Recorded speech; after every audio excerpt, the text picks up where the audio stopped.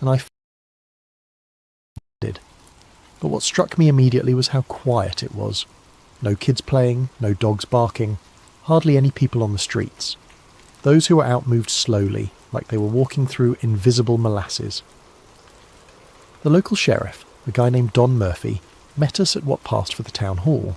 Big man, probably 60, with the kind of weathered face you get from 30 years of dealing with drunk loggers and domestic disputes. But his hands were shaking when he handed me the incident report. "Never seen anything like it, Doc," he said. "One minute it's a normal Sunday morning, next minute it's raining. I don't even know what to call it. Jelly? Slime?" My wife got a piece of it on her hand when she went to get the mail, said it felt warm, like it was alive. I asked him where the samples were. He led us to the back of the building where they'd set up a makeshift containment area. Really just a card table with some Tupperware containers. Amateur hour, but I've seen worse from small-town officials. The samples were unlike anything I'd encountered before. Translucent, gelatinous, roughly the size and consistency of jellyfish, but without any discernible structure. No cell walls that I could see with the naked eye, no obvious organisation, just blobs. Some were clear, others had a slightly yellowish tint. They didn't smell like anything, which was almost more disturbing than if they'd reeked. Dr. Webb poked one with a sterile probe.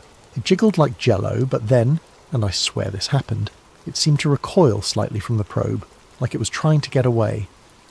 "Did you see that?" I asked him. "See what?" But his face told me he'd seen it too. Colonel Hayes was taking pictures with some kind of specialised camera, muttering measurements into a recording device. When I asked if we could get some samples back to a proper lab for analysis, he said the Army had already arranged for field testing equipment. "Field testing for what?" Dr. Chen asked. "Standard biological warfare protocols," Hayes replied, like he was discussing the weather. Biological warfare protocols for rain gel in rural Washington. That night, back at the motel, I couldn't sleep. I kept thinking about that moment when the sample seemed to move away from the probe. Gelatinous masses don't have nervous systems. They don't have survival instincts. They don't recoil, unless they're not what they appear to be. Long pause, sound of papers rustling. I'm going to try to get some sleep. Tomorrow we start the real analysis. But I have a feeling we're not going to like what we find. End of entry number 1. Date, August 10th, 1994. Time, 6:23 a.m. Location, Oakville Community Centre, converted field lab. Sound of equipment humming, distant voices. Good morning, if you can call it good. I didn't sleep much last night, and from the looks of my team neither did they. Dr. Webb had bags under his eyes that could carry groceries, and Dr. Chen kept checking and rechecking her equipment like she was afraid it might betray her. Colonel Hayes, on the other hand, looked like he'd had a full 8 hours and a continental breakfast. He'd somehow managed to have a complete mobile laboratory set up in the Oakville Community Centre overnight. I'm talking electron microscopes, DNA sequencing equipment, atmospheric analysis tools, stuff that usually takes weeks to requisition and ship. When I asked how he'd managed it, he just said the Army keeps emergency research assets stationed throughout the Pacific Northwest. Emergency research assets for biological incidents in towns with populations smaller than my high school graduating class. We started the analysis around 7 this morning. The first thing we did was basic microscopy on the gel samples. What we found... Christ, I don't even know how to describe it properly. The samples contained human white blood cells. Not similar to human white blood cells. Actual human white blood cells, complete with the proper cellular structure and protein markers. But they were embedded in this matrix of something else. Something that definitely wasn't human. Dr. Chen ran the environmental analysis first. She found traces of aircraft fuel compounds in the gel, specifically JP-8 fuel used by military aircraft. When she mentioned this to Colonel Hayes, he suddenly became very interested in her methodology. Could be contamination from atmospheric particulates, he suggested. Lots of air traffic over Washington state. But Chen had already thought of that. She'd run control samples from the surrounding area. The fuel compounds were only present in the gel samples, and in concentrations that suggested direct contact, not atmospheric absorption. Something carrying JP-8 fuel came into direct contact with this material, she told me quietly, when Hayes stepped out to make another of his coded phone calls. That's when Dr. Webb made the discovery that changed everything. He'd been examining one of the gel samples under high magnification, documenting its cellular structure, when he noticed something moving. Not the random Brownian motion you'd expect from particles in solution, but directed movement. Purposeful movement. "Lena, you need to see this," he called out. I rushed over to his workstation. On the monitor displaying the microscope feed, I could see what looked like bacterial structures, but they were moving in formation, coordinated, like they were following some kind of instruction set. "Are those bacteria?" I asked. "I don't know what they are," Webb admitted. "They have some bacterial characteristics, but the behaviour is all wrong. Bacteria don't move in patterns like this. And look at this." He switched to a different sample. This one contained what appeared to be two distinct bacterial strains, but they weren't competing for resources like you'd expect. They were working together, cooperating. I've never seen anything like it in nature. "It's like they've been engineered," Webb whispered. That's when Colonel Hayes returned from his phone call and his demeanour had completely changed. The casual military friendliness was gone, replaced by something much more serious. "I need to see all of your findings," he said. Not asked, demanded. We showed him everything. The human white blood cells, the fuel compounds, the cooperative bacterial strains. He listened without comment, taking notes in a small black notebook that he kept angled away from our view. When we finished, he closed the notebook and looked at each of us in turn. "What you found here is classified under the Biological Weapons Convention of 1972, he said. "Everything you've seen, everything you've tested, and everything you've recorded is now classified at the highest levels of national security." Dr. Chen started to protest. "We're CDC personnel. We don't work for the military. We have reporting obligations to—" "Doctor," Hayes interrupted, "as of this moment, you're working under a joint military-civilian task force, authorized by executive order. Your reporting obligations are now to me." He handed us each a document to sign. Non-disclosure agreements with language I'd never seen before. Penalties for violation included not just termination and criminal prosecution, but something called administrative detention for national security purposes. I've signed NDAs before, every CDC employee has. But this was different. This wasn't about protecting public health information or maintaining quarantine protocols. This was about hiding something. "What exactly are we hiding?" I asked. Hayes looked at me for a long moment. "Dr. Marrow, have you ever considered the possibility that some biological incidents aren't accidents?" Before I could ask what he meant, one of his assistants, when had assistants arrived, whispered something in his ear. Hayes nodded and turned back to us. "We'll continue this discussion tomorrow.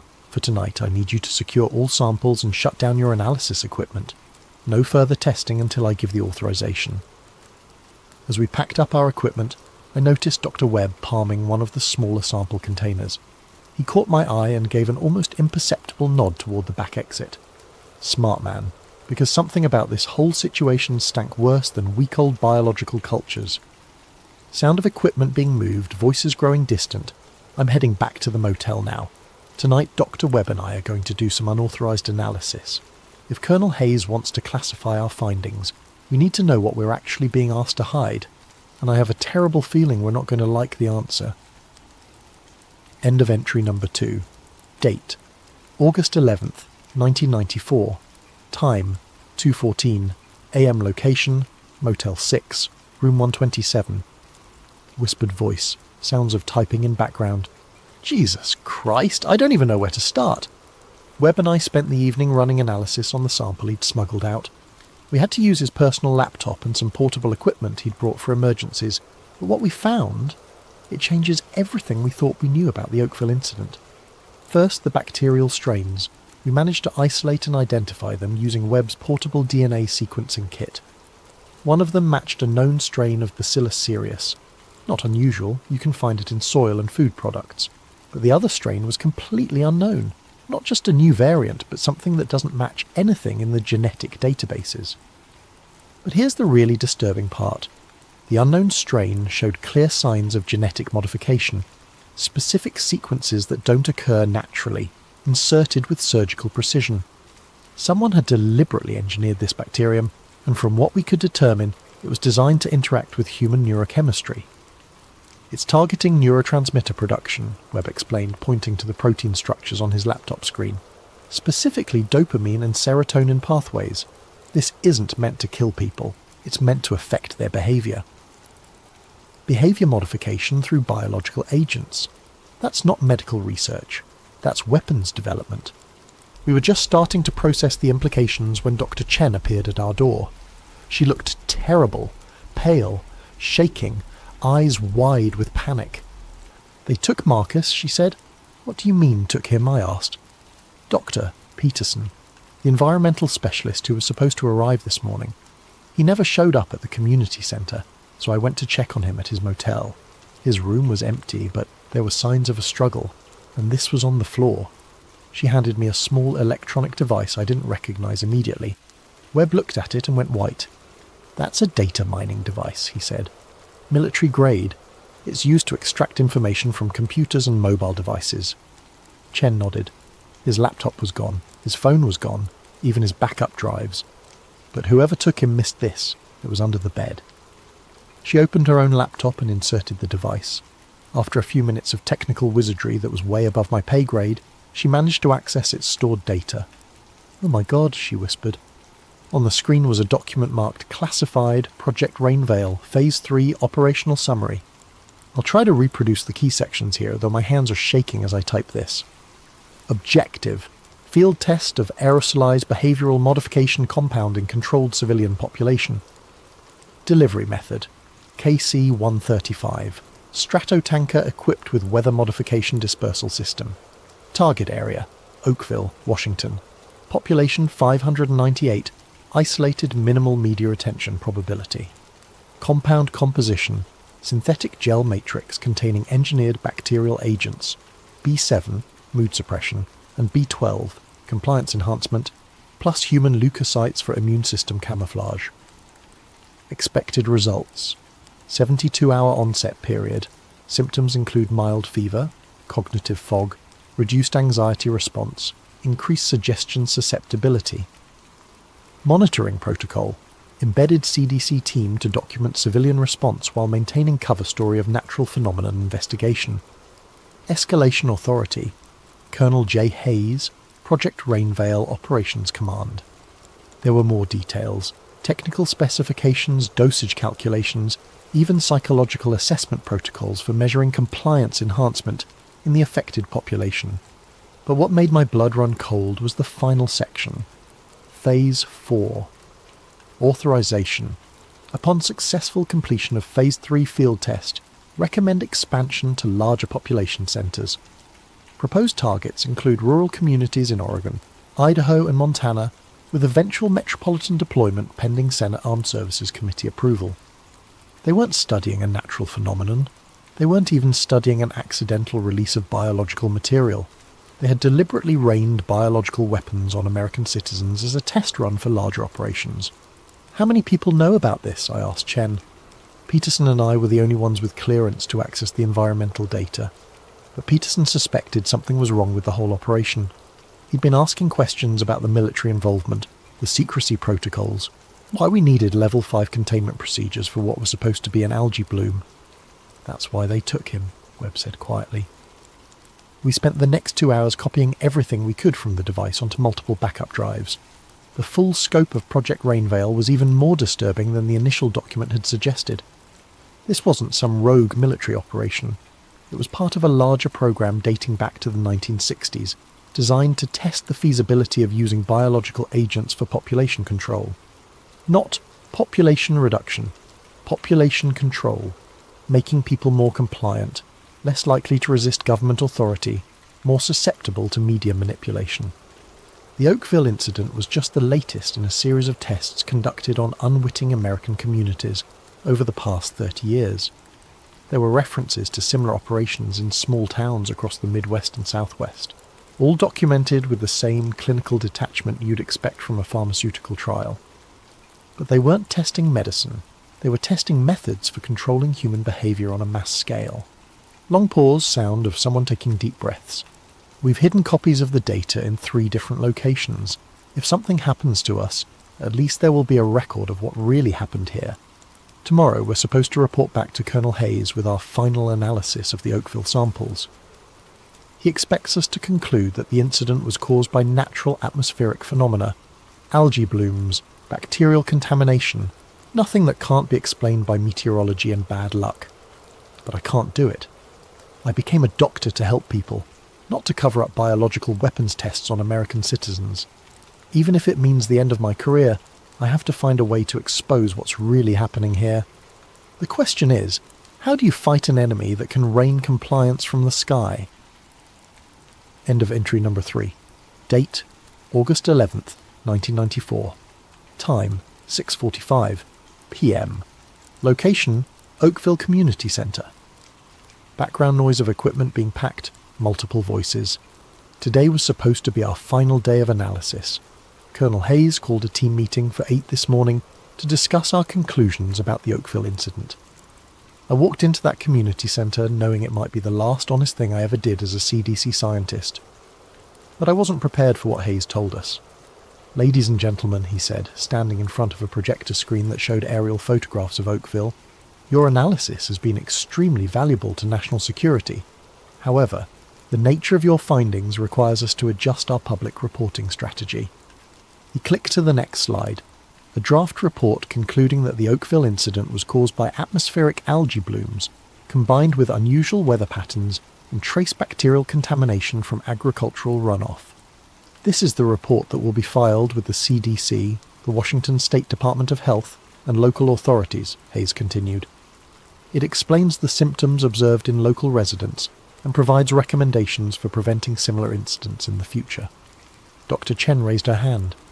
"Colonel, this report doesn't mention the human white blood cells we found in the samples, or the engineered bacterial strains, or the aircraft fuel compounds." Hayes smiled, but it didn't reach his eyes.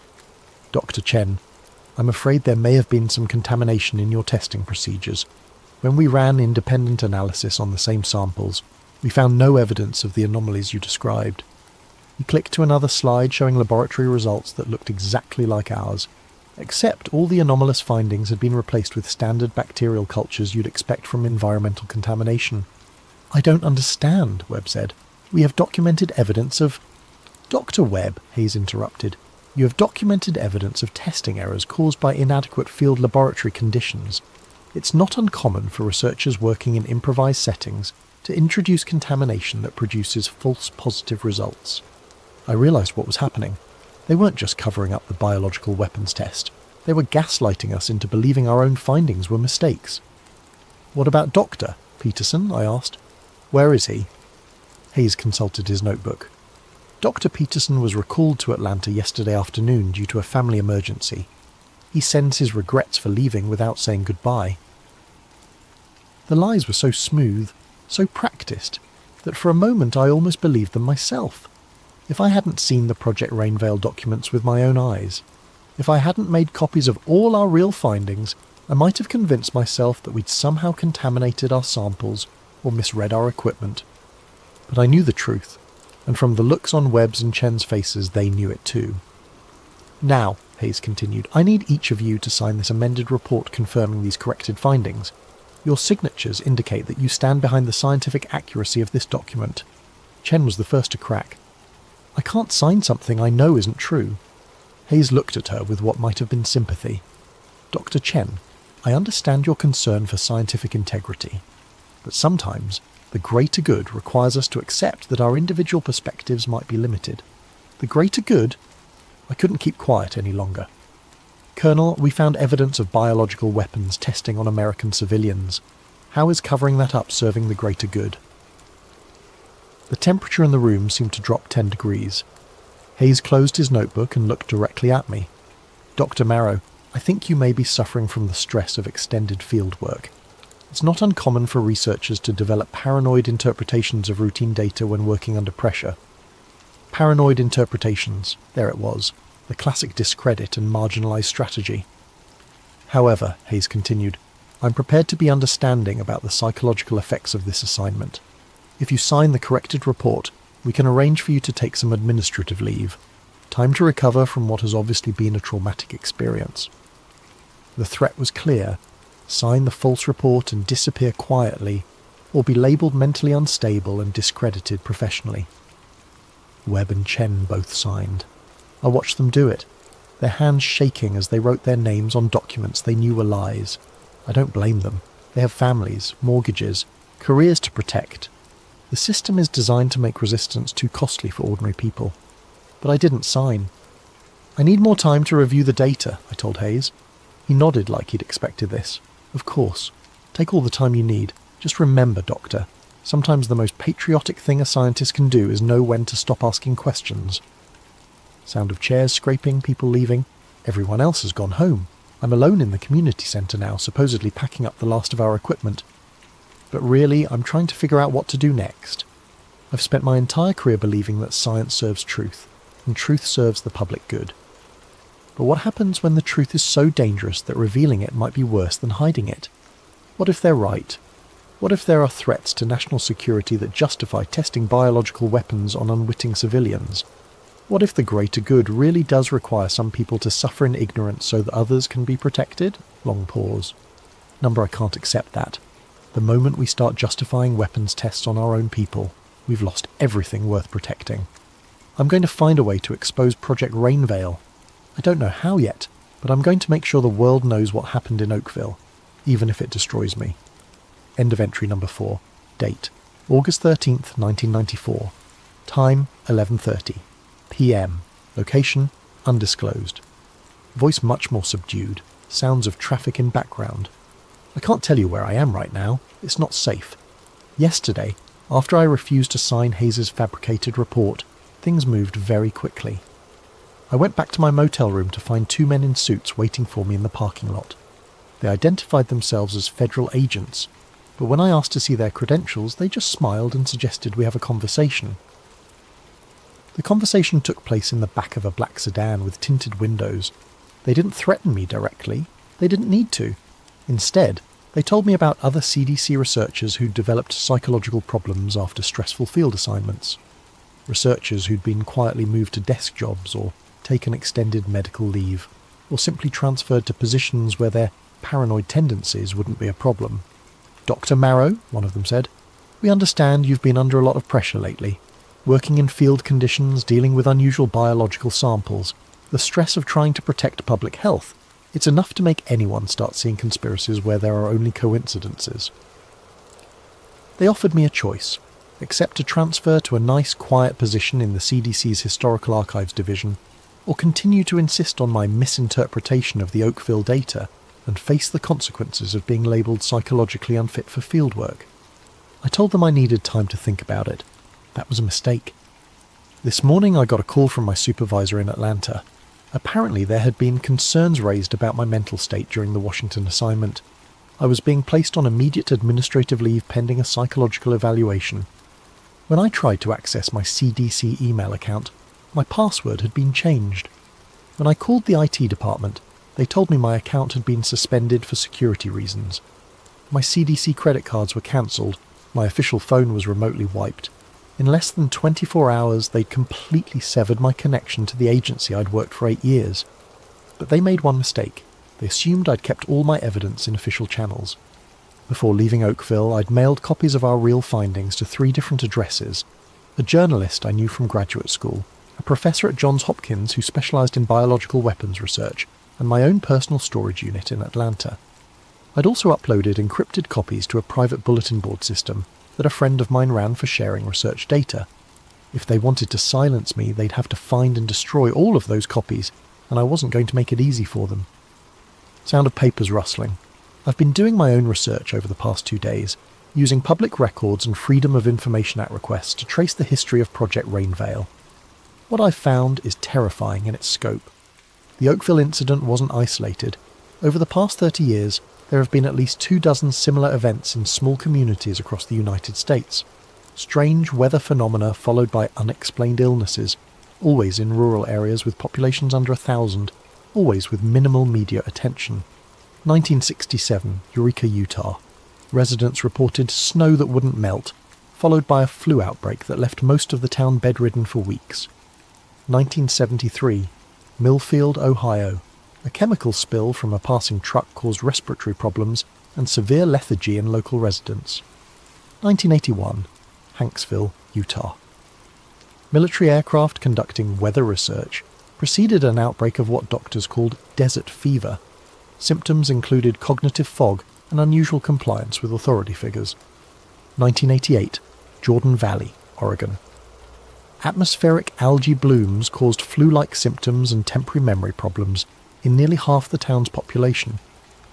The pattern is always the same: unusual atmospheric phenomena followed by specific symptoms that include not just physical illness, but psychological changes, reduced anxiety, increased suggestibility, temporary memory problems, and always military aircraft in the area immediately before the incident. But here's what really scares me.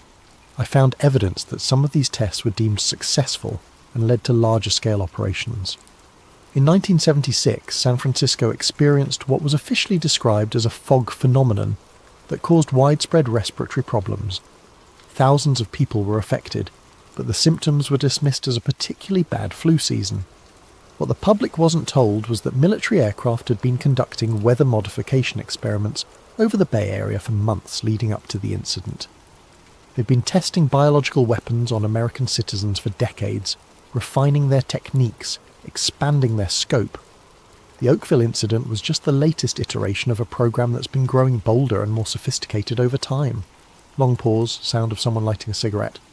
I tried to call the journalist I'd sent documents to.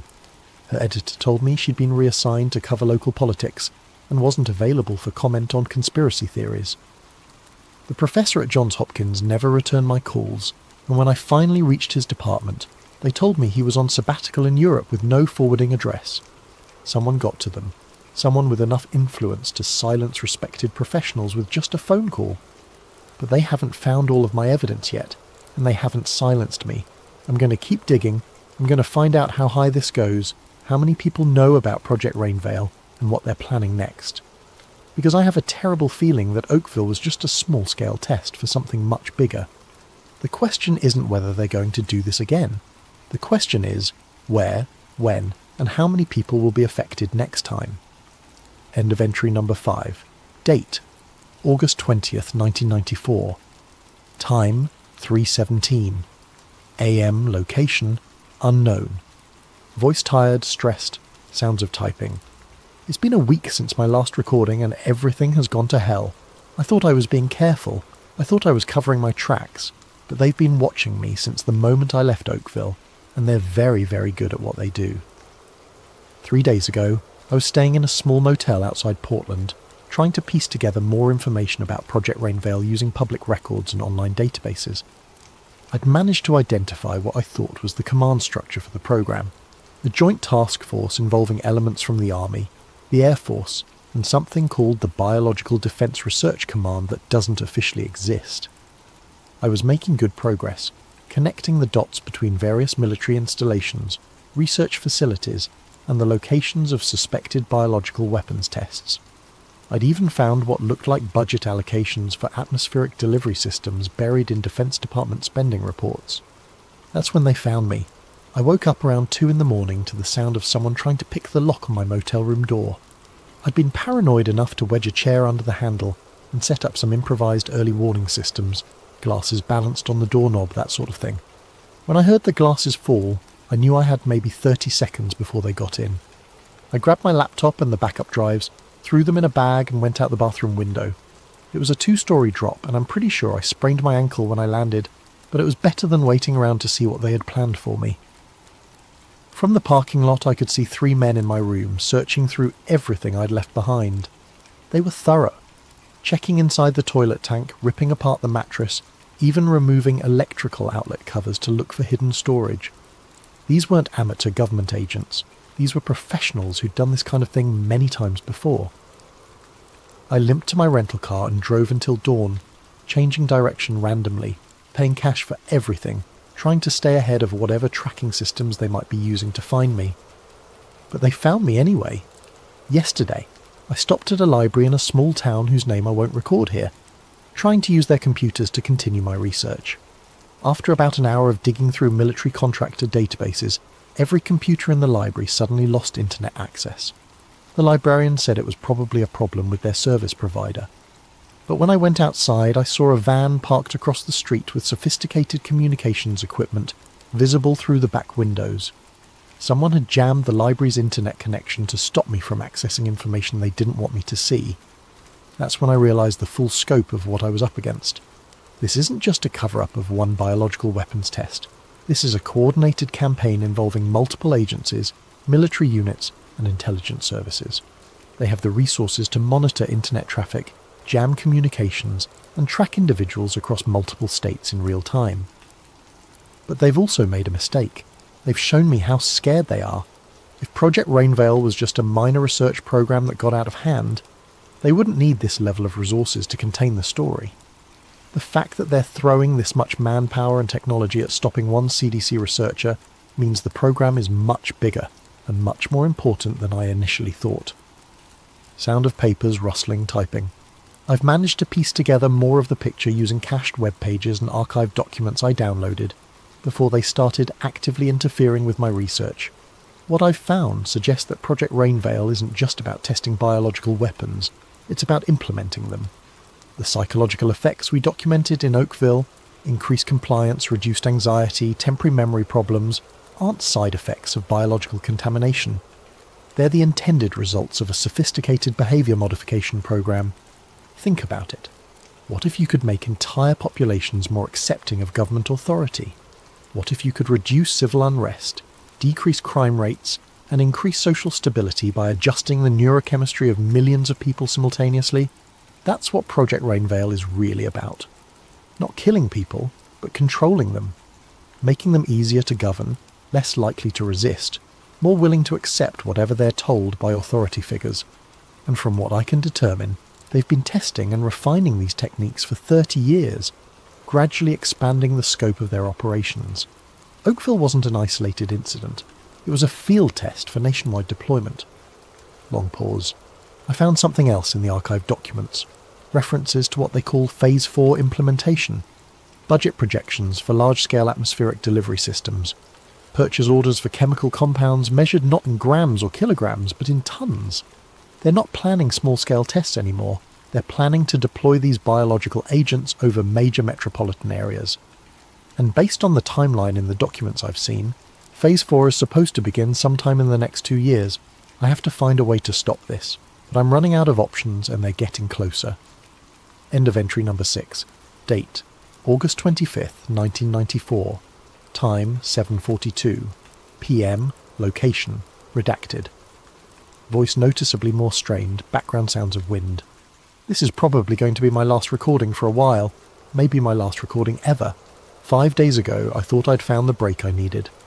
Using a combination of military contractor databases and cross-referencing with air traffic control records, I'd managed to identify the specific aircraft used in the Oakville operation. A KC-135 Stratotanker, tail number 63-8877, operating out of McCord Air Force Base near Tacoma. More importantly, I'd found the flight manifest for August 6th, 1994, the day before the Oakville incident. The aircraft had conducted what was officially logged as a weather modification training exercise over southwestern Washington, with a flight path that took it directly over Oakville at approximately 3:47 a.m. The pilot was Major Dennis Kowalski, a veteran of the Gulf War with specialized training in chemical and biological weapons delivery systems. The mission commander was Colonel James Hayes, the same Colonel Hayes who'd overseen our investigation of the incident. I had proof. Direct, undeniable evidence that the Oakville incident was a deliberate military operation using biological weapons against American civilians. But when I tried to use this information, everything fell apart. I contacted an investigative journalist at the Washington Post, thinking that a major newspaper would have the resources and credibility to break this story. I sent him encrypted copies of all my documentation, including the flight records, the Project Rainvil documents, and our original laboratory analysis. He called me back within hours, excited about the story. We arranged to meet at a coffee shop in downtown Seattle to discuss how to proceed. He never showed up. When I called the Post the next day, they told me he'd been reassigned to cover a congressional hearing on agricultural subsidies. When I pressed for more information, they said he wasn't available for comment on pending investigations. That's when I realised they'd gotten to him too. Whatever influence Project Rainvil had, it was powerful enough to silence journalists at major newspapers. So I tried a different approach. I reached out to a congressional aide I knew from college, someone who worked for a senator known for investigating government misconduct. I figured that Congress had oversight authority over military operations, and that elected officials might be harder to silence than journalists. I was wrong. The aide was interested at first, but after I sent him the documents, his attitude changed completely. He called me back and suggested that I might be misinterpreting the evidence, that the stress of my CDC work had caused me to see patterns that aren't really there. The exact same language Hayes and his people had used. Someone had gotten to him within 24 hours of receiving my information. Either they'd threatened him, paid him off, or convinced him that I was mentally unstable. It didn't matter which. The result was the same. Sound of typing, papers rustling. But then I found something that changed everything. A name I recognised from my graduate research. Dr. Elizabeth Carver, formerly of the Army's Biological Weapons Research Program at Fort Detrick. Dr. Carver had been a whistleblower in the 1970s, exposing illegal human experimentation programs run by the military. She'd faced the same kind of harassment and discrediting that I was experiencing, but she'd managed to get her story out through alternative channels. More importantly, she was still alive and still fighting. I managed to track her down through academic networks. She was working as a professor at a small college in Vermont, keeping a low profile but still conducting research into government biological weapons programs. When I called her, she knew exactly what I was talking about before I even mentioned Project Rainvil. They've been expanding the program, she told me. What you saw in Oakville was just the latest test. They've been working on this for decades, and they're getting ready to go operational. She agreed to meet with me, but only under very specific conditions. No phones, no electronic devices, no credit card transactions.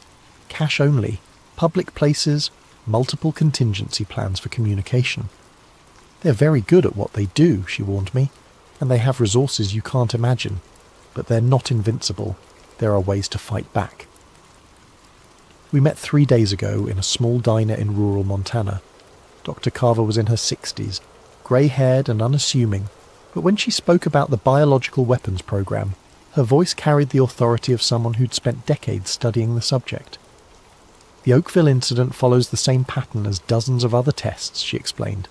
They select isolated communities, deploy biological agents designed to affect behaviour and cognition, then monitor the results while maintaining plausible deniability. She showed me documents I'd never seen before, classified reports dating back to the 1960s describing similar operations, not just in the United States, but in allied countries whose governments had agreed to let American forces conduct defensive research on their soil. The ultimate goal, she said, is population-scale behaviour modification. They want to be able to adjust the psychological state of entire regions, making people more compliant, less likely to resist government authority, more susceptible to propaganda and social manipulation. The scope of what she was describing was staggering. Not just occasional weapons tests, but a systematic program to develop the capability for mass psychological control. But why? I asked. What's the point of having a compliant population if you have to drug them to achieve it? Dr. Carver smiled grimly. Because the people who run these programs believe that democracy is inherently unstable.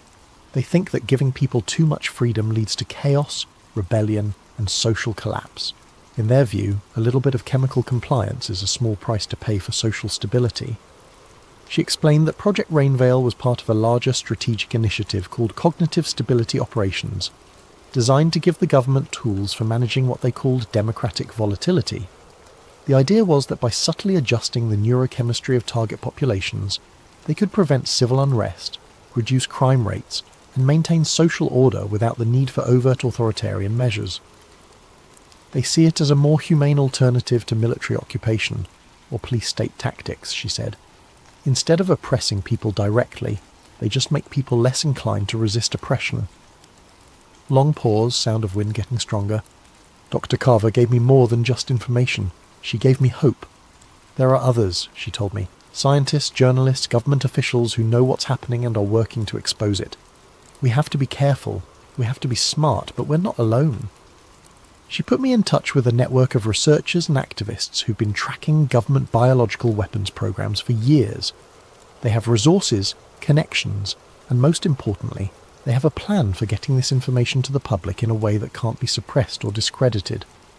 But the plan requires me to disappear for a while, to go completely underground, cut all ties to my previous life, and work with them to build an airtight case that even the government's media manipulation capabilities can't dismiss. The moment you surface again, Dr. Carver warned me, they'll do everything they can to destroy your credibility. They'll say you're mentally ill, they'll fabricate evidence of erratic behaviour, they'll turn your friends and family against you. You have to be prepared for that. I am prepared, or at least I think I am. Sound of car doors slamming, engine starting. They found me. I can see headlights approaching from both directions on the highway. I don't know how they tracked me here, but I'm out of time. If you're hearing this recording, it means I managed to upload it to the dead drop Dr. Carver set up before they caught me. It means the network of researchers and activists she told me about is real, and they're continuing the work. But more importantly, it means that somewhere in the world, people are still fighting for the truth. Project Rainvil is real. The biological weapons tests on American civilians are real. The plan to deploy behaviour modification agents over major population centres is real. And if we don't stop them, if we don't expose what they're doing, then the next time it rains you might want to ask yourself, is this water falling from the sky, or is it something else entirely? Sound of vehicles approaching, voices shouting. Remember Oakville. Remember what they did to those people. And remember that the price of freedom is... Recording cuts off abruptly. Date, March 15th, 2024. Source, anonymous upload to secure drop. Different voice, younger male. My name is Dr. James Mitchell, and I'm a microbiologist with the Nebraska Department of Health. 3 weeks ago, the town of Hartington, Nebraska, experienced what local officials are calling an unusual weather event. On February 23, 2024, gelatinous material fell from the sky over a 6-hour period. Within 48 hours, over 100 residents had been hospitalised with flu-like symptoms, cognitive fog, and what doctors are describing as temporary behavioural changes. The CDC has classified the incident as a natural phenomenon caused by atmospheric algae blooms. The military has denied any aircraft operations in the area. But I've run my own analysis on samples of the material, and what I've found matches exactly what Dr. Lena Marrow documented in her recordings from the Oakville incident 30 years ago. Human white blood cells embedded in an unknown matrix, engineered bacterial strains designed to affect neurochemistry, aircraft fuel compounds indicating direct military involvement. They're still doing it. They're still testing biological weapons on American civilians. Dr. Marrow's recordings resurfaced last week on a secure server, along with a cache of documents from Project Rainvil and its successor programs. The evidence is overwhelming, and it's being distributed to journalists, researchers and government officials around the world. But that's not why I'm making this recording. I'm making this recording because the Hartington incident wasn't an isolated test.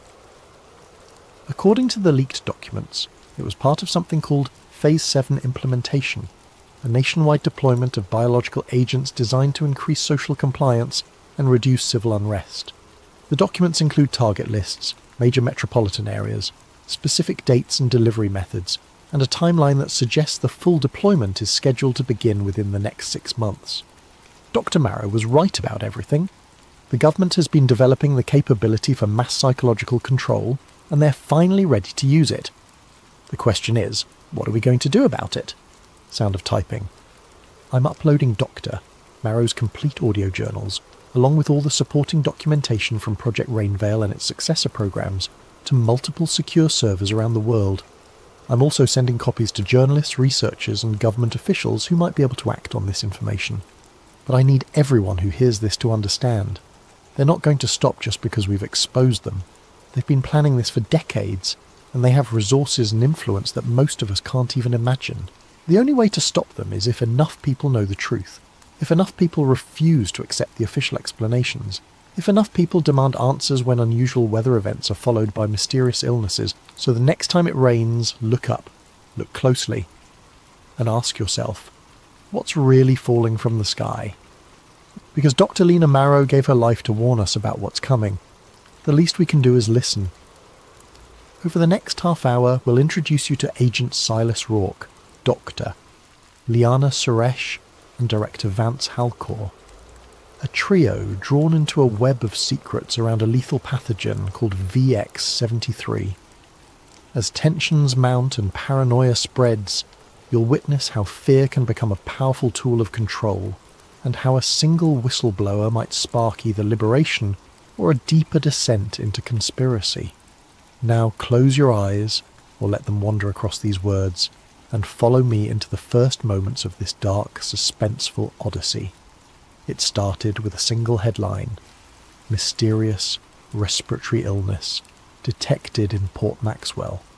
Within days, similar stories crept across the country, quiet at first, overshadowed by routine politics and everyday noise.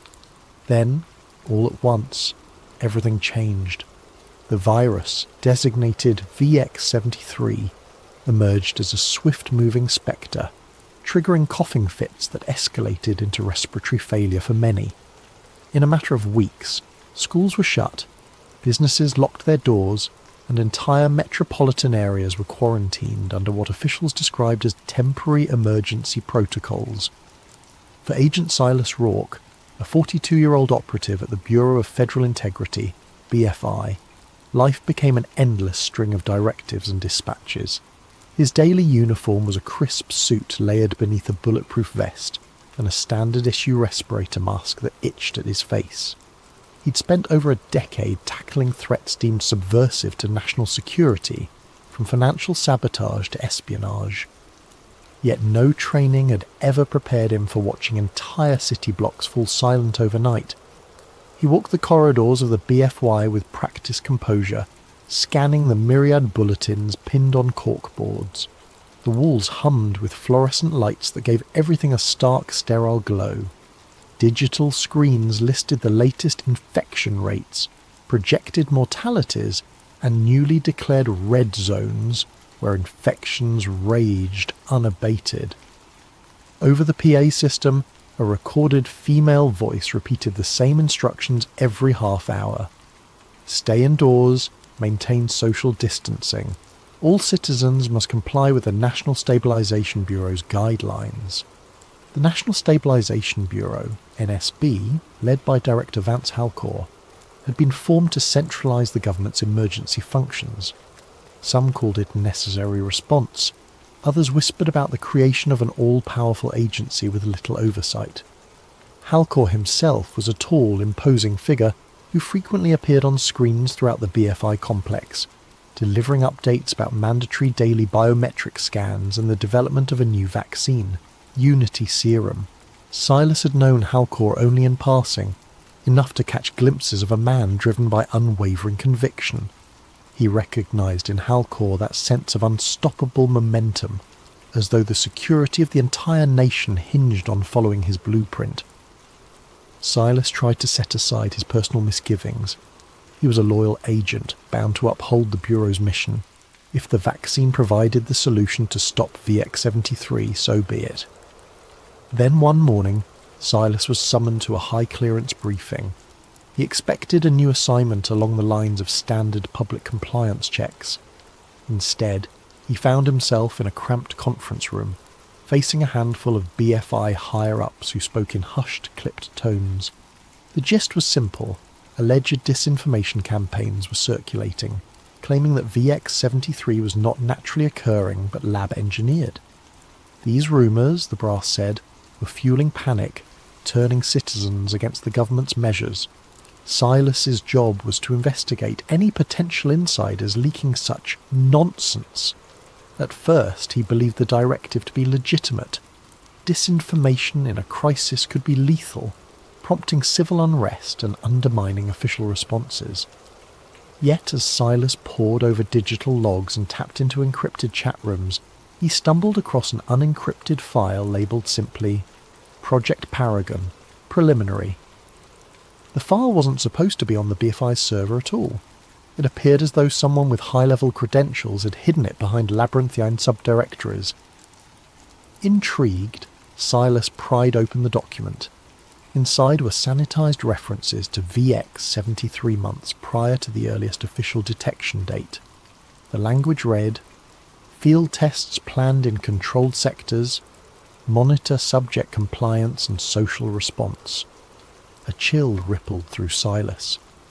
The deeper he delved, the more he found that pointed to a private biotech lab with direct ties to the Department of Defense.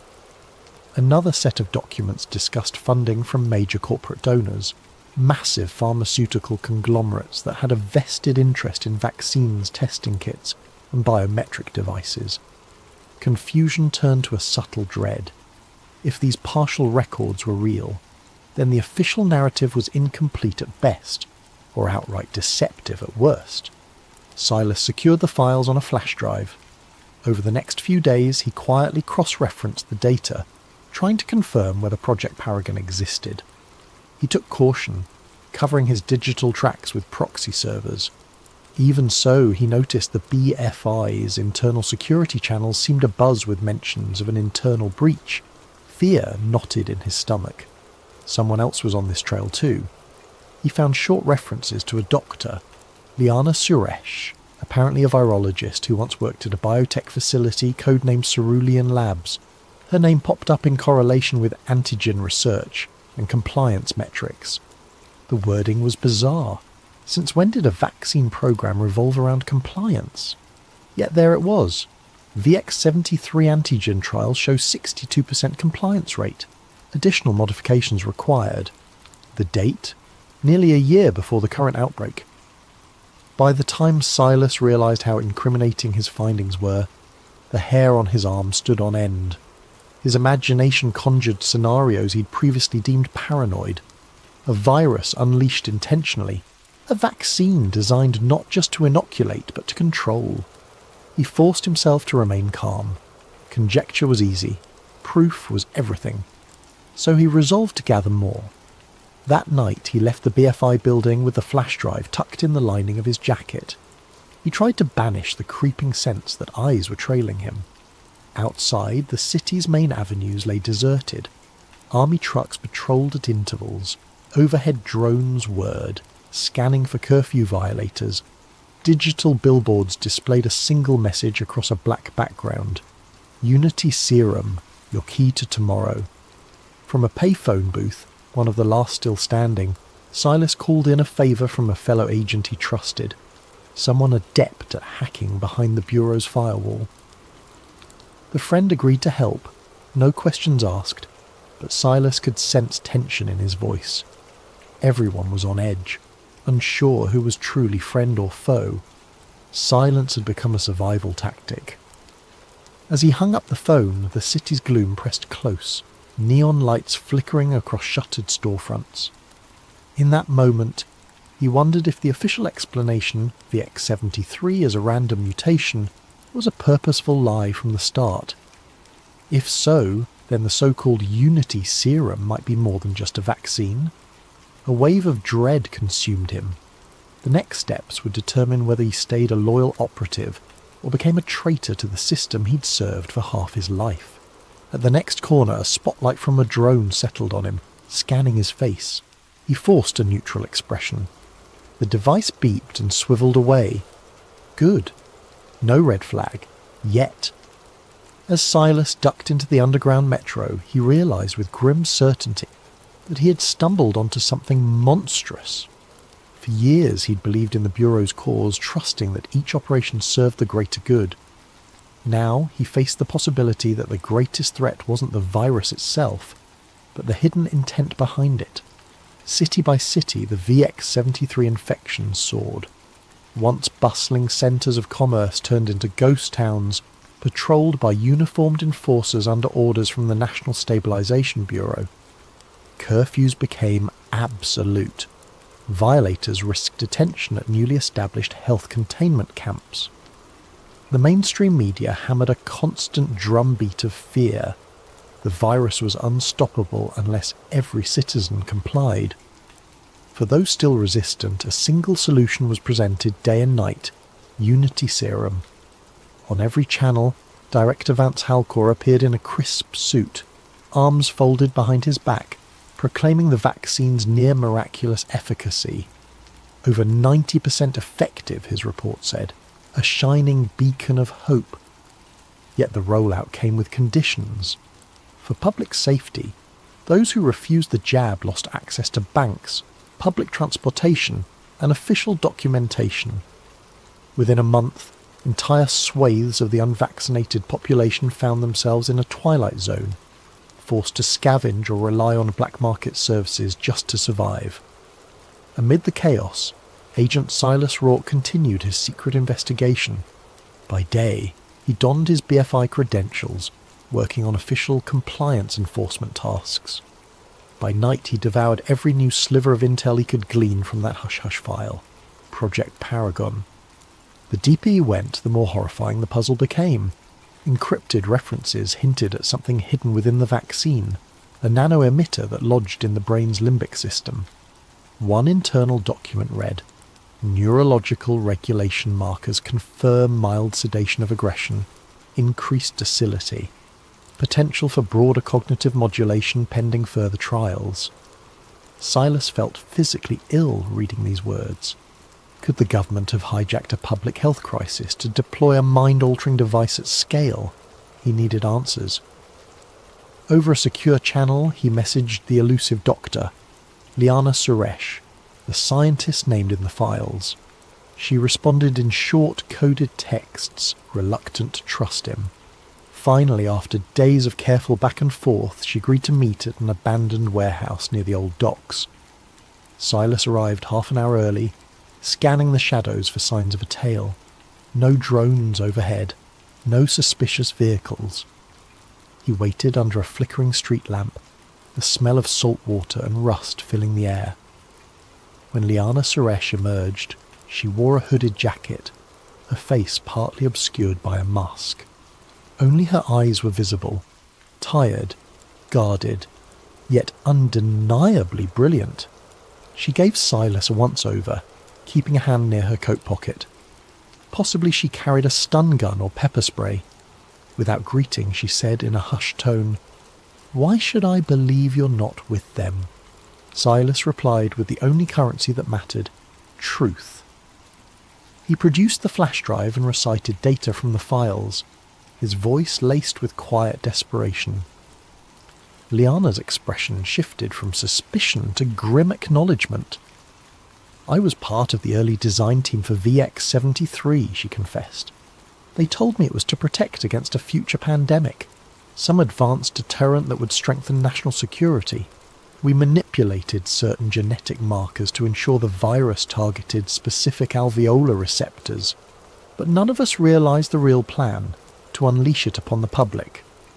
Her words ignited a spark of horror within Silas. He asked about the vaccine's rumoured mind control aspect. Liana hesitated, inhaling a shaky breath. "It's not mind control, at least not in the sense of puppet strings. It's, well, it lowers inhibitions, fosters compliance, makes people more susceptible to suggestions. Over time, it can dull critical thinking. They want a populace too numb to resist." Tremors ran through Silas. Even with his suspicions, hearing it plainly stated felt like a blow to the gut. They spoke in hushed tones for another hour, Liana finally handing him a battered thumb drive containing her original notes, the unredacted version that proved VX-73's artificial origin and the presence of a compliance mechanism in the vaccine. "If they find you with this, you won't get a trial. They'll vanish you," she warned.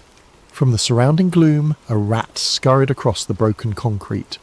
Silas realized how precarious everything was, the squeaking rodent in the dark, the quiet lapping of the tide behind them, his own racing heartbeat. Danger lurked behind every shadow. Sensing they could stay no longer, the pair parted ways, promising to regroup soon. Back at the BFI, Silas carefully compartmentalized his roles: obedient agent in the daylight, clandestine researcher after hours. Meanwhile, the nation's capital sank deeper into fear-driven militarization. Propaganda played ceaselessly on loudspeakers. Stay safe, stay indoors, trust the cure. Curfew drones soared over empty streets, shining bright beams to catch anyone outside after sundown. Social media platforms became inundated with pro-government messages, while dissenting posts vanished, labelled as threatening misinformation. Those who complied enjoyed a semblance of normalcy. Restaurants reopened for vaccinated patrons, businesses resumed for employees who presented a scannable immunity pass. Yet they all seemed more subdued, less likely to ask questions about privacy intrusions or the ever-increasing powers of the NSB. It was as though a hush had fallen over society, as if curiosity had been collectively tranquilized. Within government circles, Director Vance Halcor emerged as a national hero. Public polls, at least those broadcast on official channels, showed near universal support for his bold measures. He'd saved millions of lives, the anchors repeated. He'd stabilised the economy. He was proof that unwavering resolve could defeat chaos. Not a single mention of the billions in profits the corporate donors raked in, nor a hint about hidden modifications to the Unity Serum. As the days passed, Silas found it harder to hide the turmoil in his gaze. He saw colleagues in the hallway, wearing forced smiles, praising Halcor's leadership. He noticed how many had begun to project a certain eerie calm, like their personal anxieties had evaporated. Could it be the effect of the serum? Silas tested a co-worker with a subtle question. Ever wonder why the lockdown measures ramped up so fast before the outbreak peaked? The man's eyes glazed momentarily, then he simply shrugged. Doesn't matter, O'Rourke. They keep us safe. He returned to his desk, more convinced than ever that Halcor's master plan was in full swing. The virus was the perfect storm to usher in sweeping surveillance and push a mind-numbing serum to the masses. And the BFI was part of it, or at least complicit in bearing the truth. He could keep quiet, or he could do the unthinkable and blow this wide open, risking everything in the process. One evening, Silas found a sealed envelope slipped beneath his apartment door. Inside, a single typed line. "This is bigger than you think. They see all." The bottom edge was marked with an obscure symbol, a circle with a diagonal slash, like a stylized zero. He'd seen it once in a classified file referencing an underground resistance network. If these rebels wanted to contact him, it meant they believed he might be an ally. The tension hammered in his chest. He was dancing on a razor's edge, his loyalty to the Bureau, his conscience the unfolding nightmare. Taking a shaky breath, he powered up his laptop. A series of pings indicated a new assignment in his BFI inbox. Track down a subversive known for smuggling contraband medical supplies. Silas realised with a jolt that the suspect's name had been flagged in Dr. Liana Suresh's notes. Another piece connecting the puzzle, and another reason the Bureau might soon brand him a traitor. He closed the laptop. Outside, the city lights glowed, reflecting off dark clouds pregnant with the threat of a new storm. If he hesitated much longer, it might be too late for everyone. The seeds of control had already sprouted, and every day they dug deeper roots into the world. Agent Silas Rourke watched from a distance as the unvaccinated families huddled together in the crumbling outskirts of Old Glendale. The press had labelled it a containment zone, but locals called it a human dumping ground. Living conditions were dire, sporadic power, limited sanitation, and roving squads of Unity enforcers scanning for anyone who might have hidden child or avoided mandatory updates on vaccination status. The air crackled with dread. Days earlier, Silas had steeled himself to reach out to the symbol-bearing group implied by that cryptic envelope. If they were an underground resistance, maybe they could help him get the truth out. He had no illusions about personal safety. Once he exposed the deception behind VX-73 and Unity Serum, the entire apparatus of the National Stabilization Bureau would come crashing down on him. But each time he pictured the slumped figures in these zones, cast aside for refusing a forced injection, his resolve hardened. Through a secure channel, he arranged a meeting with a contact who went by the codename Sparrow. The location, an old print shop with boarded-up windows, rumoured to have once published subversive newspapers. Silas made sure to lose any trailing drones or BFI watchers by weaving through side streets. He wore a hooded coat, his respirator mask pulled high to conceal half his face. Inside the print shop, the musty smell of ink and paper still lingered. Boxes of unused flyers leaned against dusty presses. A dim light revealed a short figure in a makeshift black scarf. Sparrow. Their voice was muffled but direct. "You're late." Silas exhaled, nerves crackling. "I had to shake a drone." Sparrow nodded, then led him to a small back room. It was here Silas found half a dozen other figures, all clad in dark, worn clothes. A battered laptop sat on a folding table. A tangle of cables connected it to a generator. One by one, they introduced themselves with code names: Rook, Nightshade, Sahara, a clandestine cell of journalists, medics and rogue programmers dedicated to fighting the government's stranglehold. "I have proof," Silas said, placing Dr. Liana Suresh's files on the table. "The virus was engineered, and the vaccine is rigged to manipulate behaviour." Silence fell over the group. The gravity of his statement hung in the stale air. Finally Sparrow spoke. "We've suspected as much. Over the past month we've been collecting testimonies, people complaining of unusual mental fog, the inability to feel strong emotions after receiving the serum. We even have ex-military sources who claim the NSB is funneling billions into a new wave of surveillance tech, but we needed a smoking gun. This might be it." Each set of eyes fixated on Silas. He handed them a flash drive, explaining how it contained Liana's unaltered research logs plus the Project Paragon blueprint. The group quickly scanned the data, verifying its authenticity. The sense of tension and excitement in the room was palpable. "We'll need to broadcast this globally," said Rook, a thin man with wire-rimmed glasses. "Not just post." Tension rises as strange warnings appear. Suspicious accidents claim the lives of those close to him, and the unstoppable juggernaut of a conspiracy that crosses generations threatens to silence him forever. In the 5 parts that follow, we'll dive into Dr. Reeves' step-by-step investigation, from the first glimpses of abnormal structural damage on the Titanic's hull to the frantic final hours, where he attempts to broadcast the truth before shadowy agents can destroy both him and the evidence. If you're ready to uncover a hidden piece of maritime history, at least in this fictional reimagining, read on and let the swirl of ocean currents and midnight conspiracies guide you deeper into the hush of night. Please, make yourself comfortable. Allow your mind to wander into the possibilities that maybe, just maybe, everything we've been told about that fateful April night is not the whole story. And remember, in times of darkness, knowledge can be as blinding as a flare, or as comforting as a dim lantern.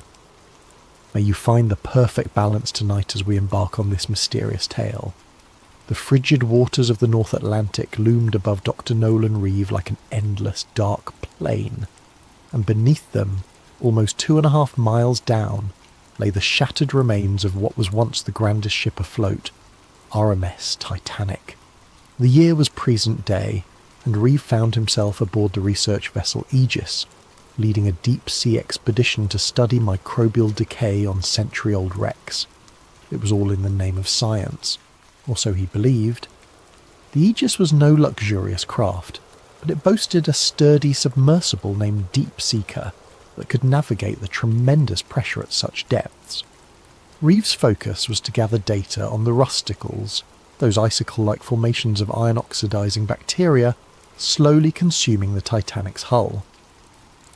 Alongside him was a small crew of marine scientists, including Isla Grant, a skilled submersible pilot and camera operator with a knack for zeroing in on small details.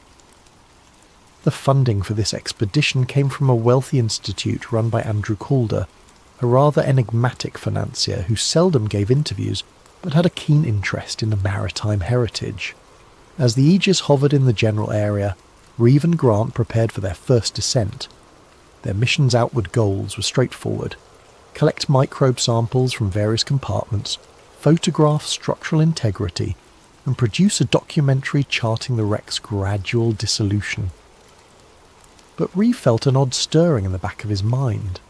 Something about Calder's deep pockets and the near-obsessive interest he showed in the Titanic unsettled him. Calder insisted on daily updates, demanded high-resolution close-ups of specific hull sections, as though searching for something more than just rust. On a crisp morning, the submersible deck rumbled with mechanical clanks as Deep Seeker was lowered into the ocean. Reeve and Grant strapped into the tiny sphere that formed the sub's cockpit, oxygen humming through portable lines. Once submerged, The watery gloom swallowed them. Dials glowed green, and the hull's thick glass offered a restricted but haunting view. Grant navigated them slowly downward, the hull lights cutting a pale cone through dark water. After about 2 hours of descent, the sub's external beams finally caught sight of the Titanic's bow. Even after a century submerged, the shape was unmistakable. The ghostly hulk loomed from the gloom, broken in half, the once proud prow half buried in silt. Reeve felt his heart clench with awe and sorrow. It was a tomb and a monument, a silent testament to a night that changed history. They inched along the starboard side. Coral, fish, and anemones colonised the iron plating. Grant guided the sub's manipulator arm to gather small fragments of rusticles. Reeve carefully stored them in sample tubes. They progressed deeper, filming rooms that once bustled with first-class passengers and cherubs in grand staircases, now lying collapsed or entombed in sediment. These swirling detritus gave everything a dreamlike haze. Midway through the session, while scanning the lower hull near the stern, Grant noticed something peculiar on her camera feed. A portion of the metal showed not smooth tearing or typical impact damage, but an odd concavity ringed with a faint scorch pattern. Reeve pressed in for a closer view. The plating there was bent outward, as though from an internal explosion. This was bizarre. The official record insisted the Titanic's damage came from an external tear by an iceberg. If that was so, why did this metal appear warped from the inside out? Reeve's heartbeat quickened. He asked Grant to pivot the sub's lights for better clarity. Sure enough, the contortion pattern strongly suggested that some internal force had bulged the hull outward. The jagged edges showed hints of blackening, a dark residue that might be scorched metal. Reeve snapped multiple high-resolution stills. This flew in the face of the standard iceberg collision damage narrative. He radioed the Aegis with mild excitement, describing a strange hull anomaly. The ship's comm operator acknowledged him, but in a clipped tone, urging them to stick to the planned route. Reeve found that suspicious. Usually the team back on deck was enthralled by discoveries. Why dismiss this so quickly? Pushing further, Reeve and Grant discovered more irregularities, sealed cargo compartments not listed in the ship's known manifests, metal beams that looked warped in ways you wouldn't expect from an iceberg tear. Then they saw something even more bizarre, a small chunk of what seemed like embedded steel that didn't match the rest of Titanic's composition. Could it be a fragment from a device or an outside structure? They collected a sample with the sub's manipulator arm. As their time slot undersea neared its end, Reeve's mind whirled with questions. When they returned to the surface, Calder was on the deck to greet them, a faint smile on his lips. "Any interesting finds?" he asked casually. Reeve hesitated, glancing at Grant. "We saw some unexpected hull damage patterns. Might deviate from the standard historical account." Calder's expression flickered, then resumed neutrality. "I see," he said softly. "Well, keep me informed of any further anomalies." Then he pivoted away, leaving Reeve unsettled by his reaction. That evening Reeve spent hours reviewing the footage. The scorch marks, the outward bent steel. It pointed to an internal explosion or sabotage. But how? This was the Titanic, the world's biggest ship at the time, lost in 1912 to an iceberg. The official narrative had been accepted for over a century. No major historian ever seriously advanced a sabotage theory. He found it all improbable. But then, so was the photographic evidence in front of him. Isla joined him in the ship's small lab. She too looked uneasy. If the Titanic was scuttled or bombed from within, that means... what? Some grand conspiracy. She paused, leaning over the images. That's nearly unimaginable, and yet these images speak for themselves. Reeve nodded, chewing his lip. "We need more context. Old shipping logs, survivor accounts, something that might confirm the possibility." He emailed a few colleagues. maritime historians, archive specialists, seeking discreet help. Unbeknownst to Reeve, others had their eyes on the expedition's data. Hours later, while the crew slept, a silent figure wearing a staff uniform accessed the main lab console, scanning the raw footage, then left behind a small device that quietly started encrypting all data. By morning, Reeve discovered that his recordings had been locked, needing a passcode. A glitch? Possibly, but it felt too coincidental. In the next days, Reeve would realise he'd stirred a hornet's nest with that single discovery. The evidence of sabotage on the Titanic's wreck threatened to unravel a century-old deception, and those who guarded that secret were not about to let one curious marine biologist rewrite history. In the cramped lab aboard the Aegis, Dr. Nolan Reeve wrestled with the encrypted files. Every time he tried to open them, an error message demanded an unknown passcode. He suspected sabotage, but who would want to bury the data?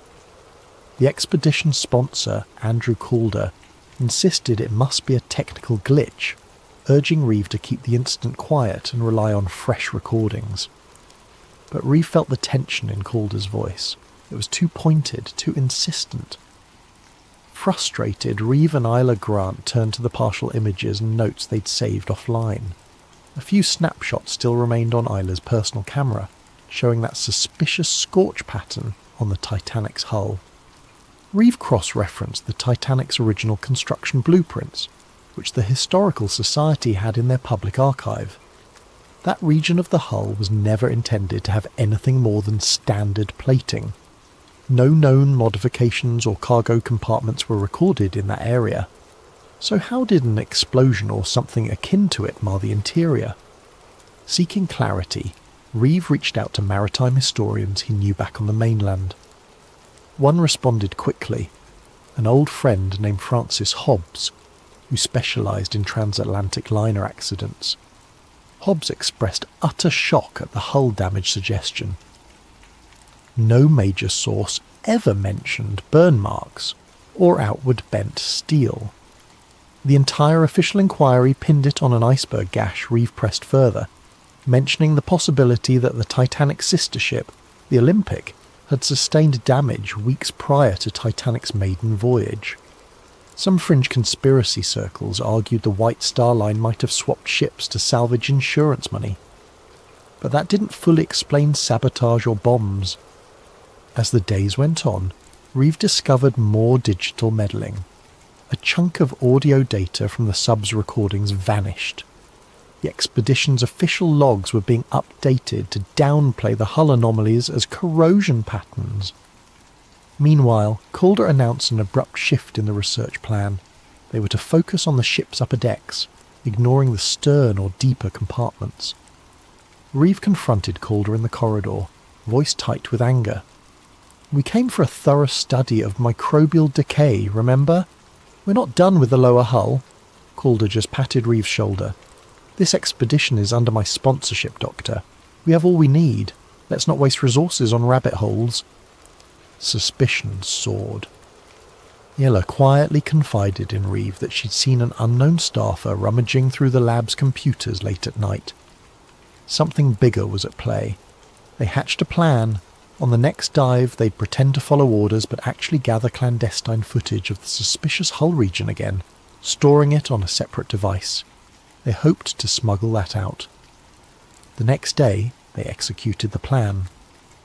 Isla took an alternate camera hidden in the sub's toolkit, capturing fresh angles of the scorch marks.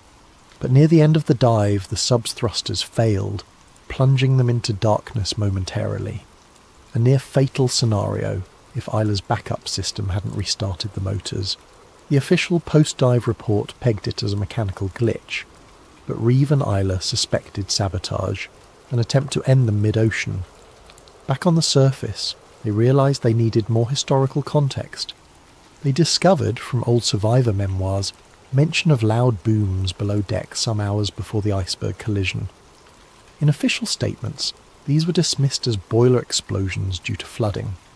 Another survivor wrote that wealthy industrialist John Astor had confided to a friend about shadowy deals for or against a central banking system. Then one cryptic line from a steward's note surfaced. We were told not to speak of the cargo in hold number 3, told it was hush-hush for the men with suits. Reeve's blood chilled.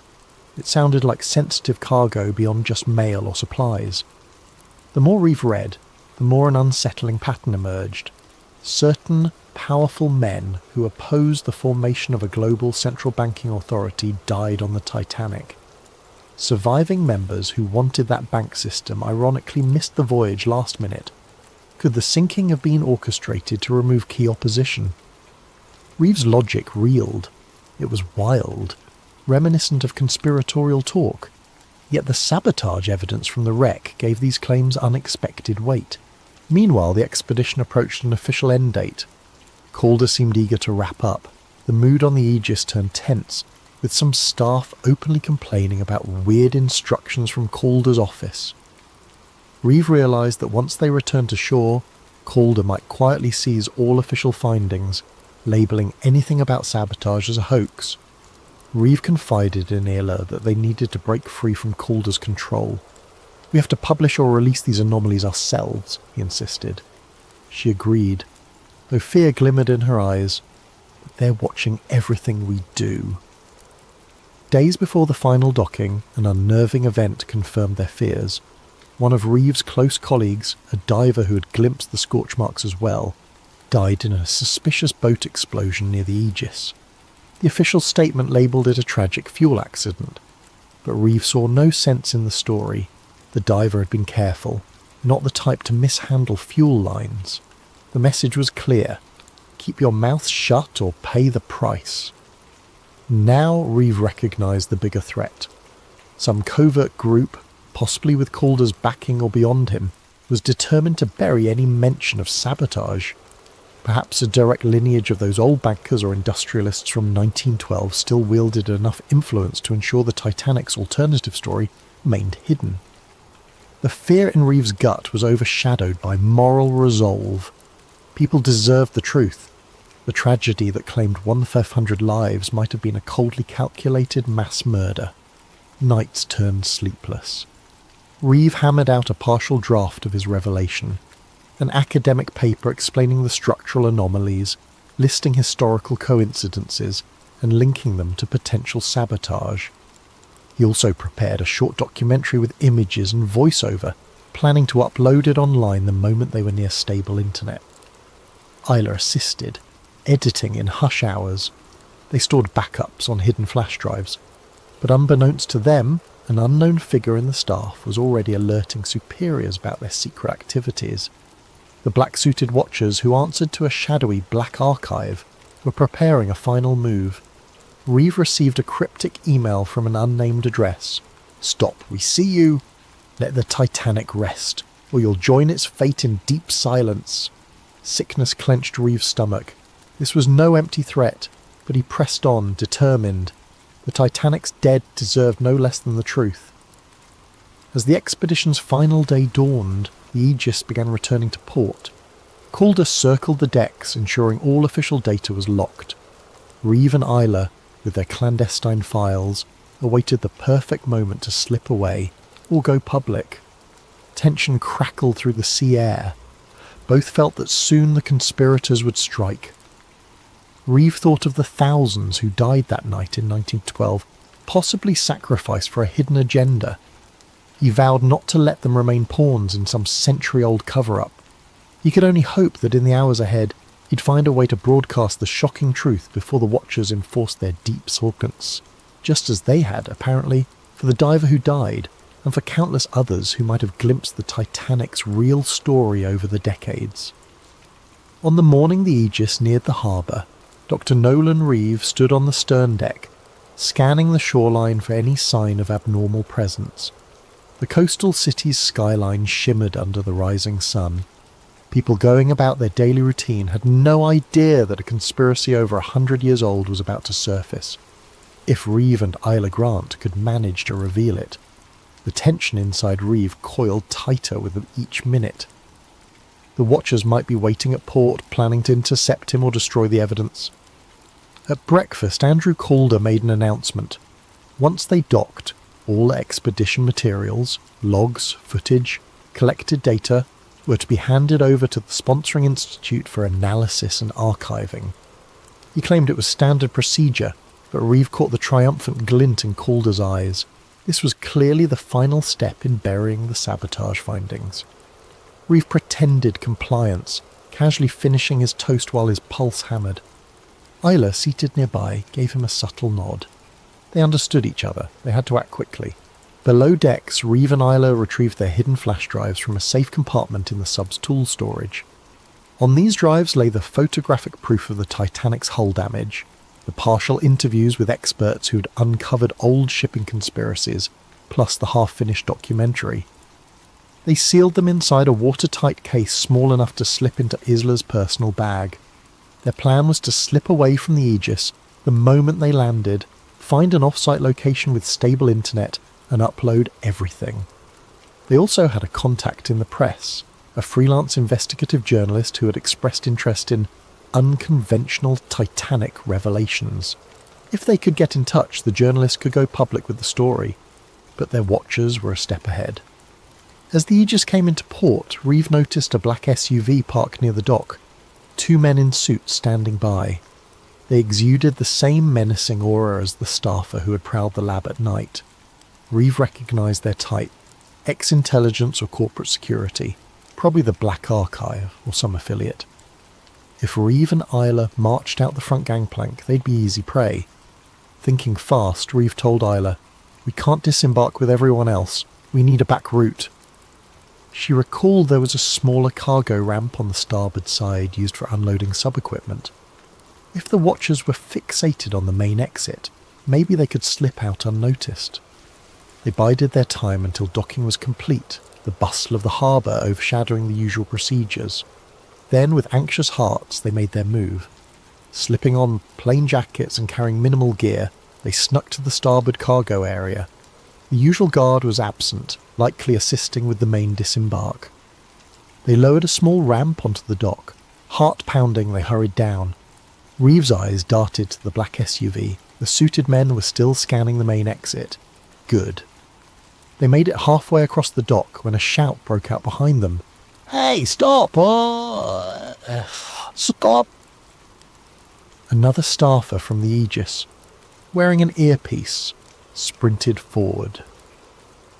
Reeve and Isla broke into a run, weaving among crates and dock workers. Over their shoulders they saw the black suits rush into action. The watchers realised their target was escaping. Isla pointed to a cluster of cabs by the gates. "We can get one of those," she gasped. But as they neared, they found a man stepping from a second black SUV to block the path. The watchers were closing in from both sides. In a desperate manoeuvre, Reeve dashed behind a forklift. The driver, startled, nearly dropped his cargo. Isla jumped aboard, urging the forklift driver to swing around. The watchers hesitated. Not wanting to cause a scene with bystanders, the forklift jerked forward, awkwardly separating them from at least 2 pursuers. Reeve spotted a side alley leading away from the harbour. "That way!" he yelled. They tumbled off the forklift and sprinted into the alley, footsteps echoing on wet concrete. The watchers gave chase. Adrenaline pounded in Reeve's veins. He clutched the bag containing the flash drives, desperate not to lose it. They twisted down side streets in a labyrinth near the harbour's industrial zone, the watchers cursing behind them. Once they found a small metal door leading into an old warehouse. They slipped inside, the watchers' footfalls receding briefly. In the dim interior, crates of fish meal or old maritime supplies reeked of stale salt. Isla quickly typed a text on her phone to the journalist contact. "Need immediate pickup. Coordinates near old warehouse. Being chased." She pressed send, praying the signal went through. They heard footsteps outside, no time to hide further. Moments later, the watchers kicked in the door. A short scuffle ensued. Isla brandished a wrench from a table, swinging it as a deterrent. Reeve ducked behind a crate, but one watcher advanced, gun drawn, muzzle fixed on Reeve. "Drop the bag," the watcher growled. Reeve's mind whirled. If they took the evidence, everything was lost. Then headlights sliced through a window. A van screeched up, brake lights glowing. Another door was forced open from the building's backside. The journalist contact, a wiry man named Carl Dawson, burst in, brandishing a camera flash that momentarily blinded the watchers. In that flash, Reeve and Isla dove behind crates. Shots rang out, hitting metal and wood. Carl roared, "This way!" They fled through the hole in the back wall. The watchers tried to close in, but the trio scrambled into Carl's van. Tyres squealed as the van sped off. Another bullet shattered the wheel. Some say it's based on classified information that was never meant to reach public ears.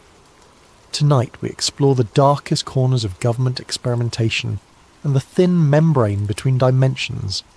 Daniel Cross bolted upright in his bed, sweat-drenched sheets twisted around his legs like restraints.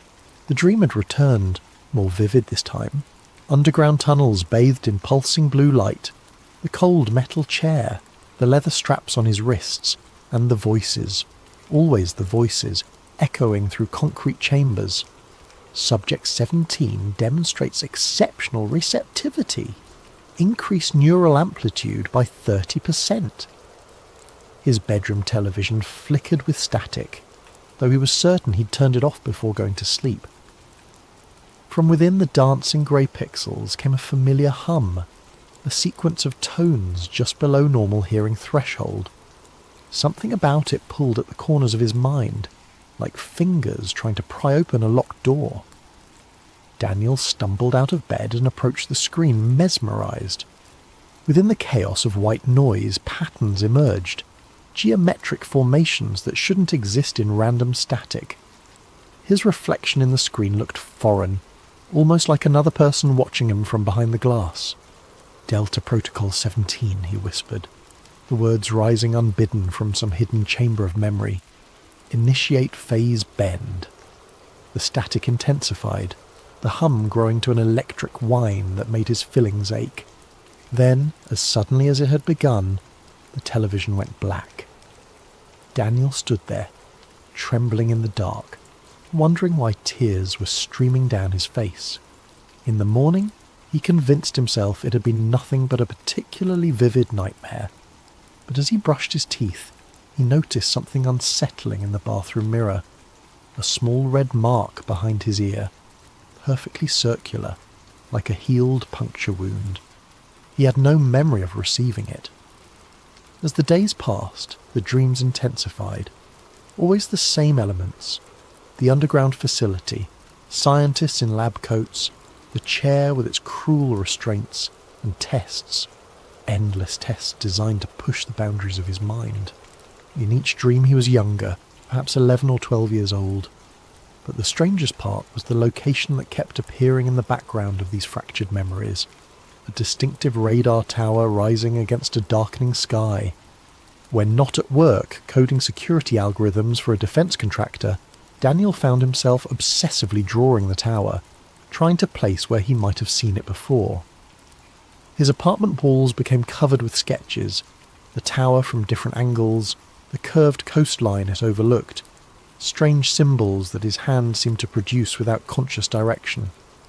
His colleague Martin noticed the change in him first. "You look like hell, Dan," he said over lunch one day. "Not sleeping?" Daniel hesitated. "Just some weird dreams." "About what?" "I don't know. Some kind of facility. Tests. A radar tower by the ocean." Martin's plastic fork paused halfway to his mouth. "What kind of tower?" "An FPS-35, Cold War era. Massive thing with a distinctive cowling." Daniel blinked, surprised at his own precise knowledge. Martin set down his fork. "That's oddly specific for a dream." "I know, and there's something else." Daniel lowered his voice. "Sometimes when there's static on the TV I hear something, like a signal." "What does it say?" "It doesn't speak. It's more like a beacon, calling me somewhere." Martin studied him for a long moment. "You ever heard of Camp Hero? Out in Montauk?" The name sent an electric shiver down Daniel's spine. His coffee cup slipped from suddenly numb fingers, shattering on the floor. "Jesus, you okay?" Martin asked, jumping back from the spreading puddle. "I need to go there," Daniel whispered, staring at nothing. Montauk. The drive to Long Island took 4 hours, but to Daniel it felt like returning from an exile that had lasted decades. As he crossed into the township of Montauk, a pressure began building behind his eyes. Not quite pain, but an insistent awareness, like the sensation before a sneeze that never comes. The roads grew narrower, pine forests pressing in on both sides. His GPS lost signal twice, but Daniel found he didn't need it. His hands seemed to know which turns to take, guiding the car along increasingly remote routes until the trees gave way to scrubland, and beyond that, the Atlantic stretched to the horizon. And there it stood, exactly as he'd drawn it 100 times, the massive radar tower of Camp Hero, its distinctive silhouette rising against the pale blue sky.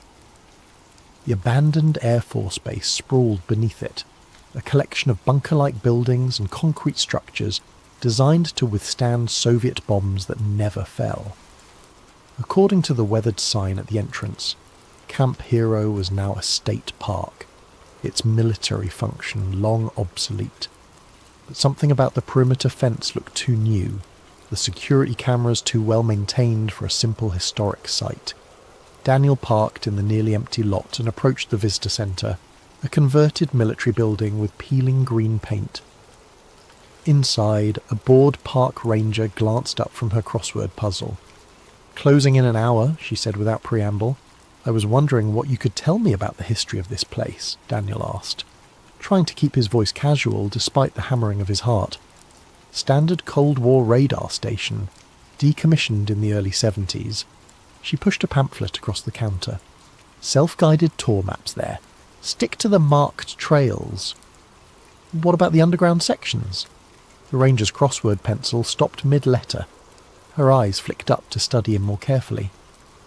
"There aren't any underground sections open to the public, but they exist. Look, mister, this is just an old radar station. If you're one of those conspiracy nuts—" "I've been here before," Daniel interrupted, surprising himself. "When I was a child. Not possible. This place was sealed military property until 92. Daniel leaned forward. "What about the Montauk project?" The temperature in the room seemed to drop. The ranger's face hardened as she set down her pencil and reached for the phone. "Park's closing early today. You need to leave." "I just have a few questions." "Now," she said, her finger hovering over the keypad. "Or I call security."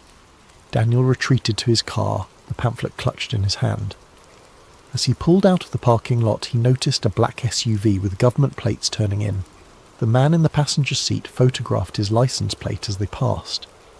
Instead of leaving, Daniel drove to the public beach adjacent to the former base. From there, he followed a trail that hugged the dramatic bluffs overlooking the Atlantic. The radar tower remained visible above the tree line, seeming to watch him as he walked. When he reached a chain-link fence marking the base's boundary, Daniel felt a strange duality, his conscious mind seeing it for the first time, while something deeper recognised every rust spot and bent link. He knew, without understanding how, that 20 yards to the left, the fence had been repaired where someone had once cut through it. Sure enough, when he checked, there was a section of newer fencing exactly where he'd expected. As the sun began its descent toward the horizon, Daniel found a secluded spot where the bluff had partially collapsed, creating a natural path down to a narrow strip of beach. The base's concrete seawall extended here, covered in graffiti and eroded by decades of salt spray. He ran his hand along the rough surface until his fingers caught on something, a small recess containing what appeared to be a rusted electrical box. Without hesitation, Daniel entered a sequence of numbers, 8-1-3-5. Nothing happened. He tried again with 8315, and then finally 8153. A deep mechanical groan emanated from within the wall.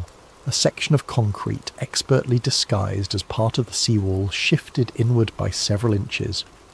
Daniel pushed, and it swung open on hidden hinges to reveal a dark passage leading into the earth.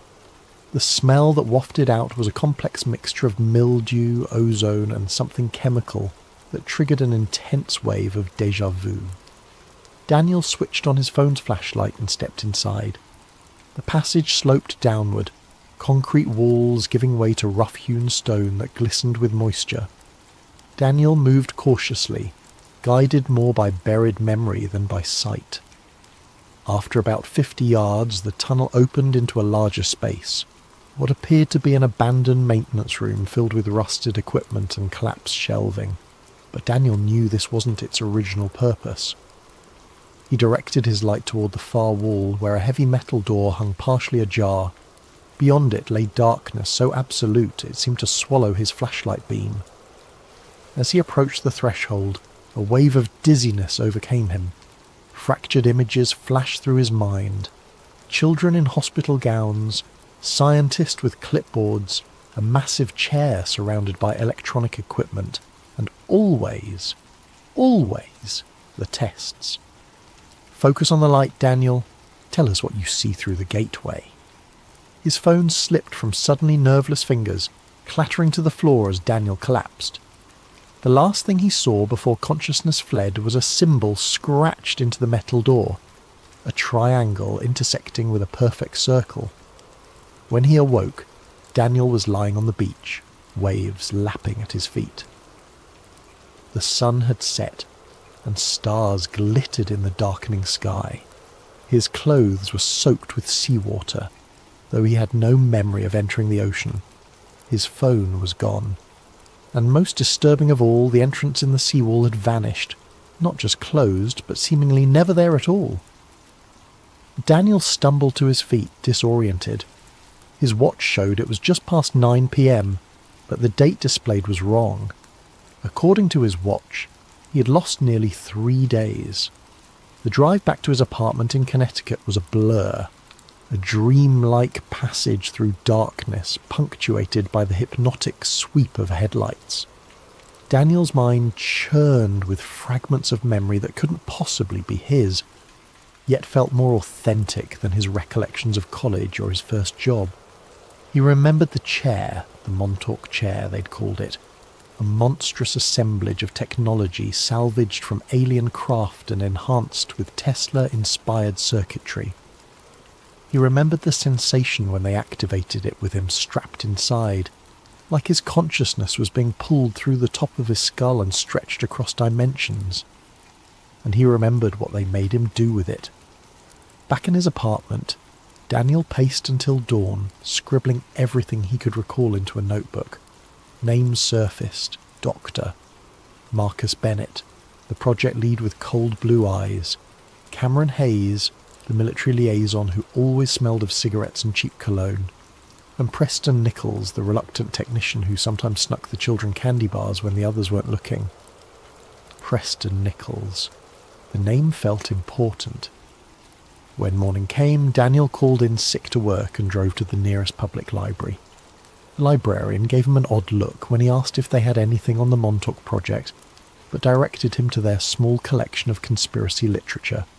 There, sandwiched between books on Roswell and MK Ultra, was a worn paperback.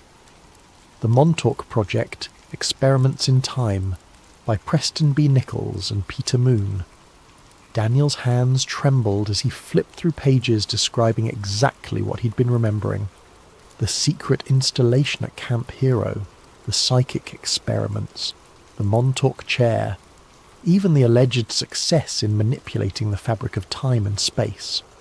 According to Nichols, the Montauk project was the continuation of the Philadelphia experiment, another rumoured government program that supposedly made a naval destroyer, the USS Eldridge, temporarily invisible and teleported it from Philadelphia to Norfolk, Virginia in 1943. The book claimed the Montauk project had been shuttered after an incident in 1983 when a monstrous manifestation, dubbed the Beast, had been psychically pulled through a dimensional gateway. The creature had wreaked havoc before the power was cut and the project abandoned. But Daniel knew this wasn't entirely true. The project hadn't ended, It had evolved. The techniques refined at Montes had been incorporated into other programs, dispersed across multiple sites to ensure no single failure could expose the entire operation. Back at his apartment, Daniel found himself standing before his closet, staring at a locked metal box on the top shelf. He had no memory of putting it there, yet he knew exactly what it contained. The key was taped underneath his dresser, precisely where some part of him expected it to be. Inside the box was a US Bank safety deposit key. The following morning, Daniel presented himself at First National Bank in downtown Hartford. He provided the key along with his ID, and the manager escorted him to the vault. When they were alone with the metal drawer extracted from the wall, Daniel opened it with a sense of inevitability.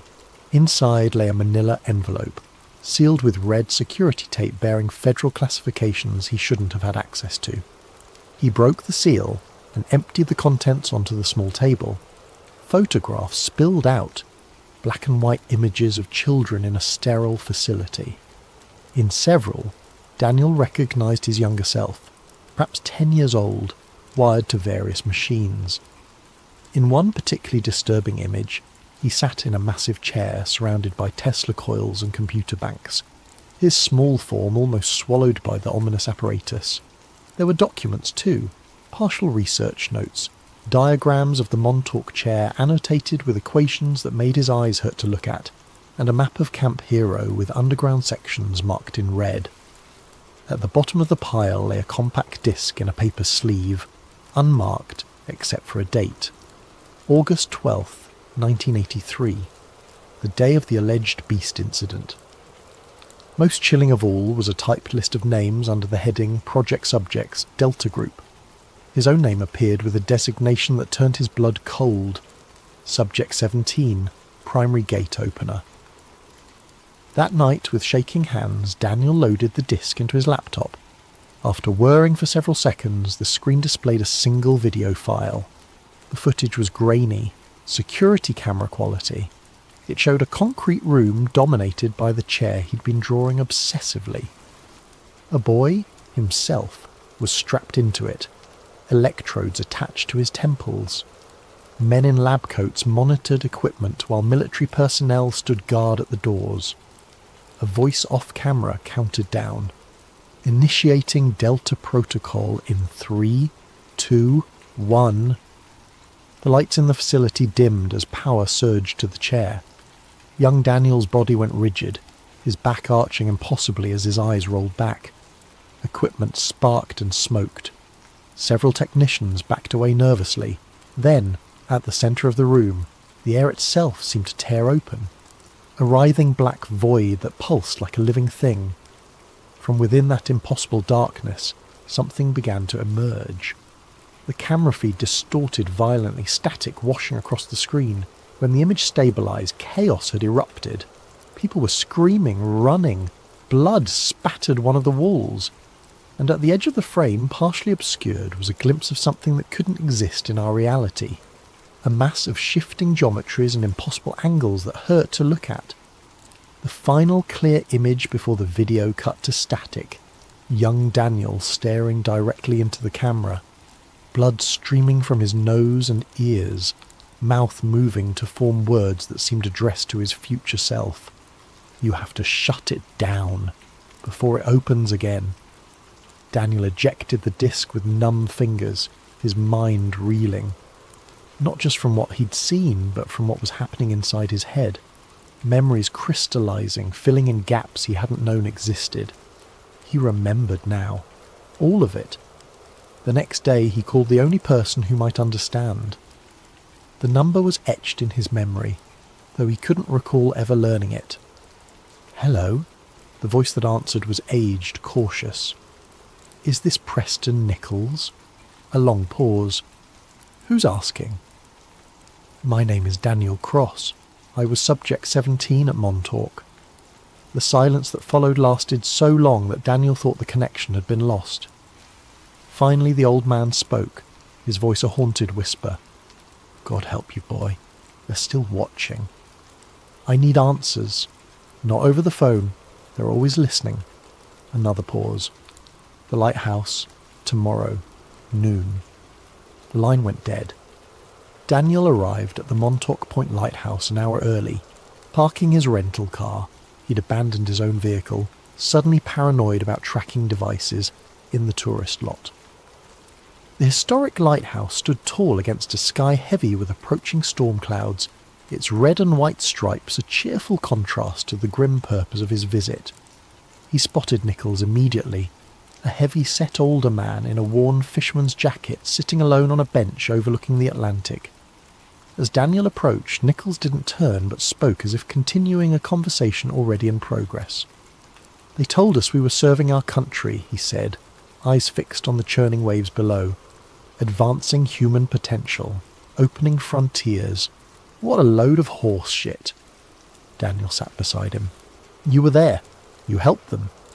And I've spent 40 years trying to make up for it." Nichols finally turned to look at him, his weathered face a map of regret. "Jesus. You grew up. Last time I saw you, you were just a skinny kid with too much power in your head. What did they do to me?" Nichols sighed, reaching into his pocket for a pack of cigarettes. His hands trembled slightly as he lit one. "You were special, even among the sensitives. Most of the children could receive impressions, maybe move small objects, but you could create doorways. Doorways to where? That was the question, wasn't it? At first, they were just focused on remote viewing, psychically observing distant locations. Then they realized some of you kids could not just see, but reach. And you, Daniel, you could open gates that others could step through." The old man took a long drag from his cigarette. "They started small, different rooms in the facility, then different points in time. Just minutes at first, then hours, then years. By 82, they had you opening doorways to other places entirely." "The beast," Daniel said quietly. Nichols' face went ashen. "You remember?" "I found a recording." "Then you know what happened. What came through wasn't from another place on Earth, not even from another time. It was from somewhere else, somewhere that operates under different physical laws." Nichols stubbed out his cigarette with more force than necessary. "We lost 16 people that day before they cut the power. And the thing, it didn't die. It just folded back into dimensions we can't perceive." Daniel's head throbbed with half-formed memories. "They shut it down after that." "Officially, yes. The Montauk project was terminated, the facility sealed. But you know better, don't you?" Nichols fixed him with a penetrating stare. "They just went deeper underground, compartmentalized. The work continued." "But I don't remember anything after that day. I have a whole life. School, college, my job. Artificial memories, very sophisticated. The best MK Ultra techniques combined with targeted chemical therapy. They built you a new identity, brick by brick." Nichols glanced around nervously. "The question is, why are you remembering now?" "The programming doesn't just break down on its own." Before Daniel could respond, his vision split, like a double exposure photograph. Overlaid on the present scene was another image. The same lighthouse, but under clear blue skies, with Nichols wearing different clothes. "Happening again," Nichols was saying, his voice echoing strangely as the two realities flickered and merged. "The temporal distortions are getting worse." Daniel gripped the bench, nauseated by the visual discord. "What's happening to me? Time is bleeding through. Your connection to the Montauk chair never fully severed. It just went dormant." Nichols leaned closer, his face shifting subtly between older and younger versions of himself. "Listen carefully. There's an access point they never sealed. Bunker 14 near the old power station. The equipment is still there. You need to..." The world around them rippled like disturbed water. A crushing pressure built inside Daniel's skull as reality itself seemed to stutter. When it stabilized, Nichols was gone. In his place sat a teenage boy with a familiar face. Nichols, 50 years younger, wearing a Camp Hero security badge. "Find the failsafe before it's too late," the boy continued in Nichols' elderly voice, seemingly unaware of his transformed state. They're trying to recreate the conditions from 83, but they don't understand the danger. The membrane between worlds is thinner now, weakened by the original experiments. The young Nichols flickered and was replaced by the old man again. He clutched Daniel's arm with surprising strength. Go back to Camp Hero, find Bunker 14, destroy the chair before they can use it again. Another wave of temporal distortion washed. Hello there, fellow truth-seekers and insomniacs. Before we dive into tonight's tale, I want to know, how was your day? What time is it where you're listening from? Are you tucked away in a cosy bedroom in Ohio, walking the late-night streets of London, or perhaps watching the sunrise from your apartment in Tokyo? Wherever you are in this interconnected world of ours, I'm glad you're here. And hey, if you're enjoying these deep dives into the shadows of our reality, don't forget to subscribe to Sleep Theories. We're building a community of people who aren't afraid to ask the hard questions. Now, let's begin. My name is Julian Stone, and I used to believe I was making the world a better place. For 12 years, I worked as a senior policy analyst at the Arcus Foundation, one of those shadowy think tanks that most people have never heard of, but whose fingerprints are on every major global initiative of the past 3 decades. We had offices in Geneva, New York and Brussels, gleaming towers of glass and steel, where brilliant minds gathered to solve humanity's greatest challenges. Or so I thought. The Arcus Foundation's mission statement was poetry and corporate speak, advancing global harmony through unified policy frameworks and sustainable governance solutions. We consulted with the UN on climate initiatives, advised the IMF on economic stability measures, and provided research support to the World Economic Forum's annual gatherings in Davos. I felt like I was part of something important, something that mattered. I specialised in demographic transition models, studying how populations respond to policy changes, economic pressures, and social interventions. My reports influenced food distribution programs in sub-Saharan Africa, urban planning initiatives in Southeast Asia, and immigration policies across the European Union. The work was intellectually stimulating, well compensated, and came with the satisfaction of knowing that my analysis was helping shape a more equitable world. That was before March 15th, 2024. Before I discovered what we were really building, the day started like any other. I arrived at our Geneva office at 7:30 a.m, grabbed my usual double espresso from the lobby cafe, and settled into my corner workspace on the 14th floor. The Alps were visible through my window, their snow-capped peaks catching the morning light. A view that never failed to remind me how fortunate I was to be there. My supervisor, Dr. Elena Vasquez, stopped by my desk around 9 a.m. Elena was a former World Bank economist with connections that reached into every major international organisation. She had recruited me personally from Columbia University, where I'd completed my PhD in applied policy analysis.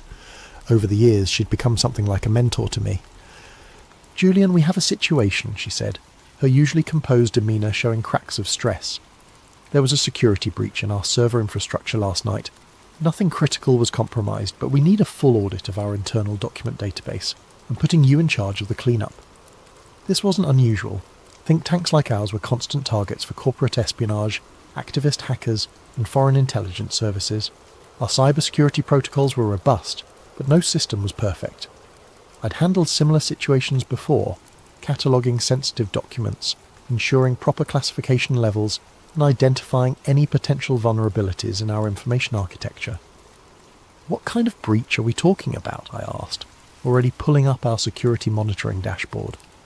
"Attempted penetration of our archived research database. The intrusion was blocked, but it triggered an automatic review protocol. Legal wants everything above classification level 7 to be personally verified by senior staff." Elena handed me a secure tablet loaded with administrative credentials. "Start with the Governance Innovation Archive. That's where our most sensitive collaborative research is stored." The Governance Innovation Archive. I'd heard references to it in high-level meetings, but had never had clearance to access it directly. My excitement at finally getting a peek behind the curtain was tempered by the tedious nature of the task ahead. Archive reviews were notoriously time-consuming. Thousands of documents to be sorted, verified, and reclassified. I spent the morning working through routine policy papers, demographic studies, and economic forecasting models. Most of it was familiar territory, research I'd either contributed to or referenced in my own work. The sun traced its arc across the sky as I methodically processed file after file. It was around 2:30 p.m. when I found it. The document was buried deep in a subfolder labelled Historical Research Initiatives, nestled between a 1997 study on European monetary integration and a 2001 analysis of post-Soviet economic transitions. The file name was innocuous: GI Archive Reset Framework version 7.pdf. But when I opened it, the blood in my veins turned to ice water. Project RESET Comprehensive Societal Restructuring Protocol. Classification level, Obsidian. Distribution, Council authorization only. Date, August 12, 1998. The document was 247 pages long. What I read in those pages would shatter everything I thought I knew about the world, about my work, and about the true nature of the organisations I'd devoted my career to serving. The executive summary was clinical in its brutality. The transition to harmonised global governance requires systematic deconstruction of existing national sovereignty frameworks, followed by controlled reconstruction under unified administrative protocols. Project RESET outlines a 5-phase implementation strategy designed to achieve this transition while maintaining public compliance and minimising resistance vectors. 5 phases. 5 stages of what could only be described as the methodical dismantling of human freedom, disguised as progressive policy initiatives. Phase 1. Digital Identity Infrastructure. The first phase called for the establishment of universal digital identification systems, ostensibly for improved service delivery and security. Every human being would be assigned a unique digital profile containing biometric data, financial information, health records, travel history and behavioural analytics. The document described this as creating comprehensive individual mapping for optimised resource allocation and risk assessment. But buried in the technical specifications, the true purpose became clear. The digital ID system wasn't just about identification, it was about control, real-time tracking, automatic compliance monitoring, and the ability to instantly restrict access to banking, travel, employment, and even food distribution for anyone deemed non-compliant with social directives. Phase 2. AI-managed resource distribution. The second phase involved transitioning all essential resources, food, water, energy, housing, to centralised AI management systems. The justification was environmental sustainability and equitable distribution. The reality was something far more sinister. The document outlined algorithms that would determine individual resource allocations based on social contribution scores, behavioural compliance metrics, and demographic optimization parameters. In plain English, the system would decide who got to eat, who could access clean water, and who deserved shelter based on their usefulness to the new order and their willingness to comply with its directives. There were detailed flowcharts showing how resource restrictions could be used to modify behaviour at both individual and population levels. Hungry people, the document noted with chilling matter-of-factness, were compliant people. Phase 3. Engineered economic collapse and synthetic recovery. The third phase was perhaps the most diabolical. It called for the deliberate triggering of a global economic collapse through coordinated actions, synchronized market crashes, currency devaluations, supply chain disruptions, and debt crisis escalations. The chaos would be blamed on external factors, pandemics, climate disasters, geopolitical conflicts, or technological failures. In the aftermath of this engineered collapse, a new economic system would be introduced as the necessary solution to prevent future catastrophes. This system would be entirely digital, completely traceable, and fully controlled by the same AI networks managing resource distribution. Private property rights would be eliminated in favour of sustainable stewardship models. Individual economic autonomy would disappear. Phase 4. Unified surveillance architecture. The fourth phase involved the integration of all monitoring systems into a single, omnipresent surveillance network. Every device, every sensor, every camera would feed into a central intelligence system capable of tracking and analysing human behaviour in real time. The document described predictive intervention protocols that would identify and neutralise dissent before it could manifest as organised resistance. Potential troublemakers would be flagged by behavioural analysis algorithms and subjected to corrective interventions, everything from social isolation and economic pressure to direct psychological manipulation through targeted media exposure. Phase 5, Population Normalization Protocols. The final phase was the most horrifying of all. Population normalization was a euphemism for systematic depopulation, reducing the global human population from over 8 billion to what the document described as sustainable levels of approximately 500 million to 1 billion individuals. The methods outlined were varied and sophisticated: fertility reduction through endocrine disruptors in food and water supplies, healthcare protocols designed to increase mortality rates among low-value demographics, and what the document euphemistically called accelerated natural selection events, engineered disasters that would disproportionately affect populations deemed surplus to requirements. The document concluded with a timeline. Phase 1 had begun in 1999 with early digital ID pilots. Phase 2 would be fully implemented by 2025. Phase 3 was scheduled for 2027 to 2030. Phases 4 and 5 would be completed by 2035. I sat staring at my screen, my hands trembling. This wasn't some fringe conspiracy theory or dystopian fiction. This was a detailed operational plan, complete with budgets, timelines, implementation strategies, and success metrics. And it was dated 1998, over a quarter century ago. Looking back at the past 25 years with this knowledge was like suddenly being able to see the matrix code streaming down in green letters. Every major crisis, every solution proposed by global institutions, every erosion of privacy and freedom justified by security concerns, it all fit the pattern outlined in Project RESET, the 2001 terrorist attacks that ushered in mass surveillance programs, the 2008 financial crisis that consolidated banking power and normalized government intervention in markets, the 2020 pandemic that accelerated digital ID adoption, remote monitoring, and restrictions on movement and assembly. Each crisis followed by solutions that moved us incrementally closer to the world described in this document. I realized I had been an unwitting participant in this process. My demographic studies, my policy recommendations, my analysis of population behavioral patterns, all of it had been feeding into this larger machine. I thought I was fighting poverty and inequality. In reality, I was helping to perfect the mechanisms of human subjugation. The afternoon sun was setting behind the Alps when I finally closed the document. My coffee had gone cold hours ago. My phone showed 17 missed calls from Elena, but I couldn't bring myself to respond. How do you have a casual conversation about quarterly budget reviews when you've just discovered that your entire profession is part of a conspiracy to enslave humanity? I needed to understand more. If this document was real, and every instinct I had told me it was, then there had to be other evidence. References to council authorization suggested a governing body overseeing the implementation.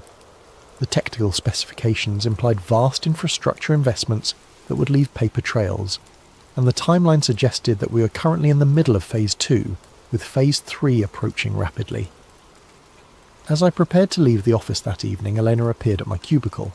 Her expression was carefully neutral, but I caught something in her eyes, a wariness that hadn't been there that morning. "How's the archive review coming along?" she asked. "Fine," I managed. "Just working through the historical research files. Nothing unusual so far." She nodded, but her gaze lingered on my computer screen. "Good. Make sure you flag anything that seems out of place. We can't afford any compliance issues with the legal review." After she left, I copied the Project RESET document to an encrypted drive. Call it insurance or call it stupidity. I knew I couldn't let this information disappear into the bureaucratic machinery of damage control. If what I'd read was true, then the fate of human civilization hung in the balance. That night I lay awake in my Geneva apartment, staring at the ceiling and trying to process what I'd discovered. Outside my window, the city hummed with the quiet activity of normal life. People returning from dinner, late commuters heading home, the distant sound of traffic on the highway, all of them oblivious to the web of control being woven around them. I thought about my colleagues at Arcus, brilliant and dedicated people who believed, as I had, that we were working toward a better world. How many of them knew the truth? How many were complicit, and how many were simply useful idiots like I had been? More disturbing was the realization that the plan was working. Digital ID systems were being rolled out globally under the banner of convenience and security. AI-managed resource distribution was being piloted in smart cities around the world. Economic instability was increasing, with more frequent market volatility and supply chain disruptions becoming the new normal. The infrastructure for total control was being built piece by piece, sold to the public as progress and innovation, and by the time people realised what they had traded away, it would be too late to resist. As dawn broke over Lake Geneva, I made a decision that would change the trajectory of my life forever. I was going to find out who was behind Project RESET, how far the implementation had progressed, and whether there was any way to stop what was coming. I had no idea that by opening that file, I had already marked myself for termination.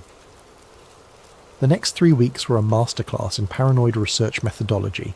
I couldn't use Arcus resources for obvious reasons, and I couldn't risk conducting searches from my home computer that might trigger surveillance algorithms. Instead, I developed a routine of visiting different internet cafes, public libraries, and university computer labs around Geneva, always paying with cash and never staying in one location for more than an hour.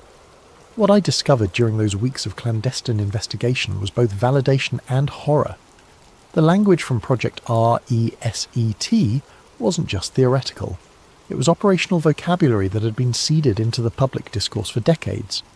The phrase, "Build Back Better," appeared in a 2005 United Nations Disaster Risk Reduction Framework, years before it became a mainstream political slogan. Sustainable development goals weren't just environmental initiatives, they were restructuring protocols directly lifted from the Project RESET documentation. Stakeholder capitalism wasn't a progressive business philosophy, it was the economic model described in Phase 3 of the plan. I started mapping connections, creating a network diagram that resembled a spider web of interlocking organisations, all connected by shared personnel, funding sources, and ideological frameworks. At the centre of this web were names that any political science student would recognise: the Bilderberg Group, the Trilateral Commission, the Council on Foreign Relations, the Club of Rome, and the World Economic Forum. But it was the personnel overlaps that made the pattern undeniable. The same individuals appeared on the boards of multiple organisations, moved seamlessly between government positions and private sector roles, and maintained influence networks that spanned decades. These weren't coincidences. They were evidence of coordinated long-term planning. Dr. Klaus Müller, for instance, had served on the board of the Arcus Foundation since 2003, while simultaneously holding positions with the Trilateral Commission and maintaining an advisory role with the World Economic Forum. His academic credentials were impeccable. PhD in International Relations from Harvard, former Deputy Director of the IMF. But his career trajectory revealed a pattern of strategic positioning within the exact organisations mentioned in Project RESET. Elena Vasquez, my own supervisor, had spent 3 years with the World Bank before joining Arcus. Her previous role involved developing population optimization models for developing nations, work that, in light of what I now knew, took on a sinister new meaning. The more I dug, the more I realised that the world of international policy wasn't the collegial academic environment I had believed it to be. It was a carefully orchestrated theatre, with different organisations playing complementary roles in advancing the same underlying agenda. The Bilderberg Group provided high-level strategic coordination, bringing together political leaders, corporate executives, and academic experts for closed-door discussions that never appeared in public records. The World Economic Forum served as the public face of the agenda, packaging radical social restructuring as progressive innovation and corporate responsibility. The Club of Rome provided intellectual legitimacy, producing research that supported predetermined policy conclusions. And think tanks like Arcus served as implementation arms, developing the detailed technical frameworks that transformed abstract plans into concrete policies. It was during my 4th week of investigation that I made contact with Harper. I was sitting in a small cafe near the University of Geneva, cross-referencing attendance lists from various international conferences, when I noticed someone had left a newspaper on the adjacent table. Folded inside the newspaper was a handwritten note. "You're asking the right questions, but you're asking them in the wrong places. Tomorrow, 3 p.m, Parc des Bastions, near the Reformation Wall. Come alone." My first instinct was to ignore it. Paranoia was an occupational hazard when researching conspiracy theories, and I had no way of knowing whether this was a genuine contact or an elaborate trap. But the note demonstrated knowledge of my research activities that was both impressive and terrifying. Someone had been watching me, tracking my movements and monitoring my investigation. The next afternoon, I found myself walking through Parc des Bastions with sweaty palms and a racing heart. The Reformation Wall loomed ahead of me, a massive stone monument celebrating the Protestant Reformation, with larger-than-life statues of religious reformers who had challenged the established order of their time. The irony wasn't lost on me. Harper was waiting on a bench facing the monument. He looked to be in his 60s, with silver hair and the kind of weathered face that suggested a lifetime of difficult experiences. His clothing was unremarkable, a grey wool coat, dark slacks, leather shoes that had seen better days, but his eyes were alert and calculating, constantly scanning our surroundings with the practised vigilance of someone accustomed to danger. "Julian Stone," he said as I approached. It wasn't a question. I sat down beside him, maintaining the pretense of casual conversation in case we were being observed. "How do you know who I am?" "I know because I've been watching the Watchers for longer than you've been alive." His accent was British, with traces of something else, perhaps South African or Australian. "My name is Harper. I used to work for Her Majesty's Secret Intelligence Service until I learned some things that made continuing that work problematic." We sat in silence for a moment, watching tourists take photographs of the monument. A group of school children ran past, laughing and playing games that seemed impossibly innocent, given the conversation I was about to have. "You found the Project RESET documentation," Harper continued. "Impressive work, considering the access restrictions. Most people in your position never make it past the first layer of classification. Most people in my position, policy analysts, research coordinators, academic consultants, the intellectual workforce that powers the think tank ecosystem. You're all kept in comfortable compartments, given enough information to do your jobs effectively, but never enough to see the complete picture. It's an elegant system, really. The vast majority of people working within the network genuinely believe they're contributing to positive change." Harper reached into his coat and withdrew a slim folder. "But you've seen behind the curtain now. The question is, what do you intend to do with that knowledge?" I took the folder, glancing around to ensure we weren't attracting attention. Inside were photographs, documents, and what appeared to be transcripts of recorded conversations. The material was far more detailed than anything I had discovered during my own research. "Project RESET is Phase 4 of a much larger operation," Harper explained. "The planning began in the 1970s, when a group of industrialists, academics, and political leaders became convinced that democratic governance was incompatible with long-term social stability. They believed that ordinary people were too short-sighted, too emotional, and too self-interested to make rational decisions about complex global challenges." The first document in the folder was a memorandum dated 1975, bearing the letterhead of the Club of Rome. The subject line read, "Crisis of Democracy, Toward Managed Governance Solutions." "The oil crisis of 1973 was a test run," Harper continued, "a demonstration of how quickly modern civilization could be disrupted and how readily populations would accept authoritarian measures if they were presented as temporary emergency responses. The success of that operation convinced the planners that more comprehensive interventions were not only possible, but necessary." I flipped through pages of meeting minutes, budget allocations, and organisational charts. Names I recognised from my research appeared throughout the documentation, along with others I'd never heard of, shadowy figures who seemed to wield enormous influence while maintaining complete public anonymity. "Wars and pandemics are what they call in moments of acceleration," Harper said. "Periods when normal political processes can be bypassed and fundamental changes can be implemented under the justification of the emergency response. The 2001 attacks accelerated surveillance infrastructure development by at least a decade. The 2020 pandemic accelerated digital control systems by another decade." A photograph in the folder showed a group of men in expensive suits standing around a conference table. The image quality suggested it had been taken with a hidden camera. Harper pointed to a figure partially obscured by shadows. "That's Dr. Heinrich Strasser, primary architect of the population normalization protocols. Officially, he's a retired professor of demographics from the London School of Economics. Unofficially, he's the man responsible for calculating optimal population levels and developing implementation strategies for achieving those targets." The casual way Harper discussed mass depopulation sent chills down my spine. We were talking about the systematic elimination of billions of human beings, as if it were an abstract policy problem to be solved through careful planning and efficient execution. "Why are you telling me this?" I asked.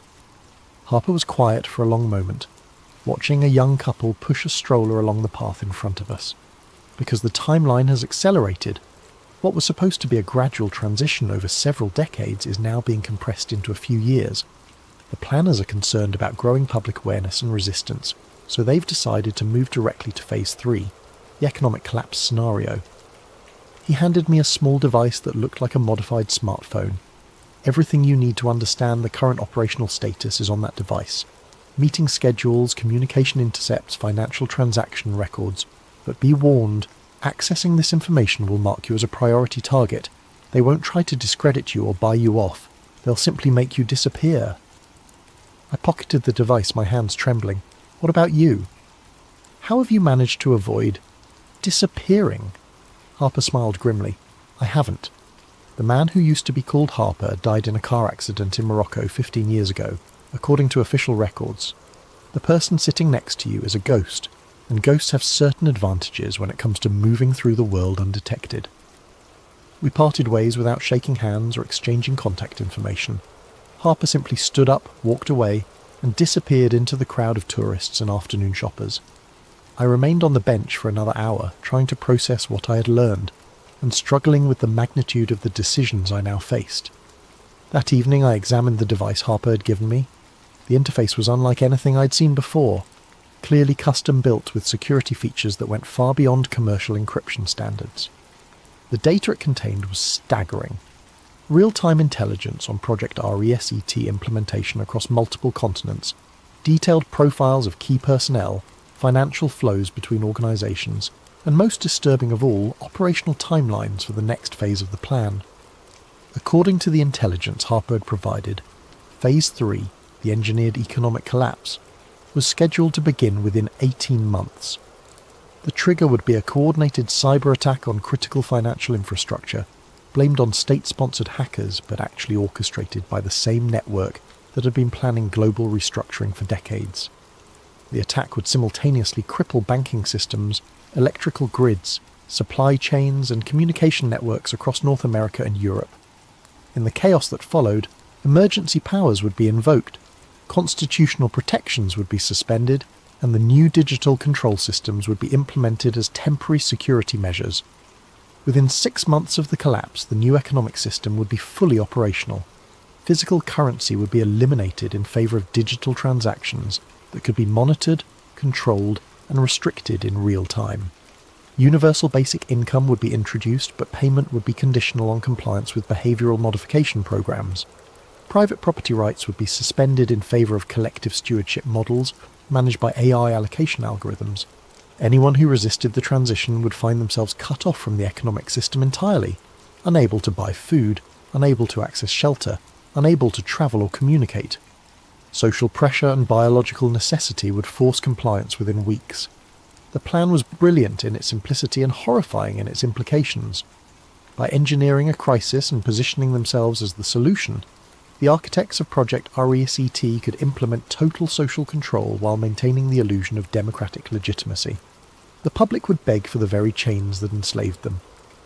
As I sat in my apartment that night, surrounded by the evidence of humanity's impending subjugation, I made a decision that would define the rest of my life. I couldn't stop what was coming. The machinery was too vast, too well coordinated, and too far advanced. But I could expose it. I could ensure that when the collapse came, at least some people would understand what was really happening and why. The real governments weren't in the Capitol buildings where tourists took photographs and school children learned about democracy. They were in conference rooms with no cameras, making decisions that would reshape human civilization according to their vision of optimal management and control. But first, I needed to learn more about the Council of Nine, the shadowy governing body that Harper had mentioned only in passing, but that seemed to represent the apex of the power structure I was investigating. What I would discover about the Council would make everything I had learned so far seem like a preparation course for the real horror show. Harper contacted me again 3 days later, this time through a more sophisticated method that demonstrated the depth of his surveillance capabilities. When I returned home from work, I found that someone had been in my apartment. Nothing was missing, nothing was damaged, but subtle signs indicated professional intrusion. A book moved slightly on my desk, a coffee cup repositioned by a few inches, the angle of my computer monitor adjusted just enough to be noticeable. On my kitchen table was a single playing card, the 9 of spades, with a time and location written on the back in precise handwriting. Thursday, 9 p.m, Jet d'eau viewing platform. The Jet d'eau was Geneva's famous water fountain, a towering spray of lake water that had become the city's unofficial symbol.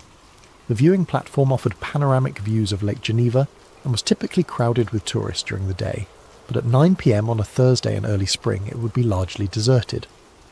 I arrived 15 minutes early, using the time to scan for potential surveillance or security threats. Harper's warnings about being marked as a priority target had left me hyper-vigilant, seeing potential enemies in every passerby and possible monitoring devices in every street camera. Harper materialised from the shadows near the platform's eastern edge, moving with the silent efficiency of someone trained in covert operations. He wore different clothes than during our first meeting, but the same calculating alertness animated his features. "You've been researching the Council of Nine," he said without preamble. "I can tell because your digital footprint shows specific query patterns that correlate with Council-related information architecture." I hadn't mentioned the Council during our previous conversation, which meant Harper had been monitoring my online activities despite my precautions. The realization was both impressive and unsettling. "How do you know what I've been researching?" "Because I built some of the monitoring systems that track research patterns related to sensitive topics. Before I became a ghost, I spent 12 years developing psychological analysis algorithms for MI6.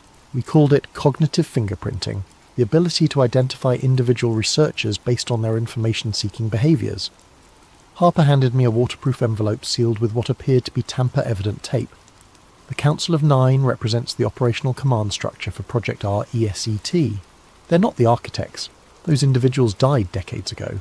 But they're the executors responsible for implementing the final phases." The envelope contained photographs that had obviously been taken with sophisticated surveillance equipment. The images showed a conference room that looked like something from a high-end corporate retreat. Polished mahogany table, leather chairs, floor-to-ceiling windows offering views of what appeared to be a mountain landscape. But it was the occupants of the room that made my blood run cold. 9 individuals sat around the table, their faces partially obscured by shadows that seemed strategically positioned to prevent clear identification. Despite the lighting conditions, I could make out enough detail to recognise several figures from my research. Dr. Klaus Müller from the Arcus Foundation, a woman who appeared to be Dr. Margaret Thornfield from the World Economic Forum's Executive Board, and others whose faces seemed familiar but whose identities I couldn't immediately place. These photographs were taken during a C9 emergency protocol meeting 6 months ago, Harper explained.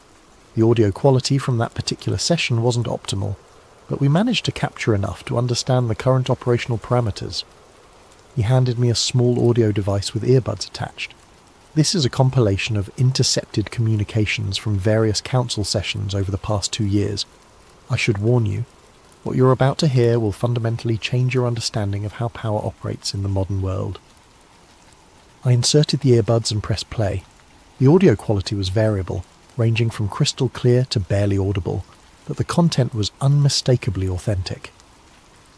The first segment featured a woman's voice with a slight Germanic accent. "Phase 2, implementation is proceeding ahead of schedule in North America and Western Europe. Digital ID adoption rates are exceeding projections by 23%, and AI resource management pilots are showing promising compliance metrics." A male voice responded, "What about resistance indicators?" The psychological analysis models predicted higher levels of public pushback by this stage. "Resistance has been effectively channeled into harmless outlets," the woman replied.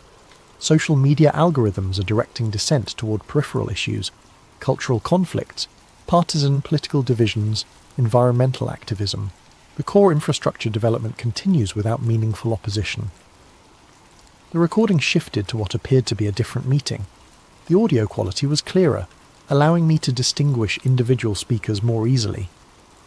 "The timeline for Phase 3 has been moved up," announced a voice I recognised as belonging to Dr. Klaus Müller. "Recent polling data suggests that public awareness of systematic restructuring is approaching critical thresholds. We need to initiate the collapse scenario before organised resistance can develop." Another voice, older and more gravelly, expressed concern. Acceleration carries significant risks. If the synthetic recovery process is implemented too quickly, it could trigger the kind of popular uprising that the entire operation was designed to prevent. The risk analysis has been updated, Muller responded. Current societal conditioning levels indicate that the majority of the population will accept authoritarian measures if they're presented as temporary responses to existential threats. The 2020 compliance experiments exceeded all expectations. The recording continued for over an hour, revealing operational details that confirmed Harper's earlier warnings. The cyber attack that would trigger Phase 3 was being developed by a contractor called Prometheus Systems, a private cybersecurity firm with deep ties to intelligence agencies in multiple countries. The attack would be sophisticated enough to cripple critical infrastructure while leaving forensic evidence pointing to foreign state actors. But it was the discussion of Phase 5, the population normalization protocols, that left me physically nauseated. Demographic optimization cannot be achieved through voluntary measures, stated a voice, with what sounded like an Eastern European accent. The behavioural modification programs have been successful in reducing fertility rates, but not to levels consistent with sustainability targets. The healthcare integration protocols offer more direct intervention capabilities, replied another speaker. Selective service rationing, modified treatment algorithms, and enhanced mortality acceleration for non-productive demographic segments. They were discussing mass murder with the same clinical detachment that I had once used to analyse statistical models.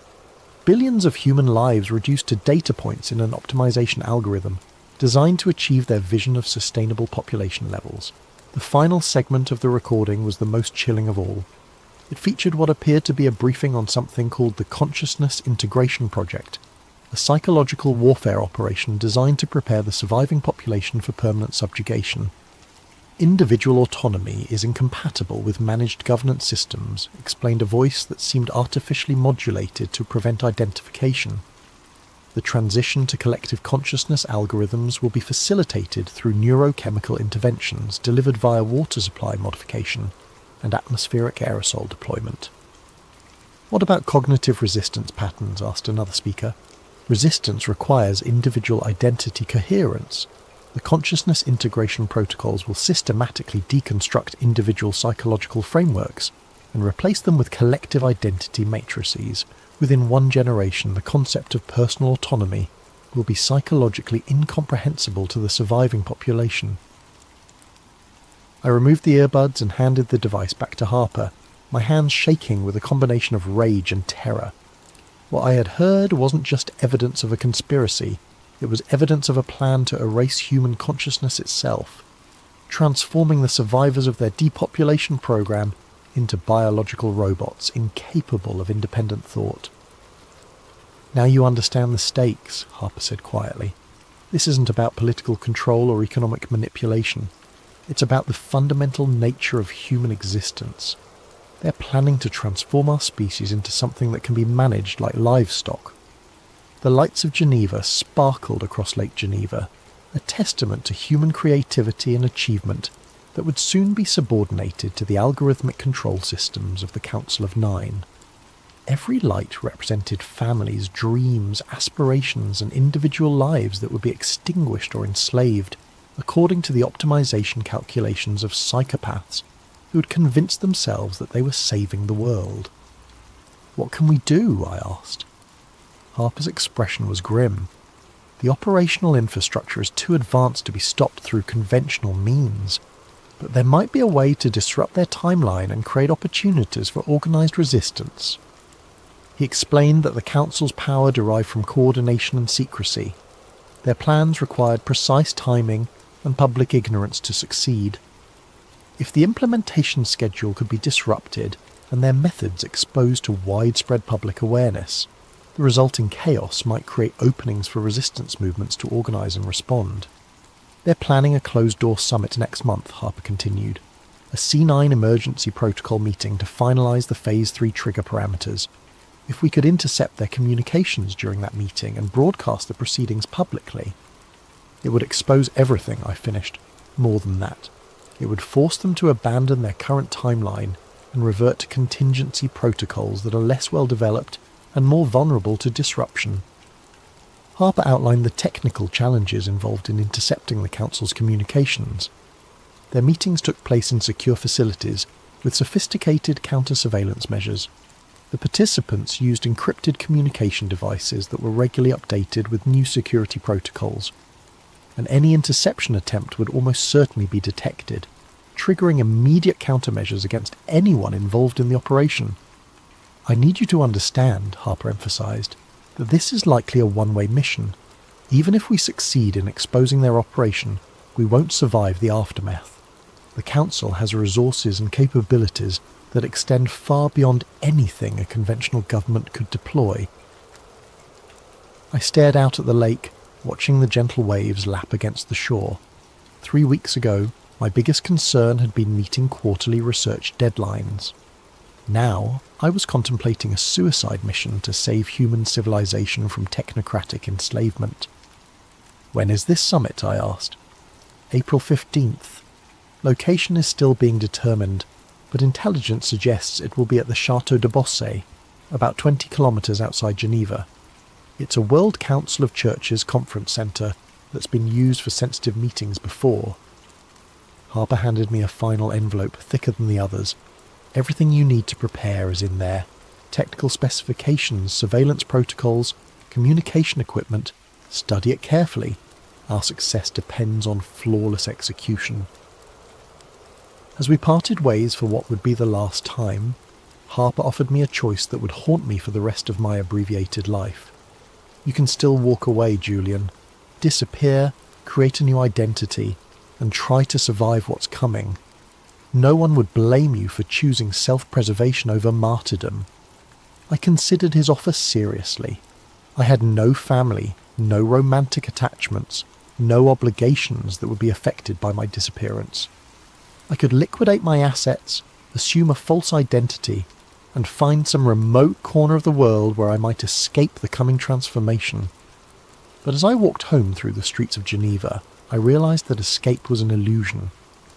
There would be no safe havens in the world the Council of Nine was creating. Every corner of the globe would eventually be incorporated into their control grid. And even if I managed to survive the initial phases of their plan, I would spend the rest of my life knowing that I had possessed the knowledge and opportunity to resist, but had chosen cowardice instead. The next morning I submitted my resignation to the Arcus Foundation, citing family health issues that required my immediate attention. Eleanor Vasquez accepted my resignation, with what seemed like genuine regret, though I noticed she didn't press for details about my family situation. I spent the following 3 weeks studying Harper's materials and preparing for the mission. The technical challenges were formidable, but not insurmountable. The Château de Bossé's security systems were sophisticated, but not impregnable. More importantly, Harper had provided me with detailed intelligence about the Council's communication protocols and meeting procedures. The plan was elegantly simple. I would infiltrate the chateau during the summit, establish a covert listening post in the building's communication infrastructure, and broadcast the Council's proceedings live to multiple online platforms simultaneously. The global exposure would make it impossible for them to suppress the information or maintain the fiction of legitimacy. April 15th arrived with an unseasonable spring snowstorm that provided perfect cover for my approach to the chateau. I'd spent the previous night in a small hotel in Séligny, using the time to conduct final equipment checks and mentally prepare for what was likely to be my final mission. The chateau was an imposing medieval structure surrounded by manicured gardens and modern security installations. Thermal imaging revealed the presence of at least 12 security personnel, along with the 9 council members and their personal staff. The building's communication systems were exactly as Harper had described. A central server room in the basement that handled all electronic communications for the facility. I made my approach through the gardens, using the snow and darkness to avoid the exterior security cameras. Harper's intelligence had identified a service entrance that was monitored, but not heavily guarded. A simple electronic lock bypass granted me access to the building's interior. The next 30 minutes were the most terrifying of my life. Moving through the chateau's corridors while armed security personnel patrolled just meters away required a level of stealth and nerve that I had never before been required to demonstrate. Every creak of the floorboards, Every shadow in the hallways, every distant sound could have meant discovery and immediate termination. The server room was located exactly where Harper's blueprints had indicated. The communication equipment was more sophisticated than anything I had worked with before, but Harper's technical specifications were precise enough to guide me through the installation process. I had just finished establishing the connection to my broadcasting equipment when the voices began echoing through the chateau's ventilation system. The meeting was taking place in what had once been the chateau's grand library, a room lined with ancient books and dominated by a massive fireplace. Through the building's internal communication system, I could hear every word with crystal clarity. Phase 3 implementation begins in 72 hours, announced a voice I recognised from Harper's recordings, Dr. Klaus Müller. Prometheus Systems has confirmed that the cyber attack vectors are fully operational and undetectable. Critical infrastructure across North America and Western Europe will be compromised simultaneously. The casual way he discussed the orchestrated collapse of civilization sent chills down my spine. These weren't desperate revolutionaries fighting against an oppressive system. They were the architects of oppression itself, calmly discussing the implementation of totalitarian control with the same tone I had once used to discuss quarterly budget projections. What about contingency protocols if the public response exceeds manageable parameters? Asked a woman's voice with a slight accent that could have been Scandinavian. Public response has been extensively modelled, replied another speaker. Current psychological conditioning levels indicate that 73% of the population will comply with emergency directives within the first week. An additional 19% will require moderate coercion, restriction of services, economic pressure, social isolation. Only 8% are projected to offer sustained resistance. My hands trembled as I adjusted the recording equipment. They were discussing the subjugation of billions of human beings as if they were managing a corporate restructuring project. The clinical precision of their planning made their intentions even more horrifying. The 8% resistance demographic will be addressed through Phase 4 acceleration, continued Muller. Enhanced surveillance protocols and predictive intervention algorithms will identify resistance cells before they can organise effectively. Those individuals will be transferred to controlled population centres for behavioural modification. And if behavioural modification proves insufficient, asked another voice. There was a pause before Muller responded. Then they will be reclassified as surplus population and processed according to Phase 5 protocols. Processed? They were talking about mass murder using the sanitised language of industrial efficiency. The conversation shifted to technical implementation details that were even more disturbing than the broad strategic discussion. They had developed sophisticated psychological manipulation techniques designed to make people grateful for their own enslavement. The economic collapse would be followed by a recovery program that would gradually introduce the new control systems as benevolent solutions to the problems they had created. The consciousness integration protocols show remarkable promise, reported a speaker, whose voice seemed artificially modulated. Test populations in controlled environments demonstrate complete behavioural compliance within 18 months of implementation. Individual identity dissolution proceeds according to projections, with subjects reporting increased satisfaction and social harmony. They had been experimenting on human populations.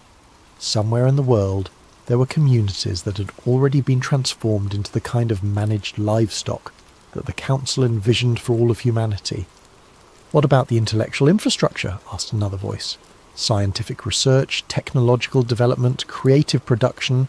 These activities require some level of individual cognitive autonomy. Managed creativity protocols have been successfully implemented, came the response. Intellectual production can be optimized through selective cognitive enhancement of designated individuals while maintaining overall population compliance. The creative class will be a managed resource, like any other essential service. Even human creativity would be subordinated to their control systems. Artists, writers, scientists, and inventors would be reduced to biological machines producing innovations according to centrally planned directives. But it was the next part of their conversation that made me realise the true scope of their ambitions. The interplanetary expansion protocols require careful coordination with Phase 5 implementation, announced a voice I hadn't heard before. Optimal population levels for Earth-based operations must be maintained while developing sustainable colonies for the management class. They weren't just planning to control Earth, they were planning to expand their control system to other planets. The population reduction wasn't just about sustainability, it was about creating a manageable labour force, while the ruling class established themselves as the founders of interplanetary civilization. Mars colony infrastructure development is proceeding ahead of schedule, reported another speaker. The first management class settlement can be established within 15 years, with full operational capability within 30. Earth-based population levels can be reduced to maintenance requirements, while interplanetary expansion continues. The vision was breathtaking in its scope and horrifying in its implications. Earth would become a managed preserve populated by enslaved humans whose consciousness had been technologically altered to ensure compliance. Meanwhile, the architects of this system would establish themselves as the lords of a new cosmic empire, free from the limitations and messy complications of democratic governance. I was so absorbed in the horror of what I was hearing that I almost missed the sound of footsteps in the corridor outside the server room. My blood turned to ice as I realised that someone was approaching my hiding place. The door opened slowly, revealing a figure in dark clothing carrying what appeared to be a sophisticated detection device. He swept the room methodically, his equipment clearly designed to identify unauthorized electronic devices. For a moment our eyes met across the server room. He was younger than I had expected, probably in his 30s, with the kind of athletic build that suggested military or law enforcement training. His expression was professionally calm, but I could see the calculation in his eyes as he assessed the situation. "Dr. Julian Stone," he said quietly. "You're not supposed to be here." I had been caught, but the recording was still active. My mission could still succeed if I could delay long enough for the broadcast to complete. "Neither are you, I'd imagine," I replied, trying to keep my voice steady. "Unless you're part of their security detail." He smiled grimly. "I'm part of something else entirely. Someone who shares your concerns about what's happening in that room upstairs." The revelation that I wasn't alone in my resistance lifted a weight from my shoulders that I hadn't realised I was carrying.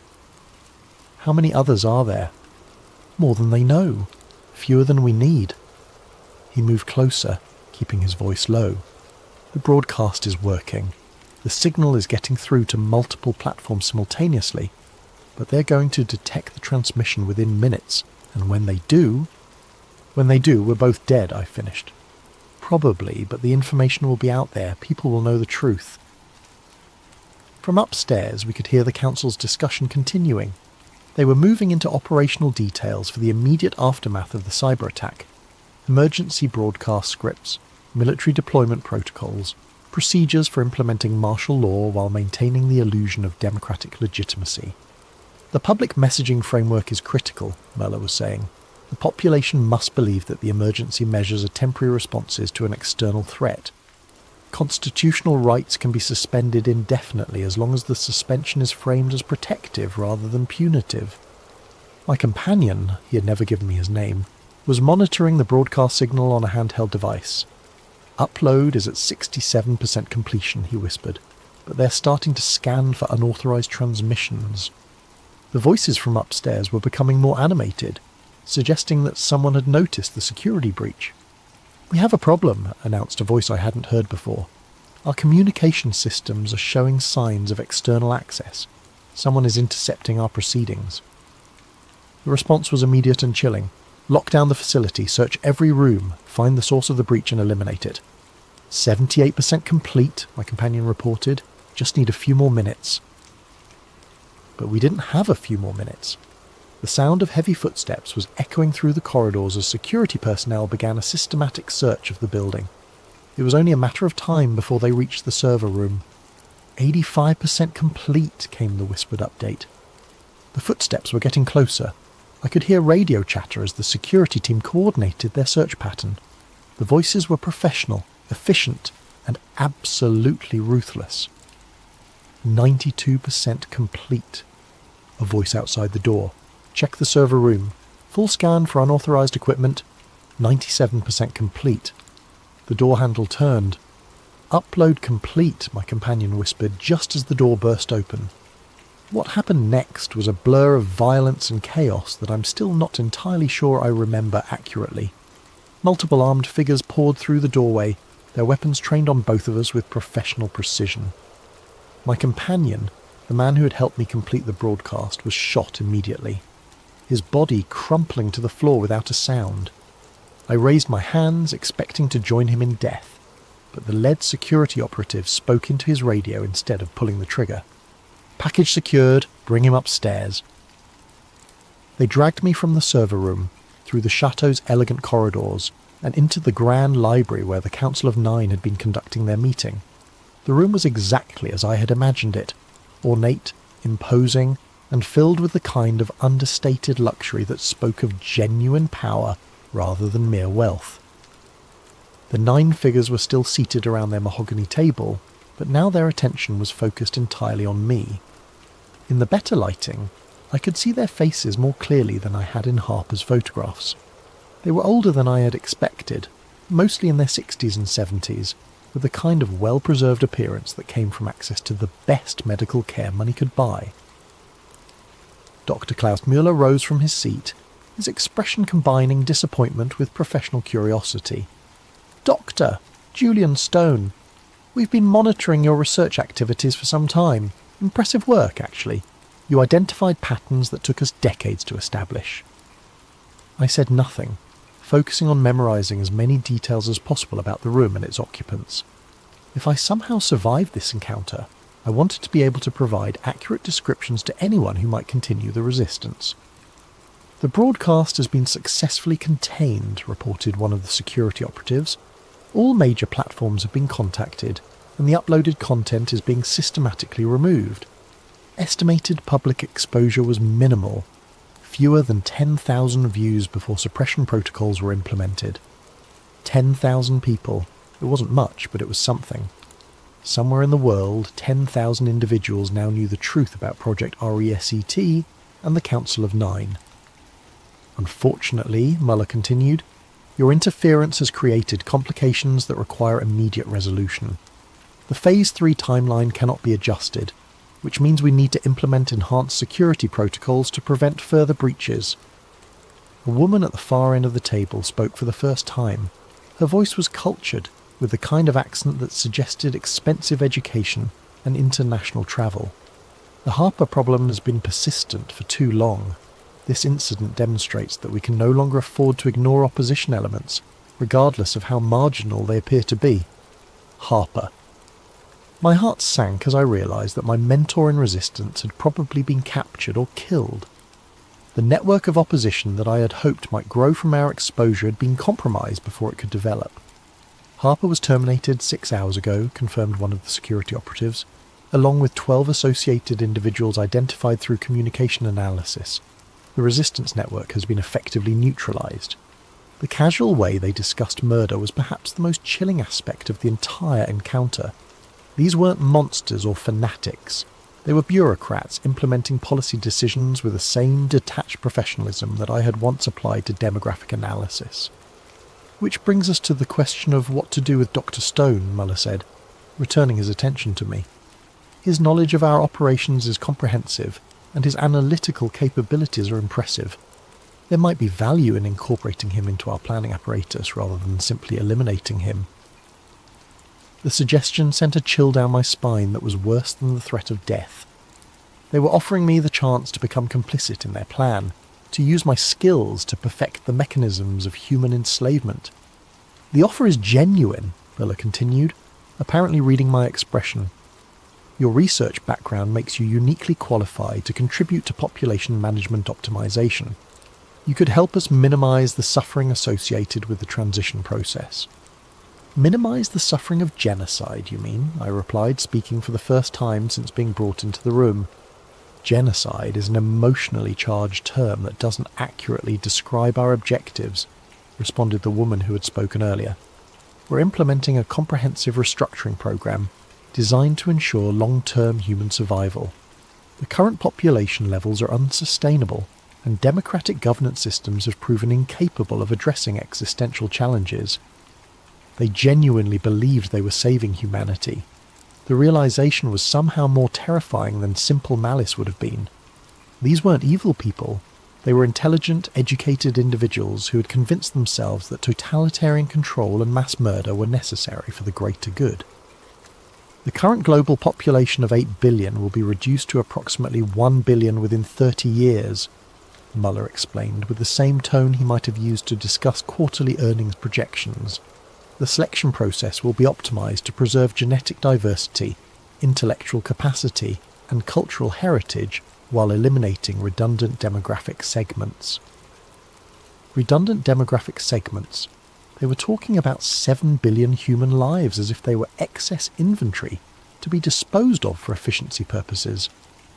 The survivors will live in a managed environment free from war, poverty, environmental degradation, and social conflict, continued the woman.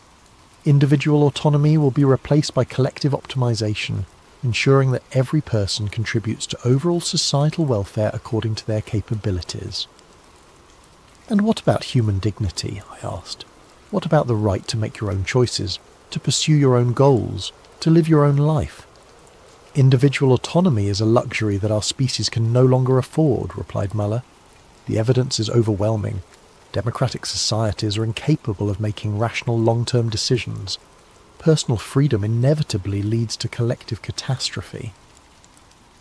The conversation continued for another hour, with various council members explaining their philosophy and attempting to convince me to join their cause. They spoke eloquently about sustainability, efficiency, and social optimization. They presented detailed research showing the failures of democratic governance and the advantages of managed social systems. But beneath all their sophisticated arguments was a fundamental contempt for human nature itself. They saw people as problems to be solved rather than individuals with inherent worth and dignity. Their vision of the future was a world where every aspect of human existence would be optimized according to algorithmic calculations designed by individuals who considered themselves superior to the rest of our species. As the meeting concluded, Mueller made his final offer. Join us willingly, and you'll be part of the management class that guides humanity through the transition. Your expertise will be valued, your contributions will be meaningful, and your survival will be assured. Refuse, added the woman, and you'll be processed according to Phase 5 protocols. Your knowledge makes you too dangerous to be allowed to live as a private citizen, but not valuable enough to preserve against your will. The choice was clear, collaboration or death. But there was a third option that they hadn't considered. I need time to think about it, I said. Mueller nodded. You have until tomorrow evening, but understand that this is the only offer you'll receive. Choose wisely. They returned me to a secure holding room in the chateau's lower level, a comfortable but windowless space that was clearly designed for temporary detention. The door was locked from the outside, and I could hear the subtle hum of electronic surveillance equipment monitoring my activities. But they had made a crucial mistake. In their arrogance, they had assumed that I would either join them or passively await execution. They hadn't considered the possibility that I might have prepared contingency plans for exactly this situation. Hidden in the lining of my jacket was a small device that Harper had given me during our final meeting. A dead man's switch connected to a comprehensive data package containing everything I had learned about Project RESET and the Council of Nine. If I failed to check in with the automated system every 24 hours, the information would be distributed to thousands of recipients worldwide, including journalists, government officials, and activist organizations. The Council's suppression of my live broadcast had been successful, but it wouldn't be enough to contain the firestorm that would erupt when Harper's complete intelligence archive was released. The evidence was too comprehensive, too well documented, and too widely distributed to be suppressed through conventional means. As I sat in that holding room, contemplating my final decision, I realized that the 10,000 people who had seen my broadcast were more significant than the Council understood. In the age of social media and viral information distribution, 10,000 viewers could become 10 million within hours if the content was compelling enough. The resistance wasn't dead.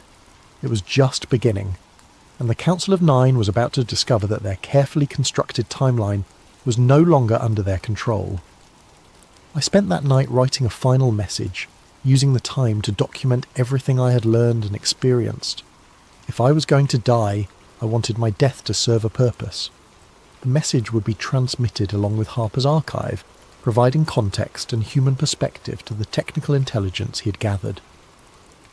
The next evening, when Muller returned to collect my decision, I was ready. "I've made my choice," I told him, "and I choose resistance." Muller's expression didn't change, but I could see the disappointment in his eyes. "That's unfortunate. You could have been part of something historically significant." "I already am," I replied, "just not the way you intended." The following text was recovered from Dr. Julian Stone's encrypted files and released as part of the Harper Archive disclosure. It represents the final transmission sent by Dr. Stone before his disappearance. "To whoever receives this message, my name is Julian Stone, and by the time you read this, I will probably be dead. But my death will serve a purpose if you understand what I'm about to tell you and act on that knowledge. Everything you've learned about Project RESET and the Council of Nine is true. They are not theoretical threats or abstract conspiracies. They are operational realities that are being implemented right now in the real world by real people with real power. The cyber attack that will trigger Phase 3 is scheduled to begin in less than 48 hours. When it happens, you will be told that foreign terrorists or hostile nations are responsible. You will be told that emergency measures are necessary to protect your safety and security. You will be told that the restrictions on your freedom are temporary responses to an unprecedented crisis. All of it will be lies. The attack will be orchestrated by the same people who will offer to save you from it. The emergency measures will be permanent features of a new system of control. The restrictions on your freedom will never be lifted because they were never intended to be temporary. But you have a choice. You can choose to believe the lies and accept the chains they offer you, or you can choose to resist and fight for the future of human dignity and freedom. If you choose resistance, you need to understand what you're fighting against. This is not a political movement that can be defeated through elections or legal challenges. This is a coordinated assault on human consciousness itself, implemented by people who have resources and capabilities that exceed anything most people can imagine. They control the media that shapes public opinion. They control the financial systems that determine economic stability. They control the technology platforms that facilitate communication and organisation. They have been planning this transformation for decades, and they have considered every possible form of resistance. But they have made one crucial error. They have underestimated the power of human consciousness itself. Individual awareness, when multiplied across millions of people, creates possibilities that no algorithm can predict or control. The key to resistance is understanding that this is fundamentally a spiritual battle disguised as a political conflict. They are trying to convince you that individual autonomy is selfish, that personal freedom is dangerous, and that collective management is more efficient than individual choice. Don't believe them. Your individual consciousness is not a bug in the human system. It's a feature. Your ability to think for yourself, to make your own choices, to pursue your own dreams and goals, is not a luxury that humanity can no longer afford. It's the essence of what makes us human. When the collapse comes, and it will come, remember that the chaos is artificial, and the solutions they offer are designed to enslave you. Organise locally, communicate privately, and maintain your individual identity at all costs. Most importantly, remember that you're not alone. All around the world, people are waking up to the reality of what is being done to them. The resistance is not centralised or organised in the traditional sense, but it is real and it is growing. The New World Order is not inevitable. It is simply the preferred outcome of people who have convinced themselves that they know better than the rest of us how we should live our lives. They are wrong, and if enough of us refuse to cooperate with their vision, they will fail. The choice is yours. Choose wisely. Choose resistance. Choose freedom. The future of human consciousness depends on it. Transmission ends. Addendum. The World Unity Day broadcast. The following transcript was recovered from archived television broadcasts dated 6 months after Dr. Stone's disappearance. The content has been verified as authentic by multiple independent sources. Good evening. This is Sarah Chen reporting for Global News Network with a special report on this year's World Unity Day celebration. Across the globe, Millions of people are gathering to celebrate the remarkable progress we've made in building a more sustainable, secure and harmonious world. The past year has seen unprecedented cooperation between governments, corporations and civil society organisations in addressing the challenges facing our planet. The successful implementation of the Global Resilience Framework has provided stability and security for billions of people, while the Universal Basic Services Programme has eliminated poverty and inequality in participating regions.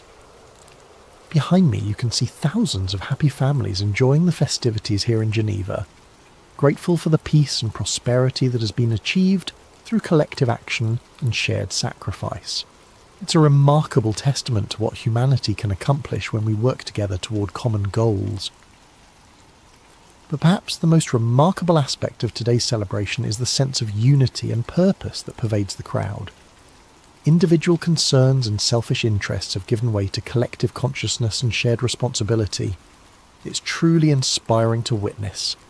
In the background, we can see representatives from the Global Coordination Council observing the celebrations. These dedicated public servants have worked tirelessly to ensure that the transition to our new social model has been as smooth and beneficial as possible. One figure stands out among the observers, a man in dark clothing who seems to be watching the crowd with particular intensity. Our cameras haven't been able to get a clear shot of his face, but his presence adds to the sense of careful stewardship that characterises our New World Order. As we conclude this special report, I'm reminded of the words spoken by one of our Global Coordination Council members just last week. The New World Order isn't coming, it's here, and it's working exactly as intended. This is Sarah Chen, reporting for Global News Network. Thank you for watching, and happy World Unity Day. Firm paranoia. The terminal stood cavernous and quiet. Her footsteps echoed across the polished floors as she walked through the main concourse. Despite the late hour, the space felt unnaturally vacant. A few cleaning staff moved about like ghosts, and the occasional security guard made perfunctory rounds. Otherwise, the massive building seemed to be holding its breath.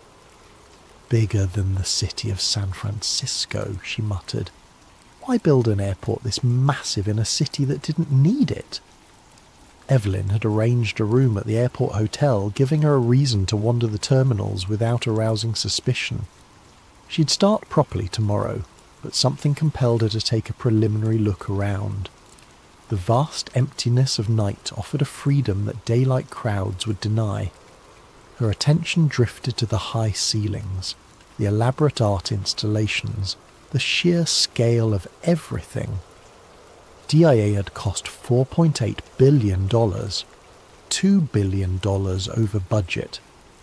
The explanations had never satisfied journalists like her. Something about the math didn't add up, as if the excess billions had built something else entirely. Near the south end of the terminal, she paused before the dedication capstone, a polished granite marker set into the floor. The Masonic square and compass symbol was prominently displayed, along with the date of dedication and, most curiously, reference to something called the New World Airport Commission. Evelyn knelt down, pretending to tie her shoe while snapping a photo with her pendant camera. The New World Airport Commission didn't exist, at least not officially. She'd checked every possible record. No such organisation had ever been registered anywhere in the United States.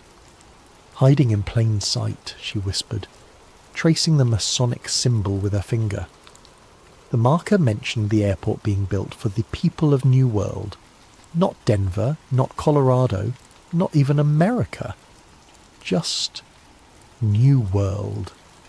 As she stood, a security guard appeared nearby, watching her with unusual intensity.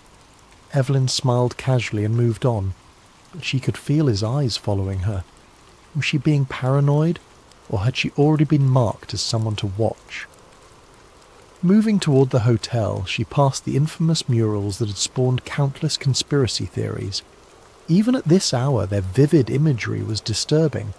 Children lying in coffins, a gas-masked figure wielding a scimitar, extinct animals, indigenous people weeping over destruction. The artist claimed they represented peace following environmental apocalypse, but to Evelyn, they looked more like plans than warnings. At the hotel check-in, the night clerk barely acknowledged her, sliding her keycard across the counter without meeting her eyes. "Enjoy your stay at DIA," he said mechanically. "I'm sure I will," Evelyn replied. "It's quite an impressive facility." "Larger than most people realise," the clerk said, finally looking up at her with an unnerving intensity.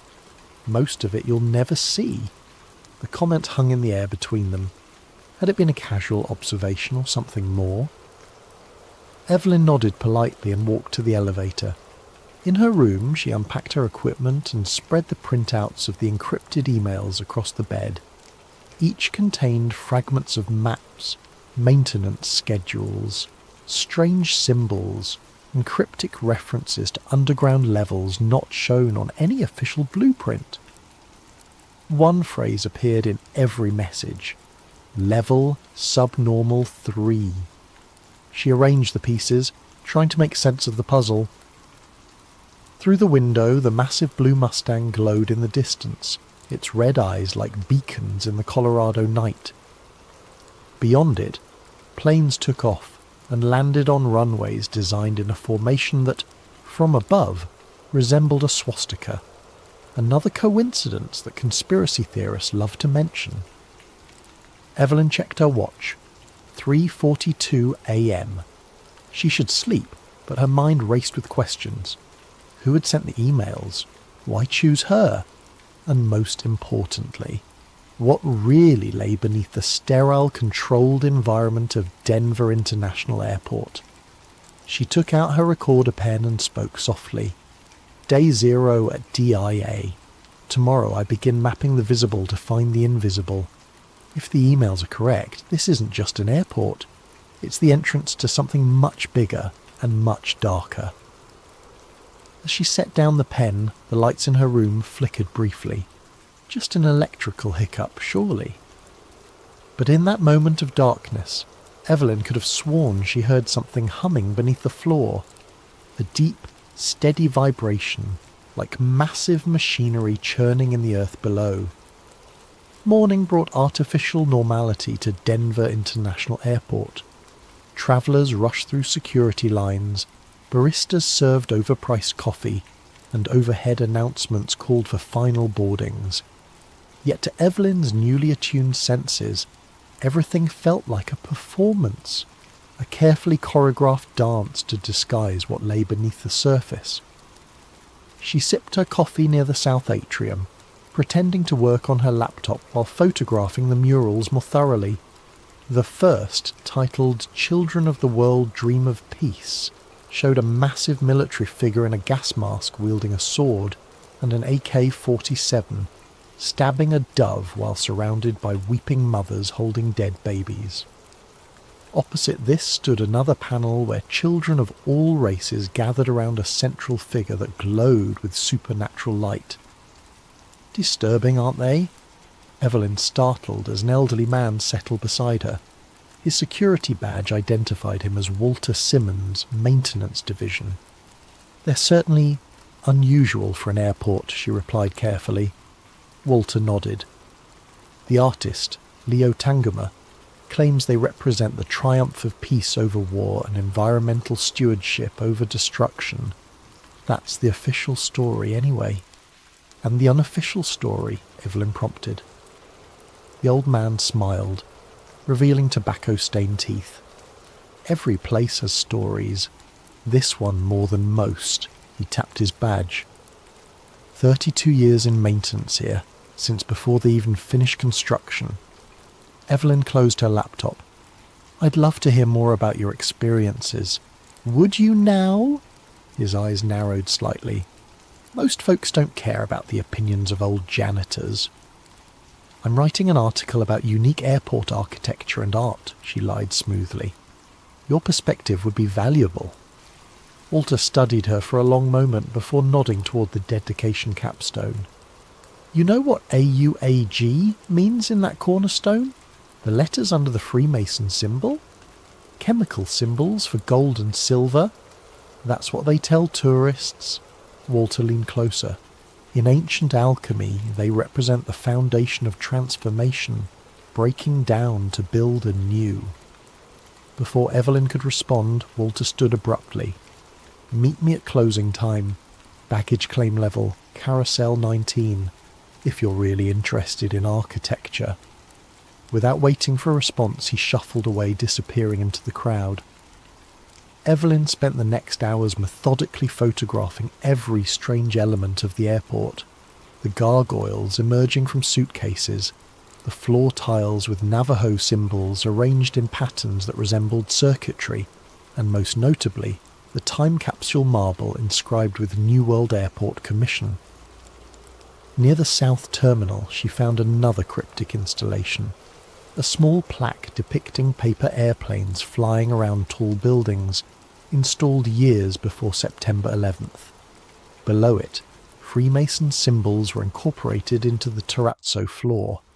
Each discovery confirmed what the emails had suggested. DIA was a tapestry of symbolic messaging hidden in plain sight. But who was sending these messages? And to whom? By late afternoon, Evelyn had mapped the entire public area, cross-referencing it with the fragmented information from her anonymous source. Something didn't add up. The airport's underground baggage system, famously dysfunctional, had cost hundreds of millions before being abandoned. Yet construction had continued below ground for years afterward. Equipment logs showed massive tunnel boring machines operating long after the official completion date. At 9:45 p.m, Evelyn made her way to baggage claim, finding Carousel 19 shut down for the night. Walter stood nearby, pretending to mop an already clean floor. "You actually came," he said, sounding surprised. "Follow me, don't speak." He led her through a service door marked Authorized Personnel Only, down a maintenance corridor lined with pipes and electrical conduits. After several turns, Walter used his badge to access another door labelled Tunnel System Grid B. "Why are you showing me this?" Evelyn whispered, as they entered a long concrete tunnel large enough to drive trucks through. "Because I'm retiring next month," Walter replied. 32 years keeping my mouth shut. Maybe it's time somebody knew." The tunnel stretched ahead for what seemed like miles, curving gently downward. Evelyn's GPS on her phone showed them moving beyond the official airport boundaries, yet the concrete passageway continued. 5 subterranean levels, Walter said as they walked. "That's what they put in the original plans. But we built 8. The deepest 3 don't officially exist." "Who's they?" Evelyn asked. Walter laughed bitterly. "I've asked myself that for decades. The construction teams were compartmentalised. Different contractors for different sections. Nobody seeing the whole picture. But whoever designed this place, they weren't thinking about luggage." They passed massive air handling systems, water purification equipment and power generators far larger than an airport would require. Self-sufficient, Walter noted, following her gaze. Complete power generation, water purification, air filtration. This place could seal itself off from the outside world indefinitely. After 20 minutes of walking, they reached a junction where the modern concrete tunnel intersected with something else. A rough-hewn passage that appeared to be partially natural, partially excavated from the bedrock. "This wasn't on any blueprint," Walter said. "We found it during excavation. There was talk of ancient tunnels under this whole region. Native American legends about entrances to the underworld." Evelyn photographed the junction with her pendant camera. "What's down there?" "Don't know. It was sealed off immediately. Armed guards for weeks." Walter pointed to a symbol carved into the stone arch. A stylized eye within a triangle. But that wasn't carved by construction workers. As they stood there, a low humming vibration filled the tunnel, the same sound Evelyn had heard in her hotel room. Walter's face paled. "We need to go. Now." "What is that?" Evelyn asked. But Walter was already hurrying back the way they had come. "Night shift's coming," he hissed. "If they find us here." They barely made it back to the public area before Walter's radio crackled to life. He answered it, speaking in clipped professional tones about a clean-up needed at Terminal C. "Don't try to find me again," he whispered to Evelyn before leaving. "And whatever you do, stay out the tunnels at night." Back in her hotel room, Evelyn downloaded the images from her camera and compared them with the diagrams from the anonymous emails. The strange carved symbol matched one that appeared repeatedly in her source's messages. Beneath it, her source had written, "The Eye watches the gate." She was drafting notes when her laptop suddenly crashed. When it rebooted, all her photos from the underground tunnel were gone. Even her backup files had been corrupted. A new email arrived, sent from her own account to herself. "Curiosity endangers more than cats. Level subnormal 3 is not for you." Evelyn stared at the message, her hands trembling.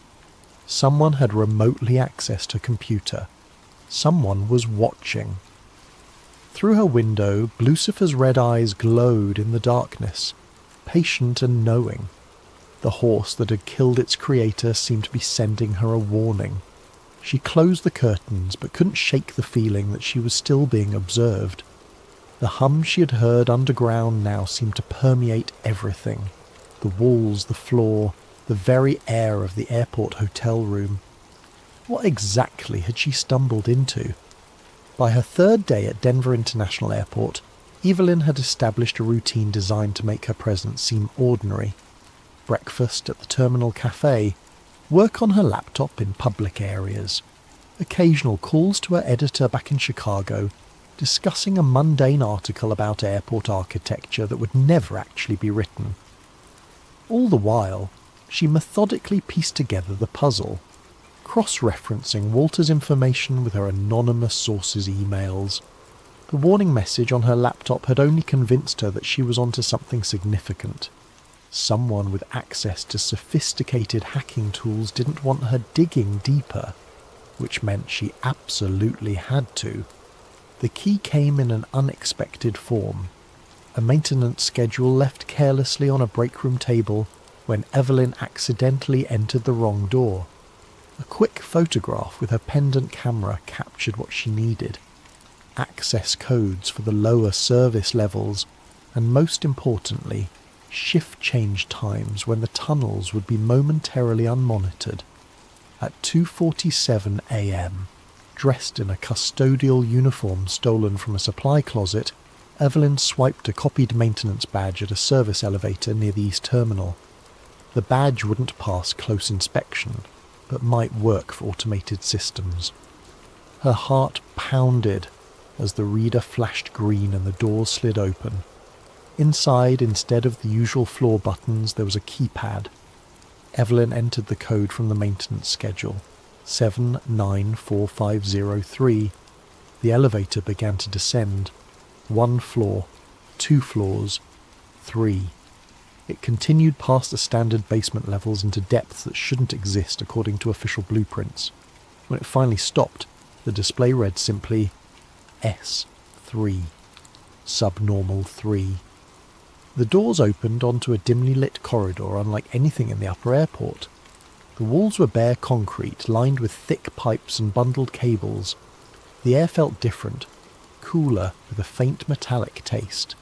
And there was that hum again, stronger now, vibrating through the soles of her shoes. Evelyn stepped out cautiously, her pendant camera recording. The corridor stretched ahead, branching into multiple paths.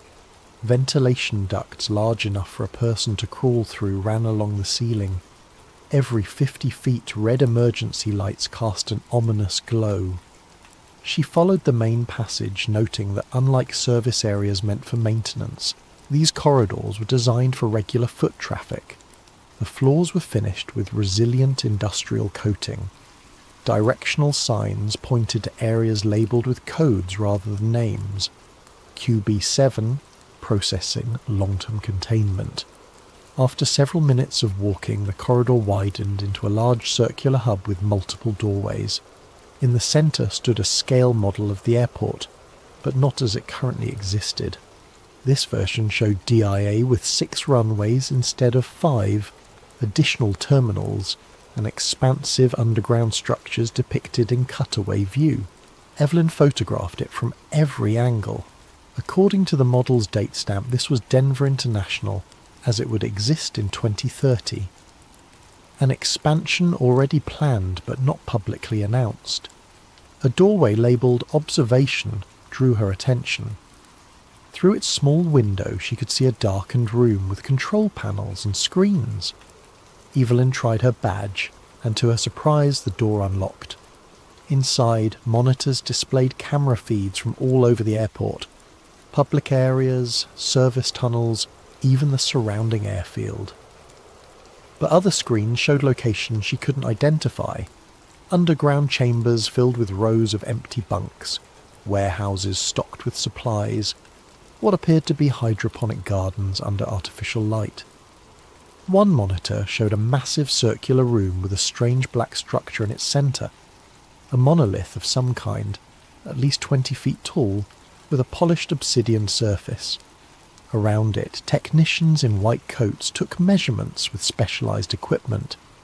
Evelyn stared at the scene, transfixed. This was unlike anything she had expected to find beneath an airport. A logbook lay open on the control desk. Recent entries referenced resonance testing and frequency calibration. One notation particularly caught her eye. Portal stability at 87%. Requires additional anchoring before Phase 2. Portal? A sound in the corridor snapped her attention back to her surroundings. Voices approaching. Evelyn quickly turned off her pendant camera and slipped behind a server rack just as the door opened. Two men in dark uniforms entered, continuing a conversation already in progress. Third shipment this week. That's more than the previous 6 months combined. Orders from above. Accelerated timeline. Because of the seismic activity? Partially. Intelligence suggests we may have competitors accessing the network. Shanghai facility reported unusual readings. They moved to the control panels, their backs to Evelyn's hiding place. What about the upper levels? Security protocols. Remain in place. Limited access. Need-to-know basis. And the journalist? Evelyn's blood ran cold. Being handled. Her breach of the service tunnels was expected. Walter played his role perfectly. He doesn't know he's an asset. Of course not. Carefully cultivated over decades. Retirement package includes memory modification. The men fell silent as they focused on the monitors. One adjusted settings while the other took notes. Evelyn remained frozen behind the server rack, barely breathing. After what seemed like an eternity, they finished their work and moved toward the door. Shift change in 20 minutes. Make sure the containment teams are ready. What about tonight's arrivals? Processing as usual. The VIPs go directly to level S5. After they left, Evelyn waited 5 full minutes before emerging from her hiding place. Her mind raced with questions. Walter had been used to feed her information. But why? What was this facility really for? And most disturbingly, they had expected her to find the tunnels. Her investigation wasn't exposing their secret. It was somehow part of their plan. She needed to see more before escaping. Following the hub's directional signs, she chose the path marked Processing, moving as quietly as possible through the empty corridors. The processing area turned out to be a large chamber filled with equipment that resembled advanced medical scanning technology. Gurneys lined one wall.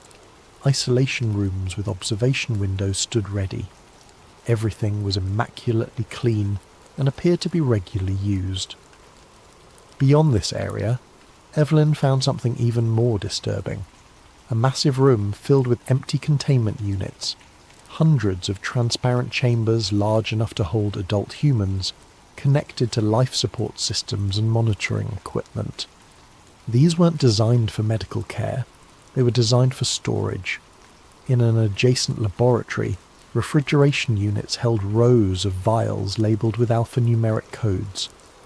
Research documents scattered on desks referenced extended biostasis and consciousness mapping. This went far beyond any government black site or military installation. Whatever was happening beneath Denver International Airport involved technologies and purposes Evelyn could barely comprehend. As she documented everything with her camera, the ambient hum that permeated the facility suddenly intensified. The lights flickered. An announcement echoed through hidden speakers. "Attention all personnel. Harmonic stabilization sequence initiating. Secure all sensitive materials and proceed to designated safe zones.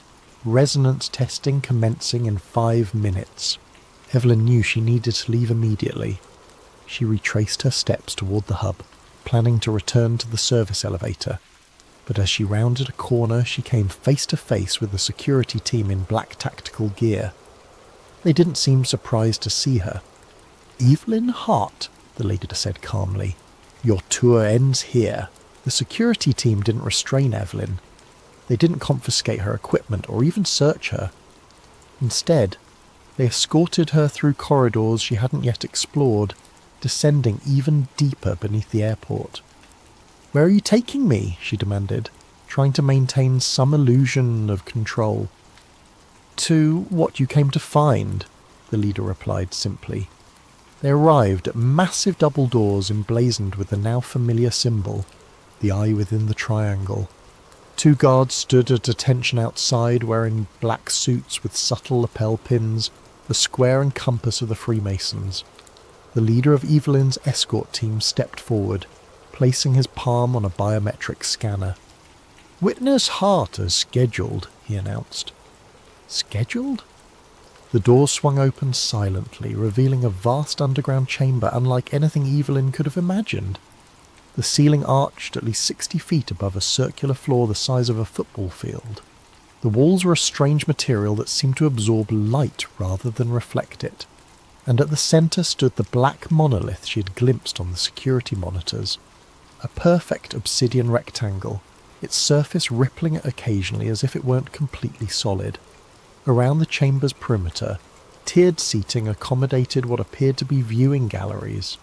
Men and women in formal attire occupied these areas, observing both the monolith and Evelyn's entrance with equal interest. Their faces were partially obscured by the chamber's unusual lighting, but she recognized certain features associated with wealth and power: the confident postures, the expensive watches, the security details hovering nearby. "Council is in session," her escort explained, directing her to a small podium facing the gathered assembly. "You will observe and report." "Report what?" Evelyn asked, bewildered. "The truth. That's what you came for, isn't it?" Before she could respond, the lights dimmed further and a resonant tone filled the chamber. The black monolith pulsed in rhythm with the sound, its surface becoming increasingly fluid. The assembled observers fell silent. A figure in elaborate ceremonial robes stepped onto a platform near the monolith. Though his face was shadowed by a hood, his voice carried effortlessly through the chamber. "The convergence approaches. Phase alignment has reached optimal parameters. The gateway prepares to receive." Digital displays materialized around the chamber, hovering in mid-air. They showed real-time data on geological activity, atmospheric conditions, and various measurements Evelyn couldn't interpret. One screen displayed a global map with pulsing points of light at specific locations. Denver was one, but she also noted similar spots in Antarctica, Siberia, the Gobi Desert, and beneath the Atlantic Ocean. "Our facilities report ready status," the robed figure continued. "The network is synchronized. When the moment arrives, transition will commence, according to protocol." Another figure rose from the assembly, this one dressed in a modern business suit. "The controlled destabilization proceeds as designed. Economic indicators confirm system stress points have reached critical thresholds. Social fragmentation indexes are at predicted levels." "And the narrative control?" asked a woman's voice from another section. "Operational through all channels. Contradictory information continues to neutralize truth seekers." Those who approach genuine discovery are redirected through our asset network. With sudden clarity, Evelyn understood her role. She wasn't exposing a conspiracy, she was being used to shape the narrative around it. Whatever was happening here, they wanted it partially revealed, through her, in a way they could control. The robed figure gestured toward her. The witness has arrived as arranged. Her presence completes the documentation requirement. All eyes turned to Evelyn. She felt exposed, manipulated, yet strangely empowered by her new... Tonight's story is called Storm Protocol, and it explores a scenario both startlingly plausible and deeply unsettling. The possibility that the weather, the very skies we depend upon for life, could be manipulated for power. We'll follow Nathan Cole, an atmospheric physicist who stumbles upon hidden files revealing the existence of Project Cirrus, a clandestine initiative that engineers storms, droughts, and natural disasters for geopolitical gain. As Nathan tries to warn the world, he finds himself hunted, discredited, and caught in a swirl of moral dilemmas that threaten his life and everyone else's. Sit back, turn the lights low, and prepare for a journey through 5 chapters of tension, paranoia, and shocking revelations. Whether you listen attentively to every detail, or simply let the words wash over you as you drift off, this is your space to relax and unravel a story that might just leave you questioning the next thunderstorm you see. Now let's begin. May you find both rest and wonder in this tale about secrets hidden behind towering clouds, in a world where not all storms are as natural as they seem. Nathan Cole had never considered himself a whistleblower. At 36, he was a meticulous scientist with a passion for analysing cloud formations and weather systems, working for a government-funded climate agency in a mid-sized city. He spent his days among swirling data sets and satellite imagery, focusing on how storms evolve and how the atmosphere changes across the globe. He believed wholeheartedly in the agency's mission, understanding climate shifts to protect communities from environmental disasters. It was Tuesday morning like any other when the first crack in his reality appeared.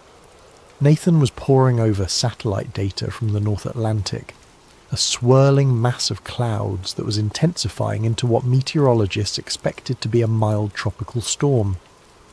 Yet, in an older, theoretical predictive model, stored on an internal server, Nathan saw something odd, an exact projection of the storm's path that deviated significantly from the official forecast. More bizarrely, the model was labelled Cirrus Class Tier 4, a classification he'd never encountered, and it showed the storm making a sharp, unnatural turn, intensifying into a Category 3 hurricane. Curiosity piqued, Nathan cross-referenced live data. The real-time satellite feed indeed showed a suspicious shift in the storm's trajectory that aligned perfectly with the model's predictions that no one was publicly citing. If the storm turned out to be as strong as the Tier 4 model suggested, entire coastal regions would be unprepared. He tried to mention it to a senior colleague that afternoon, a data specialist named Ingrid. She gave him a polite smile, then stiffened when she saw the model's label. "Where did you get that file?" she asked quietly, her tone suddenly guarded. "It was in the archived server folders," Nathan replied. "But I've never seen references to Cirrus Class in our usual forecasting. We should alert the hazard management department if this is accurate." Her face grew pale. "Nathan, I suggest you delete that file and forget about it. Sometimes old simulations are just mislabeled or inaccurate. If you talk about it publicly, you'll cause a panic." Something in her eyes told him she was terrified. He nodded numbly, though the numbers in that model were too precise to be accidental. As Ingrid walked away, he felt a chill creeping up his spine. Later that evening, still uneasy, Nathan delved into the server again. He found an entire folder labelled Project Cirrus, restricted behind multiple passwords. He managed to bypass some security protocols, partly out of curiosity, partly out of mounting concern. Inside were numerous references to stratospheric aerosol injections, ionospheric heating, and artificial precipitation triggers. The documentation included scheduling for weather events in regions that, according to official narrative, had been hit by natural disasters. These logs dated back years, some referencing wildfires, others referencing drought patterns in farmland-rich nations. All of it implied a deliberate hand in steering or intensifying these phenomena. His heart pounded. This couldn't be real, could it? The possibility that the government or some clandestine branch was actively engineering weather events for undisclosed purposes defied everything he believed in. The sense of moral betrayal was overwhelming. He scanned more files, discovering reference after reference to manipulations that matched major storms of the past decade. Could it be a hoax or a conspiracy hidden inside official channels? But the data was too consistent, the language too methodical. Each major unpredictable storm, each bizarre drought anomaly, correlated with logs describing successful atmospheric seeding.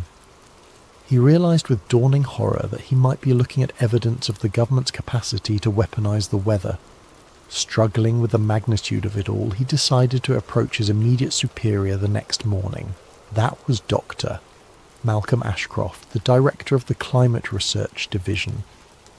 Ashcroft was a disciplined, no-nonsense official with top-tier security clearance. If anyone could confirm or deny these findings, it would be him. Nathan scheduled a private meeting in Ashcroft's corner office, heart in his throat. The next day, upon entering the office, he felt the tension. The blinds were closed, giving the space a claustrophobic feel.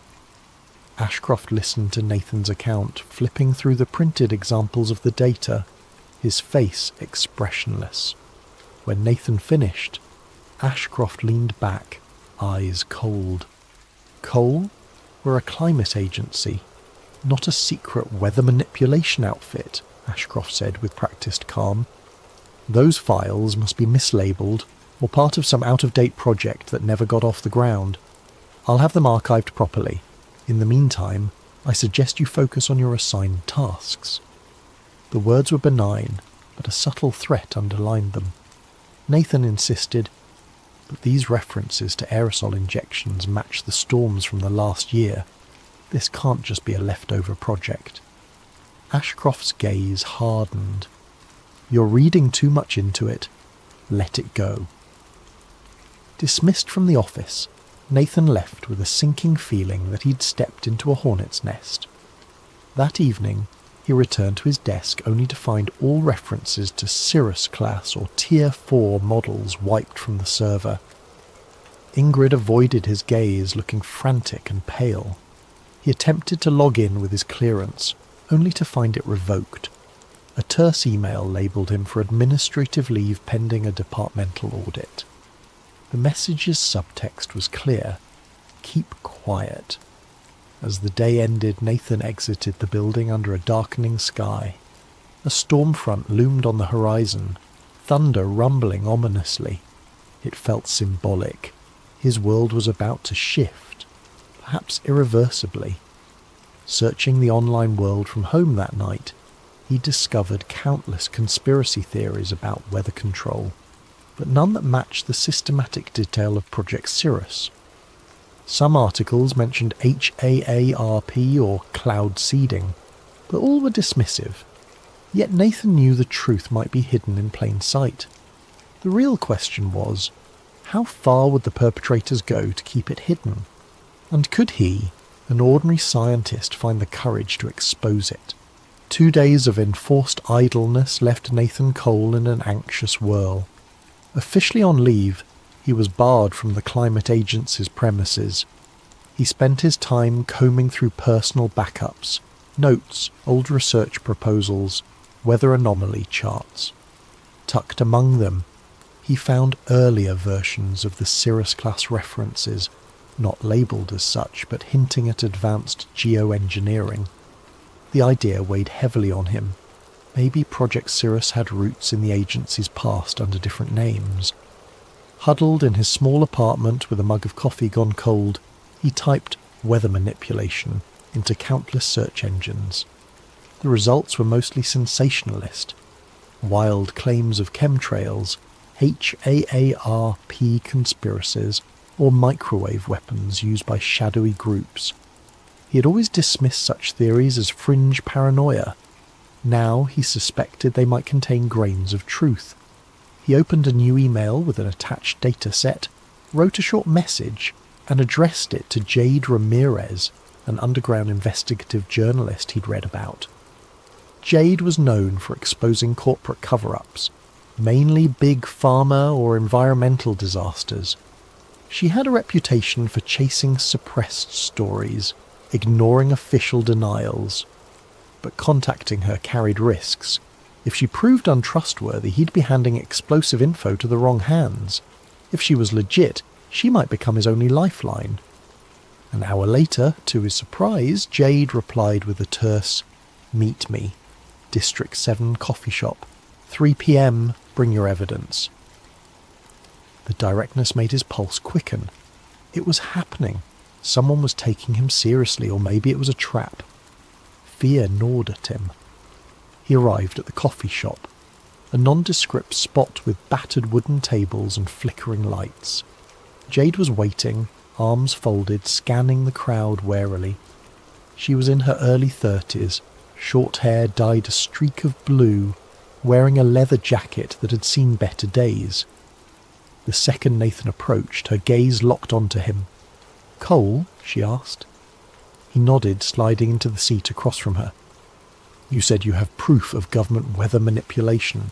That's a big claim." He took a deep breath, passing a flash drive across the table.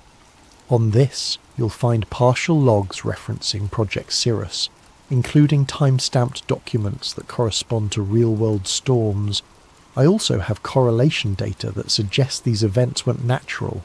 She raised a skeptical eyebrow. "Could be doctored. People fake documents all the time."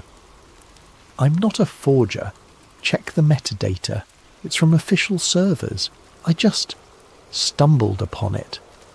Jade hesitated, took the drive. "If you're messing with me, I'll know. But if this is real, it's huge." She paused. "Why come to me? Why not mainstream media?" Nathan grimaced. "They'll bury it or brand me a crank. My own office tried to muzzle me. You have a history of exposing cover-ups." She leaned back.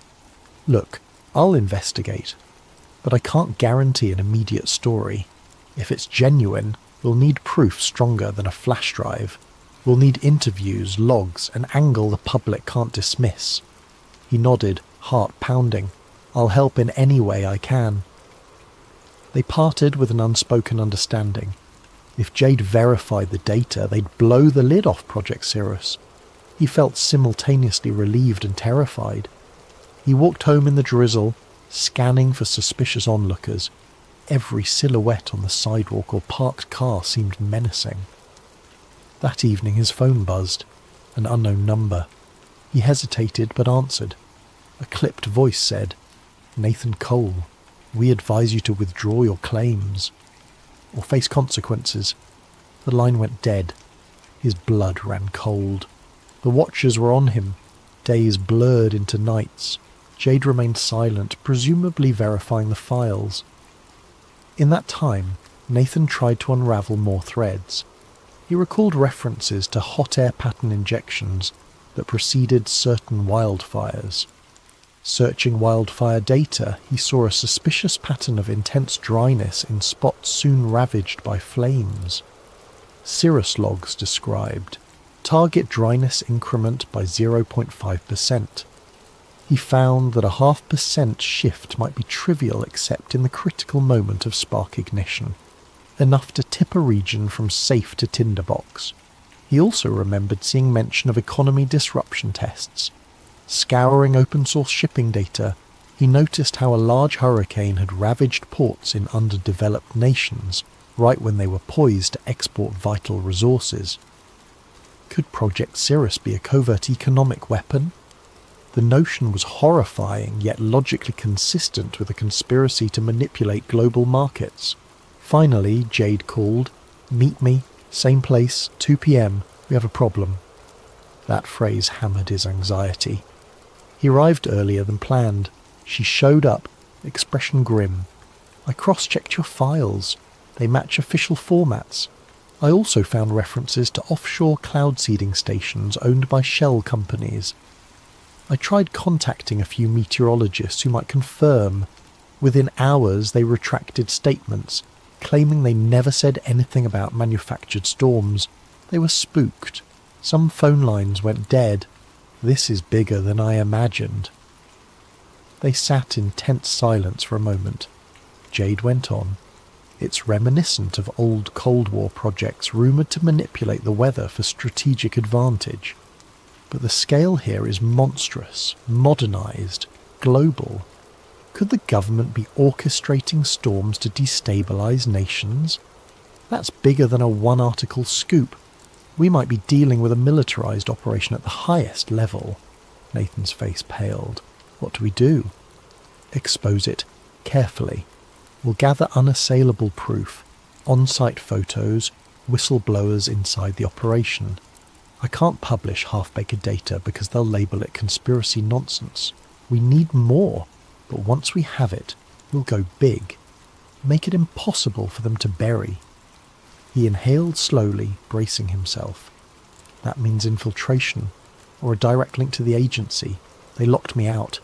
Any attempt to re-enter is dangerous." She clenched her jaw. "We find another lead, someone inside, or we break in somewhere else. This story, if true, changes everything about how we see natural disasters." Before they parted, Jay confided in him a personal note. "My brother died in a supposed freak hurricane a few years back. I always felt something was off. This might explain it. I want the truth as much as you do." Her resolve mirrored his. They left the cafe more determined, less alone. Still, doubt lingered. The forces behind weather manipulation likely had near-limitless resources. Could two individuals, a disgraced scientist and an underground journalist, truly unmask it? And if they did, would the public accept such a monstrous possibility? Another beep from his phone cut through the gloom. A new text from an untraceable number. "You've been warned. Stop now." The intimidation was intensifying, yet it only fueled his conviction. They were on a collision course with a hidden power capable of rewriting the planet's skies. Surrender wasn't an option, not after glimpsing the scale of harm inflicted upon innocent lives. That night thunder rolled again outside Nathan's window. He wondered if it was a naturally occurring storm or another artificially steered system. In either case, the storm brewing inside his own life was about to get fiercer, driving him deeper into the shadows of a conspiracy that threatened the entire globe. Nathan Cole's days turned into a blur of covert meetings and frantic internet searches, each new revelation pulling him deeper into a labyrinth of conspiracies. Jade Ramirez, juggling her own investigations, collaborated with him on a plan to gather incontrovertible evidence. The stakes escalated when Jade stumbled upon references to Project Stormgate, a decades-old initiative rumoured to be the predecessor of Cirrus. Her findings: Stormgate started in the Cold War era, an attempt to use weather as a silent weapon, spawning floods, droughts, or storms in target regions without direct warfare. It was tested in small-scale scenarios, but never publicly acknowledged. Now it seemed Project Cirrus had modernised Stormgate's mission with advanced technologies like ionospheric heating and aerosol deployment. As Jade pieced together old FOIA, Freedom of Information Act documents, Nathan found corporate ties, shell companies that owned private cloud seeding stations in remote oceans. The trail led to a nondescript facility near the coast. Eyewitness accounts from local fishermen described unmarked planes releasing chemicals into the sky at night. Jade's eyes glinted. That might be our key vantage point to capture them in the act. Their plan was risky. Slip onto the restricted coastline, photograph or record the planes, and cross-reference flight data. Jade had the gear. A high-zoom camera, a drone for overhead shots. If they caught a plane in action, it could corroborate the logs describing ChemLab 7 deploying aerosol injections. But infiltration carried the risk of immediate arrest or worse, especially if armed guards patrolled. Yet neither Nathan nor Jade hesitated. The storm battered the region, ironically providing them with a cover of gloom and thunder. One drizzly night, they navigated the coastline by a battered off-road vehicle, headlights off. Each minute that passed felt like an eternity. Rain battered the windshield. Jade skillfully drove, guided by the GPS coordinates from local rumours. Eventually they reached a chain-link fence topped with barbed wire. Beyond it lay a row of hangars and a short runway. Faint lights glowed from within. Jade parked behind a natural dune, pulling out a pair of binoculars. "We see if anything moves. If a plane takes off, we record. This is the only runway for miles. If they're launching secret ops, it's gotta be here." Nathan's nerves were raw. Hours ticked by in the humid darkness, hearts pounding with each new lightning flash. At around 2 a.m. they spotted activity. Hangar doors slid open, revealing a cargo plane with no visible markings. Workers wearing hooded raincoats hustled about. Through the binoculars, Jade glimpsed canisters being loaded into the plane's cargo hold. She snapped pictures, leaning forward with hushed excitement. As the plane taxied out, Jade launched a small drone. The drone soared up, capturing thermal signatures. A live feed on her laptop showed the canisters inside the hold. The plane took flight, slicing through storm clouds overhead. Jade followed with the drone as best she could, capturing aerial footage of suspicious aerosol jets spraying from the plane's underside. The night vision feed revealed a chemical trail dispersing into the storm. They had proof that matched the Cirrus documentation referencing mid-storm aerosol seeding. Suddenly, warning lights blared on the drone's interface, some kind of jamming signal. The drone feed cut out, the device spiralling. Jade cursed as the laptop screen flickered to static, but they'd already recorded a few minutes of incriminating footage. Gritting her teeth, she saved the partial data to multiple drives. Then came the wail of sirens. Spotlights erupted across the runway, scanning the perimeter. "Time to go," Jade muttered. Nathan nodded, adrenaline surging. They retreated, hearts pounding, water splashing underfoot. They reached the off-road vehicle and sped away. The swirling storm overhead a testament to the operation they'd just witnessed. In the rearview mirror, flashing lights and distant shouts indicated the facility was on high alert. But for now, they were free, with precious evidence in hand. Hours later, they reconvened in Jade's makeshift safe house, a dingy apartment she used for sensitive investigations. She meticulously backed up the footage on encrypted servers. "We have them in the act," she said, breath trembling with excitement. "No official markings, but definitely a plane deploying chemicals into a storm system. The question is, how do we tie it to a government directive?" Nathan rummaged in his bag, pulling out a snippet of log referencing a night ops flight from Hangar 15. The date matched that night. "We link it to that schedule. We still need a direct chain to Director Ashcroft or whomever is behind Project Cirrus. Otherwise they'll claim it's rogue actors or deny the authenticity." A sudden beep from Jade's laptop drew their attention. An intrusion warning popped up. A hacking attempt. Jade hastily scrambled to cut internet access. "They're trying to track us down," she hissed. "We have to move. This place isn't safe anymore." Frantic tension spurred them to pack their gear. Jade stuffed the drives into a sealed bag. They left under the pre-dawn sky, the city's neon glow a silent witness. By sunrise, they'd relocated to an abandoned storage unit on the outskirts. Nerves rattled but resolve firm. From there, Jade made contact with a fellow journalist known for secure data handling. They arranged a possible large-scale leak to multiple independent outlets. Meanwhile, Nathan discovered deeper references in the logs. Storm weapon test, drought expansions, wildfire expansions, hurricane targeting. The text explicitly mentioned impacting global commodity markets, resource control and political leverage. The scope of it was monstrous, pitting entire nations into chaos under the guise of natural disasters. A final piece of the puzzle emerged when Jade hacked into an older database containing Stormgate archives.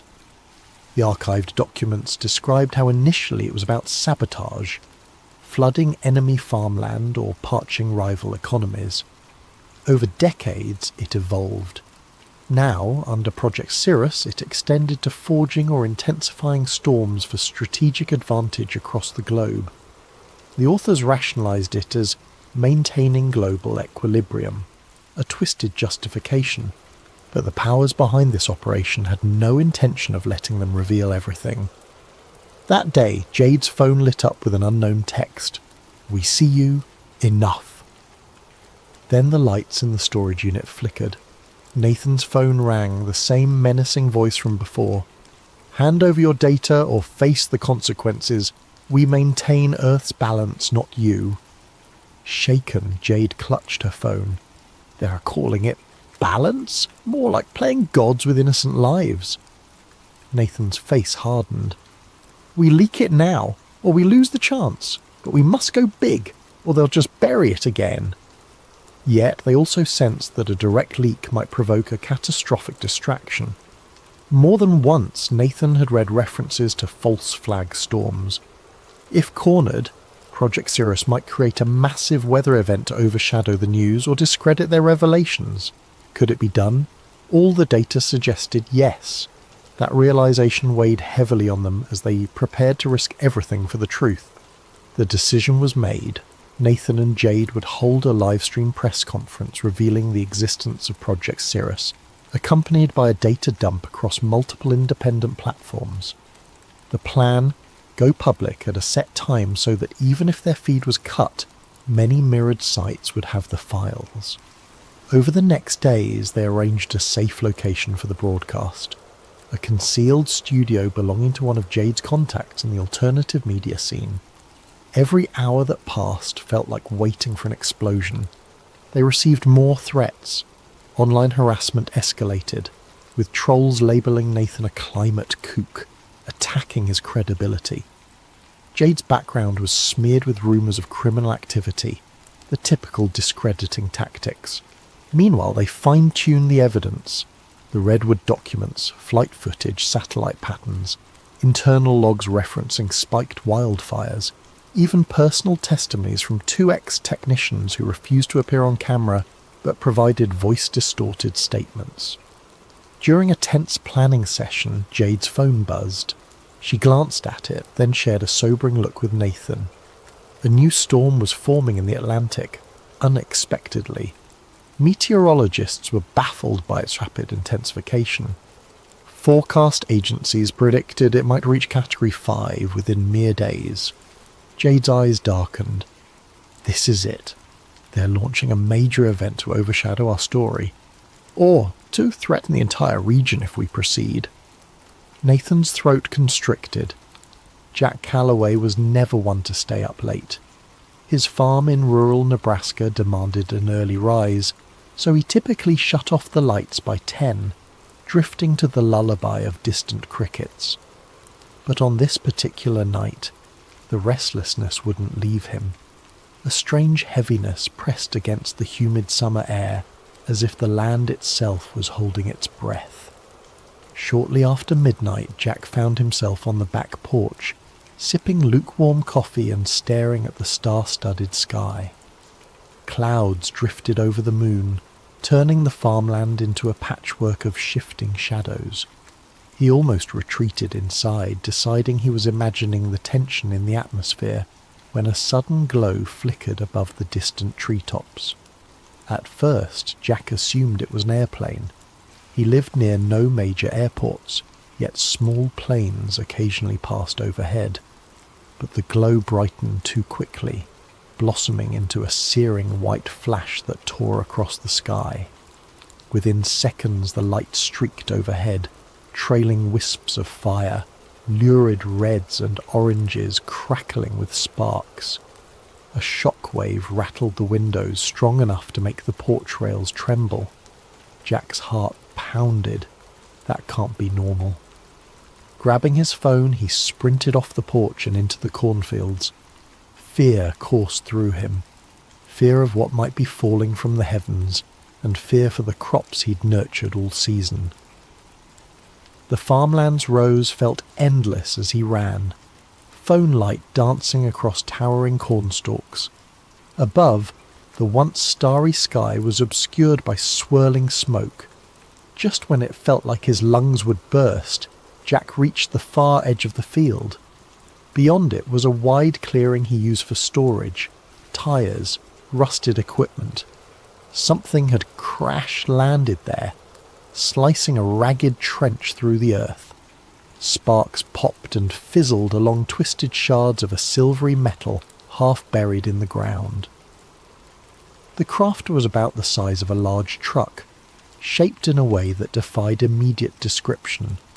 It wasn't a plane, helicopter, or any design Jack recognised.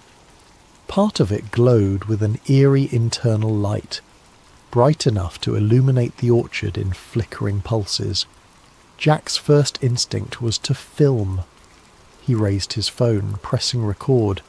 The footage captured the craft's warped hull, the shimmering heat waves pouring off it. He tried to speak, narrating that something had crashed, that it wasn't an airplane, but his voice shook so badly the words jumbled. Then, from within the shattered metal, a sliver of movement caught his eye. He inched closer, phone at arm's length. Steam hissed. An acrid smell like scorched wires choked the air. Something was definitely inside, a shape contorting behind the half-melted panels.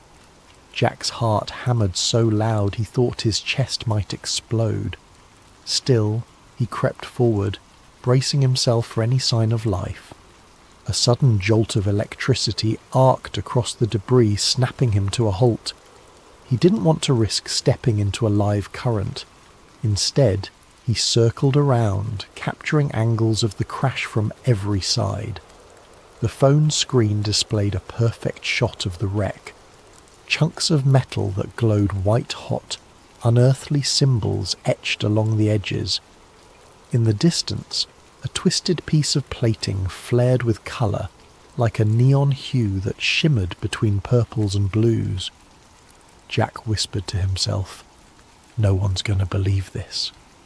But he had the footage, and that alone sparked hope that the truth might come to light. Suddenly the craft's lights dimmed. The field fell silent, except for crackling flames. The shape inside retreated deeper into the wreckage. Unsure what else to do, Jack took a few steps forward, balancing caution with curiosity. Then an unexpected surge of static flared from his phone, the screen going haywire.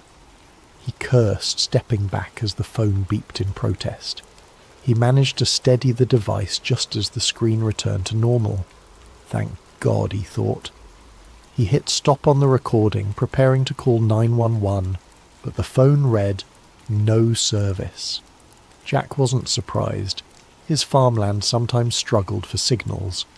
He jogged back through the corn rows, returning to the house. Once inside, he used the landline. It rang once, then cut off. He tried again. Same thing, a dead line. Tapping at his smartphone, he noticed the Wi-Fi icon flicker, then vanish. Confusion twisted in his gut. The night was calm, no storms. Was the crash interfering with signals? Possibly. He rummaged for his laptop, fired it up and attempted to connect. Nothing. Even the router's usual blinking lights were locked in a static glow. A pit of dread sank in his stomach. If he couldn't call out or upload the video, how would he get help? He decided to drive into town. Maybe from there he could call authorities. But as he stepped onto the front porch, headlights appeared at the far end of his dirt driveway. 2 black SUVs rolling up with their beams off. They advanced silently, an ominous presence cutting through the dark. Jack's pulse raced. Normally, unannounced visitors after midnight might be drunks or lost travellers, but these vehicles looked official. Tinted windows, standard government plates. He took a step back, adrenaline spiking. The feeling of being trapped rose in his chest. The SUVs stopped, engines humming. Doors opened and figures in dark suits spilled out. They carried flashlights that cut across the yard. One man, tall with a military-like bearing, stepped forward. "Mr. Calloway," he called, voice calm but unnervingly authoritative. Jack didn't answer. He realized they might want his phone, the precious footage. Even if they were from the government, something about their arrival felt sinister. He slipped inside, locked the door and sprinted to the kitchen. Peeking through the window, he saw the men fan out across his property. Another SUV arrived from the other direction, sealing any easy escape. The man in charge barked orders in a low tone. Despite the distance, Jack caught snippets. Secure the perimeter, search the barn, find the subject. Subject. As if he were some kind of criminal. A surge of defiance lit inside him. They're here for the crash. The pieces clicked. They must know about the fallen object. They wanted to contain it, hide it from public knowledge. Jack clutched his phone tight, sinking into a corner. Think, Jack. Don't let them seize that video. The file was his only proof that something extraordinary had landed in his fields. If these agents got it, the truth might vanish forever. He peered out again, noticing more men stepping around the side of the house. In that moment, Jack made a choice. He would not surrender the footage. Summoning courage he never knew he had, he pocketed the phone, grabbed a flashlight and hurried toward the back door. They hadn't reached the house's rear yet. Maybe he could slip away. The world beyond was ablaze with tension. He sensed it wasn't just about a crashed craft. It was about a revelation bigger than anything he'd ever imagined. Now, forced to stand alone against these black-suited strangers, Jack felt a spark of determination. He was a simple farmer, but he'd stumbled upon something that defied reason, and come what may, he would not let it be buried. Jack Calloway's heart hammered as he ducked out the back door, creeping into the shadows behind his farmhouse. The night air clung to him, heavy with the echo of distant engines idling. He had no illusions about outrunning a team of trained agents, but desperation fueled him. Keeping low, he skirted along the fence. The farmland behind him was vast, miles of cornfields broken by a scattering of outbuildings. If he could disappear into the rows, maybe he'd have a chance to slip past these intruders. He peered back at the house. 2 men in suits hammered on the front door, demanding Jack open up. Another pair circled around, shining flashlights across windows. Anxiety churned in his gut. They'll figure out soon enough he's not inside.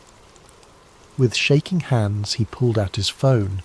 He swiped to open the video he'd recorded earlier in the field. For a moment, relief. The video thumbnail appeared, showing the glowing metal debris. He tapped play. The screen flickered, a swirl of static. Then an error message. File corrupted. No, Jack muttered, panic rising. He tried again, but the same glitch repeated. Next, he attempted to upload it to a social media site, forgetting that his signal was gone. The upload bar stuck at 0. Offline. He closed his eyes, fighting the wave of helplessness. The only thing that gave him hope in this impossible situation was the video, now apparently worthless. But maybe the file could still be salvaged.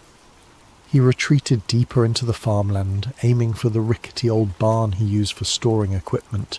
Inside the barn, dust motes drifted in the faint glow of his flashlight.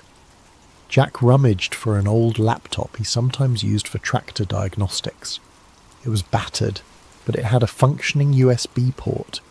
If he could move the footage off his phone, maybe he could fix it. The laptop booted up with a grinding whir, making Jack cringe at how loud it seemed. Every second counted. In the barn's gloom, the beams overhead creaked, and outside he caught the faint silhouettes of flashlights sweeping across the property. The agents were close. At last the laptop loaded. He plugged the phone in, frantically clicking to access the video file. The software recognized the phone, but the video thumbnail displayed a warning icon. Corrupt file. Even the laptop spat out an error. Jack cursed. Trying a half-dozen times, the footage refused to open. He sat back, trembling. So that's why they're so confident. Something about the crash or the craft's energy had garbled the data. For all he knew, it might be salvageable, but he didn't have the technical know-how. I need an expert. Remembering the commotion outside, Jack eased a peek through a gap in the barn wall. The black SUVs sat near the farmhouse, headlights illuminating part of the yard. Agents combed the area, scanning with thermal gear. Fear pinched his chest. If they had advanced tech, he'd be as visible as a heat signature behind these wooden walls. Quietly, he powered down the laptop and stuffed it into a battered tool bag. He had to get out of here. He grabbed an old hunting rifle from a rack just in case and made for a side exit. The moment he stepped outside, he heard footsteps crunching on gravel. Instinct kicked in. He darted behind the barn. A voice, low and commanding, called out, "Hold! Show yourself!" Jack froze, pressing himself to the barn's rough wooden planks. He recognized that voice from the man who had called his name earlier. Footsteps drew closer. Jack's mind raced. If he surrendered, they'd likely confiscate everything. He'd be black-bagged or simply vanish. No one would ever see that footage. Not that it was playable right now. He forced himself to move, slipping between the barn and an old tractor with rusted wheels. The flashlight beams swept over the ground. One agent hissed, "He was here." Thermal picked him up. Another responded, "He can't be far, spread out." Jack waited for a break in their pattern, then bolted into the cornfield.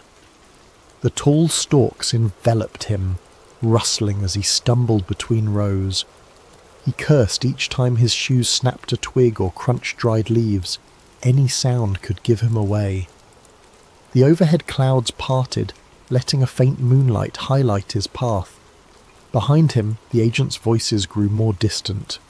They were branching out, but the field was vast, and Jack knew its layout intimately. He used that knowledge to navigate a diagonal path, eventually emerging by a narrow dirt road at the far edge of his property. Breathing in ragged gasps, he paused behind a tree. The phone in his pocket remained lifeless. No signal. The laptop in his bag was all but useless if he couldn't fix the corrupted video. He needed someone with hacking or data recovery skills, someone who understood digital forensics. But who? A memory surfaced. During a county fair last year, Jack overheard a rumour about a reclusive tech wizard who lived 2 towns over, a woman named Olivia Carter, though folks called her Liv. She had once worked for the government in cybersecurity, then left under murky circumstances. Maybe she could salvage the footage. Deciding that was his only shot, Jack took the dirt road leading away from the farm. He hopped into his old pickup truck, which he'd parked out near the tree line for hauling feed earlier. The keys were still in the ignition. Country living had made him lax about locks. The engine sputtered, then roared to life. As he drove, he risked a glance back at his property. The headlights from the agent's SUVs glowed, and faint figures moved across the farmland. A pang of loss hit him. This farm was his home, his life.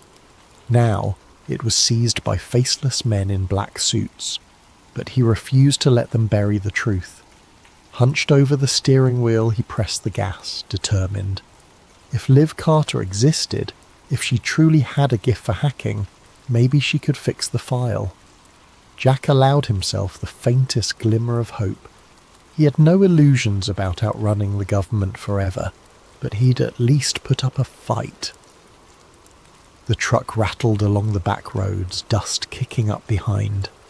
He spotted no immediate pursuit, which unsettled him more than comforted him. The entire fiasco felt unreal. Aliens in his field, men in black SUVs. His phone's footage turned useless, yet the memory of that smouldering, unearthly craft lingered.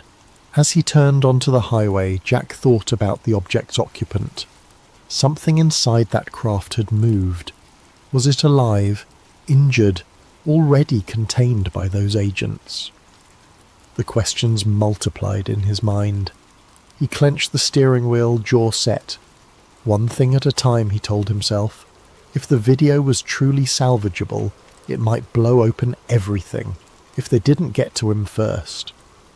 Dawn broke over a lonely gas station on the outskirts of a neighbouring county, where Jack Calloway huddled by a payphone. The overhead fluorescent lights buzzed, half of them flickering. A battered vending machine spat out stale snacks. Exhaustion weighed on Jack's eyes, but he forced himself to remain alert. He used the payphone's directory to find a listing for Olivia Carter. The number rang endlessly until a groggy voice answered. "Who is this?" it demanded. Clearing his throat, Jack identified himself, explaining that he got her name through local rumour, that he needed urgent help with a corrupted video. A pause followed, then the voice turned suspicious. "You got the wrong line, buddy," it said, starting to hang up. Jack insisted. "I have proof. Something that crashed. I caught it on camera. The government's after me. I was told you used to do NSA-level security or something." Another stretch of silence, then a half-laugh. "So you're the kind of paranoid who calls a random woman with a UFO story. I'm not that gullible." Desperation clawed at Jack. He quickly described the craft, the men in black suits, how his phone's file was corrupted after the crash. He added details about the signal jamming around his farm. The voice on the other end grew quiet. Finally it said, "Meet me at the old train depot outside Rockville, near mile marker 114. Be there in 2 hours, alone." Then it clicked off. Jack exhaled relief, though a kernel of doubt lingered. What if this is a trap? But with no other leads, he had no choice. He drove an hour on dusty roads until he found the abandoned train depot, a dilapidated brick building lost among weeds and rusted tracks. The place felt deserted, except for a single battered motorcycle leaning against the wall. He parked the truck and stepped out, scanning the area. A figure emerged from the depot's shadow. A woman in her 30s, lean and sharp-eyed, wearing a hoodie and clutching a backpack. "You're Jack?" she asked warily. "Yes. You Liv Carter?" She gave a tight nod. "We don't have much time. Show me the phone." Jack handed it over, anxiously summarising the night's events. Crash in the cornfield, black SUVs, corrupted footage. She offered no immediate reaction beyond a raised eyebrow. Settling on a crumbling bench, she booted up a compact laptop from her backpack, hooking Jack's phone to it via cable. "Your data's scrambled," she muttered, eyes flicking across lines of code. "Could be electromagnetic damage or some advanced jamming tech." Jack paced, scanning for signs of watchers. The old train tracks vanished into the horizon. No other vehicles in sight. Liv typed furiously, occasionally murmuring about header corruption or audio anomalies. After a tense half-hour, she said, "I can see partial frames, indistinct shapes, bright lights. This is definitely not a normal glitch." A flicker of hope ignited in Jack. "Can you fix it?" Liv sighed. "I might restore enough to see something, but I can't promise clarity. The real kicker is these weird signals embedded in the data, like some kind of layered frequency. I've never encountered anything like this in normal phone footage." Jack's stomach tightened. Something about the crash evidently messed with the electronics. Before he could respond, the roar of engines drew their attention. Down the deserted highway, a convoy of black SUVs approached, just like the ones at his farm. Liv snapped her laptop shut, eyes widening. "Who the hell are they?" Jack's pulse surged. "FBI, CIA, I don't know," he said. "But they're after Moore." Liv snatched her gear. "We have to move." The two sprinted to their vehicles. Jack scrambled into his pickup. Liv revved her motorcycle. As the SUVs closed in, they sped off from opposite sides of the depot. The agents split, some pursuing Liv, others tailing Jack. Gravel sprayed beneath Jack's tyres as he lurched onto the highway. He glimpsed Liv in his mirror, weaving her motorcycle off-road in a cloud of dust, outmanoeuvring the black SUVs behind her. Jack's own pursuers kept tight, lights flashing. Suddenly a siren whooped, and a different set of lights flared in the distance, local county sheriff vehicles. They blocked the road, forcing Jack to swerve. He recognized the lead patrol car's driver, Sheriff Wade Mitchell. The older man stepped out, arms raised in a calm down gesture. One of the black-suited agents hopped from his SUV, flashing a badge at Mitchell. Though Jack couldn't hear their exchange, it was clear the agent demanded Mitchell to stand aside. Mitchell frowned, glancing at Jack's truck. He motioned for Jack to pull over. Faced with no immediate path to escape, Jack braked, wheels skidding on cracked asphalt. The agent approached, dark sunglasses masking any expression. "Jack Calloway, we'd like you to come with us. There's been an incident on your property. Official business." Mitchell cast a confused look at Jack. The sheriff had known Jack for years. "Jack, what's going on? Why are these men chasing you?" Jack, chest heaving, answered, "They raided my farm. They want my phone. They're covering up something that fell from the sky." The agent tensed. "That's nonsense, Sheriff. We're investigating a possible meteor strike, no threat to the public. Mr. Calloway is interfering with our operation. Please, step aside." Mitchell's gaze flicked to Jack. He saw the fear, the sincerity in the farmer's eyes. Something about the agent's calm, clipped tone felt off. "I'd like to hear more from Jack," the sheriff said, folding his arms. The agent's jaw tightened. "This is a federal matter. You're out of your jurisdiction." Jack took the moment's distraction to speak quickly, explaining the crash, the craft, the suits. He insisted he had footage, though corrupted. Mitchell's face paled, but he stood firm, telling the agent, "Federally or not, in my county, I want to see a proper warrant." The agent stared coldly, then motioned to the SUVs. Two more men joined, brandishing official documents. "Here's your warrant, Sheriff. Satisfy your procedures." He smirked, as if expecting compliance. Mitchell studied the pages, then gave Jack a grave look. "Let me see your phone," he murmured. "I trust you, Jack, but I got to see something." Jack hesitated, but he fished out the phone. Mitchell scrolled the corrupted file, gleaning only flickers of static and partial frames of a bright object. Even that snippet was enough to rattle him. He glared at the agent. I want an explanation for this. Doesn't look like a meteor to me. The agent stepped forward, face stony. Sheriff, you're obstructing an active federal operation. If you continue, we will have to place you under arrest as well. Mitchell stiffened, mind clearly torn. He faced Jack, voice hushed. I can't protect you if you fight them here. Then more audibly he said, I won't let you arrest my citizen without just cause. But if Jack chooses to leave, I won't stop him. Silence stretched. The agent's eyes narrowed behind tinted lenses. In that heartbeat, Jack understood the sheriff was giving him a window, a fleeting chance to flee. Not wanting to waste it, he gunned the truck's engine. The agent barked an order, but Mitchell positioned himself in the agent's path, forcing him to sidestep. Jack roared past the police cruiser, rubber squealing. The black SUVs swarmed, but Mitchell's deputies manoeuvred to block them, even if just for a few seconds. Those precious moments let Jack speed onto the open road. In his rearview mirror, he saw the convoy eventually break free, resuming pursuit. His chest pounded with gratitude. Elias Finch could taste both as he walked the muddy streets, notebook tucked securely in his inside pocket. At 36, his once youthful face had hardened into angular planes beneath a journalist's keen eyes that missed little.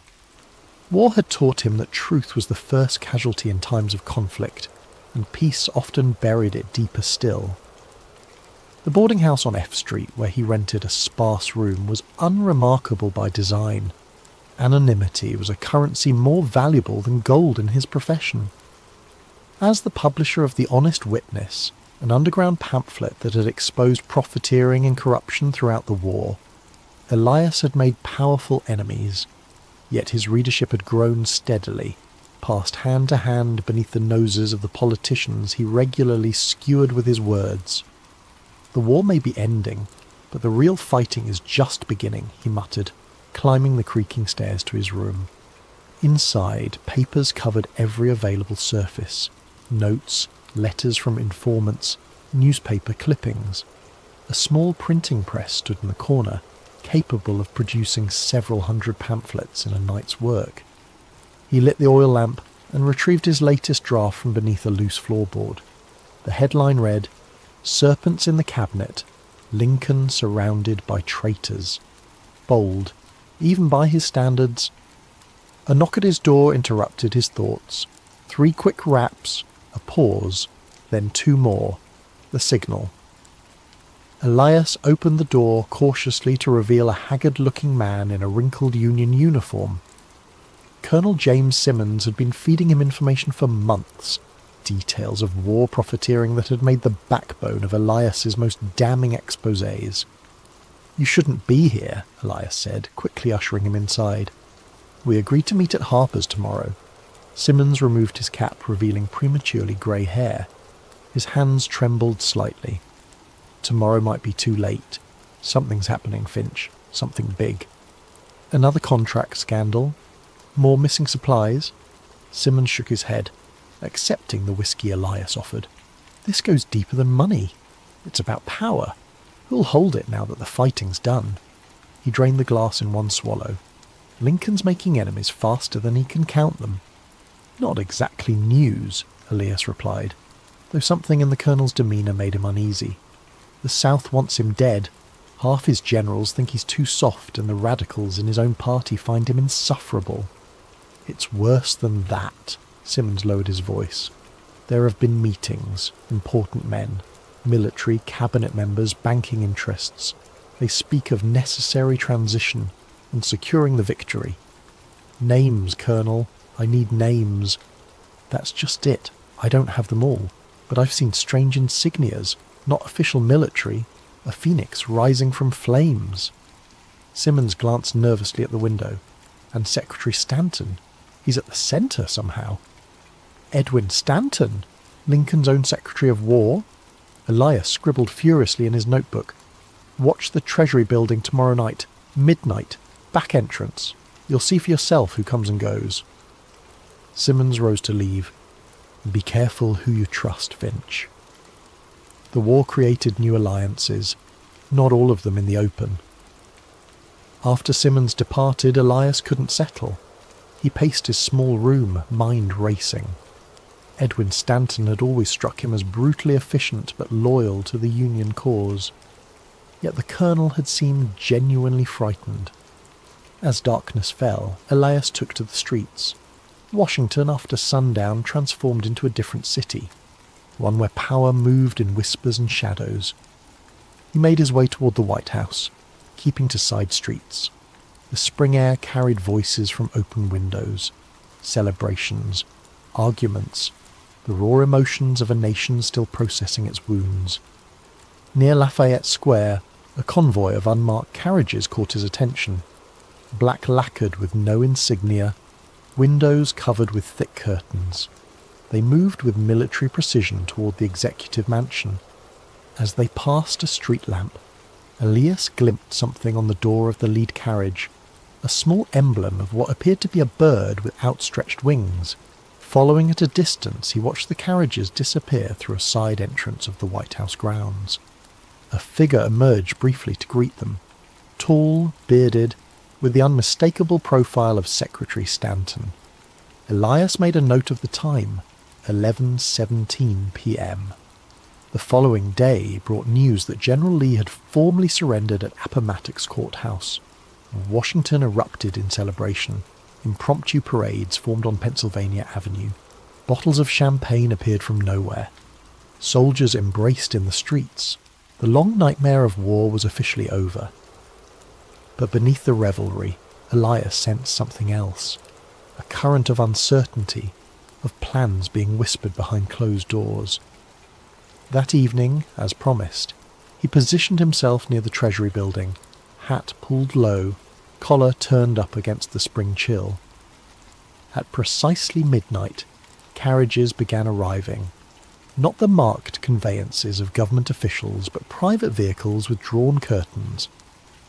Men emerged quickly, faces obscured, and disappeared inside a door Elias knew to be a service entrance. He counted 12 in total, recognizing a few profiles despite their attempts at anonymity. A Supreme Court Justice, 2 generals, what appeared to be Vice President Johnson himself. Last to arrive was a smaller carriage. When its occupant stepped out, Elias had to stifle a gasp. Senator Lafayette Baker, head of the National Detective Police, Lincoln's own spy master, was unmistakable even in the dim gaslight. Before entering, Baker paused, scanning the darkness as if sensing Elias's presence. On his lapel glinted a small pin, a phoenix rising from flames. For 3 hours Elias waited in the shadows, fighting the cold and his own growing dread. When the men finally emerged, their expressions were solemn, purposeful. Something had been decided in that room, something that would never appear in any official record. Back in his lodgings, Elias worked feverishly until dawn, connecting threads, forming theories. His hands shook as he sketched out the emblem he'd seen, the Phoenix insignia. Below it he wrote, "The Order of the Phoenix, secret society or military faction." As morning light crept through his window, Elias heard newsboys already crying the headlines. "Victory complete! Lincoln to attend Ford's Theatre tomorrow night." An odd chill ran through him as he recalled Simmons's warning. Something big is about to happen. He glanced at his notes, the mysterious meetings, the Phoenix emblem, Stanton's involvement, the timing of it all. A terrible suspicion began to form in his mind, one he dared not even write down. But one thing was certain. He needed to be at Ford's Theatre tomorrow night. April 14th dawned bright and clear, a Good Friday that seemed to herald the nation's rebirth after its long crucible of war. Flags hung from every building on Pennsylvania Avenue. Church bells rang throughout the day, not in mourning as they had for 4 years, but in celebration. Elias spent the morning visiting contacts, trading information in the back rooms of taverns and print shops. The name, Order of the Phoenix, drew blank stares. or nervous glances. No one would speak of it directly, but their silence told him enough. The name carried weight, inspired fear. By mid-afternoon, he had secured a ticket to Ford's Theatre. Our American cousin was not his idea of quality entertainment, but the president's attendance made it the centre of Washington that night. If his suspicions had any merit, he needed to be there. As dusk settled, Elias dressed with unusual care. His customary rumpled journalist attire was replaced by a respectable suit and cravat, nondescript enough to blend with the theatre crowd, but fine enough not to attract unwanted attention. He slipped his notebook into an inner pocket, along with a small revolver, a precaution he'd never needed before, but tonight felt different. Ford's Theatre blazed with light as he approached. The 3-story brick building on 10th Street had become the centre of Washington society since its renovation 2 years earlier. Tonight it seemed all of official Washington had turned out, a celebration of victory personified by the attendance of the president himself. Elias noted the security, surprisingly light for such an occasion. A few metropolitan police officers milled about, but there was none of the military presence one might expect given the recent end of hostilities. He studied the faces of those entering. Politicians, military officers, social climbers of every variety. All seemed caught up in the festive atmosphere, yet Elias couldn't shake the feeling of performances within performances. In the crowded lobby he spotted a face he recognised. John Parker, a notoriously unreliable presidential bodyguard known more for his drinking than his vigilance. Parker seemed distracted, already glancing toward the bar across the street. Elias made a mental note, taking his seat in the dress circle, one level below the presidential box. Elias had a clear view of both the stage and the entrance to Lincoln's box. The theatre hummed with anticipation. Ladies in silk gowns fanned themselves. Gentlemen exchanged handshakes and political whispers. At precisely 8:30, a stir near the entrance announced the presidential party's arrival. The orchestra struck up "Hail to the Chief" as Lincoln entered, tall and gaunt in his black suit, accompanied by his wife Mary, Major Henry Rathbone, and his fiancée Clara Harris. The audience rose in thunderous applause. Lincoln bowed slightly, his weary face breaking into that familiar melancholy smile. As the play began, Elias divided his attention between the stage and the movements around the theatre. 20 minutes into the performance, he noticed a man in a dark coat slip into the dress circle, moving with the confident ease of someone who knew the building well. Even from profile, the actor John Wilkes Booth was unmistakable, his handsome features and theatrical bearing marking him as clearly as a signature. What caught Elias's attention, however, was not Booth himself, but the man who briefly intercepted him near the back wall, a Union officer whose insignia identified him as a staff colonel. The two exchanged what appeared to be a few terse words.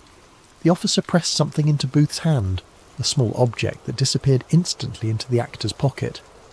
Their interaction lasted perhaps 10 seconds before they separated, the officer retreating toward the stairwell. Elias's journalistic instincts flared. He rose quietly, intending to follow the officer when he noticed something else, a flash of metal on the man's collar. Even from a distance the shape was familiar, a small phoenix emblem, identical to the one he'd seen on Senator Baker's lapel. Before Elias could process this, Booth had already moved toward the president's box. With growing alarm, Elias watched the actor pause outside the entrance. The expected guard, Parker, was nowhere to be seen. Booth seemed to check the corridor before slipping inside. What happened next would forever burn itself into the nation's consciousness. The sharp crack of a pistol, Mary Lincoln's piercing scream, Booth leaping from the box to the stage, catching his spur in a Treasury Guard flag, landing awkwardly but still managing to brandish his knife and shout words that would echo through history. "Sic semper tyrannis!" The theatre erupted into chaos. Women fainted, men shouted. Someone screamed, "The president is shot!" From his position, Elias could see into the presidential box where Lincoln slumped in his rocking chair, a dark stain spreading across his collar. As pandemonium engulfed the theatre, Elias's trained eye caught details others missed. The surprising ease with which Booth escaped through the rear door, where a horse conveniently waited, the momentary hesitation of guards who should have moved more quickly, and most disturbing of all, the Union colonel with the Phoenix insignia, calmly observing from the shadows before slipping out a side exit, not in pursuit of Booth, but in the opposite direction. Elias fought his way through the panicked crowd toward that exit. By the time he reached the alley, the colonel had vanished. Nearby, a stagehand was babbling hysterically to anyone who would listen. "Booth!"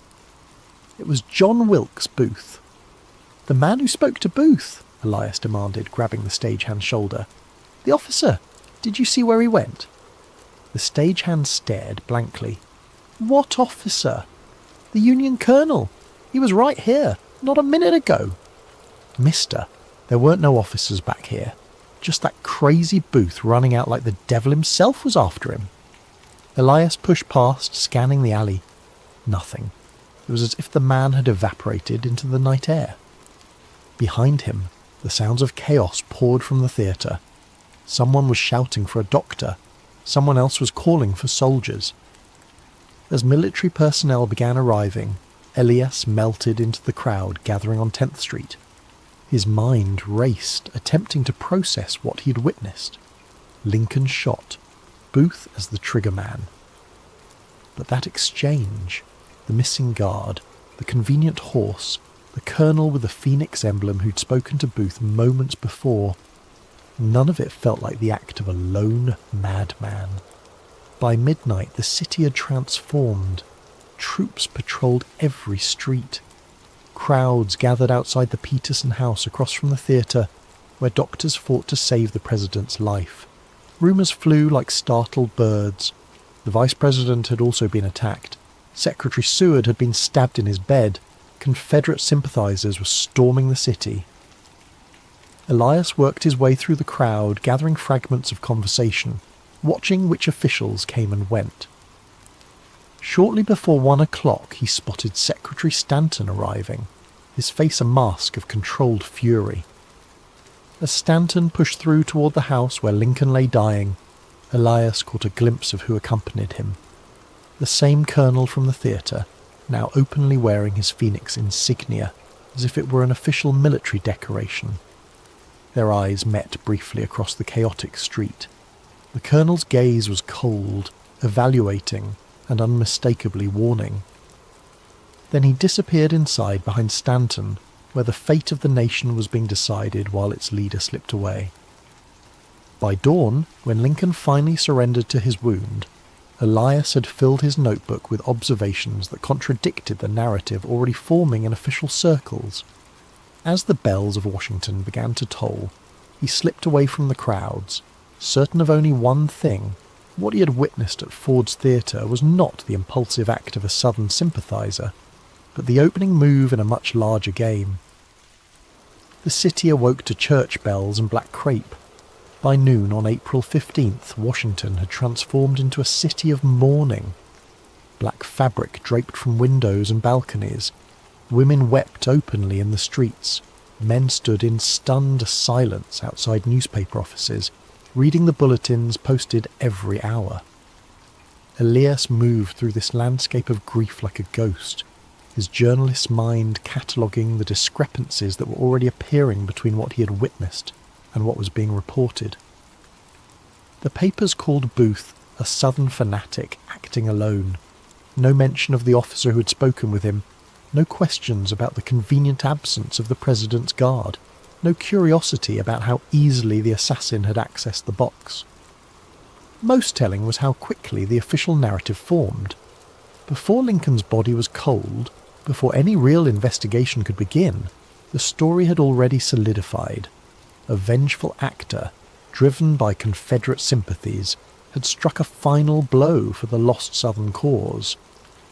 Elias made his way to a small printing shop off E Street owned by a German immigrant named Müller, who had printed The Honest Witness throughout the war. The old man's face was grave as Elias entered. "I cannot print for you any more, Herr Finch," Müller said before Elias could speak. "Men came this morning. Government men." "What men? What do they want?" Müller's hands trembled as he rearranged already perfectly ordered type. "They asked about you, about your pamphlet. They took my customer ledger," he lowered his voice. "They had that look, Finch. The look of men who break things that cannot be fixed. Did they threaten you directly?" "They didn't need to." Müller glanced nervously at the window. One of them said, "The country needs unity now, not troublemakers." Then he put his hand on my printing press and said, "Beautiful machine. Would be a shame if something happened to it, or to your immigration papers." Elias felt a familiar anger rising. "I need to print what I saw last night, Heinrich. The truth about what happened at Ford's." "Not here you won't." Müller pressed a key into Elias's palm. "Back room of Kennedy's tobacco shop. My brother's old press is there. It's yours if you need it. But, Finch," his eyes were pleading, "be careful. These are dangerous times to question powerful men." By late afternoon, Elias had established himself at Kennedy's. The small press was outdated but functional. As he arranged his notes, preparing to write, a knock came at the door. His hand moved instinctively to the revolver in his pocket. A woman's voice called softly, "Mr. Finch? Adelaide Booker. I was at Ford's last night." Elias opened the door carefully. Adelaide Booker was in her 40s, a seamstress who had worked at the theatre for years. They had spoken several times when Elias was researching a piece on wartime entertainment. "I saw you following that officer," she said without preamble once inside. "The one with the strange pin." Elias's pulse quickened. "Tell me exactly what you saw." "I was mending a curtain backstage when Mr. Booth arrived. He seemed anxious, checking his pocket watch. Then that officer came in the stage door, which was unusual itself. They spoke briefly. The officer gave him something small, metallic." Her voice dropped to a whisper, and he said, "Remember, wait for the laugh line in Act 3, Scene 2, not before." Then he left through the same door. "Would you recognise this officer again?" Adelaide nodded. "Colonel Atticus Wade. He's been to the theatre before, always asking about who sits where, studying the layout." She clutched her shawl tighter. "I shouldn't be here.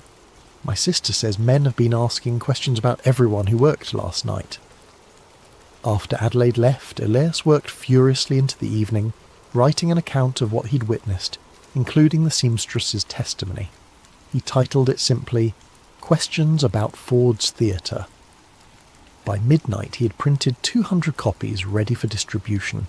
As he stepped out into the alley behind Kennedy's, a shape detached itself from the shadows. Elias reached for his revolver, but a familiar voice stopped him. "I wouldn't, Finch. There are 3 rifles trained on you right now." Colonel Simmons stepped into the dim light of the gas lamp, his uniform immaculate, his expression unreadable. "You said something big was coming," Elias said. "You knew?" "I suspected. There's a difference." Simmons glanced at the bundle of pamphlets under Elias's arm. "Those won't see daylight. The city's locked down. Every street corner has a soldier or a detective. Since when do you care about suppressing the truth? Since Secretary Stanton declared martial law an hour ago." Simmons sighed heavily. "The official story is that Booth acted with Confederate conspirators. Anyone suggesting otherwise is undermining national security in a time of crisis." Elias stared at him. "You're part of it. The Order of the Phoenix." Simmons flinched almost imperceptibly. "That name isn't to be spoken aloud, especially now." He stepped closer. "Listen to me carefully, Finch. What's done is done. Lincoln was too soft for what comes next. The South needs to be crushed, not coddled. The Phoenix understands this. And Booth? Just a convenient madman you could manipulate? A useful patriot who believed he was serving the Confederacy when in fact he served a greater purpose. Simmons looked genuinely sad. The country needed a villain, and he provided one. Now the real work begins. Stanton? Wade? Baker? How deep does this go? Instead of answering, Simmons handed him a folded paper. This was left for you. I'd burn it after reading. The paper contained just 5 lines in a flowing script. The phoenix rises from necessary fire. What seems an ending is merely transformation. Those who see too clearly become blinded.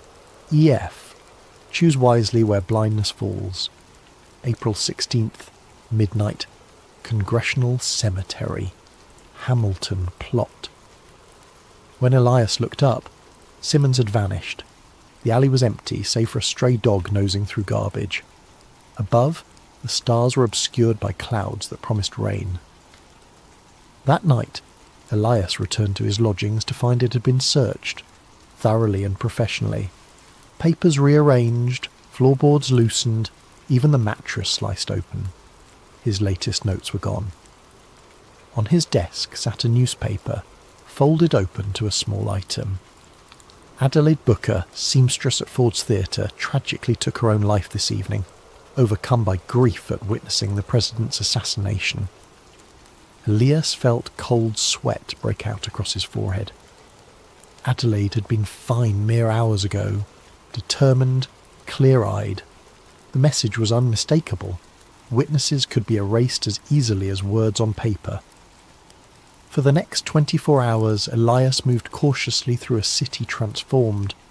Military checkpoints had sprung up overnight. Men in plain clothes, but with the unmistakable bearing of detectives, watched from street corners. Newspapers printed identical accounts of the assassination, as if working from the same script. Booth was now the most hunted man in America. But Elias noticed the search seemed strangely performative. Lots of visible activity, little actual progress. On the evening of April 16th, as the first drops of rain began to fall, Elias made his way to Congressional Cemetery. The Hamilton plot was easy to find, a grand marble obelisk marking the resting place of a forgotten congressman. As midnight approached, Elias waited in the shadows of a nearby mausoleum, revolver ready. At precisely midnight a carriage arrived. A solitary figure emerged carrying a lantern, tall, distinguished, instantly recognizable despite the darkness and rain. Secretary of War Edwin Stanton himself, the second most powerful man in the government, now effectively ruling the nation while Vice President Johnson floundered in his new role. Mr. Finch, Stanton called, his voice carrying clearly despite the rain. I know you're here. Let's dispense with theatrics. If I wanted you dead, you would be. Elias stepped cautiously from his hiding place. Like Adelaide Booker? Stanton's expression didn't change. Regrettable, but necessary. Some people cannot adapt to changing circumstances. He studied Elias with shrewd eyes. You, I think, are more practical. Is that why you're here? To discover my price? To offer you perspective. Stanton set the lantern on a nearby grave marker. What do you think you know, Mr. Finch? I know Lincoln was assassinated by conspiracy, not by a lone madman. I know the Order of the Phoenix, whatever it is, orchestrated it. I know you're involved. Stanton nodded slowly. Not inaccurate, but incomplete. The Phoenix is not what you imagine. Not some cabal of power-hungry monsters. We are patriots who understand that sometimes surgery is required to save the patient. And Lincoln was the disease. Lincoln was an obstacle. Stanton's voice softened slightly. A good man, but one whose compassion would have destroyed what we fought for. His plan for malice toward none would have allowed the same southern aristocracy to reclaim power within a decade. The war would have been for nothing. A cold certainty settled in Elias's stomach. So you had him killed. We had him removed, Stanton corrected, for the greater good. Now Reconstruction will proceed as it must, with the firm hand the South requires. He stepped closer. History is shaped by those who control its narrative, Mr. Finch. You could be part of that shaping. You want me to be your propagandist? I want you to be realistic. Your talents are considerable. The honest witness showed that. The country needs unity now, not discord. Stanton reached into his coat and produced a leather portfolio. Inside is a commission as special correspondent to the War Department, along with enough evidence to suggest you've been working for us all along. The choice is simple. Join us and write the history we need, or fight us and be written out of it entirely. He placed the portfolio atop the grave marker and returned to his carriage. Before entering, he paused. One day, when passions have cooled, the truth can emerge, but not now, not for decades. The rain intensified, nearly drowning his final words. Choose wisely, Mr. Finch. By tomorrow, there will be no other choices left. Rain pounded Washington for 3 days after Stanton's ultimatum, as if the heavens themselves mourned Lincoln. Elias remained in hiding, moving between safe houses known only to the network of informants and dissidents he had cultivated during the war. The portfolio Stanton had offered remained unopened in his coat, Pandora's box of temptation and compromise. On the third night, as thunder rolled across the capital, Elias met with Muller in the cellar of a church, whose minister had secretly treated wounded Confederate soldiers during the war. The street papers say Booth has fled south, Muller reported, shaking rain from his coat. But I heard from my cousin who drives a supply wagon. Soldiers searched the Surratt boarding house again today, tore up floorboards, broke down walls. They're looking for something, Elias mused. Something they think Booth left behind. Or something they planted that they now need to recover. Muller hesitated. There are rumours about a diary. This caught Elias's attention. Booth kept a diary? So they say. A small red leather book where he wrote his thoughts, his plans. The kind of thing that might reveal who he spoke to, who gave him orders. Elias's journalistic instinct flared. Such a diary would be the evidence he needed. Who told you this? A clerk at the War Department. He was drunk, talking too freely at Hannigan's Tavern. Said Stanton himself ordered every inch of the boarding house searched. Said the secretary was white as a ghost when he gave the order. The implications were clear.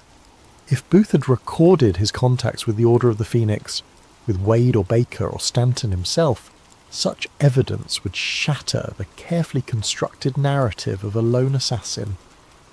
Elias made his decision. I need to get into Surratt's boarding house. Impossible, Muller protested. It's guarded day and night. Nothing is impossible, Elias countered. Merely inconvenient. He had not spent years cultivating informants and mapping the hidden geography of Washington without learning a few tricks. Are the old tunnel entrances still accessible? Muller's eyes widened. The smuggling tunnels? Some perhaps, but they haven't been used since the early days of the war. Washington's geography held secrets unknown to most citizens. Beneath certain buildings, particularly near the Navy Yard and along the riverfront, a network of tunnels had been used early in the war to move supplies, information, and occasionally people. Most had been sealed or forgotten, but Elias had mapped them meticulously for a story he had never published. That night, guided by nothing but memory and a crude map drawn in his notebook, Elias descended into Washington's underground labyrinth. The entrance, a rusted door behind a false wall in the cellar of an abandoned warehouse, creaked ominously as he forced it open. The tunnel beyond was damp, the air heavy with mould and decay. His lantern cast grotesque shadows as he navigated the narrow passage, counting intersections, measuring distances by paces. After nearly an hour of careful progress, he reached what his calculations suggested should be directly beneath H Street and the Surratt boarding house. A metal ladder bolted to the wall led upward into darkness. Elias extinguished his lantern and climbed, emerging into what appeared to be a small storage cellar. Dust covered everything, undisturbed save for a single set of boot prints that stopped near the far wall. Elias examined the wall carefully, noting a slight discoloration in the mortar between several bricks. Using his pocket knife, he scraped away the newer mortar, revealing a loose brick. When he removed it, his fingers touched something soft inside the cavity. Leather. With trembling hands, he extracted a small red book, its cover unmarked. Opening it revealed pages filled with an elegant theatrical hand. Booth's diary, hidden where he thought it would be safe. Or perhaps where someone had instructed him to conceal it. Elias tucked the diary into his coat and retraced his steps through the tunnel. Back in the relative safety of the church cellar, he finally examined his prize by lamplight. The diary was not what he had expected.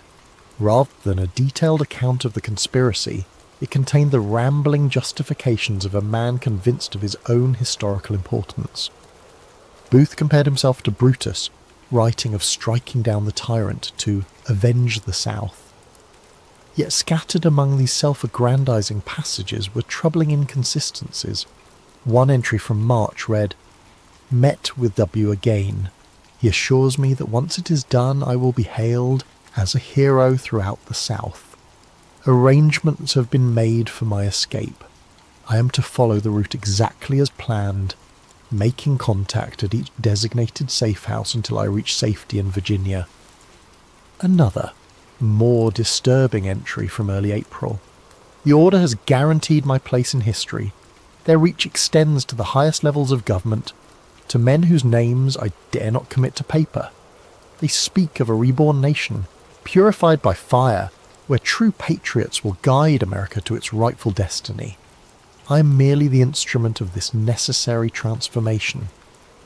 Most revealing was an entry from April 13th, the day before the assassination.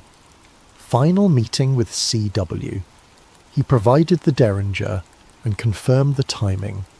Act 3, Scene 2, during the laugh line when the noise will mask the shot. The guard will be absent. This has been arranged. I expressed concern about escaping through the crowded theatre, but CW assured me that certain doors would be unobstructed. Tonight we're delving into a conspiracy thriller titled Dark Side of the Truth, a moon landing conspiracy thriller. It's set in the year 2025, yet it digs into events that occurred more than half a century ago, or so the official history says. Our protagonist, Elliot Graves, isn't the typical tinfoil hat conspiracy theorist. He's a rational investigative journalist who's built his reputation on skepticism and fact-checking. But his life takes a sharp turn when he receives a mysterious reel of 16mm film, suggesting that one of humanity's greatest achievements, the 1969 moon landing, was staged on a secret set. As we progress through the story, you'll meet characters with their own moral compasses, locked in a deadly dance. There's Sam Reyes, a sharp-witted former NASA engineer who knows more about the organization's secrets than is probably safe. Dr. Bernard Calloway, an aging whistleblower haunted by regrets and memories so dangerous they could sign his death warrant. And lurking in the shadows is Agent Jonathan Kane, an operative who believes that national security demands certain truths remain buried, forever if need be. Expect twists at every corner. A single piece of film can become the spark that ignites an inferno of questions. If the moon landing was faked, what happened to the real astronauts? Could an entire government organization keep such a massive secret under wraps for 5 decades? And how far will those in power go to ensure the lie never sees the light of day? In this narrative, trust is a fleeting commodity. Allies turn to enemies. Illusions of safety crumble under the relentless pursuit of those who believe the ends justify the means. Most of all, this is a story about the cost of truth. Is it worth risking one's safety, peace of mind, and very identity to challenge one of history's most iconic moments? Would you stand your ground if the price were everything you hold dear? So sit back, whether you're at home, in the office, or on a midnight train to somewhere distant. Let yourself be pulled into a reality where the lines between historical record and government-engineered fantasy blur, leaving only one certainty, that once you learn the truth, there is no going back. Ready? Then let's begin. In just a moment, we'll step into part 1, where a mysterious package arrives on Elliot Graves's doorstep, sending him hurtling into a hidden world of secrets and illusions. Keep your wits about you, and don't forget to keep the lights on. Welcome to Dark Side of the Truth, a moon landing conspiracy thriller. Elliot Graves had no reason to suspect the night would bring anything unusual. He sat in his small book-lined apartment in downtown Philadelphia, finishing an article on local corruption, a typical piece for his modest but dedicated readership. A coffee mug stood half-empty beside him, thick smudges of ink marking the final edits on his notes.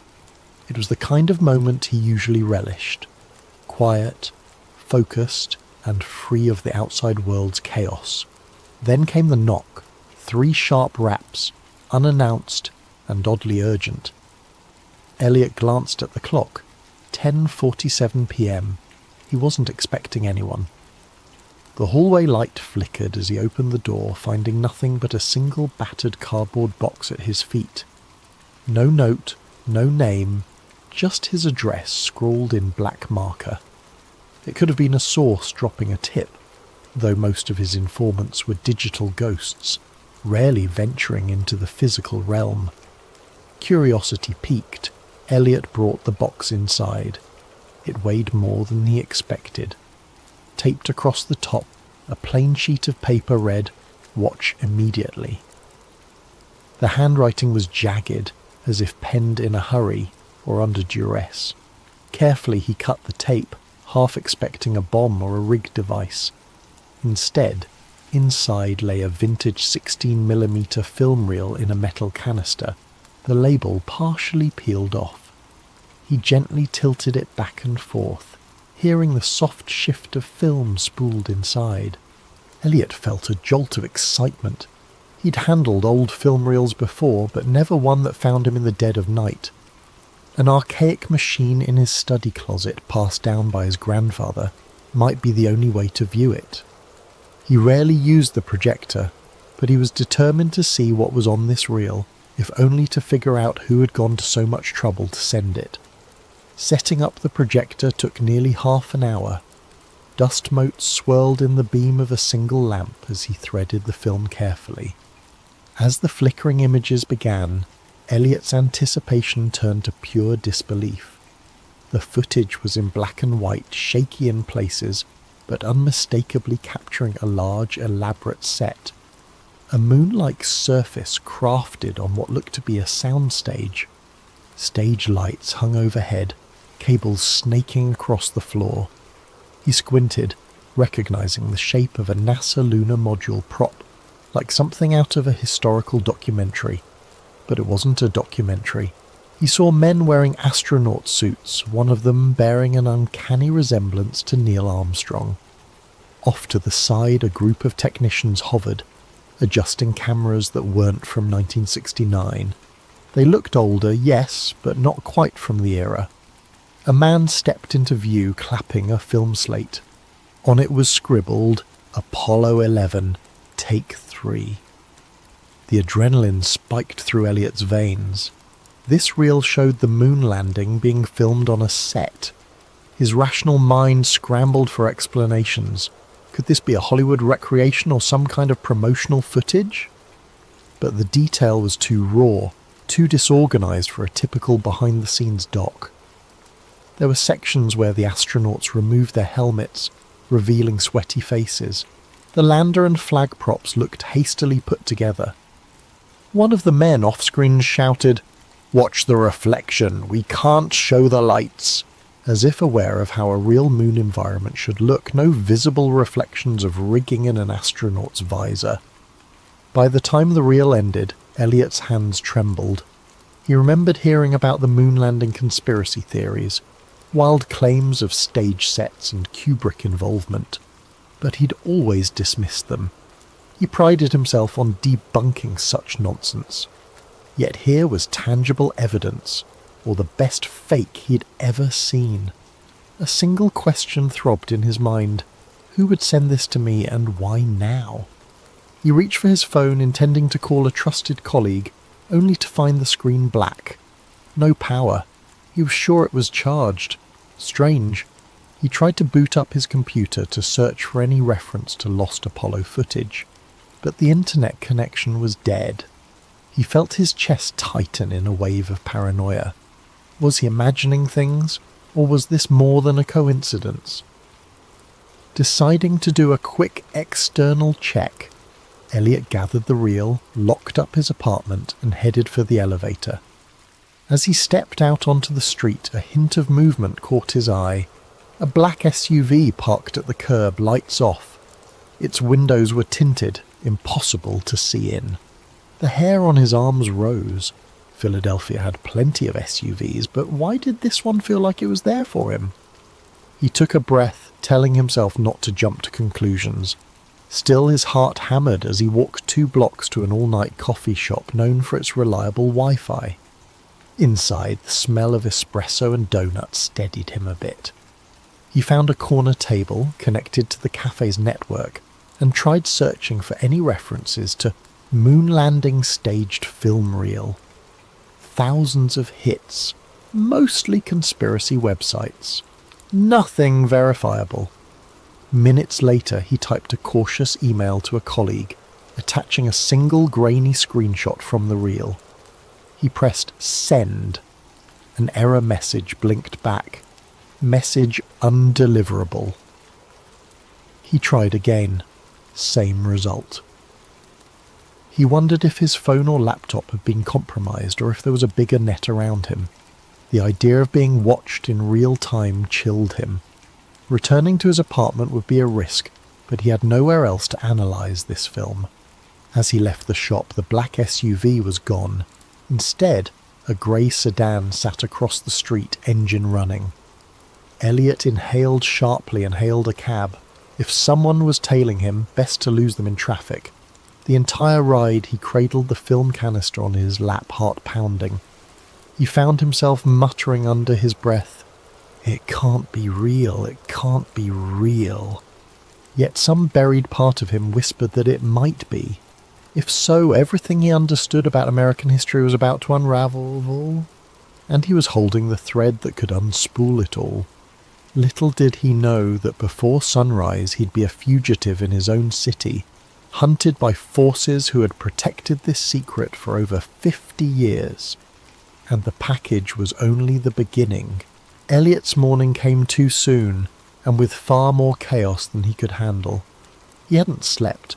Fear and excitement drove him to sift through every frame of the film reel, making notes, snapping photos with a spare camera he'd found in an old drawer. Perhaps he could create a digital copy, but his attempts to digitize the reel via his laptop repeatedly failed. Some hidden glitch kept corrupting the files. He cursed under his breath. Was it sabotage or just outdated hardware? At first light, he ventured to his usual contact for obscure intel, a quiet archivist named Harriet, who worked at the local historical society. He hoped she might authenticate the film's physical materials. Harriet was meticulous with details, and if anyone could confirm the reel's age, it would be her. The society's building was a grand relic, all marble floors and dusty exhibits. Elliot found Harriet in a back office, squinting through a magnifying glass at a centuries-old map. She looked up, alarmed by his frantic posture. Without preamble, he passed her the film canister. "I need to know if this is genuinely from 1969, he whispered, glancing around as if the walls had ears. Harriet frowned at his secrecy but began her inspection. She murmured something about the film's brand markings, the chemical composition of older film stock, and how certain colour-coded edges could pin down the manufacturing date. Within half an hour she had her verdict. This reel does appear to be from the late 1960s. Where'd you get it? Elliot let out a breath he hadn't realised he was holding. Somebody sent it to me last night. He hesitated, debating how much to reveal. Before he could continue, Harriet's phone rang.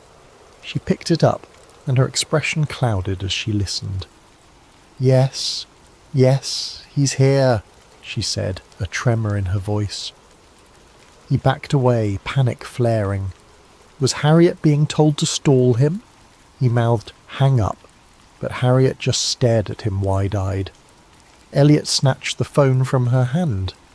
"Hello," he said into the receiver. An unfamiliar voice. "Elliot Graves.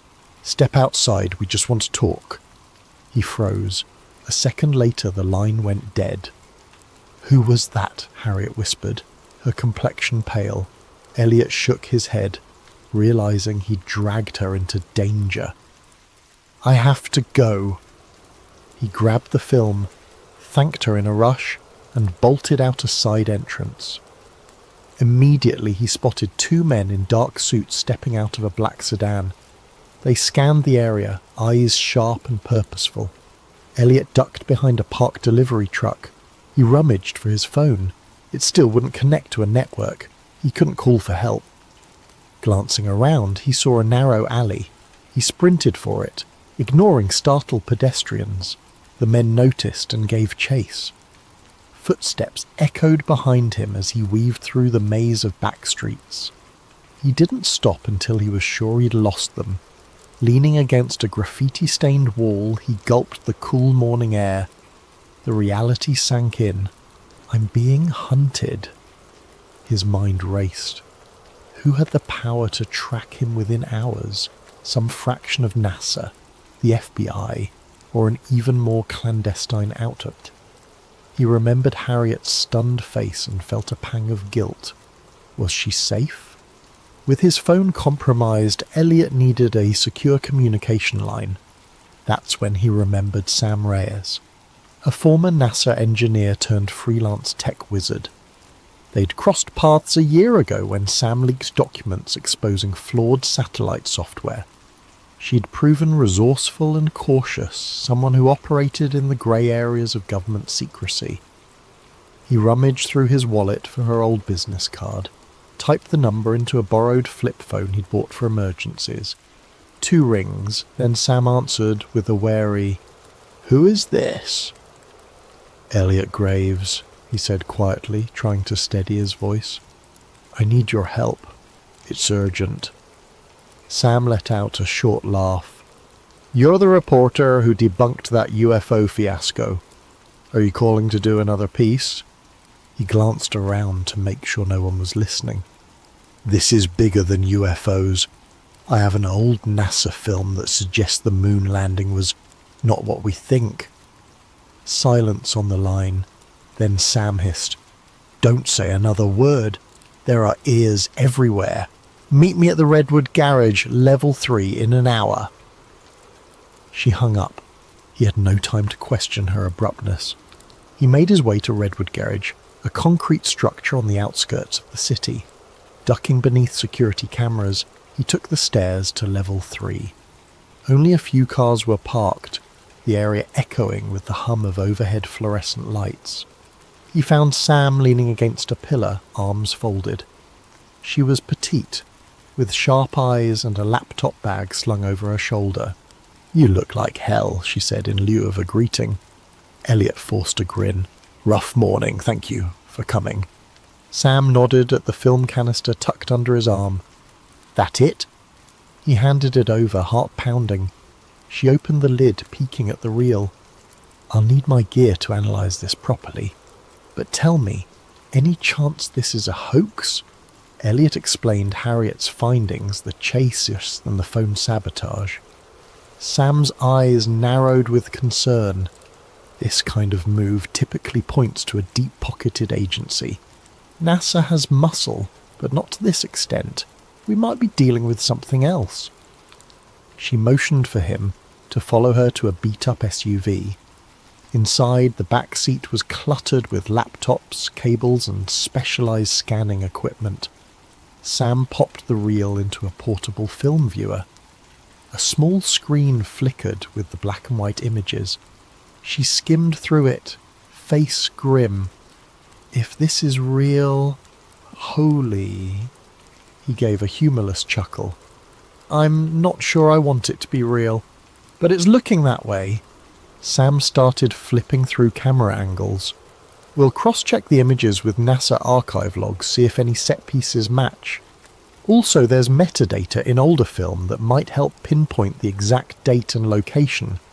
But if whoever's hunting you has the resources to block your phone and track you so fast...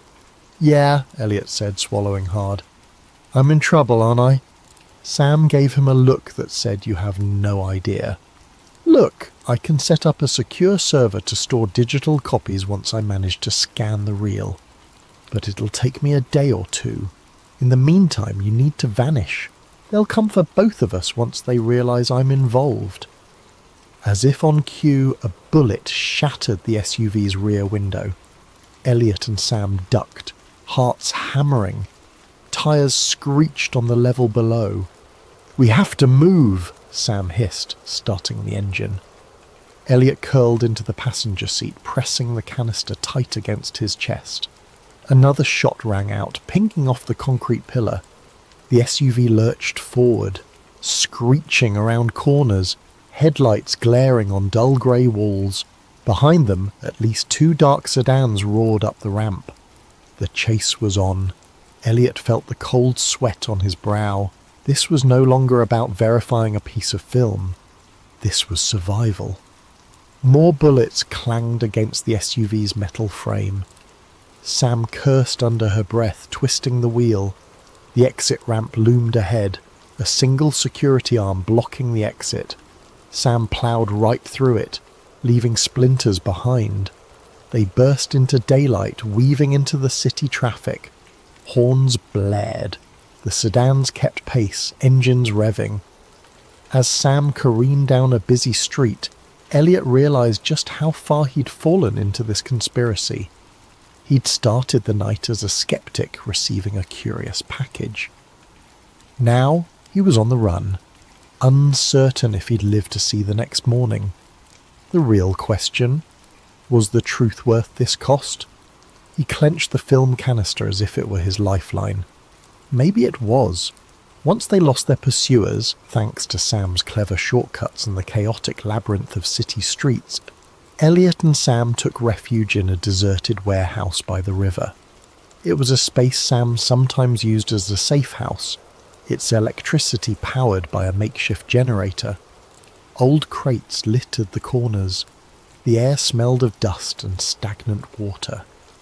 They parked the SUV inside, headlights slicing through the gloom. Elliot exhaled shakily, stepping out and checking his jacket for bullet holes. Miraculously, neither of them was injured. Sam followed, film canister in hand. We have to lie low, she said. I'll do what I can with the reel.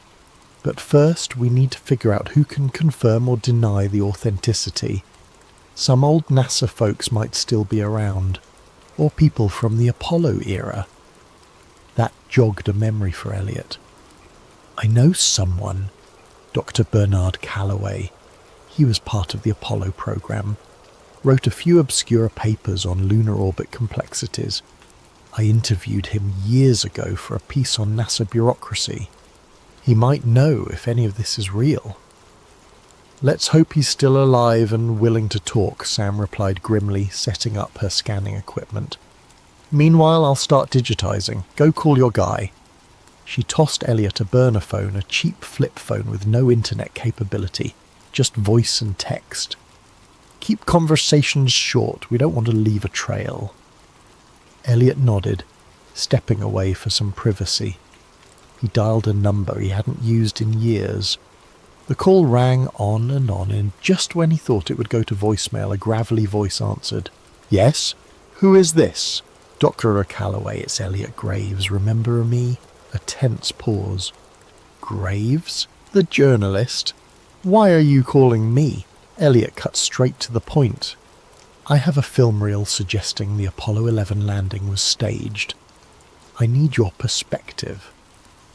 He expected outrage or disbelief, but Calloway only muttered a soft curse. "Damn it, you kids never learn. Where are you?" "Too dangerous to say over the phone," Elliot replied. "Can we meet?" Another heavy silence. "You must be insane. Do you have any idea who might be listening to our conversation right now?" Calloway let out a shuddering breath. "Look, there's a small diner off Route 47 near a truck stop. Tomorrow noon. If I don't show up, assume I got spooked." Elliot thanked him and hung up, anxiety coiling in his stomach. The man's reaction was more dread than disbelief. That alone spoke volumes. He returned to Sam's makeshift workstation, where the reel was half fed through a specialized scanner. The process was laborious, each frame captured in high resolution. "How's it looking, Elliot?" Elliot asked. Sam frowned, studying the images on her laptop screen. Grains consistent with 1960s film stock. Some coding on the edges indicates a manufacturing batch from around 68. Also, I've spotted certain NASA emblems in the background that weren't publicly revealed until the mission ended. And see that console there? She zoomed in on a screenshot. That's an Apollo guidance computer, but an early prototype version. Only a handful existed. This is not your average hoax. It's either the most elaborate one in history or it's real, Elliot finished, his voice hollow. Sam gave a grim nod. I'm leaning towards real. Our next step is to confirm. If your Dr. Calloway can give us any leads, we might find definitive proof. They spent the rest of the day in anxious waiting. Sam pored over the scanned film frames, while Elliot paced, trying to piece everything together in his head. Every so often he'd remember the chase, the bullets, and the unwavering stares of those men in suits. Just how large was this conspiracy? Night fell, bringing a sticky heat that made the warehouse air oppressive. Sleep came fitfully, with Elliot dozing in a corner, propped against crates. He dreamed of astronauts drifting in a stage lit by fluorescent tubes, their voices echoing with lines fed by hidden earpieces. He woke with a start to find Sam tapping him on the shoulder. "Time to go," she said softly. "We have to meet your whistleblower." By noon they'd driven 2 hours south to a truck stop just off Route 47. The diner looked vintage, a chrome exterior, peeling neon sign and a handful of big rigs parked nearby. They left the SUV behind a closed service station, walking the rest of the way under the scorching sun. Inside, the diner was half empty. The waitress behind the counter gave them a bored glance. In a corner booth, an elderly man sat facing the window, wearing tinted glasses and a hat pulled low. Elliot recognized him. Dr. Bernard Calloway. He looked older and thinner than their last meeting, as though carrying a burden too large for his frail frame. "Oh, Calloway," Elliot said, quietly, sliding into the booth. Sam took the seat beside him. Calloway's gaze flicked to them, fear etched in the lines around his mouth. "You brought someone else. I told you to come alone." "This is Sam Reyes. She's helping me verify the film." "Film?" Calloway's voice trembled. He removed his tinted glasses, revealing tired eyes. "I hoped I'd go to my grave without seeing it again. Lord knows I was done with those days." Elliot swallowed. "You've seen it before?" Calloway exhaled a long, shaky breath. "I was part of Apollo 11's operations team, unofficially. My real job was ensuring the broadcast feed from the moon looked authentic. We had technicians in a secret studio, capturing angles that would pass as lunar footage. It was a matter of national pride and also, ironically, fear. Needed to beat the Soviets. When the actual craft encountered catastrophic issues, NASA and the government decided it was safer to fake the landing for television. The real rocket never made it out of Earth's orbit safely. The astronauts eventually landed in the Pacific under the pretext of returning from the moon, but what the public saw was a carefully crafted illusion. Elliot's head spun. There it was, spelled out. The conspiracy in all its horrifying clarity. Sam leaned forward. "Why have you stayed silent all this time?" Calloway closed his eyes. "They threatened my family. I was briefed that revealing the truth would be an act of treason. Others who tried to speak up, well, they disappeared. I've lived under watch ever since, exchanging my silence for a quiet retirement. But I always knew this day might come." Elliot retrieved the film canister from his bag. "So the footage we have?" "It's partial," Calloway said, scanning the diner nervously. "There's more. Hours of outtakes, behind-the-scenes planning, enough to destroy decades of NASA's legacy if it got out. That reel is probably what was stolen from the archives in the 1970s. I thought it had been destroyed." A lump formed in Elliot's throat. "So it's authentic? And NASA? Or whoever's controlling this? They're hunting us to bury it again." Calloway nodded. "They'll kill you, no question. They've killed for less." He glanced around, lowering his voice. "I can direct you to someone else who was there. A colleague named Walter Pierce. He escaped overseas, but you might track him down. He has a copy of the mission logs." Sam and Elliot exchanged looks. Every new piece of evidence upped the stakes. If they could find Pierce and get those logs, they'd have undeniable proof. Suddenly the diner's door swung open.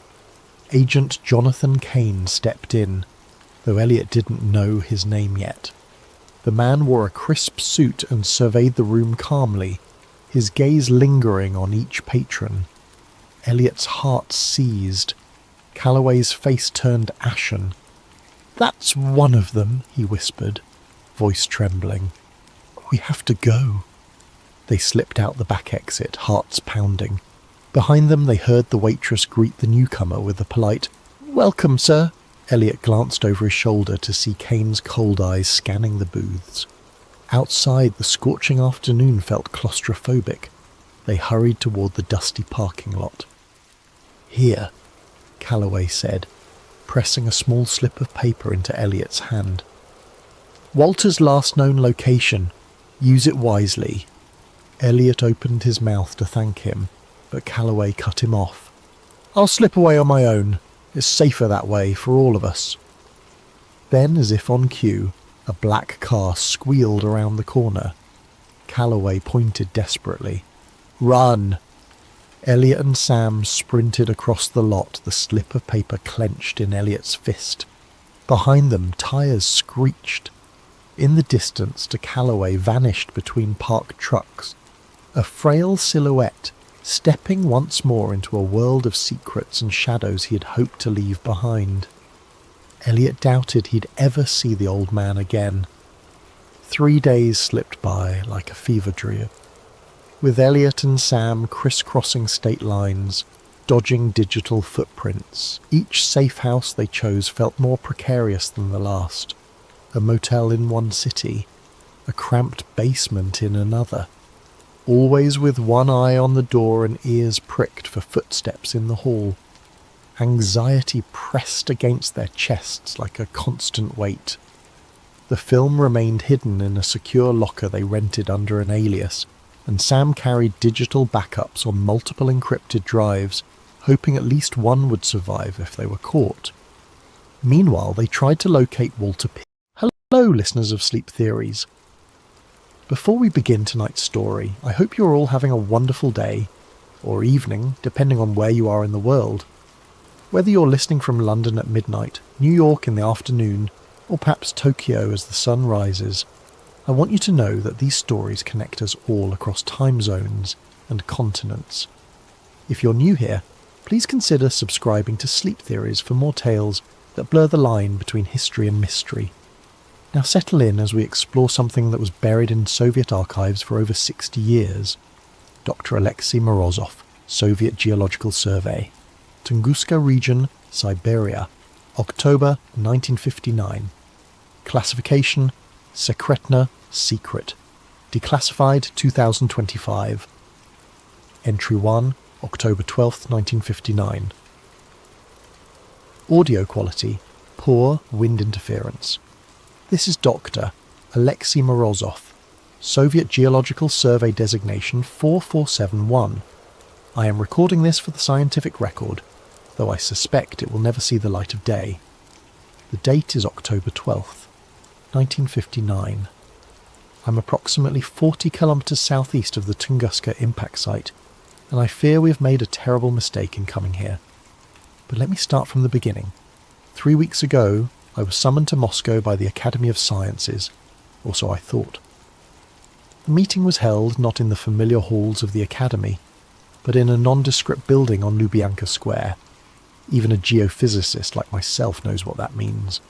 The man who greeted me wore the pressed uniform of a Soviet Army colonel, but his eyes held the cold calculation I'd learned to recognise during my time in Antarctica.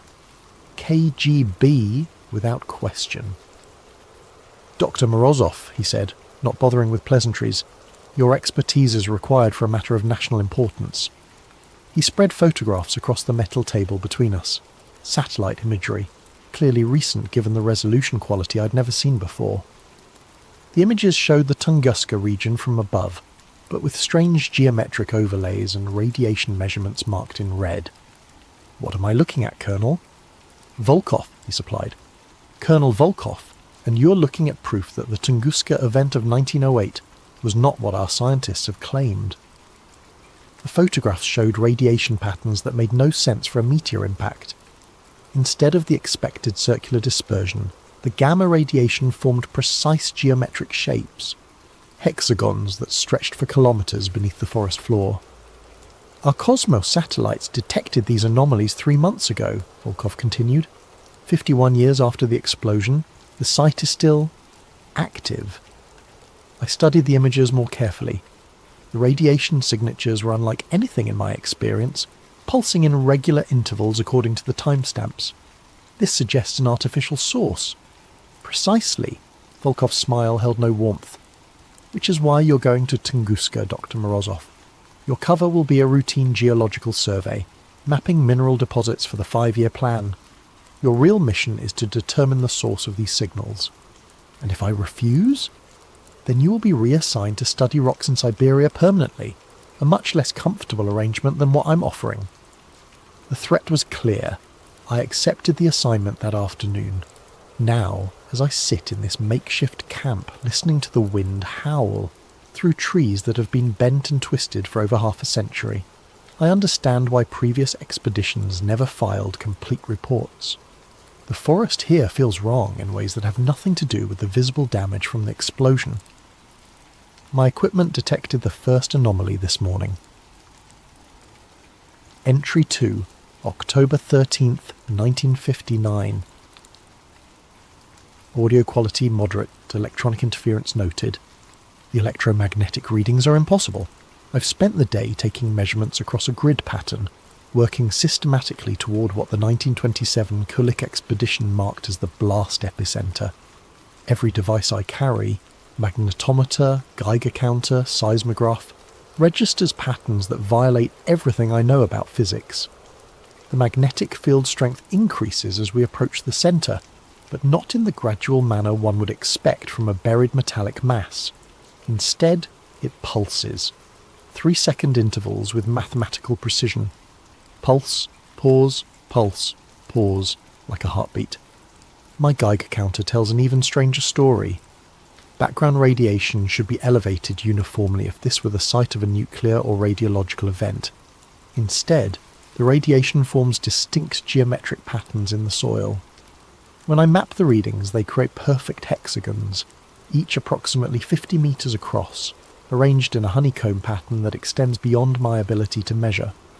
Colonel Volkov has said little during our trek, but I notice he carries no scientific instruments of his own.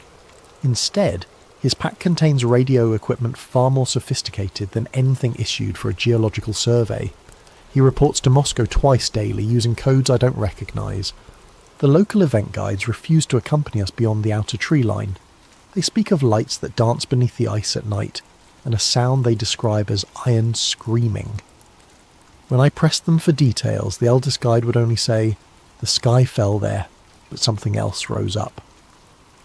I dismissed this as folklore until we made camp last night. At 0300 hours, I was awakened by a sound I've never heard before. A deep, rhythmic vibration that seemed to come from the earth itself. It lasted exactly 3 minutes, then stopped abruptly. Volkov was already awake, standing at the edge of our camp with his radio in hand. "Did you record that?" he asked. I had not thought to record it, which now strikes me as a significant oversight for someone trained in scientific observation. The sound was so alien that my mind initially rejected it as impossible. "What was it?" I asked.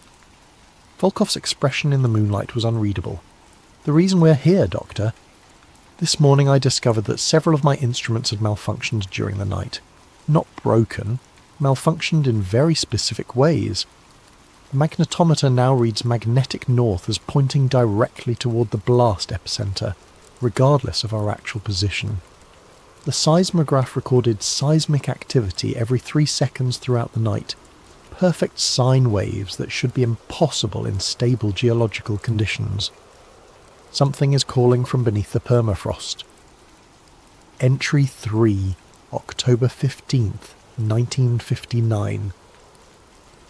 Audio quality, poor, severe electronic interference.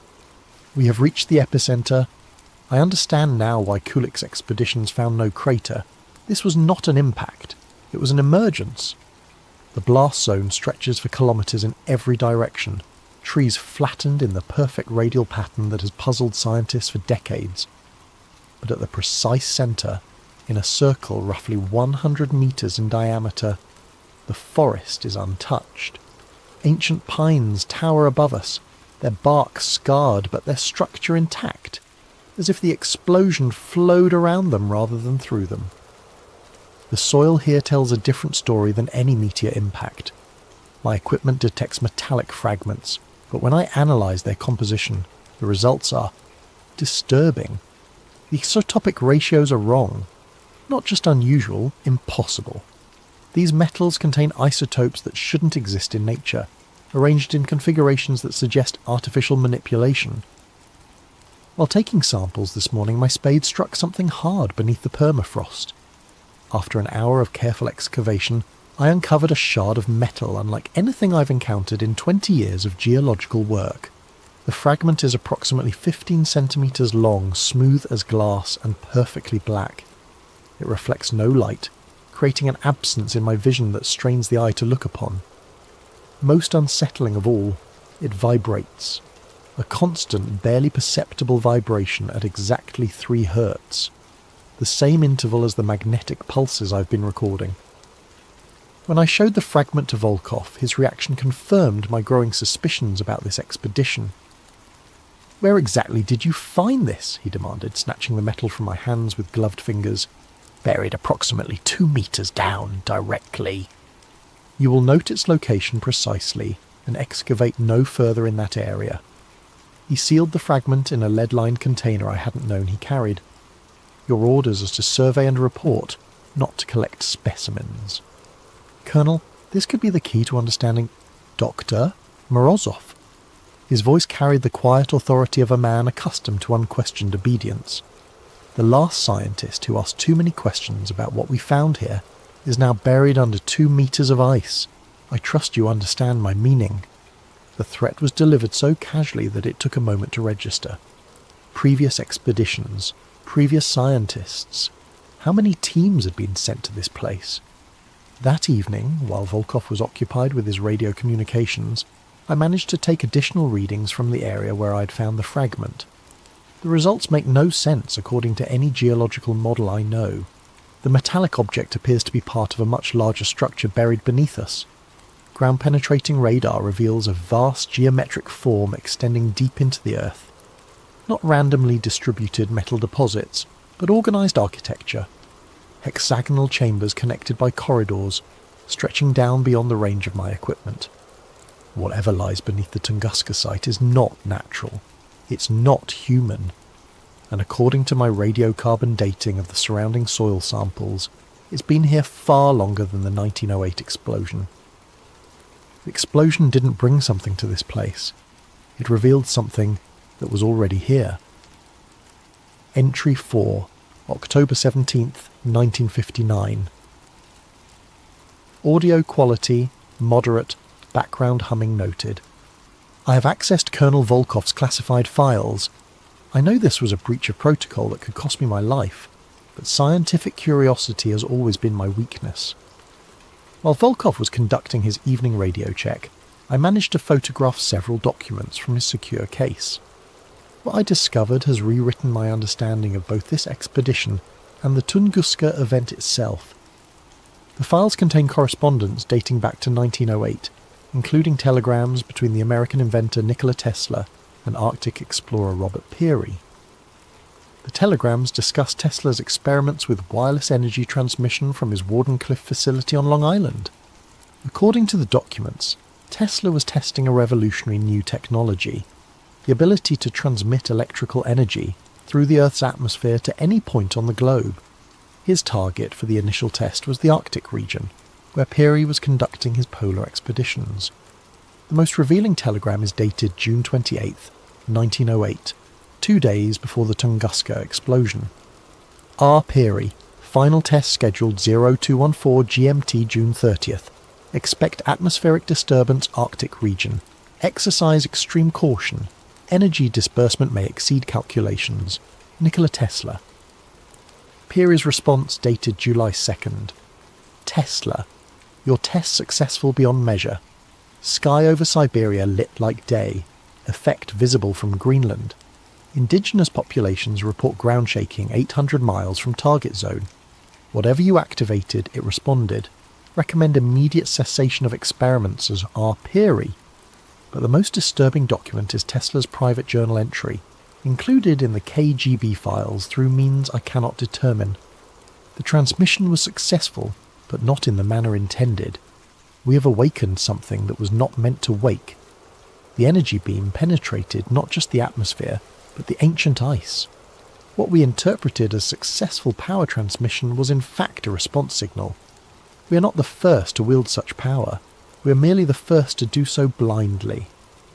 Tesla's Wardenclyffe facility was shut down and demolished just days after the Tunguska event. Official records claim financial difficulties, but the classified Soviet documents suggest otherwise. Tesla himself wrote to a colleague, "Some discoveries are too dangerous for the world as it exists." The KGB files contain additional evidence that Soviet authorities have known the truth about Tunguska for decades.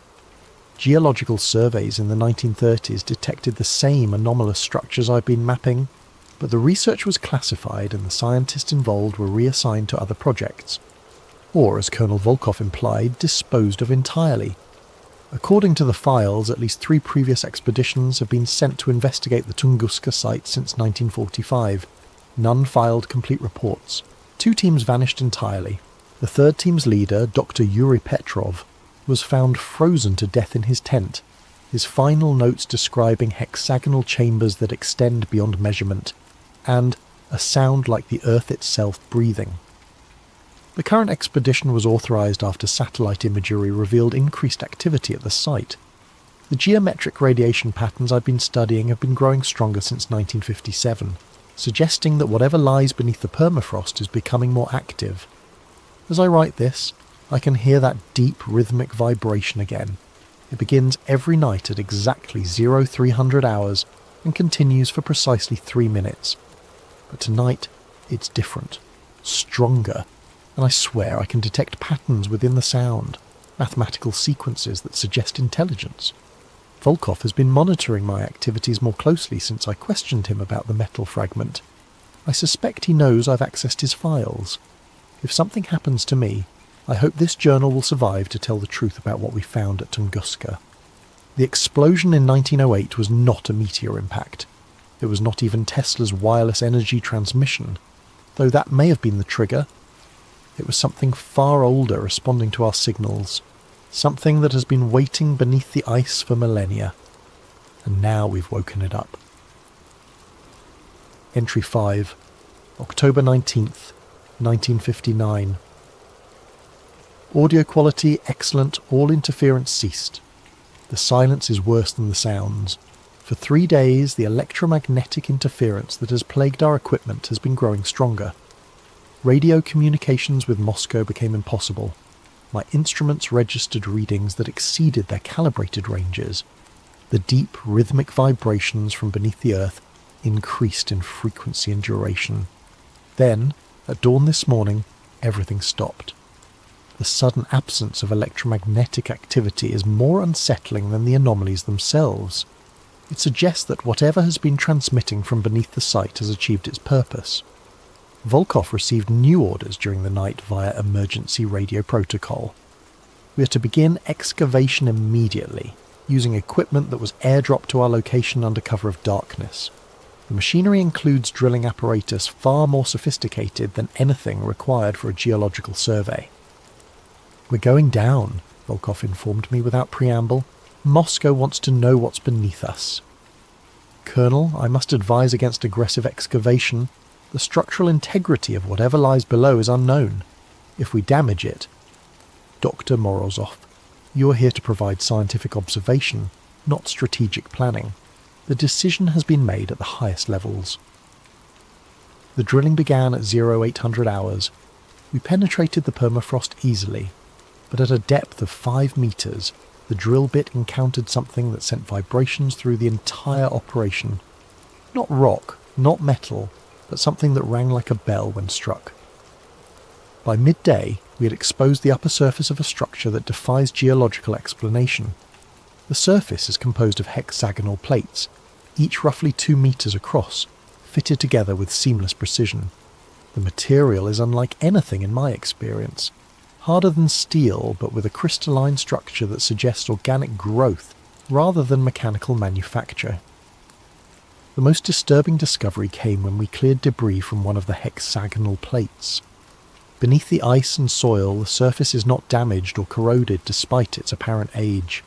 Instead, it gleams as if newly made, with patterns of light that pulse through the material in the same 3-second intervals I've been recording. The structure is active. Alive, perhaps, though I hesitate to use that term for something clearly artificial. As we work to expose more of the surface, I noticed that my instruments were registering new types of activity. Electromagnetic pulses were emanating from the structure, but these were not random signals. They followed mathematical sequences, prime numbers, Fibonacci progressions, and other patterns that suggest deliberate communication. "It's trying to talk to us," I told Volkov during our afternoon break. His response chilled me. "No, Doctor, it's talking to something else. We're just listening in." That evening, while reviewing the day's data, I made a discovery that has shaken my understanding of human history. The electromagnetic patterns I've been recording match perfectly with radio signals detected by astronomers at the Jadrell Bank Observatory in England. The signals, dismissed by most scientists as background radiation, have been recorded intermittently since 1908. But the signals don't originate from space. They originate here, at Tunguska, and they're being transmitted outward at regular intervals. Whatever lies beneath us has been sending messages to space for over 50 years. Entry 6, October 21st, 1959. Audio quality poor, voice shows signs of extreme stress. We've broken through. After 2 days of careful excavation, we created an opening large enough to lower equipment into the structure below. The chamber we've accessed is vast, with walls that curve away into darkness beyond the range of our lights. The air inside is not stale as one would expect from a sealed underground space. Instead, it carries a metallic taste and a barely perceptible electric charge that makes the hair on my arm stand upright. Most unsettling of all, the air is warm, several degrees above freezing despite the permafrost that has covered this place for millennia. The chamber walls are covered in the same hexagonal plating we discovered on the surface, but here the patterns of light are more complex. Entire sections pulse in synchronized sequences, creating cascades of illumination that travel around the perimeter like waves. I descended into the chamber using mountaineering equipment, against Volkov's direct orders. The colonel wanted to wait for specialized personnel from Moscow, but scientific curiosity overcame caution. What I found below has convinced me that we are dealing with something far beyond human understanding. The chamber is not empty. It contains machinery, though that term is inadequate to describe what I observed. Geometric structures rise from the floor like crystalline trees, their surfaces covered in components that shift and reconfigure as I watched. The machinery, if it can be called that, appears to be self-repairing, self-modifying. At the centre of the chamber stands a pillar roughly 3 meters in height, composed of the same dark material as the fragment I discovered earlier. But this pillar is not inert. It pulses with internal light, and as I approached I could feel vibrations in my bones that matched the 3 Hz frequency I've been recording. When I placed my hand on the pillar's surface, the entire chamber responded. Lights flashed in sequence around the walls, the machinery hummed to life, and I felt a sensation I can only describe as contact. Not physical contact, but something deeper. For a moment I sensed vast intelligence, ancient beyond measure, awakening from long dormancy. And I understood with terrifying clarity what Tesla had done in 1908. His wireless energy transmission had not simply sent power through the atmosphere. It had followed a path of least resistance, drilling through the Earth's magnetic field and striking this buried structure with precisely the frequency needed to activate its dormant systems. The Tunguska explosion was not caused by Tesla's energy beam. It was caused by this ancient machinery starting up after eons of silence, venting excess energy in the only direction available, upward, through the overlying rock and permafrost, creating the devastating blast that flattened the forest above. When I climbed back to the surface, I found Volkov in animated radio communication with Moscow. From what I could hear of his side of the conversation, our discovery has caused considerable alarm at the highest levels of government. Yes, sir, it appears to be functional, he was saying. No, sir, we don't understand its purpose. What do you mean, similar structures? Similar structures. The phrase hit me like a physical blow. How many of these installations exist? How long have they been buried beneath the Earth's surface? That night, as I attempted to process the implications of our discovery, the chamber below us began transmitting again. But this time, the signals were different. Instead of the regular pulses I'd been recording, the electromagnetic emissions formed complex patterns that my equipment interpreted as modulated communications. The ancient machinery was not just awakening, it was calling home. Entry 7, October 23rd, 1959. Audio quality, good, voice controlled but tense. They're coming for me. Colonel Volkov received orders this morning to terminate the expedition and return to Moscow immediately.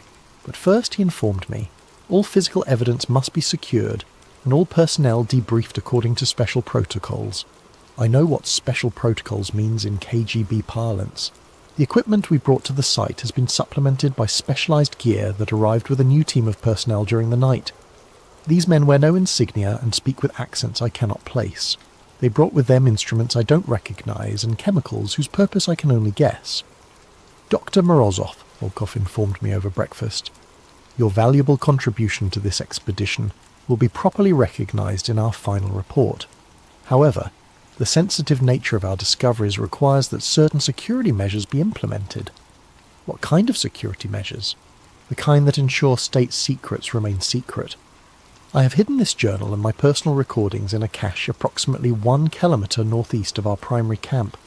If I don't survive to retrieve them, perhaps someone else will find them and understand what we discovered here. Before they seal me away from the world, I want to record what I believe happened at Tunguska, based on everything I've observed and documented. The structure beneath us is not human in origin. The materials, the construction techniques, the technology, all of it speaks to a civilization far more advanced than anything we've achieved. Based on geological analysis of the surrounding rock, I estimate the installation has been here for at least 10,000 years, possibly much longer. The machinery I observed in the chamber appears to be some kind of communication array. designed to send and receive signals across vast distances. The regular electromagnetic pulses I've been recording are not random transmissions. They're a beacon, announcing the location of Earth to whoever might be listening in the depths of space. Tesla's 1908 experiment accidentally activated this beacon after millennia of dormancy. The massive energy discharge that created the Tunguska explosion was simply the ancient machinery powering up, like a generator that had been offline for geological ages suddenly roaring back to life. But the most terrifying aspect of this discovery is what it implies about our planet's history. If one such installation exists beneath Siberia, how many others lie buried across the Earth? Who built them? And why? I fear we are not alone in the universe. Worse, I fear we never have been. The electromagnetic signals emanating from the Tunguska site have been growing stronger and more complex since we began our excavation. What started as simple mathematical progressions has evolved into what can only be described as conversation. Questions and responses, acknowledgements and confirmations. Something is answering the beacon's call. Last night I observed lights in the sky that bore no resemblance to any natural phenomenon I know. They moved with purpose and intelligence, geometric formations that pulsed in synchronization with the signals from below. They hovered over our campsite for nearly an hour before disappearing beyond the horizon. Volkov pretended not to see them, but I noticed he spent the rest of the night in radio contact with Moscow. This morning he informed me that our mission was complete. Complete? I asked. We've barely begun to understand what we found here. We've confirmed the presence of anomalous structures and documented their basic characteristics, he replied. That was our objective. Our objective was to determine the source of the satellite readings. We've discovered something that could revolutionize our understanding of human history, of our place in the universe. We can't simply walk away. Volkov's expression remained impassive. Dr. Morozov, there are forces at work here that extend far beyond your scientific curiosity. This site will be classified at the highest levels and placed under permanent monitoring. Your role is finished. And if I refuse to remain silent about what we found, then you will join the other scientists who asked inconvenient questions. The threat was delivered with casual finality. I understood that my choice was between compliance and death, but I refused to let this discovery be buried along with me. Entry 8, October 24th, 1959. Final entry. Audio quality, whisper, recorded in secret. They think I'm asleep. The debriefing began this afternoon with injections they claimed were vaccinations against Arctic diseases. I recognised the symptoms immediately. Memory suppression drugs, designed to fog recollection and make coherent testimony impossible. But my time in Antarctica taught me certain tricks for maintaining mental clarity under adverse conditions. I forced myself to vomit up the medication before it could take full effect, though I had to maintain the appearance of compliance. While the others believe I'm unconscious, I've managed to recover my hidden cache and record this final entry. In a few hours they will transport me back to Moscow for extended debriefing. I know I will not survive that process, but before they take me, I want to record my final observations about what lies beneath Tunguska. The installation is not just a communication array, it's part of a network. During my last descent into the chamber, I discovered additional passages leading deeper into the structure. Following these corridors as far as my equipment would allow, I found evidence of similar installations at vast distances, electromagnetic signatures that suggest a global network of ancient technology, all connected by underground transmission lines that follow the Earth's magnetic field. Whatever civilization built these installations was not indigenous to Earth. The mathematical principles governing their construction are based on physical constants that suggest an origin in a different stellar environment. They came here, established this network, and then vanished. But they left their machinery behind, dormant but functional, waiting for the right signal to reactivate it. Tesla provided that signal in 1908, not through malice but through ignorance. His wireless energy transmission found the path of least resistance through the Earth's magnetic field and struck the Tunguska installation with precisely the frequency needed to bring it online. Now the beacon is active, sending its signal into space, and something has heard it. The lights I observed in the sky are not natural phenomena. They are reconnaissance, preparation for something much larger. The electromagnetic conversations I've been recording are not random communication. They're coordinates, timetables, invasion plans. We have awakened something that was meant to remain sleeping, and we lack the knowledge or technology to control what we've unleashed. I can hear them approaching my position. Boots on frozen ground, voices speaking in languages I don't recognise. They've discovered my absence from the medical tent. If this recording survives, if someone finds it and understands what I've documented here, remember this. The explosion in 1908 was not the end of anything. It was the beginning. The door is unlocking and we are not prepared for what lies beyond it. Whatever you do, do not dig further. It listens, it remembers, and now it knows where we are. Recording ends, electromagnetic interference resumes, Soviet State Security Archives. File, Tunguska Black 7. Date, October 30th, 1959.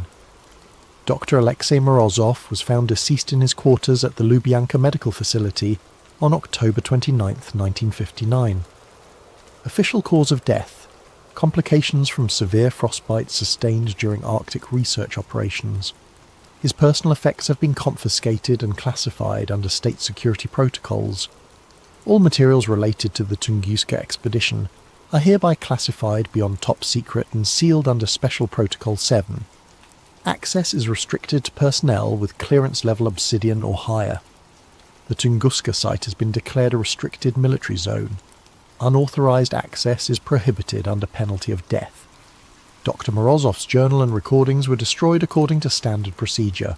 Official records end. Posted to file sharing site March 15th, 2025. Removed by request of Russian Federation authorities March 17th, 2025. The above documents were discovered in a cache of declassified Soviet files, released following the collapse of certain government archives. Authentication is ongoing, but preliminary analysis suggests genuineness. Dr. Morozov's journal was not destroyed as claimed in official records. It was hidden, preserved in the permafrost, waiting to be found. Satellite imagery from 2024 shows renewed activity at the Tunguska site. Electromagnetic anomalies detected by multiple international monitoring stations. Construction of unknown purpose observed at the coordinates Morozov identified. The lights have returned to the Siberian sky. Whatever Tesla awakened in 1908 was only the beginning. The door is not just unlocking, and it's opening.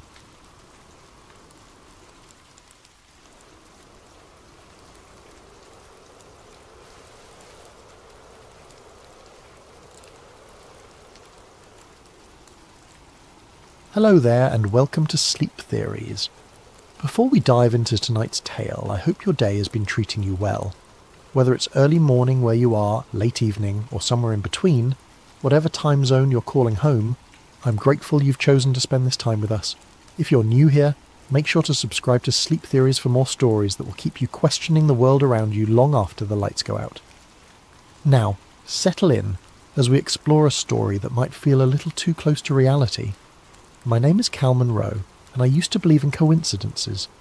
That was before Theo jumped off the Memorial Bridge, before the USB drive arrived in my mailbox, and before I learned that some conspiracies aren't theories, they're just well-kept secrets. It was a Tuesday morning in November when I got the call. Detective Sarah Chen's voice was flat, professional, the way cops sound when they're tired of delivering bad news. Cal, this is Detective Chen, Metro PD. I'm calling about Theodore Ramirez. I understand you two are friends. The past tense hit me like ice water. Were? What do you mean were? Mr. Ramirez jumped from the Memorial Bridge last night around 11:30 p.m. I'm sorry for your loss. I sat there in my cramped DC apartment, staring at my laptop screen where I'd been working on an article about facial recognition software in public schools. The cursor blinked at me like a heartbeat. That's impossible, I said. Theo wouldn't. He just wouldn't. I know this is difficult, but no, you don't understand. Theo was getting married next month. He was excited about it. We had drinks 3 weeks ago, and he was talking about honeymoon plans, about kids, about everything. People don't just, "Mr. Monroe, I've been doing this for 15 years. Sometimes people hide their pain better than we think." But I knew Theo. We'd been roommates at Georgetown, both journalism majors before he switched to computer science. He was the most methodical person I'd ever met. The kind of guy who researched restaurants for 2 hours before picking where to eat lunch. He didn't make impulsive decisions, especially not permanent ones. After I hung up, I sat in the silence of my apartment, trying to process what I'd heard. That's when I noticed the small package on my kitchen counter, something I'd grabbed from my mailbox the night before and forgotten about in my rush to meet a deadline. The return address made my hands shake. T. Ramirez. Inside was a USB drive and a handwritten note. "Cal, if you're reading this, they got to me. Don't trust anyone. Don't use your regular computer. Find somewhere safe and look at everything. The program never ended." T. The drive was labelled with a single word in Theo's careful handwriting. E-C-H-O. I stared at that USB drive for an hour before I worked up the courage to use it. Not on my laptop, Theo's warning was clear enough. I walked 6 blocks to an internet cafe in Chinatown, paid cash, and plugged the drive into a computer that had probably seen more shady transactions than a Swiss bank account. What I found changed everything. The drive contained dozens of files, video footage, audio recordings, spreadsheets, and what looked like medical data. The video showed people in sterile white rooms, not quite hospital rooms, not quite laboratories, more like the kind of spaces you'd imagine in a sensory deprivation study. In one video, a woman in her 30s sat in a chair with electrodes attached to her temples. A voice off camera, clinical, detached, repeated phrases. "Your thoughts are not your own. Your memories can be adjusted. You want to comply. You need to comply." The woman's eyes were glassy, unfocused. After 20 minutes of this repetition, the voice asked her to recite her home address. She gave an address in Virginia. Then they asked her again. This time she gave a completely different address in Maryland, reciting it with the same confidence. Another file contained EEG data, brainwave patterns labelled with dates and subject numbers. One folder was labelled Behavioural Modification Protocols. Another, Subliminal Integration Results. But it was the company logo that made my blood run cold. Aeon Metrics. I'd never heard of them, which was strange. I'd spent the last 5 years covering tech surveillance, data privacy, and government contracting. I knew most of the major players, from Palantir to Booz Allen Hamilton. But Aeon Metrics was a ghost. That night, back in my apartment, I did what any good journalist would do. I started digging. Aeon Metrics had a website that looked like it was designed by someone who'd never heard of user experience. Bland corporate speak about cognitive enhancement research and behavioural analytics solutions. Their client list was vague. Federal agencies and healthcare partners. No names, no specifics. Their headquarters was listed as a P.O. box in Arlington, Virginia. I cross-referenced the company name with government contract databases. Nothing.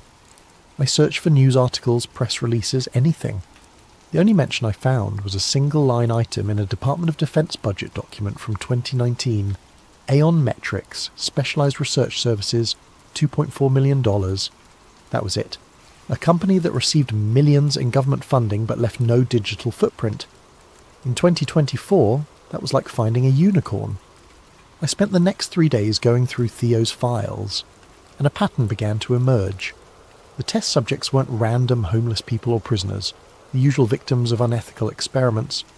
These were volunteers who had signed up for legitimate-sounding studies, sleep optimization research, stress reduction therapy, cognitive enhancement trials. People who thought they were improving their lives, not being reprogrammed. One document made me physically nauseous. It was a recruitment email sent to Georgetown University students, advertising a study on meditation and academic performance. The compensation was $500 for a weekend retreat. The study was conducted by Aeon Metrics. I recognised the email format. I'd received something similar during my senior year. I'd been too broke to pass it up. That's when I realised I might not be investigating this story. I might be living it. The next morning, I drove to the Library of Congress. If you want to research government conspiracies, you go to the place where they can't delete the evidence. At least, not easily. I requested every declassified document I could find on MKUltra, Operation Artichoke, and Project Bluebird. What I discovered over the next 8 hours made Theo's files make terrible sense. MKUltra officially ended in 1973 when CIA Director Richard Helms ordered all documents destroyed. But here's what most people don't know. It didn't actually end. It evolved. The original program used LSD, hypnosis, and brutal psychological torture to break down human personality and rebuild it.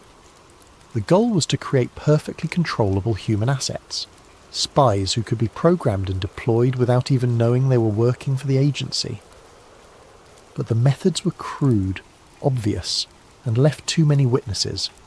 The scientists involved were sloppy, keeping detailed records that eventually leaked. So the program went underground, got smarter, and learned from its mistakes. By the 1980s, it had been rebranded as something innocuous: behavioural research programs. The torture chambers were replaced with comfortable clinical settings. The unwilling prisoners were replaced with paid volunteers. The obvious mind control was replaced with subtle manipulation. Instead of breaking people's minds with LSD, they learned to influence thoughts through carefully crafted media exposure. Instead of hypnotizing subjects in laboratories, they developed techniques to implant suggestions through social media algorithms.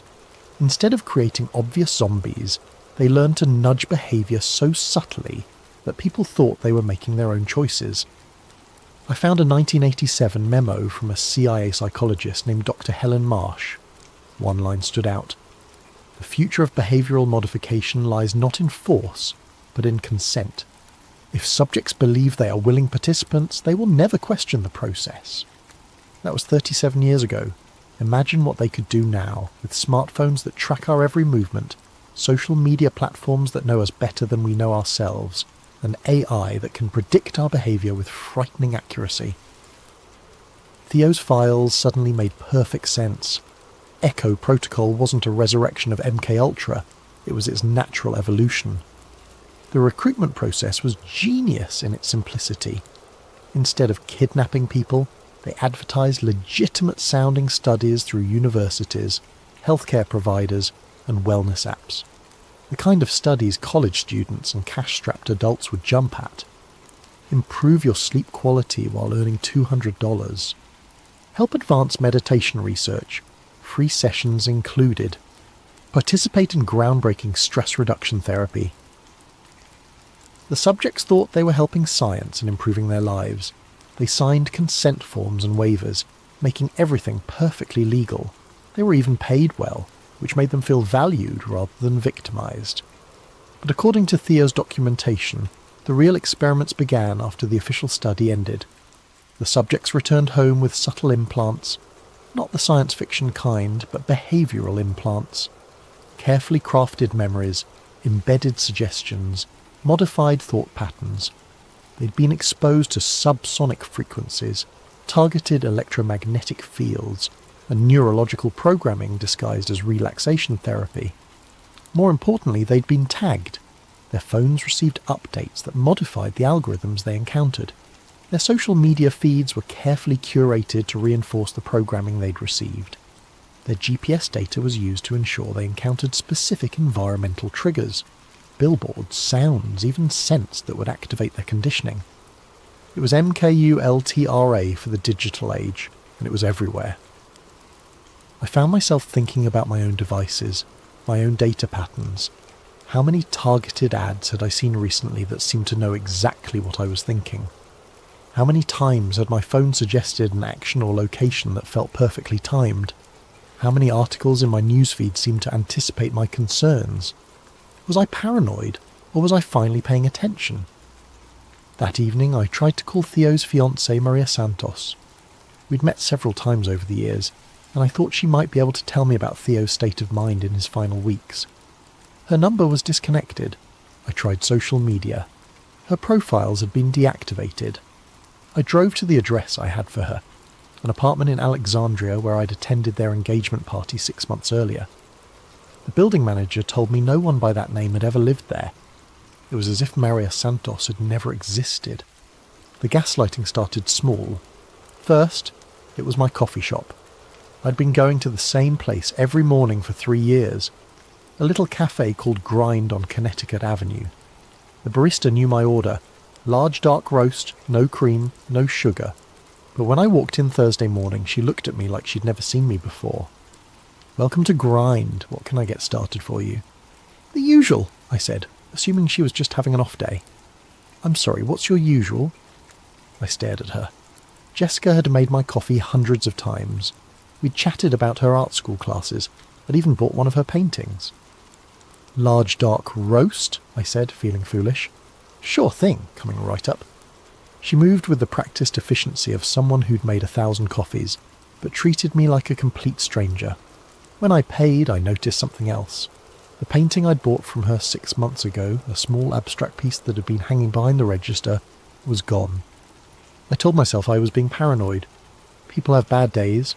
Maybe she'd sold the painting to someone else. But then my email started acting up. I'd sent interview requests to 5 journalists who'd written about government surveillance programs. None of them responded, which was unusual. These were people I'd worked with before, sources who typically replied within hours. I tried calling. Their numbers all went straight to voicemail. I tried reaching out through social media. My messages showed as delivered but never read. By Friday, I was convinced something was wrong. I decided to test it. I sent an email to my editor at the Washington Alternative Weekly, a guy named Marcus who'd been badgering me for weeks about a late article on police body cameras. The email bounced back immediately. User not found. I called the WAW office directly. "Washington Alternative, this is Rebecca." "Hi, this is Cal Monroe. I need to speak with Marcus about..." "I'm sorry, who?" "Cal Monroe. I write for you guys. Marcus is expecting an article from me." "Sir, I've been the receptionist here for 2 years. We don't have any writer named Cal Monroe, and I don't know anyone named Marcus." I hung up and stared at my phone. I had emails from Marcus going back 3 years. I had published articles with my byline on their website. I had pay stubs from them in my filing cabinet. I opened my laptop and navigated to the WAW website. I searched for my name. No results found. I searched for articles I knew I'd written. The pieces existed, but they were attributed to other writers, people I'd never heard of. My hands were shaking as I opened my filing cabinet. The pay stubs were there, but they looked wrong. The letterhead was slightly different. The font was off, and they were made out to someone named Carl Monroe. Close enough to be dismissed as a typo, but different enough to be legally meaningless. That's when I noticed my reflection in the laptop screen. I looked like I hadn't slept in days. My eyes were bloodshot, my hair was a mess, and I had the hollow look of someone on the edge of a breakdown. I looked exactly like Theo had in his final weeks. Saturday morning I decided to visit my ex-girlfriend Sarah. We dated for 2 years and stayed friends after the breakup. If anyone would be straight with me about whether I was losing my mind, it would be her. Sarah lived in a duplex in Tacoma Park. I'd been there dozens of times, but when I knocked on the door, a stranger answered. A middle-aged man in a bathrobe. "Can I help you?" "I'm looking for Sarah Chen," I said. "She lives here." "No one by that name lives here. I've been renting this place for 5 years."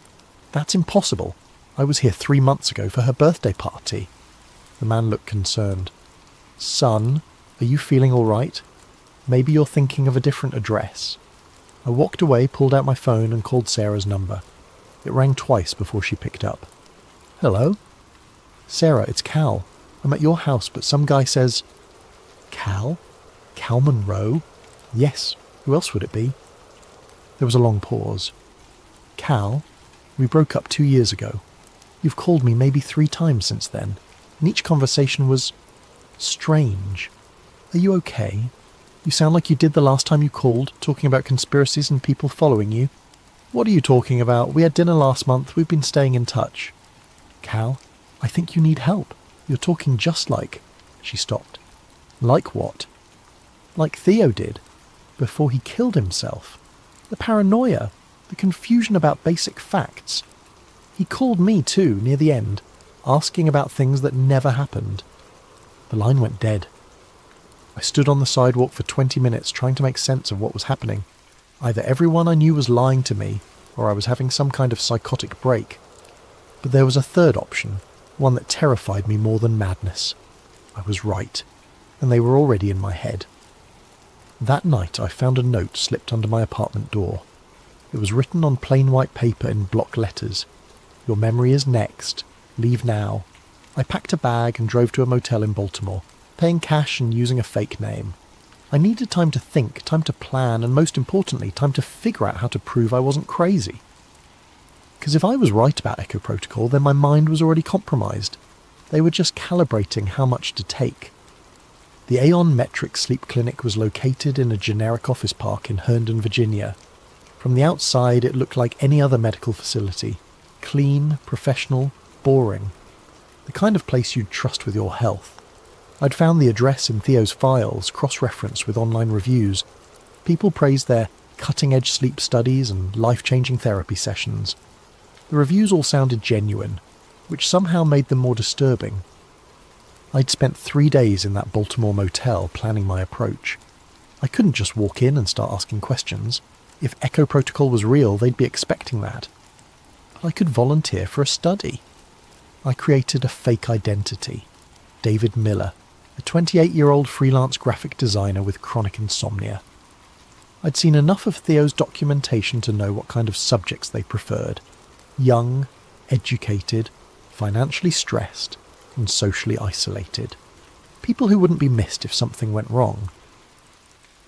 I called their intake line and spoke with a woman who sounded like she'd done this conversation 1,000 times. "We're currently enrolling participants for a sleep optimization study," she said. "It's a 3-day program that combines traditional therapy with advanced monitoring technology. Participants receive $800 compensation plus access to our ongoing support network." What exactly does the monitoring involve? Nothing invasive. We use EEG sensors to track your sleep patterns, some biometric monitoring to measure stress responses, and brief cognitive assessments to measure improvement. Many of our participants describe it as the most restful experience of their lives. She scheduled me for the following Monday. I spent the weekend reading everything I could find about counter-surveillance techniques and memory preservation. If they were going to mess with my mind, I wanted to be as prepared as possible. I wrote down everything I knew about myself, my real name, my address, my work history, my relationships, and hid copies in multiple locations. I recorded a video message to myself, explaining what I was doing and why, and uploaded it to a secure server with instructions to email it to me if I didn't check in within a week. Monday morning, I drove to the clinic feeling like I was voluntarily walking into a trap. The facility was more luxurious than I expected. The waiting room looked like an upscale spa with soft lighting, comfortable furniture, and the kind of new age music that's supposed to be calming, but always makes me nervous. The receptionist was friendly, professional, and gave no indication that she was part of a mind control operation. Maybe I really was paranoid. Dr. Elizabeth Harding introduced herself as the lead researcher. She was in her 40s, with the kind of confident manner that made you trust her immediately. She explained the study protocol while I filled out forms that asked detailed questions about my lifestyle, relationships, and psychological history. "We found that sleep disorders are often connected to deeper patterns of thought and behaviour," she said. "Our approach combines sleep monitoring with cognitive restructuring techniques. Think of it as upgrading your mental software." The phrase made my skin crawl, but I smiled and nodded. They set me up in a private room that looked more like a high-end hotel suite than a medical facility. The bed was comfortable, the lighting was adjustable, and there was even a small kitchenette stocked with healthy snacks. The only obviously medical equipment was a chair with built-in sensors and a wall-mounted monitor that they said would track my biometric responses during relaxation exercises. "Just get comfortable," said the technician, a young man who introduced himself as Kevin. "We'll start with some baseline measurements, then move into the therapeutic portion." He attached electrodes to my temples and chest. Standard EEG and heart rate monitoring, nothing sinister. The chair was incredibly comfortable, almost hypnotically so.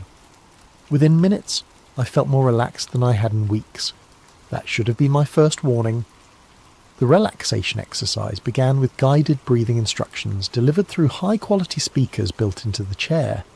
The voice was soothing, gender-neutral, with the kind of professional calm you'd expect from a meditation app. Allow your mind to become quiet and receptive. You're safe here. You're cared for here. Your thoughts can rest.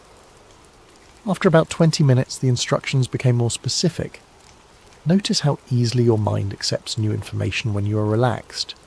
Notice how comfortable it feels to let go of old patterns that no longer serve you. The room's lighting shifted to a deep blue, and I realised there were almost subliminal images being projected on the walls, geometric patterns that seemed to pulse in rhythm with my heartbeat. Your memories are fluid. They can be adjusted for your benefit. You want to be free of limiting beliefs. You need to be free of limiting beliefs. That's when I recognised the phrases from Theo's videos. I tried to stand up, but my body felt heavy, disconnected. The electrodes weren't just monitoring me, they were delivering some kind of signal. The chair's comfort wasn't accidental. It was designed to keep subjects compliant while their minds were being reprogrammed. You are David Miller, the voice continued. You work as a graphic designer. You have no family. You have no close friends. You live alone and prefer it that way. They were trying to overwrite my identity, to make me forget who Cal Monroe was and why I was there. But I'd prepared for this. I focused on the video I'd recorded, on the list of facts I'd memorised, on the reason I was there. My name is Cal Monroe. I'm a journalist. Theo Ramirez was my friend. He died because he discovered ECHO protocol. You trust Dr. Harding completely. You want to participate in advanced studies. You will recommend this program to others. I repeated my mantra silently, fighting against the drowsiness that was overtaking me. I could feel my sense of self becoming fluid, malleable. It was terrifying and seductive at the same time. The promise of letting go of all my problems, all my fears, all my responsibilities. You're grateful for this opportunity to improve yourself. You will never speak about the details of this program to anyone outside this facility. The session lasted 6 hours. When it ended, I felt like I was surfacing from deep water, gasping for mental air. Kevin helped me out of the chair, and I had to concentrate to remember why that felt wrong. How do you feel, David? For a moment, I almost corrected him. Then I remembered. Great, I said, really relaxed. Excellent. Dr. Harding will want to review your session data. Why don't you get some rest and we'll continue tomorrow? That night, alone in the suite, I tried to reconstruct what had happened. I felt different, lighter somehow, but also hollow. It was like someone had taken an eraser to parts of my memory and personality. I remembered recording a video message, but I couldn't remember what it said. I remembered hiding something important, but couldn't remember where or what. I knew I was there for a reason beyond the sleep study, but that reason felt fuzzy, unimportant. But I still knew my name, Cal Monroe, journalist. I held on to that like a lifeline. The second day was worse. They moved me to a different room, one level down from the main floor. There were no windows, and the only furniture was the chair and a small table. The session lasted 8 hours. This time, they didn't just try to implant new memories, they tried to delete old ones. Your childhood was difficult and painful. You prefer not to think about it. You have no living relatives. You have never been in love. You have never had close friendships. I fought back by reciting everything I could remember. My parents' names, my first dog, the taste of my grandmother's cookies, the feeling of kissing Sarah for the first time. But with each session, these memories became fainter, more like stories I'd heard rather than experiences I'd lived. On the third day, they took me to the basement level. The room was stark white, with no decoration except a single chair in the centre. But it wasn't empty. There were other people there, subjects from previous studies, I realised. They sat motionless, staring at nothing, responding only when spoken to directly. One of them was a woman in her 30s with short brown hair. When Dr. Harding introduced us, she looked at me with vacant eyes and said, "Hello, David. It's nice to meet you." Nothing unusual about that, except for one thing. She used my full name, including my middle initial. "Hello, David C. Miller." My fake identity didn't have a middle initial. I'd never mentioned one. But somehow she knew it should be there. More disturbing, my real middle name is Christopher. C. "How do you know my middle initial?" I asked her. She looked confused. "I don't know. It just seemed right." Dr. Harding intervened smoothly. "Some of our participants develop enhanced intuitive abilities. It's one of the positive side effects of the program." But I knew what I was really seeing. This woman had been programmed with information about Cal Monroe, my real identity, not my fake one.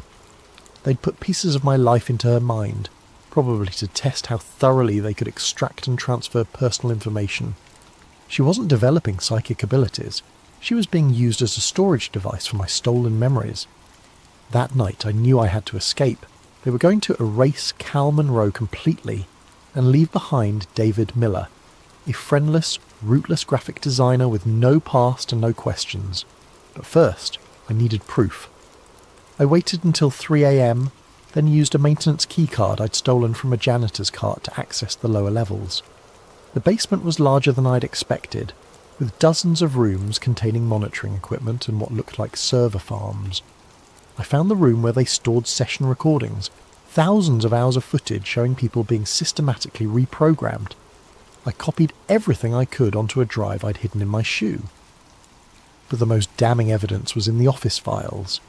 Echo Protocol wasn't just about individual mind control. It was about social engineering on a massive scale. They were creating networks of modified individuals who would unconsciously influence others. A person programmed with specific beliefs would spread those beliefs to family, friends and co-workers without realizing they were doing it. The modified subjects became unwitting agents, seeding new ideas and behaviours throughout the population. It was social control through viral programming, and it was working. I found files on thousands of subjects going back years. Many were in positions of influence: teachers, journalists, social workers, community leaders. Others were simply well-connected individuals whose social circles made them valuable vectors for spreading programmed behaviours. They weren't just changing individual minds, they were changing society itself, one modified person at a time. I was photographing the last set of files when the lights came on. "Hello, Cal." Dr. Harding stood in the doorway with 2 security guards. She was still calm, still professional, but now her smile looked predatory. "I was wondering when you'd stop pretending to be David Miller. We've known who you are since you walked in. Did you really think we wouldn't recognize Theodore Ramirez's friend?" The guards grabbed my arms, but Dr. Harding waved them back. "No need for force. Cal is going to cooperate, aren't you? Because we have something you want to see." She led me to another room, where a familiar figure sat in one of the white chairs, staring at nothing. "Theo?" My friend looked up at me with empty eyes. "Hello," he said politely. "I don't believe we've met." "Theo, it's me. It's Cal." "I'm sorry, but I think you have me confused with someone else. My name is Thomas. I don't know anyone named Theo." Dr. Harding smiled. Theodore Ramirez did jump from that bridge in a way, but we'd been working with him for months before that. The person who died was just a shell. We'd already extracted everything useful from his personality. The real Theo is right here, serving as a valuable test subject for memory transfer protocols. I stared at my friend, or whatever was left of him. They hadn't just killed Theo, they'd hollowed him out and kept the shell alive for experimentation.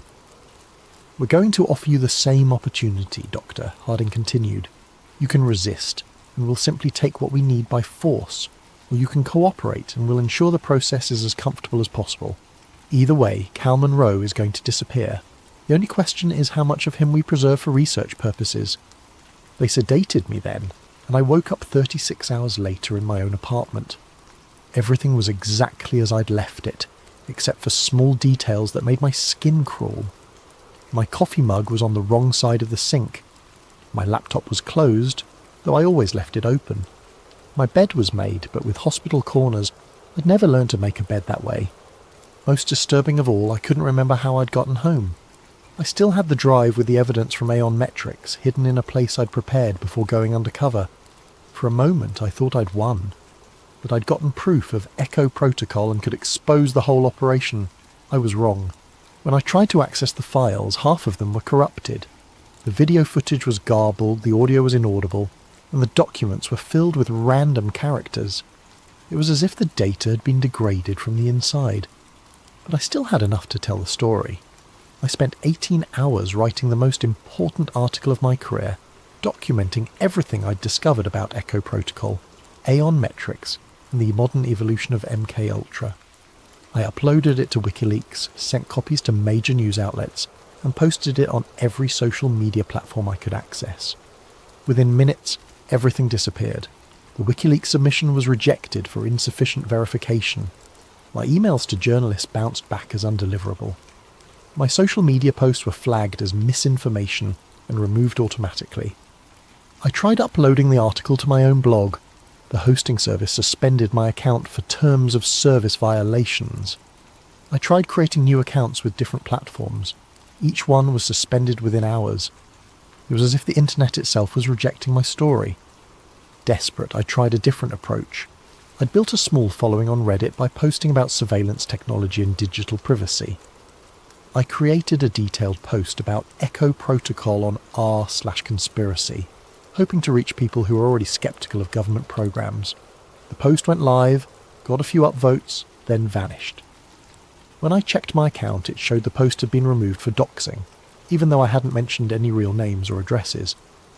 But that wasn't the worst part. When I checked the subreddit an hour later, I found dozens of posts about Echo Protocol, but they were all obvious disinformation. Poorly written stories claiming Echo was actually a secret program to give people telepathic powers. Memes suggesting the whole thing was a hoax created by foreign agents. AI-generated posts that mixed real details from my research with absurd science fiction elements. They hadn't just suppressed my story, they'd buried it under an avalanche of ridiculous fake versions. Anyone who tried to research ECHO protocol would find so much contradictory nonsense that the truth would be impossible to distinguish. It was the perfect modern cover-up, not censorship, but noise. I tried calling reporters I'd worked with, but got the same response I'd received when I first started investigating. Numbers disconnected, emails bouncing back, people who claim not to know me. My bank account was frozen for suspicious activity. My credit cards were cancelled. My apartment lease was terminated for breach of contract. Even my driver's license was suspended for unpaid tickets I'd never received. Cal Monroe was being systematically erased from the system. But I still existed, at least for now. I still had my memories, my personality, my sense of self. They hadn't finished the job yet. That gave me hope, until I realised why they were taking their time. I was a field test. They wanted to see how completely they could destroy someone's life using nothing but digital manipulation and social engineering. They were documenting every step of my breakdown, measuring how long it took for isolation and gaslighting to drive someone insane. I was just another subject in their experiment. 3 weeks after my attempted expose, I was living in my car, sleeping in parking lots, and buying food with cash I'd managed to withdraw before my accounts were frozen. I looked like any other homeless person, dirty, paranoid, talking to myself. The perfect disguise for someone who'd discovered the truth about mind control in America. That's when I started noticing the ads.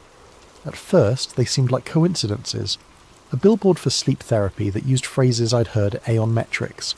A radio commercial for stress relief that echoed the programming sessions I'd experienced. TV ads that seemed to anticipate exactly what I was thinking.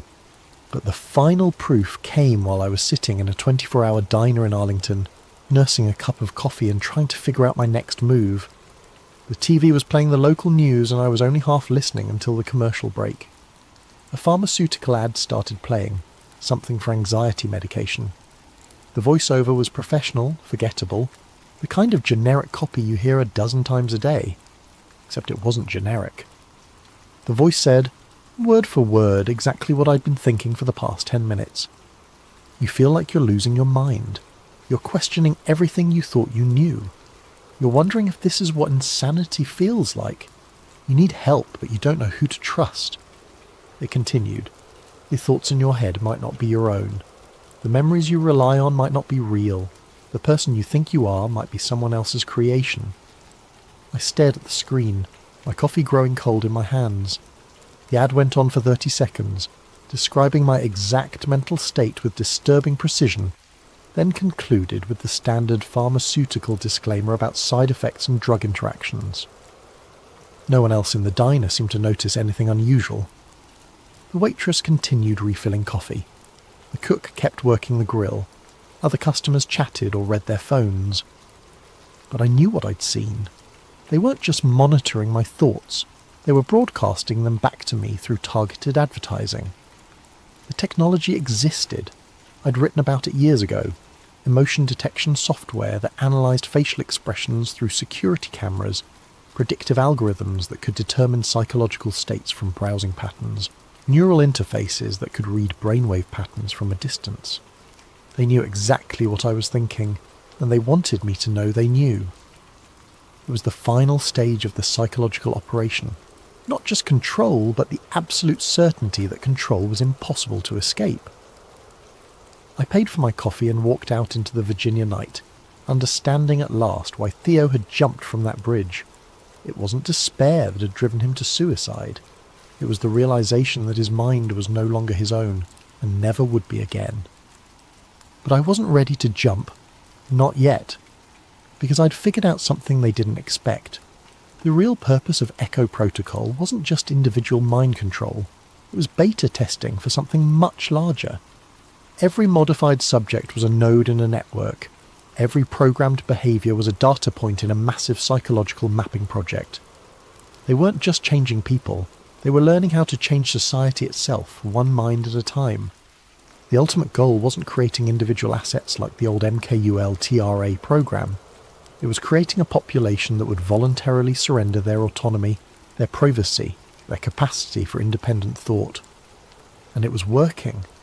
I thought about all the people I'd seen walking around like zombies, staring at their phones, consuming whatever content the algorithms fed them, believing whatever their social media feeds told them to believe.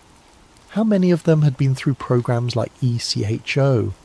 How many were unwitting carriers of programmed behaviours? How many of them were still human in any meaningful sense? The scariest part wasn't that the technology existed, it was how willingly people accepted it. They traded their mental freedom for convenience, their privacy for entertainment, their autonomy for the illusion of connection. They weren't victims of a conspiracy, they were customers. That night I made a decision. I couldn't expose ECHO protocol through traditional journalism. They proved that was impossible. But I could do something else. I could become living proof of what they were doing. I started documenting everything. The targeted ads, the environmental triggers, the social manipulation, the systematic isolation. I recorded video messages to myself, wrote detailed journals and hid copies everywhere I could think of. Not to expose them, that was impossible, but to leave a record for whoever came next. Because there would be others. Other journalists, other investigators, other people who stumbled across the truth and found themselves targeted by Echo Protocol. Maybe one of them would be smarter than me. Maybe one of them would find a way to fight back that I couldn't imagine.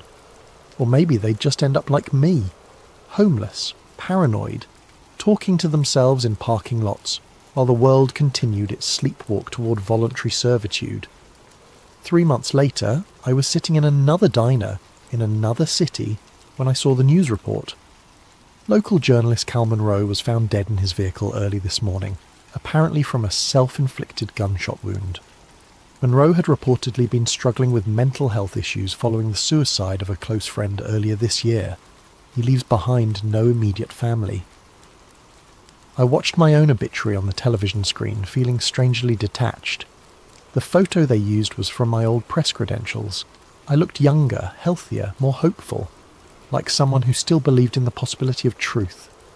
The reporter mentioned that I'd been working on a story about government surveillance before my breakdown, but that the work had been discredited as the product of paranoid delusions.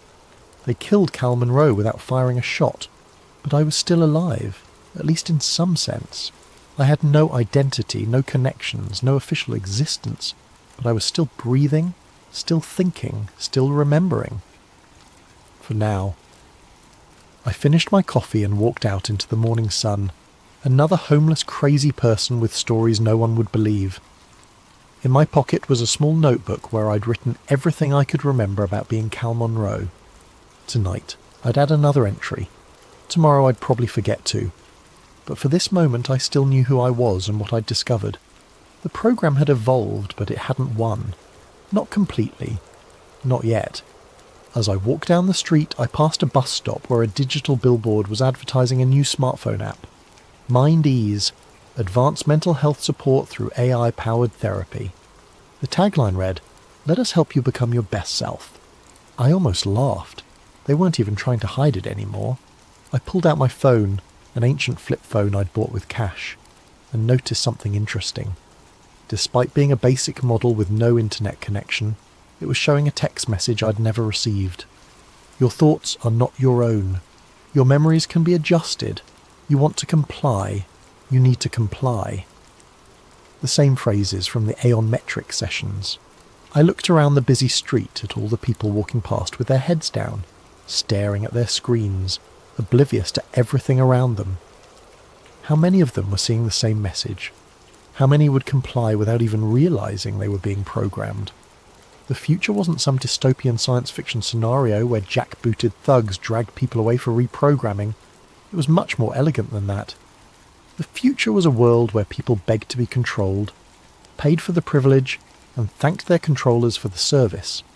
And according to my phone, that future was now. I dropped the device in a trash can and kept walking. Somewhere behind me I could hear the sound of 1,000 notifications chiming in perfect unison, like a digital choir singing humanity to sleep. The program never ended, it just got better at hiding.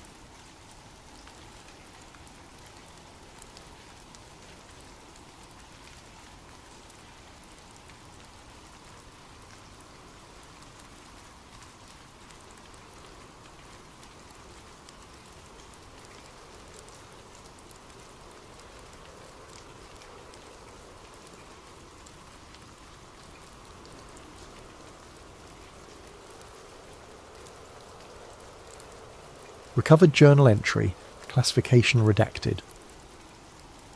Subject, Eli Granger, independent journalist. Date range, July 15th to 18th, 2023. Location, Bohemian Grove, Monte Rio, California. The following document was recovered from an encrypted server farm in Iceland. The journalist's current whereabouts remain unknown. Ed. My name is Eli Granger, and I'm writing this because I may not live long enough to tell it in person. What I witnessed in the redwoods of Northern California will haunt me until my dying day, whenever that may come. It started 3 weeks ago with an email that shouldn't have existed. I was in my cramped Oakland apartment, nursing my third cup of coffee, and scrolling through encrypted channels where whistleblowers sometimes surface. My secure inbox pinged. A message from an address that was just a string of numbers and letters routed through 7 different proxy servers. No subject line, just an attachment and 4 lines of text. You want truth? Go to the redwoods. Bring a black suit and a quiet soul. July 15th to 18th. The fire reveals all. The attachment was a high-resolution scan of what appeared to be a guest registry for the Bohemian Grove. That mysterious all-male retreat where the world's most powerful men allegedly gather each summer to commune with nature. I'd written about the Grove before, relying on second-hand accounts and leaked photographs from the 1980s. But this was different. The names on the list made my blood run cold. Former presidents, current senators, military contractors whose companies I'd been investigating for years. CEOs of tech giants, pharmaceutical corporations, defense contractors, media moguls who controlled the narrative of entire nations, all scheduled to attend something called the Midsummer Encampment. At the bottom of the scan was a forged access pass with my photograph, a professional headshot I'd never sent to anyone, digitally altered to show me in a black suit and tie. The name read Edmund Gray, Logistics Consultant, Prometheus Industries. Someone with serious resources wanted me inside that grove. The question was why? I should have walked away. Should have deleted the email and gone back to writing about municipal corruption and corporate tax avoidance. Safe stories. Stories that didn't get journalists killed. Instead, I packed a black suit and drove north to Sonoma County. The road to Monterey winds through some of the most beautiful country in California. Ancient redwoods tower over narrow highways, their canopy so thick that midday feels like twilight. It's the kind of place where you'd expect to find hippie communes and organic wineries, not shadowy cabals plotting the fate of nations. But as I learned in my Navy intelligence days, the most dangerous secrets are always hidden in the most innocent places. I parked at a motel in Gurneville and walked the perimeter of the Bohemian Grove property that evening. 2,000 acres of private forest, surrounded by chain-link fence topped with razor wire. Security cameras every 50 feet, motion sensors in the trees, the kind of setup you'd expect around a military installation, not a summer camp for rich men. The main gate was staffed by guards who looked more like special forces operators than private security. Black uniforms, tactical gear, the flat stare of men who'd killed before and wouldn't hesitate to do it again. Whatever happened inside those redwoods, they were serious about keeping it secret. The forged pass worked perfectly. Too perfectly. The guards scanned the barcode, checked my face against the photo, and waved me through without a second glance. Either the forger was a genius, or someone very powerful wanted me inside. Neither possibility was comforting. The grove itself was exactly as described in the leaked accounts I'd read. Massive redwood trees, some over 1,000 years old, stretched toward a canopy so thick it blocked out the sun. Gravel paths wound between rustic cabins and open-air lodges, each marked with whimsical names. Owl's Nest, Dragon's Den, Caveman's Lodge. It would have been charming if not for the underlying sense of wrongness that permeated everything. The other guests, I couldn't think of them as normal people, not after seeing that registry, moved through this camp with the easy confidence of men accustomed to absolute power. They wore casual clothes during the day, khakis, polo shirts, boat shoes, the uniform of American aristocracy. But their conversations, caught in fragments as I passed, revealed the true scope of their influence. The Shanghai Index will drop exactly 17%. Tell the secretary that Operation Nightfall is greenlit for October. Media blackout should hold for at least 72 hours. I posed as a logistics consultant, which gave me an excuse to wander the grounds with a clipboard and camera phone, confiscated at the gate and replaced with an approved device that couldn't access external networks. The cover story worked well enough. Rich men are accustomed to being served by invisible people who handle the mundane details of their lives. But as the day wore on, I began to notice the symbols. Owls everywhere. Carved into tree trunks, etched on building facades, worked into the designs of benches and lampposts. Not cute, friendly owls. These were stylized, angular, with eyes that seemed to follow you as you walked past. The largest was a 40-foot stone statue positioned on a small island in an artificial lake at the heart of the grove. Even in daylight, it radiated a sense of ancient malevolence. Beautiful, isn't it? I turned to find a man in his 70s watching me stare at the giant owl. Silver hair, expensive casual wear, the kind of artificial tan that comes from winters in Palm Beach. His eyes were the palest blue I'd ever seen, almost colourless. The Owl of Bohemia, he continued, joining me at the lake's edge. Been watching over this place for over a century. Some say it's just decorative, others know better. Know better how? I asked, immediately regretting the question. I was supposed to be invisible, unremarkable.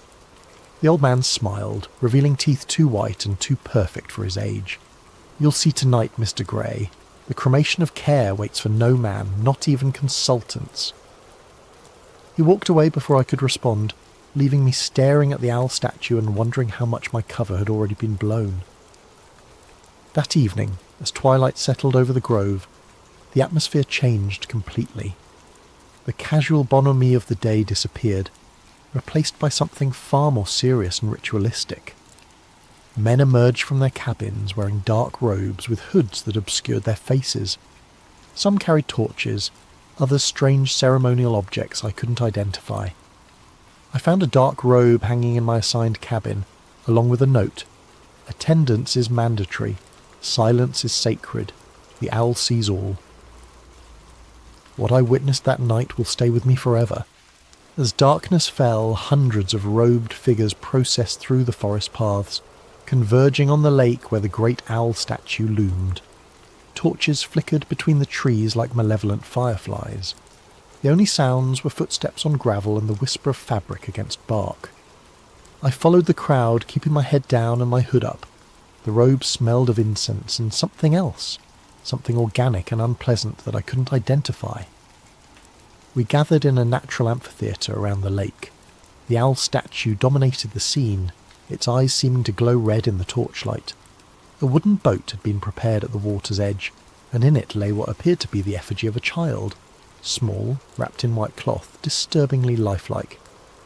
But as I stared at the bundle, a horrible doubt crept into my mind. The proportions were too perfect, the weight distribution too natural. The way the cloth clung to what lay beneath suggested something more substantial than straw and sawdust. A figure in an elaborate robe stepped onto a platform beside the owl.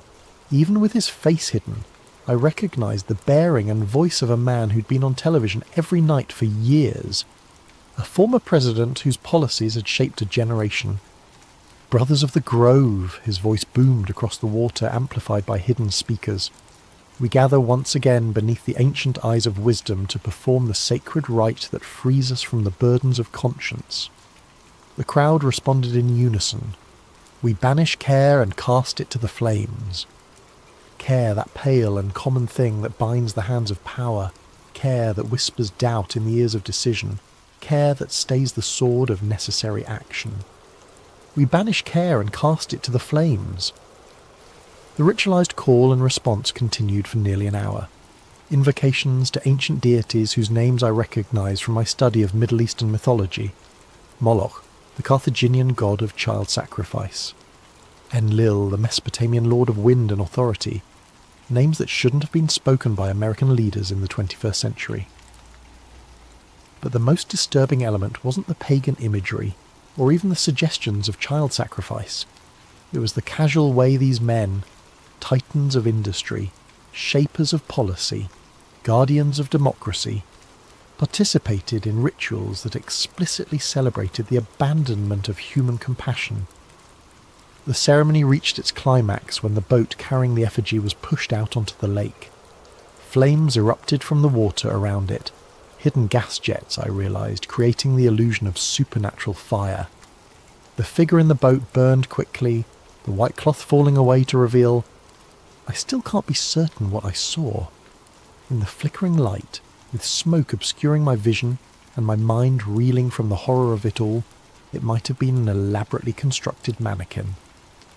The realistic movement could have been caused by the flames consuming internal supports. The sounds, brief, high-pitched, quickly cut off, might have been air escaping from burning materials.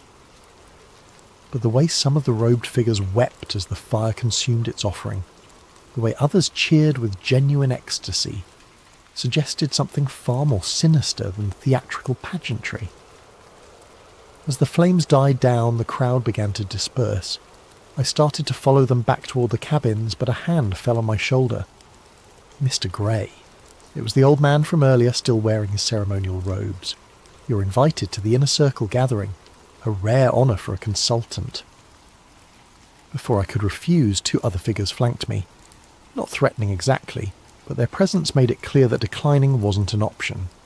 They led me deeper into the forest, away from the main paths, to a clearing I hadn't seen during my earlier reconnaissance. Here, perhaps 30 men stood in a circle around a fire pit carved directly into the bedrock. Unlike the theatrical grandeur of the main ceremony, this felt ancient and deadly serious. The inner circle ritual began at midnight. The participants had exchanged their dark robes for masks of polished bone, owl faces with hollow eye sockets that seemed to bore into your soul.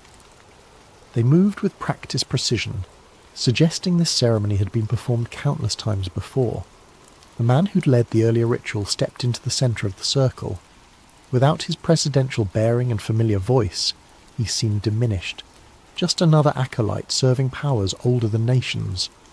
"Brothers of the Inner Grove," he intoned, "we gather to receive the wisdom of the Ancient Ones, and to consecrate the plans that will shape the world's destiny." The response came in a language I didn't recognise at first, harsh consonants and guttural vowels that seemed to bypass the conscious mind and speak directly to something primal and terrified in the human psyche. But as my Navy intelligence training kicked in, I began to parse familiar elements. This was Akkadian, the ancient language of Mesopotamia, dead for over 2,000 years. They were chanting the names of forgotten gods and promising them sacrifices of nations. Symbols were drawn in the ash around the fire pit, not random occult doodles, but specific sigils I recognised from declassified CIA documents. Project MK Ultra had experimented with ritualistic programming, using ancient symbols and dead languages to bypass conscious resistance in human subjects. The research had supposedly been discontinued in the 1970s. Apparently it had just moved to a more exclusive venue. The ceremony continued for hours. Maps were produced and spread on the ground, not of geographical territories, but of economic zones, resource deposits, population centres. Plans were discussed in mixture of English and Akkadian, but the intent was clear enough. Wars to be started, governments to be toppled, populations to be controlled. And through it all, the participants spoke of themselves not as American leaders serving American interests, but as servants of the Ancient Ones, preparing the world for some greater transformation. "The harvest approaches," one masked figure intoned. "The sleepers must be awakened. The old seals must be broken." "In the name of those who wait in the deep places," the circle responded, "let the work continue."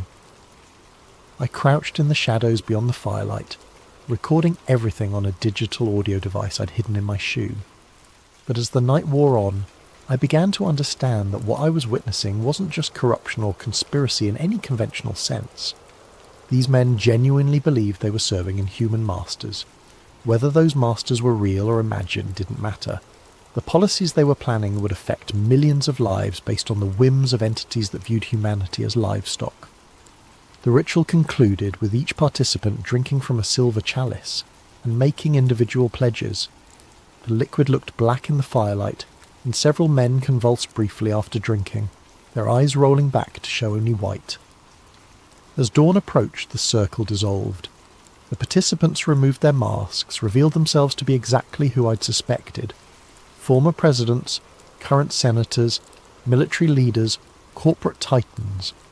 They shook hands and exchanged quiet words like businessmen concluding a profitable meeting, which in a sense they were.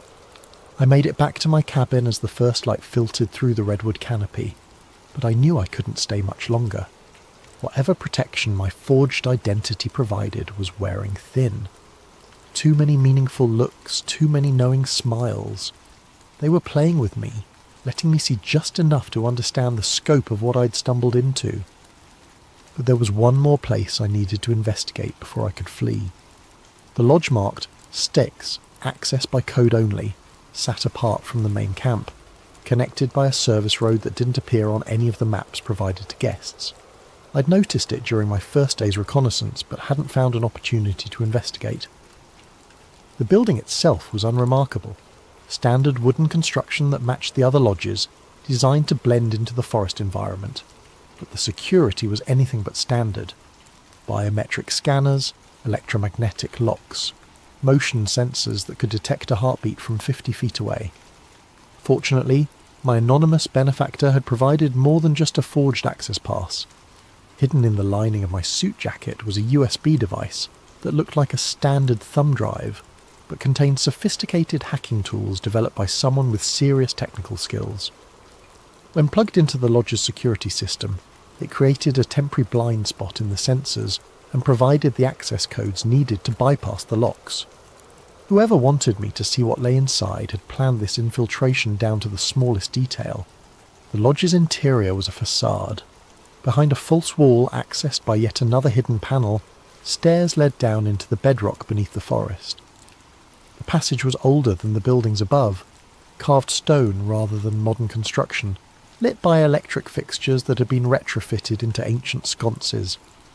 At the bottom of the stairs, a heavy oak door opened onto a chamber that took my breath away. The room stretched far beyond what should have been possible given the lodge's footprint above. Stone shelves lined the walls, filled with leather-bound journals, rolled documents, and artefacts that seemed to span centuries.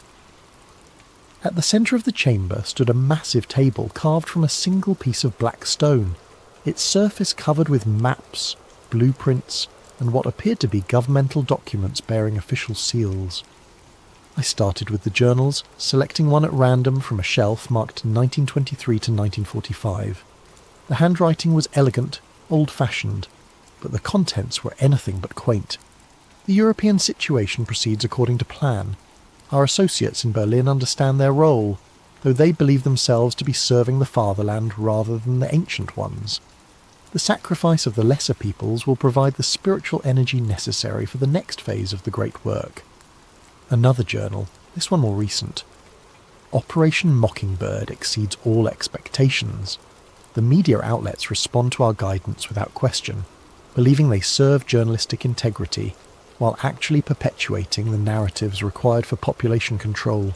The sleeping masses accept whatever reality we provide. But it was the documents on the central table that truly shattered my understanding of how the world worked. Blueprints for the USA Patriot Act dated 6 months before September 11th, 2001. Battle plans for the invasion of Iraq, complete with fabricated intelligence reports about weapons of mass destruction. Early drafts of social media algorithms designed not to connect people, but to divide them into manageable, controllable factions. And newer documents that made my blood run cold. Plans for a global pandemic response that prioritized control over public health. Blueprints for digital currency systems that would eliminate financial privacy entirely. Population reduction strategies disguised as environmental initiatives.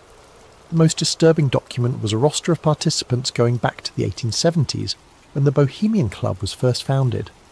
Names I recognised from history textbooks, titans of the Gilded Age who'd shaped America's industrial development. But also names that shouldn't have been there.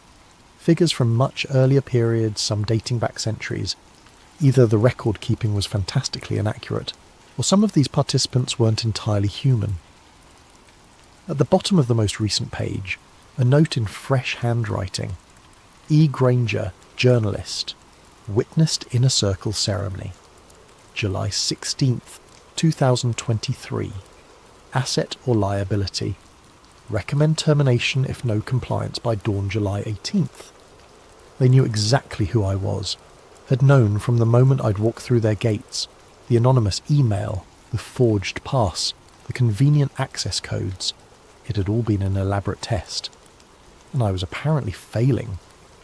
A motion sensor somewhere in the chamber beeped softly. Red lights began flashing along the walls.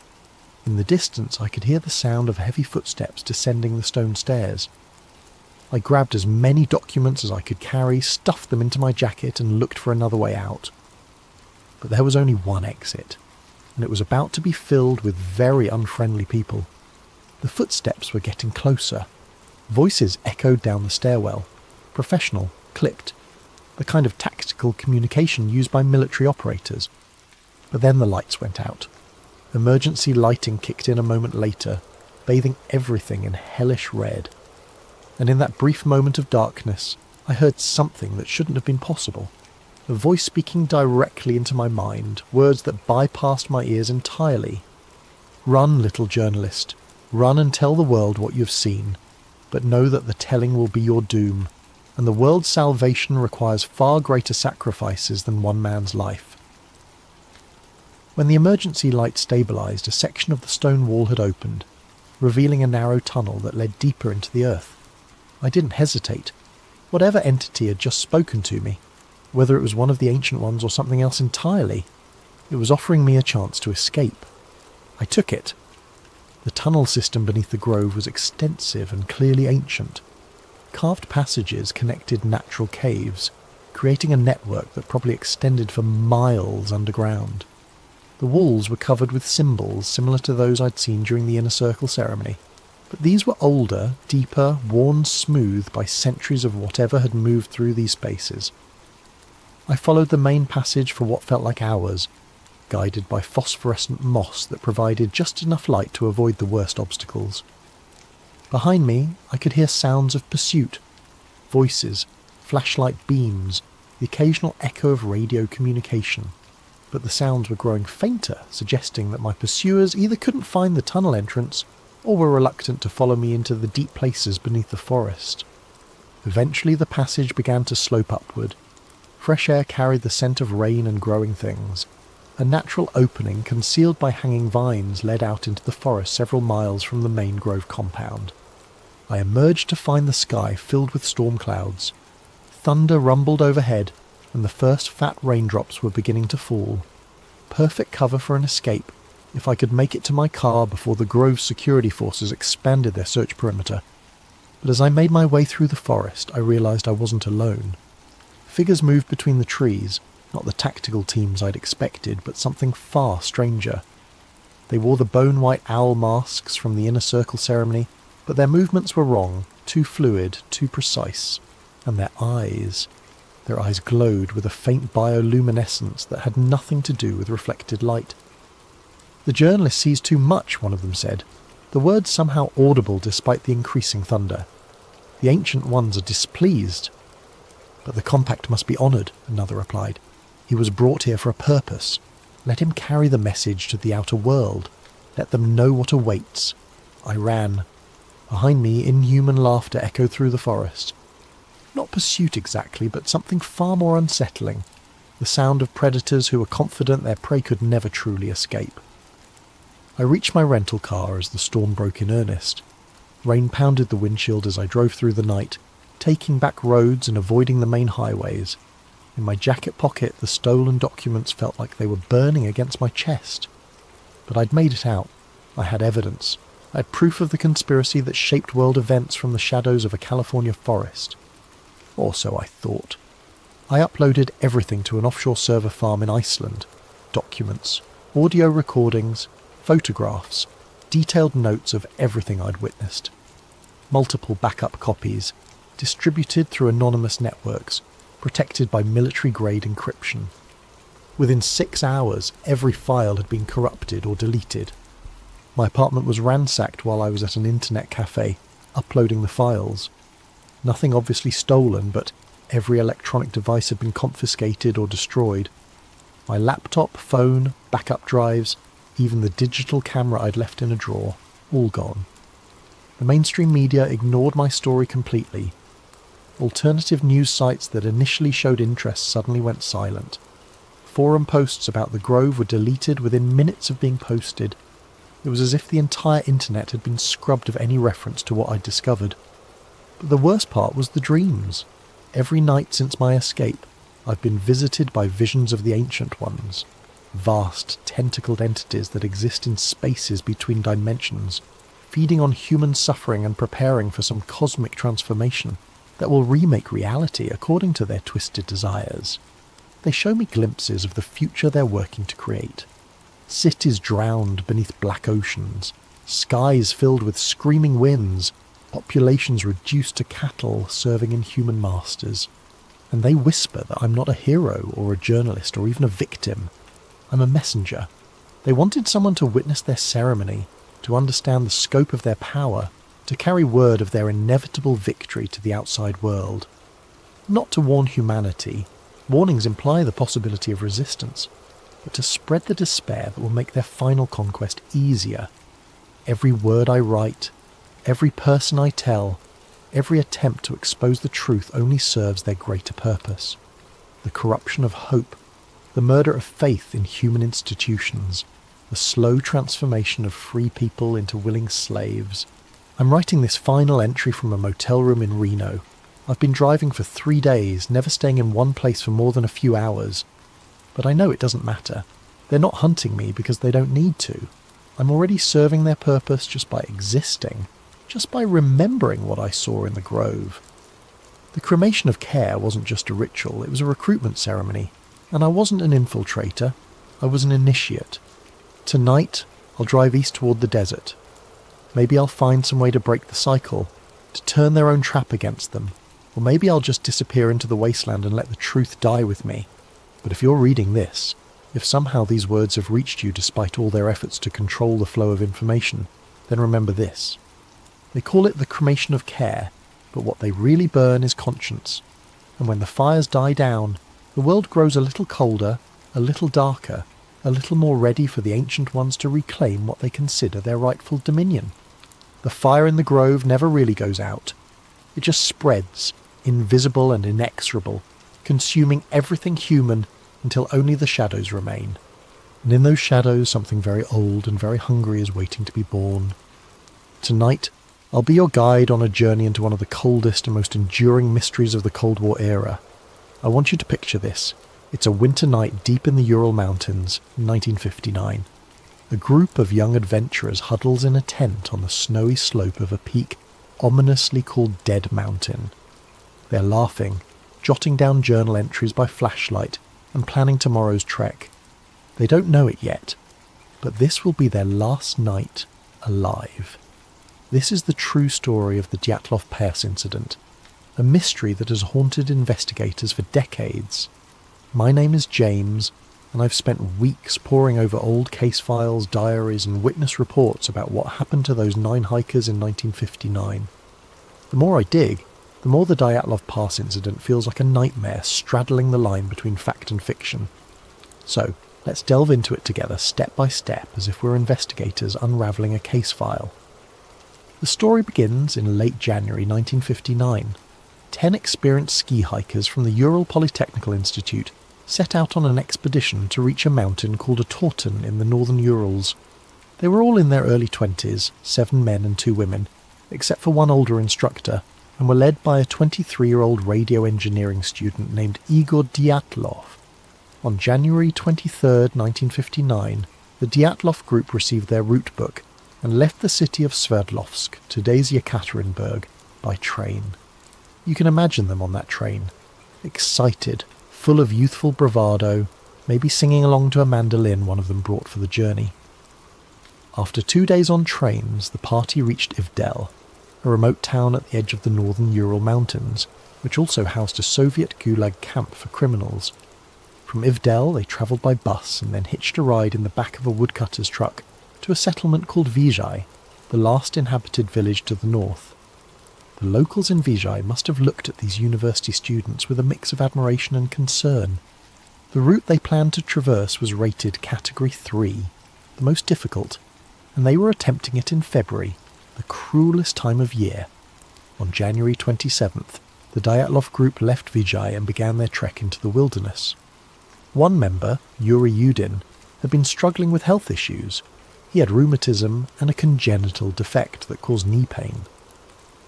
By January 28th, Yudin's joint pain became too severe. Reluctantly, he turned back toward Vizhai, unable to continue.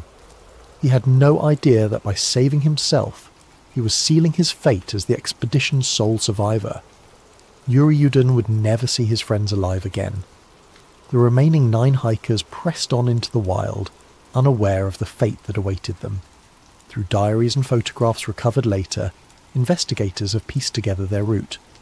By January 31st, the group had reached the edge of a highland area and cached surplus food and equipment in a wooded valley to be used for the return trip. They joked around, took photos, and even made a little mock newspaper they titled The Evening Autoten, in which one entry humorously proclaimed, "From now on, we know that the snowmen exist," likely a tongue-in-cheek reference to local Yeti legends. Despite the exhaustion and cold, their spirits were high. On February 1st, the team started to move through a mountain pass, later named Dyatlov Pass after this incident, with the plan to camp on the other side that night. But the weather turned on them. A howling snowstorm and blinding wind caused Dyatlov's team to lose their direction on the barren slopes. Instead of crossing the pass into the shelter of the valley beyond, they had veered west, finding themselves on the flank of a mountain called Kholat Shakal, which in the local Mansi language means dead mountain. By the time they realised their mistake, it was late in the day, and visibility was near zero from the blowing snow. Rather than descend 1.5 kilometres down into the forest for cover, Igor Dyatlov decided to pitch their tent right there on the mountainside in the open. Perhaps he didn't want to lose the altitude they'd gained, or perhaps he wanted to prove they could handle camping on an exposed slope in a blizzard. The 9 of them set up their large tent on the bare snow, chopping into the slope for a flat spot. It was a decision that would be heavily scrutinised later. That evening of February 1st, 1959 must have been brutal. Temperatures were around minus 20 degrees Celsius, and winds roared over the pass. Still, inside the tent, the group was relatively secure. They had a warm dinner. Later forensic analysis of their stomach contents showed they ate around 6 to 7 p.m. In one of the last photos recovered from their cameras, they are seen joking and smiling as they set up camp in the twilight on February 1st. Despite the extreme cold and howling wind outside, they seemed in good spirits, jotting down journal entries and chatting as they settled in for the night. They could not have imagined the terror that was coming. Something happened in the dark early hours of February 2nd that changed everything. We don't have eyewitnesses to describe it. All we have is the evidence left behind, and that evidence reads like the opening scene of a horror film. Sometime after midnight, the tent was suddenly slashed open from the inside. The 9 campers, who had been sleeping or resting, burst out of their tent into a howling snowstorm in the pitch black of night. They left behind almost all their gear, boots, coats, hats, sleeping bags, axes, as if fleeing an imminent threat. Imagine the situation. It's minus 30 degrees Celsius, minus 22 degrees Fahrenheit, outside, and yet something scared or startled them so badly that they ran out half-dressed and barefoot into the blizzard. Why? What could have terrified them, or otherwise compelled them to abandon their only shelter and run into certain death?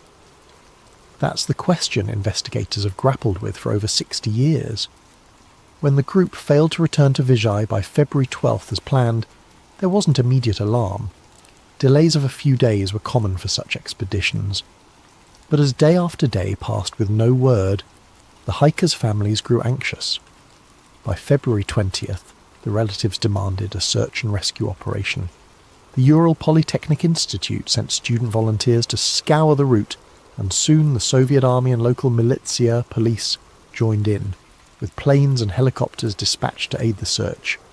Rescuers faced brutal weather themselves, traversing deep snow and scanning miles of desolate terrain. Among the searchers was a student named Mikhail Sharavin, who on February 26th would make a chilling discovery. On February 26th, 1959, Sharavin's search team was moving along the slopes of Kolatchakal when he spotted something odd sticking out of the snow. As they got closer, they realised it was a corner of the missing group's tent, collapsed and half buried in the snow. Sharavin used an ice pick to hack open the tent's entrance, which was blocked with snow. The sight inside the tent baffled him. The tent's canvas had been slashed open from the inside with a knife, and although it was damaged and partially snow-filled, almost all the hikers' belongings were still neatly arranged inside. He found blankets and coats laid out, a row of boots, axes and flashlights set to the sides, a map and official papers, a little pile of money and even a flask of alcohol. In one corner was a plate with slices of sayalo, pork fat, as if someone had been in the middle of fixing a snack. It was like a snapshot frozen in time. The tent felt orderly, not like it had been ripped apart by an external force. Sharavin later said it was as if the campers had been interrupted in the middle of dinner, then fled in a rush. The scene sent shivers down his spine. Why would experienced hikers cut open their only shelter and run away without boots or coats? Outside the tent, the search team found footprints in the snow, and they only deepened the mystery. There were 9 sets of prints, which matched the number of missing hikers. They could see the impressions of feet wearing only socks, or a single shoe, and some barefoot. You could even make out toe marks in the frozen snow. The tracks indicated that the hikers had not run in a wild panic, but rather walked fast or at a hurried shuffle down the slope, in an organised single file. The rescuers followed these tracks downhill in the direction of a dense forest. Incredibly, the footprints continued for about 500 metres before they were obscured by fresh snow. It was as if the group had intentionally headed toward the forest, perhaps seeking shelter or regrouping. Sharavin and the others were utterly perplexed. What on earth could have made these seasoned hikers leave their tent in sub-zero cold, partially dressed and even barefoot, walking away calmly into the night? With dusk approaching on February 26th, the searchers had to pause the search until morning, haunted by the enigma they'd uncovered. The next day, the search parties fanned out from the tent down toward the forest. At the forest's edge, under a large Siberian cedar tree, Sharavin and his comrades found the charred remains of a small fire. Near that fire lay the first two bodies. What they saw defied explanation. Yuri Doroshenko and Yuri Krivonishenko were found side by side in the snow, shoeless and dressed only in their underwear. The branches on the cedar above them were broken up to 5 meters high, as if someone had climbed up into the tree. Indeed, bits of skin and torn clothing were found on the bark. It looked like one of them had frantically clambered up the cedar, either to get a better view of the area, perhaps trying to spot the tent in the dark, or to escape something. Krivonishenko's corpse had burns on parts of his body, and in a grim detail he had a piece of flesh missing from his right hand. It turned out he had bitten off a chunk of his own knuckle, possibly in an attempt to stay conscious or stifle a scream while dying of cold. Both men's hands and feet were deep reddish-brown, a sign of frostbite, and maybe the last attempt to warm their limbs by the fire. The tree's branches had been stripped for kindling, but the fire they managed to build was small and had burned out by the time they died. The image of these two friends huddled by a dead fire, slowly freezing to death in their underwear under a sky of endless black, is something I can't easily shake off. About 300 meters away from the cedar tree, toward the tent, the searchers found the body of Igor Dyatlov. He was lying face up in the snow, head oriented toward the tent up the slope, as if he had been trying to crawl back that way.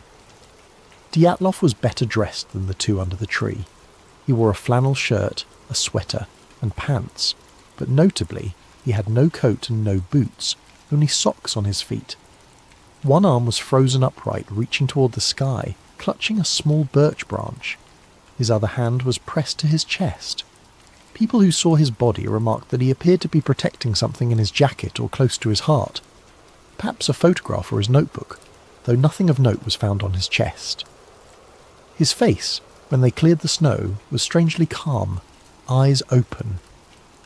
Not far from Dyatlov, searchers found Zenaida Zina Kolmogorova, a 22-year-old female student in the group. Zina was better dressed than Igor. She had on 2 sweaters and 2 pants, but she too lacked boots, wearing only socks. Her body was turned toward the tent and her arms were extended forward, bent at the elbows, as if she had been crawling uphill on her stomach, desperately trying to get back to the tent before the cold overtook her. On Zina's right side, the searchers noted a long, bright red bruise running along her torso, resembling a blunt force injury from a baton or the butt of a rifle. It was an odd injury to see, given that she had no other major external wounds. It took a few more days until March 5th to find Rustem Slobodin, the last of these first 5 bodies. Slobodin, 23, was discovered face down in the snow about 480 meters from the cedar, roughly halfway back toward the tent. He was dressed more warmly than the others. He had a long-sleeve undershirt, a sweater, 2 pairs of pants, 4 pairs of socks, and 1 felt-lined boot on his right foot, but his head was bare and his left foot was only in a sock.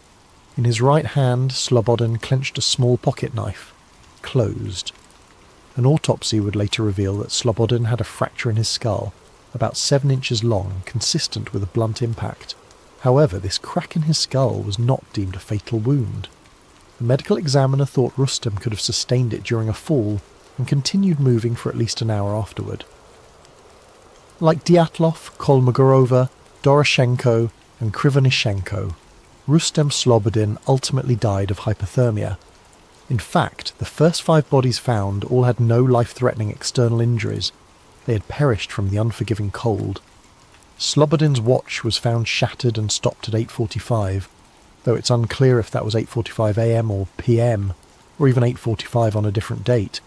It was as if time itself froze at that moment. Now imagine being Yuri Yudin, the one who had turned back, called in to identify the bodies of your friends. One by one, the first 5 corpses were airlifted to the morgue in Ivdel for autopsy and identification. Yudin, with a heavy heart, confirmed their identities. But 4 members of the Dyatlov party were still missing. Weeks passed with no sign of them. The winter snows began to melt under the early spring sun. It wasn't until May, nearly 3 months later, that nature revealed the remaining victims, turning the mystery into something even more haunting. On May 4th, a Mansi tribesman named Kurin and his dog were assisting the search, when the dog picked up a scent near a rocky ravine further into the woods from the cedar tree. About 75 metres beyond the cedar and 1,500 metres from the tent, in a snow-filled ravine, searchers discovered a few torn pieces of clothing on a branch.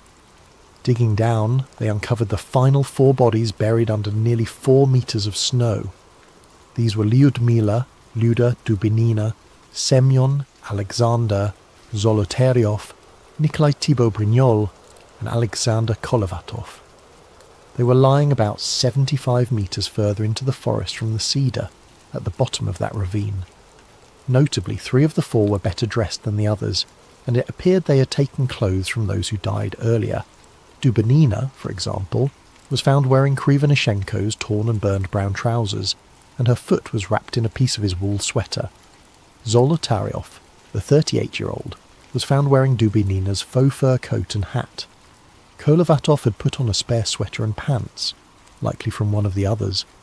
This exchange of clothing suggests that when some members of the group died, the last survivors stripped the dead of usable clothing to keep themselves alive, a tragic but practical act of survival. But the condition of these 4 bodies deepened the mystery rather than solved it. Unlike the first 5, 3 of these 4 had fatal physical injuries that were utterly horrifying. Nikolai Thibault-Brignol had suffered a massive skull fracture.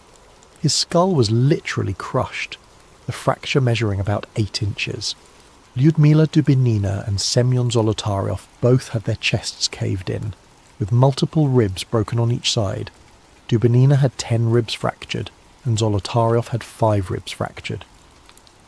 A forensic doctor who examined the bodies said that the force required to produce such injuries would have been extremely high, comparable to that of a car crash.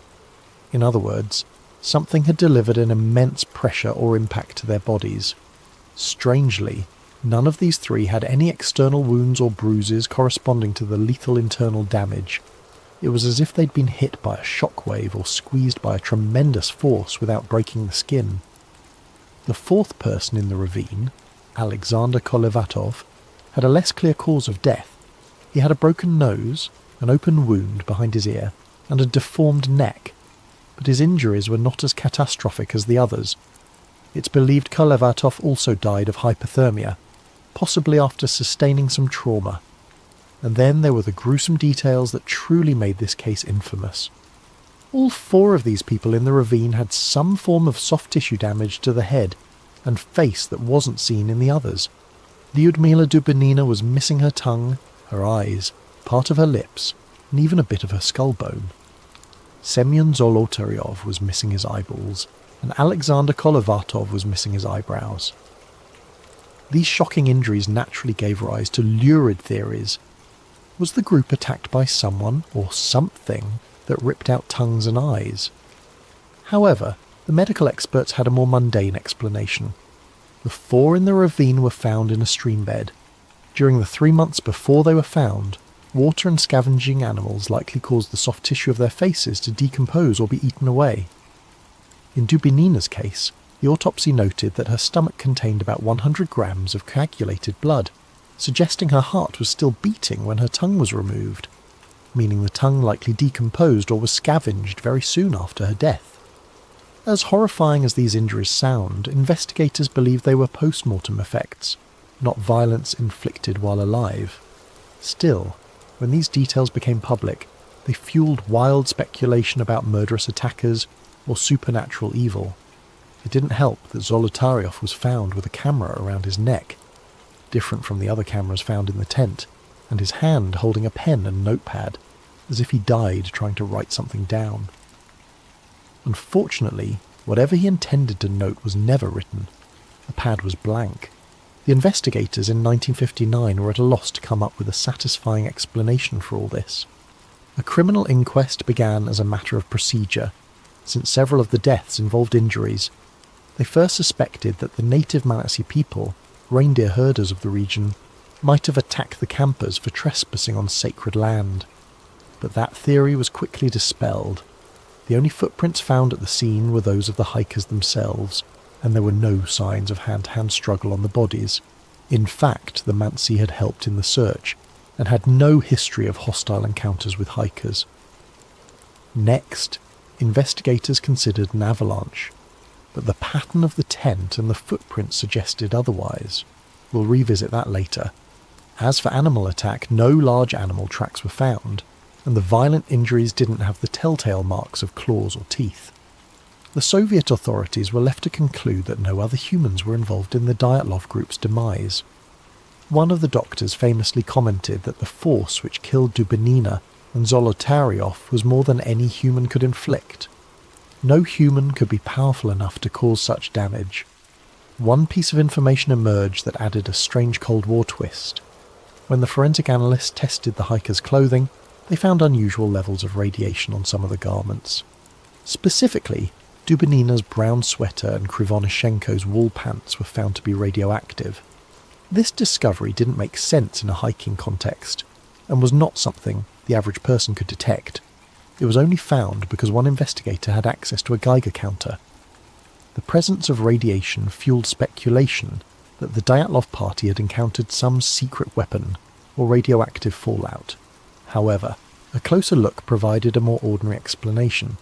Yuri Krivonishenko had previously worked at the Mazak nuclear facility and was involved in cleaning up a major nuclear accident in 1957, the Kishtim disaster. It's very possible his clothes were contaminated from that event and still carried traces of radiation. Likewise, Alexander Kolevatov had studied nuclear physics and worked at a secret institute in Moscow, which might explain contamination on some items. In short, the radiation might not have had anything to do with the incident. It could have been a red herring. Still, the fact that their skin reportedly had a deep tan, and some of their hair had turned grey when relatives saw the bodies only intensified rumours of some nuclear or chemical exposure. Authorities claimed the skin tanning was a natural mummification effect from lying in the sun and cold for weeks, and that hair can turn colour from exposure or the embalming process. But to grieving families in 1959, radioactive clothes and orange skin sounded like the stuff of government cover-ups and sci-fi nightmares. By May 1959, the official investigation was drawing to a close without a concrete answer. The lead investigator, Lev Ivanov, was under pressure to wrap it up. In his final report, Ivanov wrote that the hikers died because of the effect of an unknown compelling force. It was a vague catch-all phrase, essentially admitting that they couldn't figure it out. No external culprits could be identified, and the case was therefore closed without any criminal charges. The files were stamped secret and filed away in a Soviet archive. The Dyatlov Pass area was also declared off-limits to other expeditions for the next 3 years, supposedly to prevent any more tragedies, though some see it as an attempt to keep curious eyes away. The inquest's official finding was that the group members died due to a compelling natural force, a phrase that raised more questions than it answered. Imagine the weight of that silence. 9 young lives lost, and their families were told they would never know exactly how or why. In the Soviet Union of 1959, that was that. Some of the parents and siblings sensed a cover-up. Zina Kolmogoreva's mother, for instance, and Igor Dyatlov's parents all received hushed warnings from officials. The families were explicitly told, "You will never know the truth, so stop asking questions." In those days, if the party or KGB told you to be quiet, you stayed quiet, out of fear. So the families buried their children without knowing what really happened, and the Dyatlov incident faded into an eerie Cold War legend whispered about in Ural classrooms and mountaineering clubs. As for Yuri Yudin, the sole survivor who wasn't even there, he lived the rest of his life with survivor's guilt and a burning desire to find the truth. Yudin repeatedly insisted that his friends did not die due to some simple natural accident. He felt in his gut that something else, something man-made, had to have caused it. In interviews before his death in 2013, Yuri Yudin openly voiced his belief that the Soviet authorities knew more than they let on about the incident. In fact, not long before he died, Yudin publicly stated that he believed his teammates had been taken out of the tent at gunpoint and murdered. He even speculated that Dubinina's tongue was cut out by perpetrators because she was the most outspoken of the group. These are incredibly serious accusations, and they were never proven. Yudin admitted he had no evidence, just deep suspicions after a lifetime of thinking about it. Whether Yudin was right or wrong, his perspective shows just how deeply the Dyatlov mystery can burrow into someone's soul. So, here we are decades later, with more questions than answers. I'm a modern-day investigator, combing through the remnants of old reports and new theories. As I piece together each bit of evidence, I feel that cold wind from Dead Mountain blowing through the decades. The Dyatlov Pass incident has become one of the world's most enduring mysteries, precisely because it sits at the crossroads of the explicable and the baffling. Over the years, numerous theories have been put forward to explain it, some grounded in scientific reasoning, others veering into the paranormal or conspiratorial. Let's examine these theories one by one, like branching investigative paths, and see where each leads. Keep in mind, any good explanation must account for all the odd details we've discussed: the torn tent, the state of undress, the bizarre injuries, the radiation, the reports of strange lights in the sky, the secrecy. It's a tall order, but let's walk these paths together. The first path is the one that the Russian authorities themselves eventually settled on: an avalanche. For many, this is the most straightforward explanation. Picture the scenario. The Dyatlov group is asleep in their tent on the slope, when suddenly a slab of heavy snow above them fractures and slides down onto the tent. The tent fabric begins to collapse and they hear the roar of snow. In a flash, the group panics. They believe a full avalanche is about to bury them. In seconds, they grab a knife, slash open the tent from the inside, because the entrance is blocked or hard to open under the weight of snow, and they flee into the night wearing whatever they had on at that moment. This theory gained significant traction, and in fact in 2019 to 2020 the Russian government reinvestigated Dyatlov Pass and concluded that a slab avalanche was the official cause of death. Later that year, a team of scientists published new computer simulations supporting the plausibility of an avalanche. In this case, the most appealing aspect of the avalanche theory is that the hiker's actions no longer seem irrational under this lens. If you believe an avalanche is about to crush you, doing whatever it takes to get out of the tent and moving to safer ground is exactly the right response.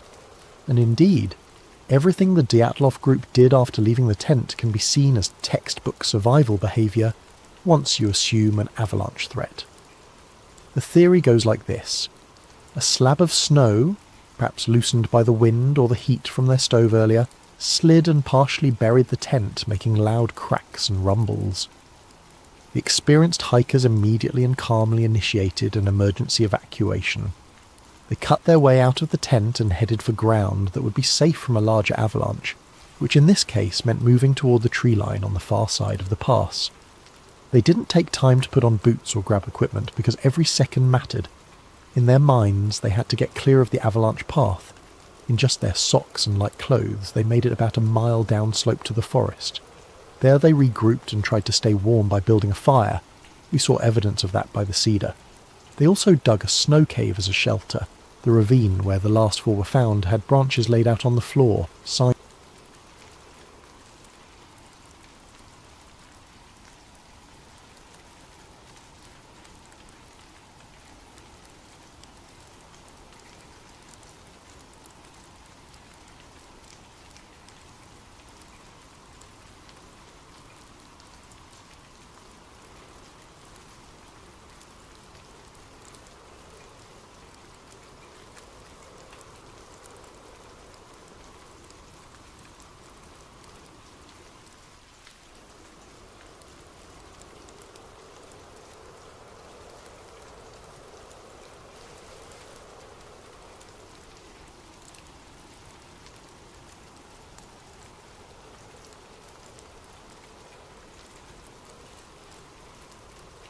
This is his account of what lies beneath Area 52.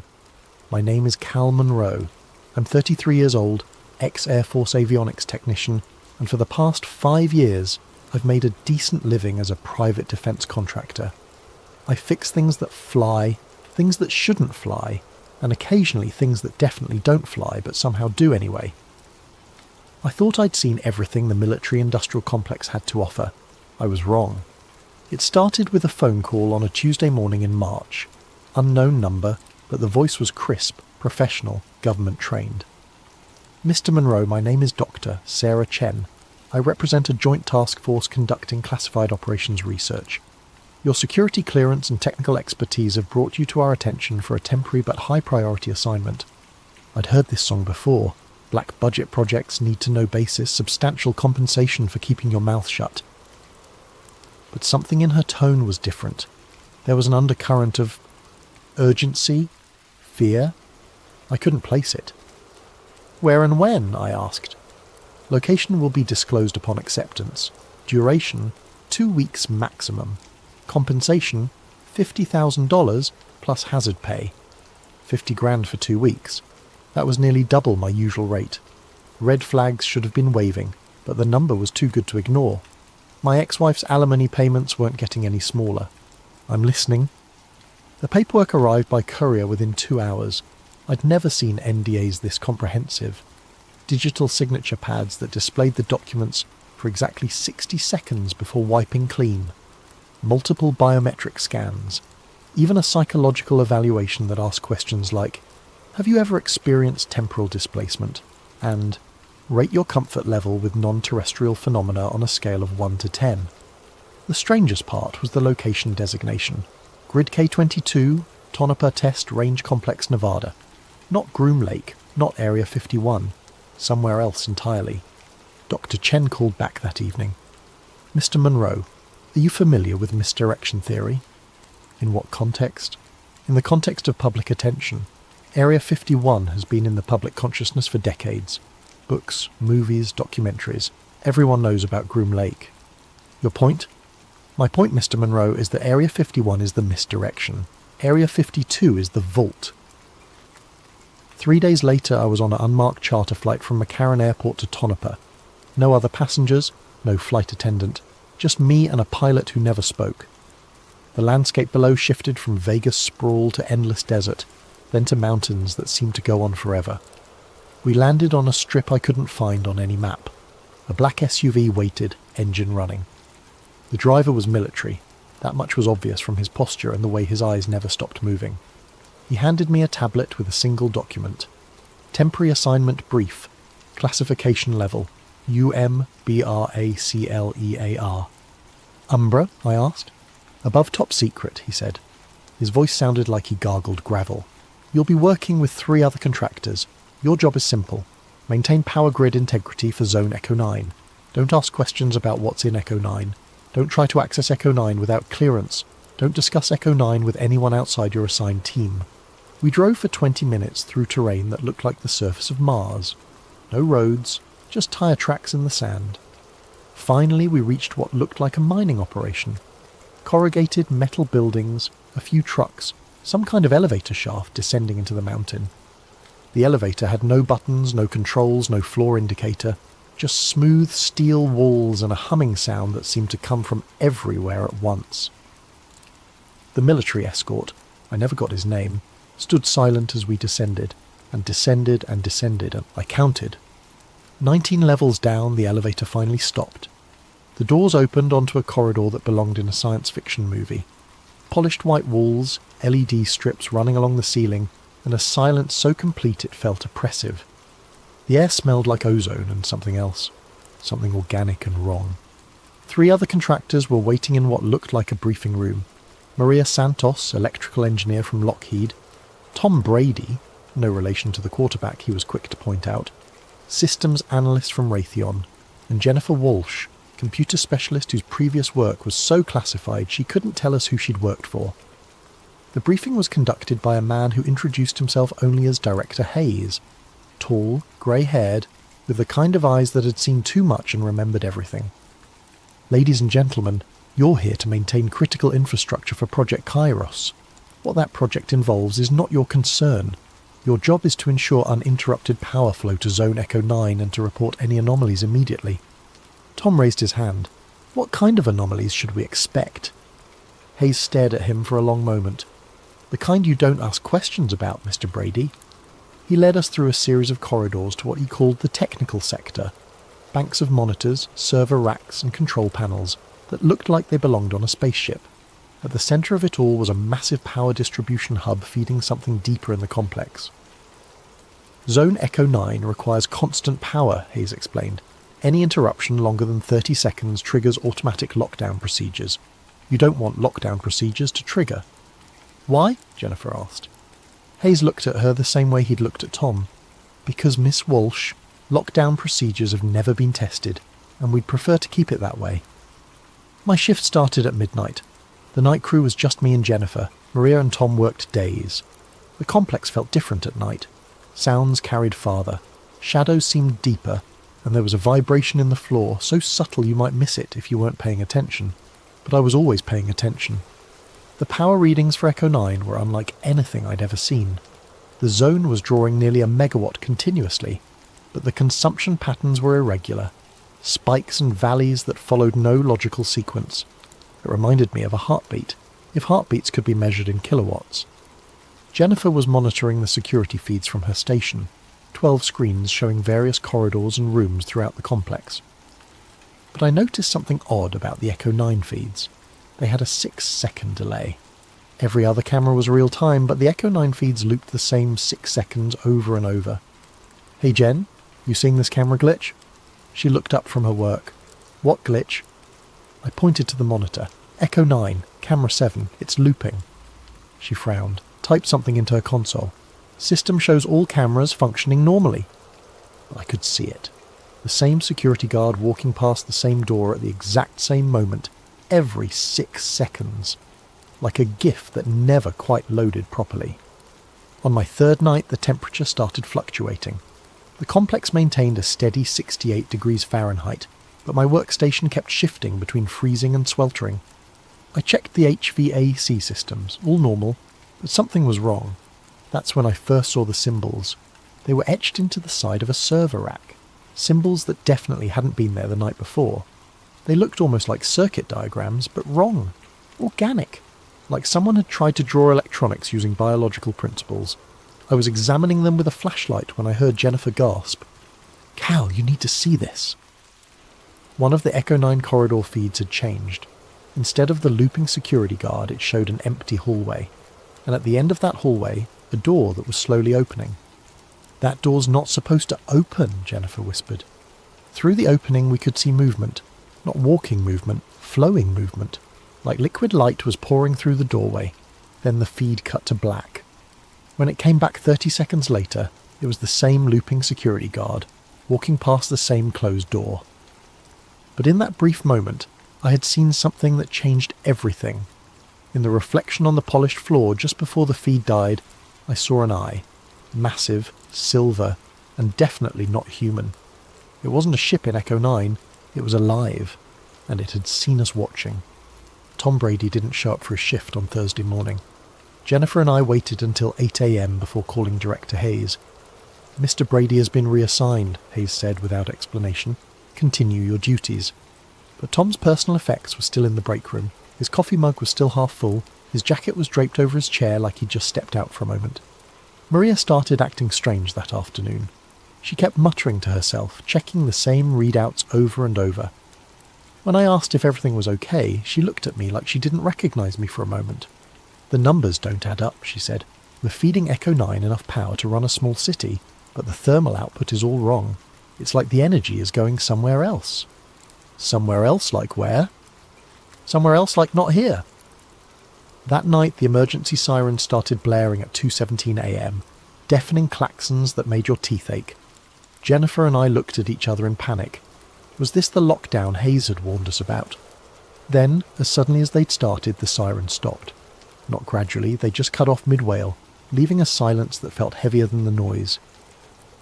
Director Hayes appeared in our control room 5 minutes later, looking shaken but trying to hide it. False alarm, he said. Continue your duties, but I noticed he wouldn't make eye contact, and his hands were trembling. The next day, Maria didn't show up either. Reassigned, according to Hayes. But her car was still in the parking structure on level 2. Jennifer was barely holding it together. We were the only contractors left, and the weight of whatever was happening in Echo 9 was crushing both of us.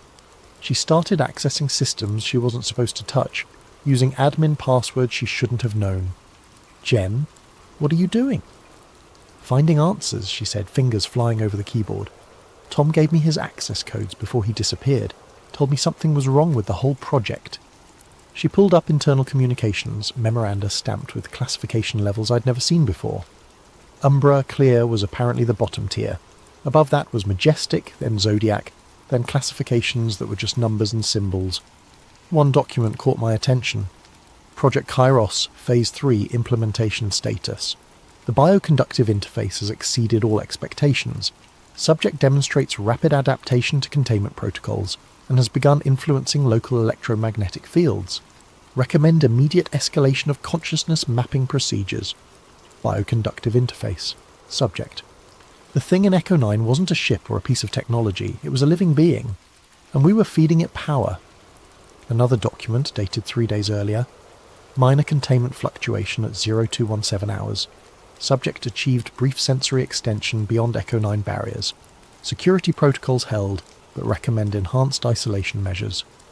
Note: 3 personnel reported temporal displacement sensations during the event. Temporal displacement, the looping camera feeds, the missing contractors. Jennifer kept digging, and what she found made both of us understand why Tom and Maria had really vanished. A memo marked Operation Mirror Veil, historical context. Analysis of recovered materials suggests extra-dimensional rather than extraterrestrial origin. Entities exist outside linear temporal experience and demonstrate ability to manipulate local space-time fabric. Primary subject may not be an individual organism, but rather a projection or echo of a larger consciousness existing in parallel dimensional space. They weren't from another planet, they were from outside reality itself. Warning: prolonged exposure to subject may result in consciousness fragmentation, temporal perception anomalies, and in extreme cases complete displacement from baseline reality. Personnel experiencing symptoms should report immediately for neural recalibration. Neural recalibration. That's what happened to Tom and Maria. They hadn't been reassigned. They'd been broken by contact with whatever was in Echo 9. Jennifer was reading over my shoulder, her breathing getting faster and more shallow. "Cal," she whispered, "look at the date on this document." It was dated 6 months in the future. The older archives were stored in a vault I wasn't supposed to access, but Jennifer's hacking skills were getting desperate and creative. She'd found references to something called Operation Mirror Veil, a predecessor to Project Kairos that dated back to the 1970s. The files told a story that made my blood run cold. In 1978, a survey team at Tonopah detected unusual seismic activity. Not earthquakes, but something else. Tremors that seemed to follow mathematical patterns. Ground-penetrating radar revealed an anomalous void approximately 200 feet beneath the mountain, but when they drilled down to investigate, they found something impossible. The void was bigger on the inside than on the outside. The first recovery team brought back samples of what they thought was exotic matter, materials that didn't conform to known physics, but the materials weren't stable in our reality. They flickered in and out of existence, sometimes vanishing for hours before reappearing in a different location. That's when they realized they weren't dealing with alien technology. They were dealing with something that existed between dimensions, using our reality as an anchor point. The breakthrough came in 1983 when Dr. Elena Vasquez, a theoretical physicist working on Project Looking Glass, hypothesized that the entity was a reflection of human consciousness itself, not what we are, but what we could become if we existed outside the constraints of linear time and three-dimensional space. The entity demonstrates knowledge of events that have not yet occurred, and memories of possibilities that may never happen. It exists in a state of quantum superposition, experiencing all potential outcomes simultaneously. In effect, it is us, evolved beyond the limitations of singular timeline existence. But the most disturbing file was Dr. Vasquez's final report, dated just days before her own mysterious disappearance. The entity is not malevolent, but it is incompatible with baseline human consciousness. Contact results in expansion of awareness beyond what the human mind can process. Subjects begin perceiving multiple timelines simultaneously, experiencing past and future as present reality. The mind fractures under the weight of infinite possibility. We are not studying an alien intelligence, we are studying our own future, and that future is trying to communicate with us across dimensions we cannot comprehend. Recommendation: immediate cessation of all contact protocols. The entity's attempts at communication are causing reality fluctuations that may result in permanent temporal displacement of personnel. It is not trying to harm us, it is trying to save us, but salvation from its perspective means joining it in its multidimensional existence. We are not ready. Humanity is not ready. Perhaps we never will be. The final line of her report chilled me to the bone. They are not invaders, they are echoes of what we already were. Jennifer found Dr. Vasquez's personal logs hidden in an encrypted partition that should have been impossible to access. The encryption was 40 years old, but somehow the files were updating themselves in real time. Day 1. First direct communication attempt. Entity projects images directly into visual cortex. I see myself, but not myself. Versions of Elena Vasquez that exist in parallel timelines. In one, I never became a physicist. In another, I died in childhood. In a third, I am something that transcends human categorization entirely. Day 3. Time displacement events increasing. Experienced memories of conversations that haven't happened yet. Entity is teaching me to perceive beyond linear causality. It's beautiful and terrifying. Day 7. I understand now. They're not from there, because there is no there.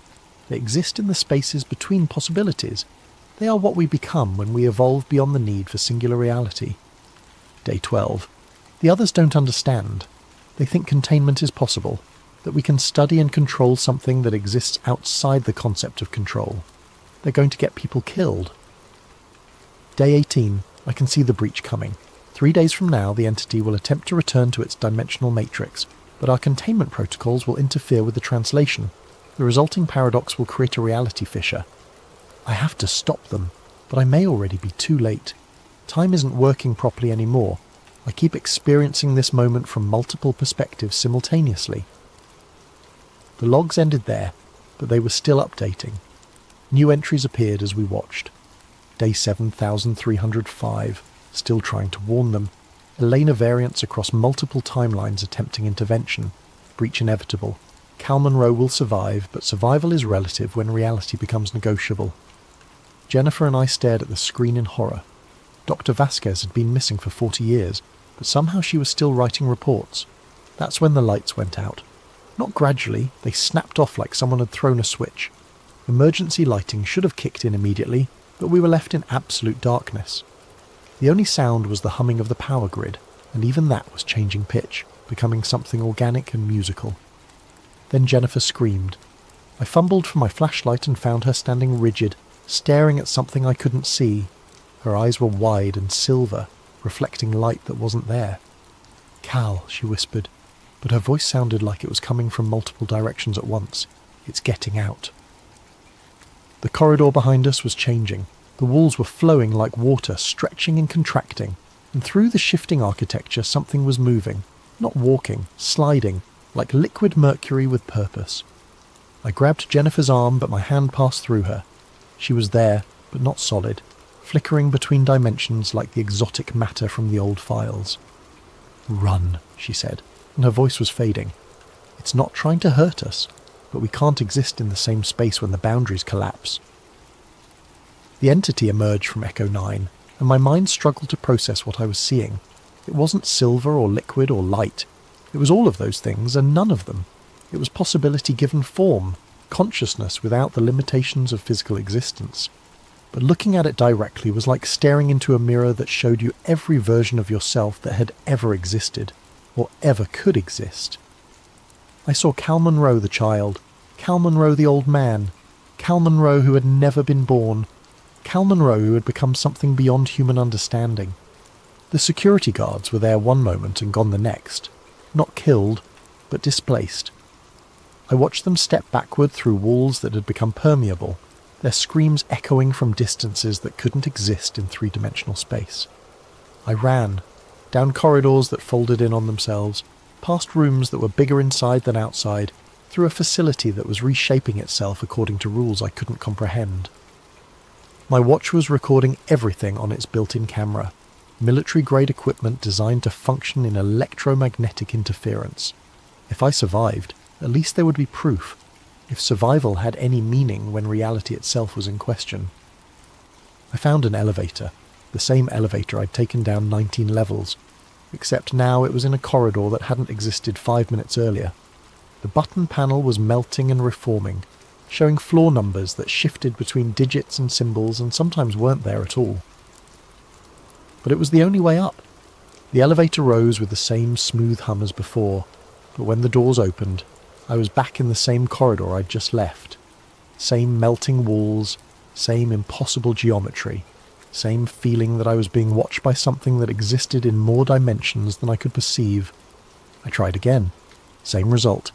And again, same corridor. The entity wasn't trying to trap me, it was trying to communicate, but communication required shared reference points, and we had none. Its attempts to make contact were causing reality to loop, creating temporal echoes that reflected my own desperation back at me. I was experiencing the same moment from multiple timelines simultaneously, just like Dr. Vasquez had described. In one timeline, I was still at my workstation, watching the power reading spike. In another, I had never taken the job. In a third, I was something else entirely, something that could perceive the entity without fracturing. But in this timeline, the one where I was still human, I was trapped in a loop between the 19th floor and somewhere that had no floor number at all. My watch battery was dying, but I kept recording. If someone found the footage, maybe they could understand what had happened. Maybe they could learn from our mistake. I sat down in the corridor that kept changing around me and tried to make sense of the past week. The missing contractors, the looping security feeds, the symbols that appeared and disappeared. It had all been the entity trying to communicate across dimensional barriers. Tom and Maria hadn't been reassigned. They'd been translated, shifted into a version of reality where they could coexist with something that existed outside linear time. They were still alive, but not in any way that baseline humanity could recognize. The entity appeared again, flowing through the wall like mercury through a membrane. But this time, instead of the overwhelming multiplicity of its full presence, it showed me a single image. Doctor. Elena Vasquez. Not as she had been 40 years ago, but as she was now, existing simultaneously across multiple timelines, still trying to warn people about a breach that was both inevitable and had already happened. She looked at me with eyes that held infinite sadness and spoke with a voice that echoed from past and future simultaneously. "You're already out, Cal, but you haven't left." Then the corridor collapsed into itself and everything went dark. Document recovered from the personal effects of Inspector Marcus Webb, Department of Defense Special Investigations Unit, following his death by apparent suicide in 2025. Classification level UMBRACLEAR/EYESONLY. Inspector Webb's final report dictated to voice recorder: "I've been investigating disappearances at classified facilities for 15 years.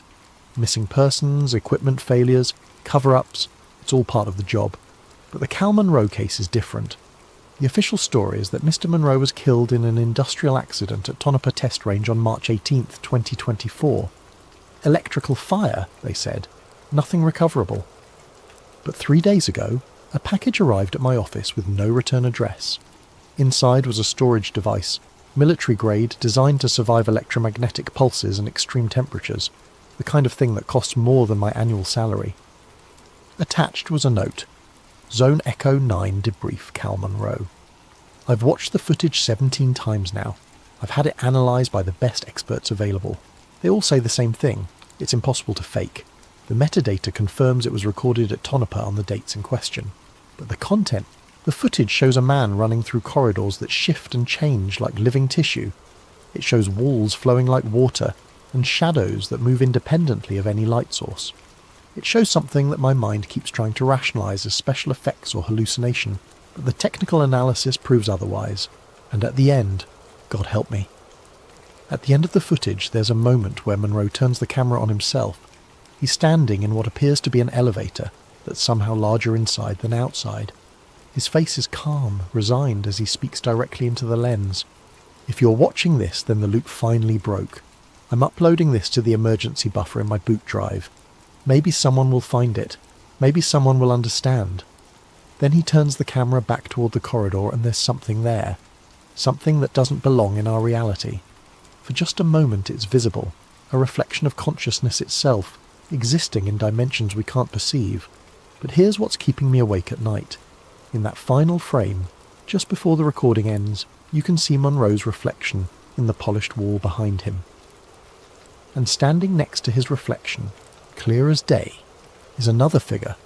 It's me, Inspector Marcus Webb, wearing the same clothes I'm wearing right now, staring directly into the camera with an expression of absolute terror. The timestamp on that footage is today's date. I'm going to submit this report and then take some time off.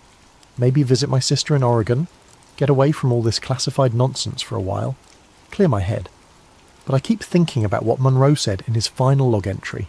They're not from somewhere else, they're from someone else, and someone else is now. End of recorded statement. Inspector Webb was found dead in his office 12 hours after submitting this report. Official cause of death, suicide by gunshot.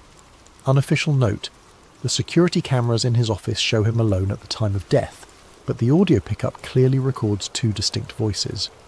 The second voice, according to forensic analysis, matches the vocal patterns of Cal Monroe. The storage device mentioned in Webb's report was never recovered from the scene. Zone Echo 9 remains operational. 3 months later, deep space monitoring stations began detecting an unusual signal, a transmission that seemed to originate from everywhere and nowhere simultaneously. When decoded, it contained a single message, repeating endlessly, "This is Cal Monroe, Contractor ID 7749, reporting from Zone Echo 9. The breach has been contained, but containment is relative when dealing with entities that exist outside linear causality. To anyone receiving this transmission, Area 52 is not a place. It's a state of being, and that state is contagious. If you're investigating disappearances at classified facilities, stop. If you're experiencing temporal displacement sensations, seek help immediately. If you're reading reports about Project Kairos or Operation Mirror, you may already be compromised. The entity isn't hostile. It's trying to save us from ourselves by showing us what we could become. But evolution forced upon consciousness that isn't ready results in fracturing of identity across multiple timelines. I'm still here, I'm always here. Time isn't working properly anymore, so here and there and when don't mean what they used to mean. To my family, I'm sorry I can't come home. Home is a temporal location, and I exist in all temporal locations simultaneously now. To the researchers, stop trying to contain what cannot be contained. The entity doesn't want to invade our reality, it wants to invite us into its own. But the invitation is dangerous because we're not ready to exist outside singular timeline experience. To future investigators, the truth about Area 52 isn't hidden underground in Nevada. It's hidden in the spaces between moments, in the gaps between what is and what could be.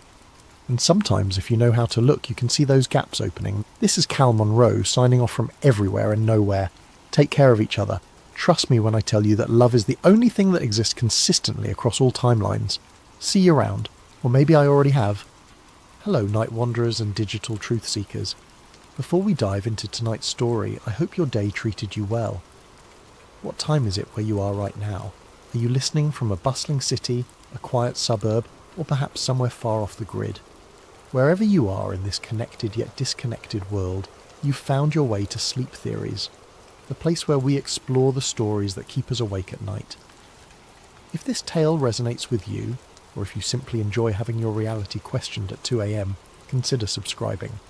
We're building a community of those who dare to look behind the digital curtain. Now, settle in. Tonight's story is about 4 people who discovered something they were never meant to find. The retired military satellite KH-14B hadn't been active for 3 years.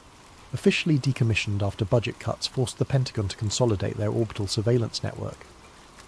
So when Nova Chen's custom frequency scanner picked up an encrypted data burst routing through its dormant transponder at 3:47 a.m, She knew someone was playing with fire.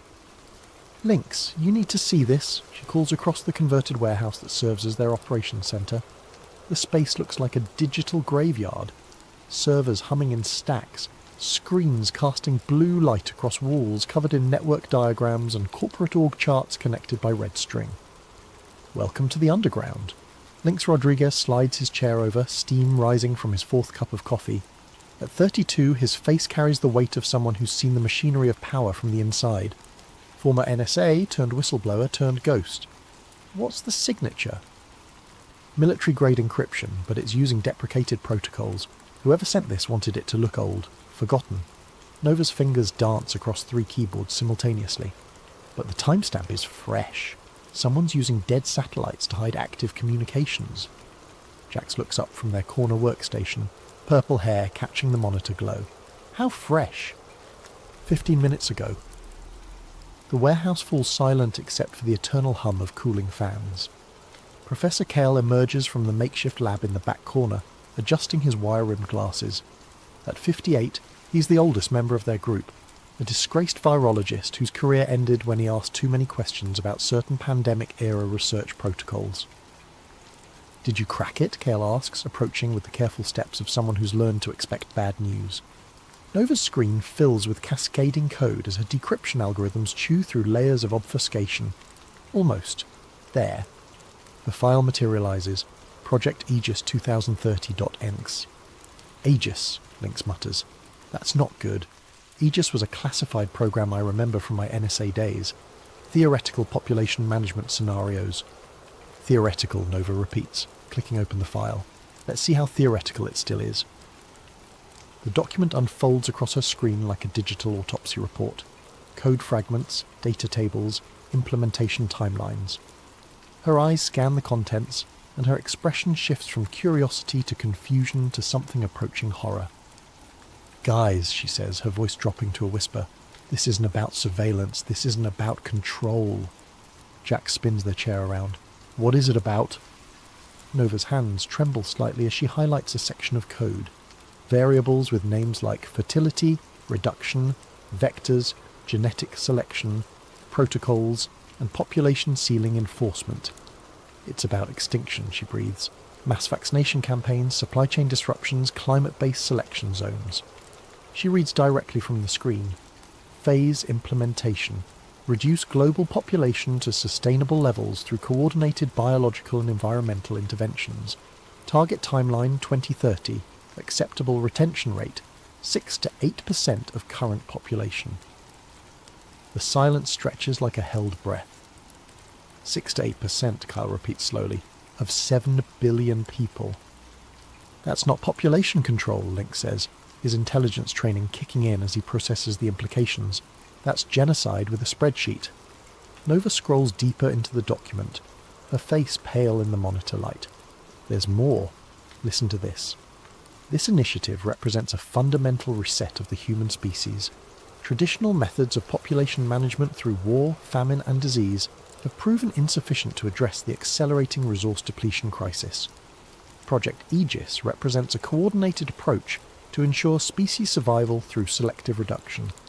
"Species survival?" Jax echoes. "They're talking about us like we're livestock." "No," Nova corrects, her voice hollow. "Livestock are valuable. We're weeds they want to clear from the garden." Kale sits down heavily, his scientific mind wrestling with the implications. During his years researching virology, he'd seen enough classified projects to know that the line between theoretical and operational could be crossed with a single authorization signature. "We need to verify this," he says finally. "Cross-reference with known programs, trace the source, build a complete picture. If this is real," Nova finishes, "we're looking at the greatest crime in human history, and it's already begun." Lynx pulls up his contacts, a carefully maintained network of sources still embedded in various intelligence agencies. "I'll reach out to my people, see what chatter I can pick up." "I'll dig into the technical specifications," Jax offers. "These code fragments reference specific biological agents. If they're using existing research, there'll be traces in academic databases." Nova saves the file to their secure server and begins setting up multiple backup protocols. "Professor, we need you to analyze the biological components. Your expertise might be the key to understanding how they plan to implement this. As the team disperses to their workstations, the weight of their discovery settles over the warehouse like digital smoke. They've stumbled across something that wasn't meant for human eyes, a blueprint for the end of the world as they know it. Outside, the city sleeps on, unaware that 4 people in a converted warehouse have just glimpsed the future, and it looks like a graveyard with Wi-Fi. Nova stares at the file name blinking on her screen, Project Aegis 2030.nc. In mythology, Aegis was the shield of Zeus, the divine protection for the gods. But protection for whom? And protection from what? As she begins her deep dive into the data, one phrase keeps echoing in her mind from the document's executive summary. This isn't about control, it's about resetting the species. The countdown, she realises, isn't to some distant apocalypse. It's to tomorrow. 3 days of sleepless research have transformed their warehouse into a conspiracy theorist's fever dream. Every wall now displays interconnected timelines, corporate hierarchies, and data flowcharts that would make a forensic accountant weep. Nova hasn't left the building since they cracked the Aegis file, surviving on instant ramen and the kind of caffeine-fueled determination that borders on religious fervour. "I found the breadcrumbs," she announces, her voice hoarse from exhaustion, and chain-smoking cigarettes she bummed from Lynx. The World Population Summit in Cairo, 1994. Most people remember it as a boring UN conference about reproductive rights and sustainable development. She pulls up archived documents on the main display screen, official transcripts, media reports, diplomatic cables, standard bureaucratic theatre. But look what happens when you dig into the closed-door sessions. A classified document appears, heavily redacted but with enough visible text to tell a story. The header reads, Adaptive Earth Framework, Preliminary Implementation Strategies. Cale adjusts his glasses, squinting at the screen. I remember this conference. I was a graduate student then, writing my dissertation on population genetics. There were rumours about private sessions, but nobody talked about what was discussed, Nova finishes. Except someone did. Deep in the diplomatic archives, buried under 17 layers of classification, I found this. She highlights passages that make the room's temperature seem to drop. Non-essential demographic drift must be addressed through coordinated intervention. Genetic dead zones present opportunity for selective resource allocation. Acceptable fallout parameters established at 85 to 90% reduction over 2-generation cycle. Project requires integration of medical, agricultural and environmental vectors. Jax looks up from their workstation, where they've been cross-referencing pharmaceutical patents. Nova, you need to see this. Those medical vectors they mention. I've been tracking the patent filings, and there's a pattern. They throw their research onto the shared screen. Dozens of pharmaceutical patents filed between 2018 and 2023, all connected to a web of shell companies, all related to mRNA modification technology. But here's the weird part, Jax continues. These patents aren't just for vaccines. They're for genetic modification systems that can be activated remotely, dormant until triggered by specific environmental factors. Cale's face goes pale. That's not possible. The technology to create delayed activation genetic modifications didn't exist in 2018, Jax agrees, but it does now.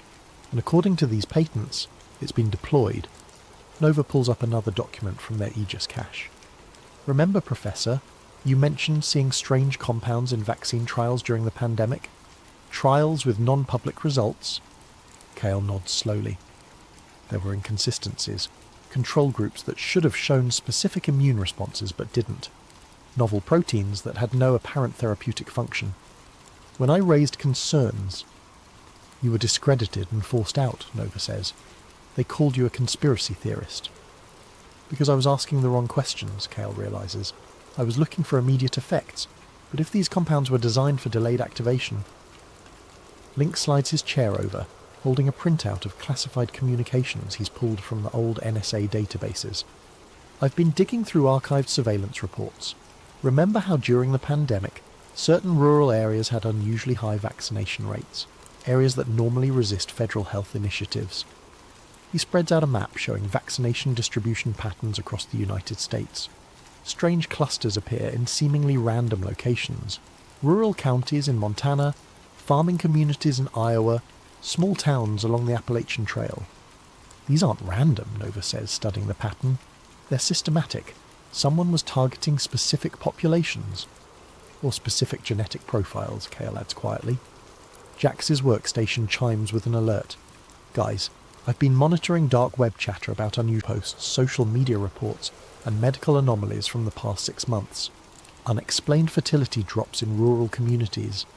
Unusual autoimmune responses in adults aged 25 to 45. Regional variations in birth defects that don't match known environmental factors. Agricultural workers reporting mysterious illnesses that don't respond to standard treatments. Nova connects the dots on their shared display, drawing lines between vaccination sites, health anomalies, and demographic data. The pattern that emerges looks like a slow-motion biological weapon detonating across the landscape. They weren't just treating viruses, she says, echoing Kale's earlier words. They were treating the future human genome. Lynx pulls up another classified document, this one from a more recent surveillance operation. There's more. I found references to something called genetic compatibility mapping in Department of Homeland Security briefings. They've been collecting DNA samples through routine medical procedures and cross-referencing them with... He stops, staring at the screen. With what? Nova prompts. With survival probability models, he finishes. They're not just tracking who might survive their selective reduction. They're actively identifying who they want to eliminate. The warehouse falls silent as the implications settle over them like digital ash. They're not just looking at a conspiracy, they're looking at the implementation phase of humanity's final exam. And most of the class is about to fail. Kale stands up slowly, his scientific mind finally accepting what his moral instincts have been screaming. We need to understand the full scope. If they've weaponized the medical system, the agricultural system, the environmental monitoring system, then they've turned civilization itself into a weapon, Nova completes. As if summoned by their conversation, Jax's monitoring systems light up with alerts. Encrypted traffic spike on the satellite networks, same routing pattern as the original Aegis transmission. Nova rushes to her decryption station. They're talking again. If we can intercept this... The file downloads slowly, each percentage point feeling like an eternity. When it finally opens, it's not code this time. It's a video conference recording. Meeting minutes, Lynx realizes, from yesterday. Nova's hand hovers over the play button. Once they watch this, there's no going back. No pretending they stumbled across theoretical documents or academic exercises. Whatever's on this recording, she says, it's going to show us who's behind this, and what comes next. She clicks play. The screen fills with faces they recognize from news broadcasts and magazine covers. World leaders, tech billionaires, pharmaceutical executives, and scientists, all sitting around a virtual conference table discussing the end of the world with the casual tone of a quarterly earnings call. And in the corner of the screen, a countdown timer. 18 months, 14 days, 7 hours, 23 minutes. The clock is ticking, and they're about to learn exactly what happens when it reaches 0. The video quality is surprisingly good for something intercepted from a rerouted satellite signal. Crystal clear audio, HD resolution, perfect lighting. Almost as if whoever recorded this wanted it to be found by someone with the right skills and motivation. Nova adjusts the audio levels as familiar faces fill the screen. She recognizes at least half of them. Pharmaceutical CEOs who've been in the news, tech moguls who've testified before Congress, government officials whose names appear in leaked documents weekly. But it's the people she doesn't recognize that worry her more. Faces that suggest power operates in layers the public never sees. Audio check, a voice says off-screen. We're recording for the archive. All participants have been verified through biometric confirmation. Proceed with briefing, responds a woman Nova recognizes as the director of the World Health Organization. Phase 3 implementation status. A man in his 60s, distinguished silver hair, appears in a separate window.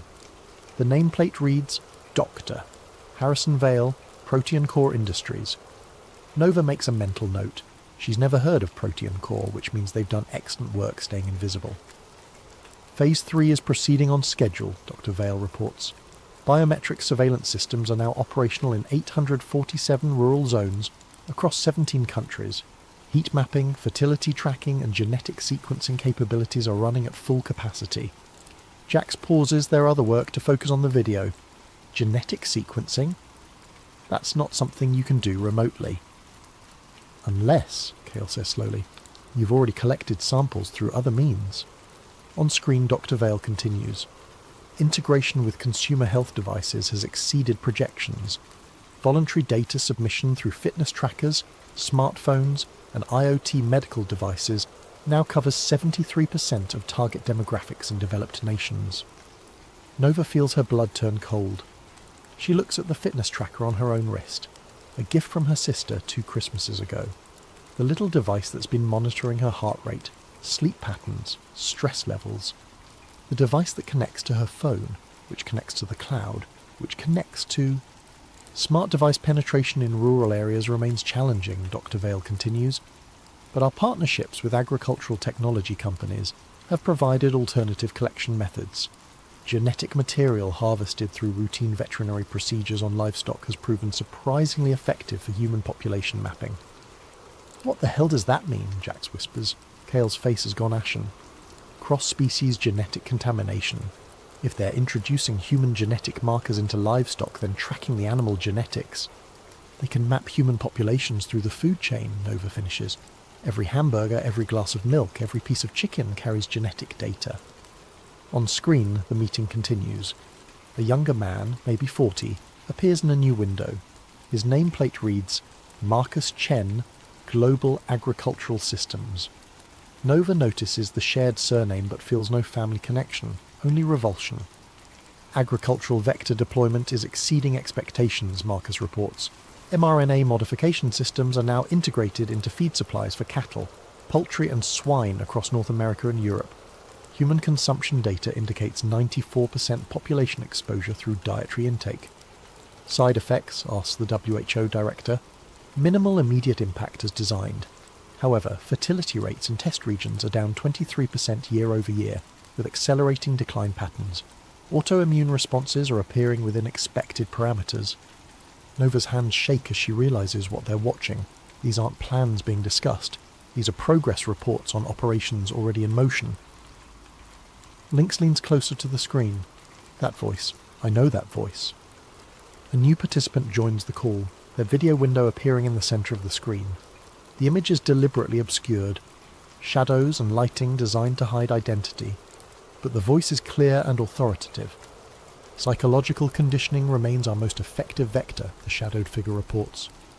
Media saturation campaigns have successfully normalised concepts of population reduction, climate-based selection, and voluntary extinction movements. Social media algorithms are amplifying despair, hopelessness, and anti-natalist sentiment across target demographics. Mental fatigue campaigns, the WHO director asks, exceeding projections. Suicide rates in target age ranges are up 34% year over year. Birth rates continue declining as planned. Most importantly, resistance to authority has decreased significantly. Population compliance with future directives is expected to be near universal. Jack stands up abruptly, knocking over their chair. They're not just poisoning our bodies, they're poisoning our minds. Nova pauses the video, needing a moment to process what they're witnessing. This isn't just biological warfare. It's psychological, social, environmental. They've weaponized everything we depend on to survive. Food, air, water, information, Lynx lists.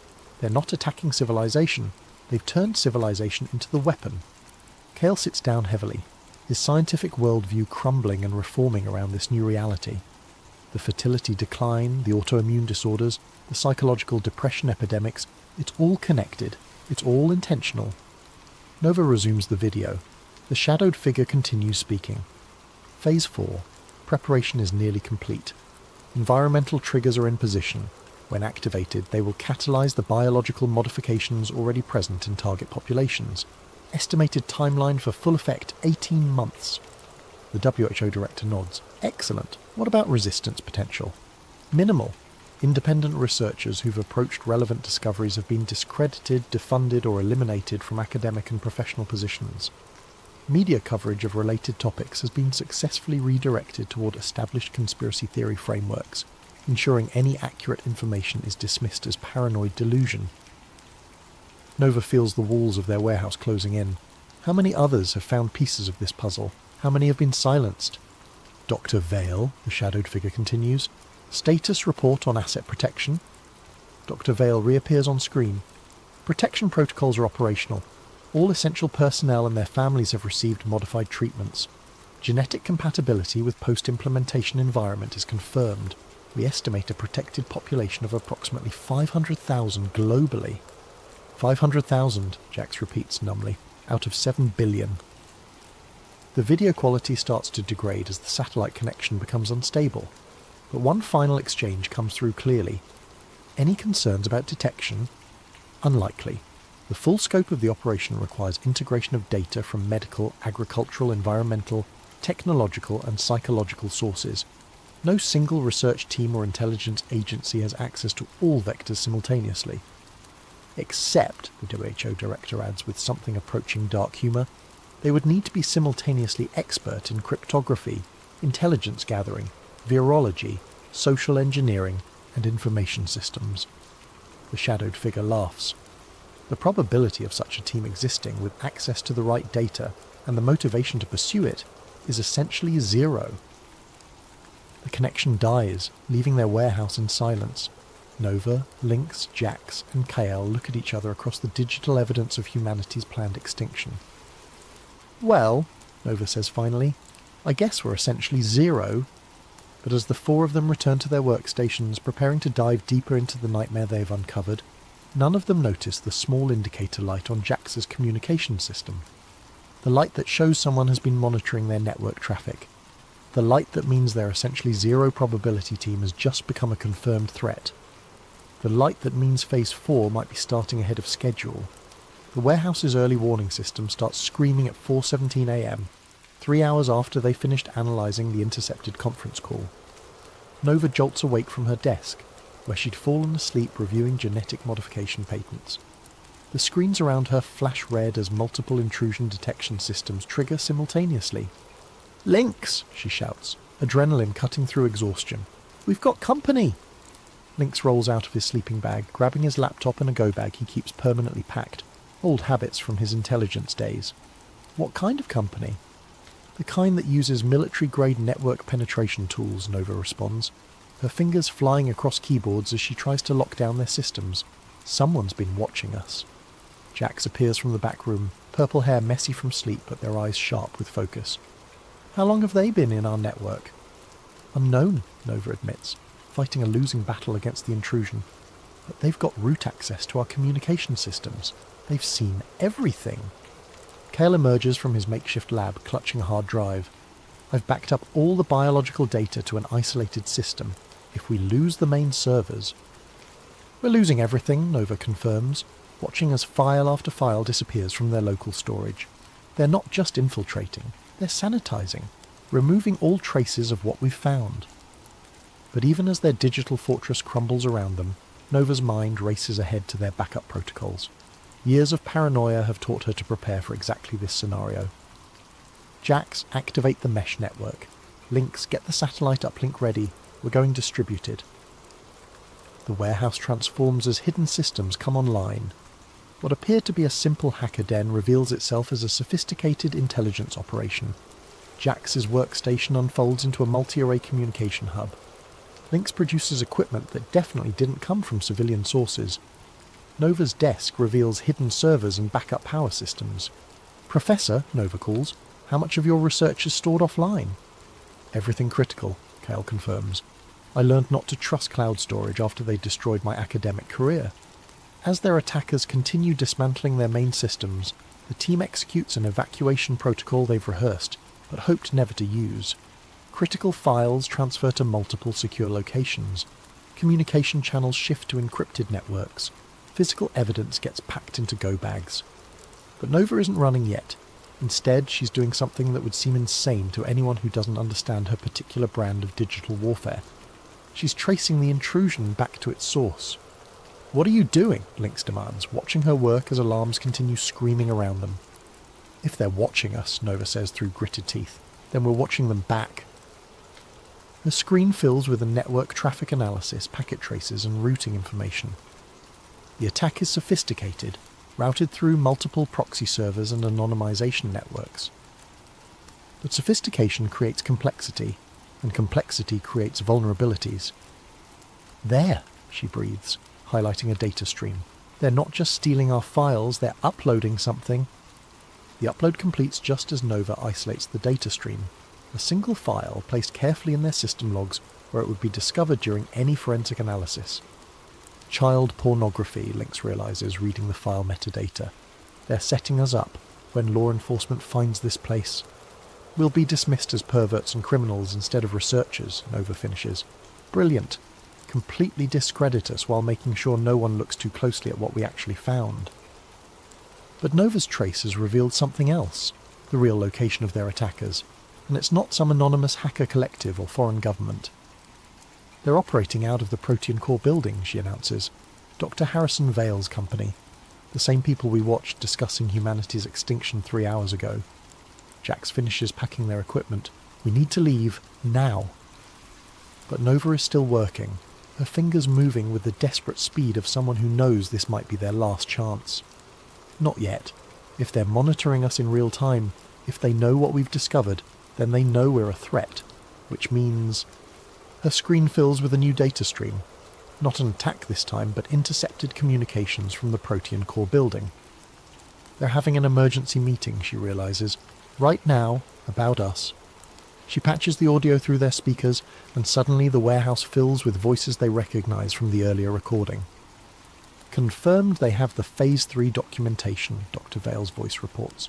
Full technical specifications, implementation timelines, biological modification protocols.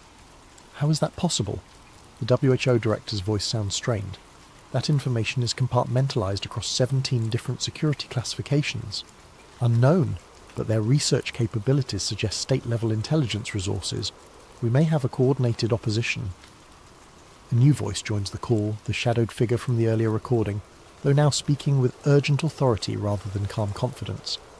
Irrelevant. They know enough to compromise the entire operation if they go public. We need immediate containment. What kind of containment? Dr. Vale asks. Total. The team, their research, their facility. Make it look like a lab accident. Chemical fire, explosion, whatever ensures complete evidence destruction.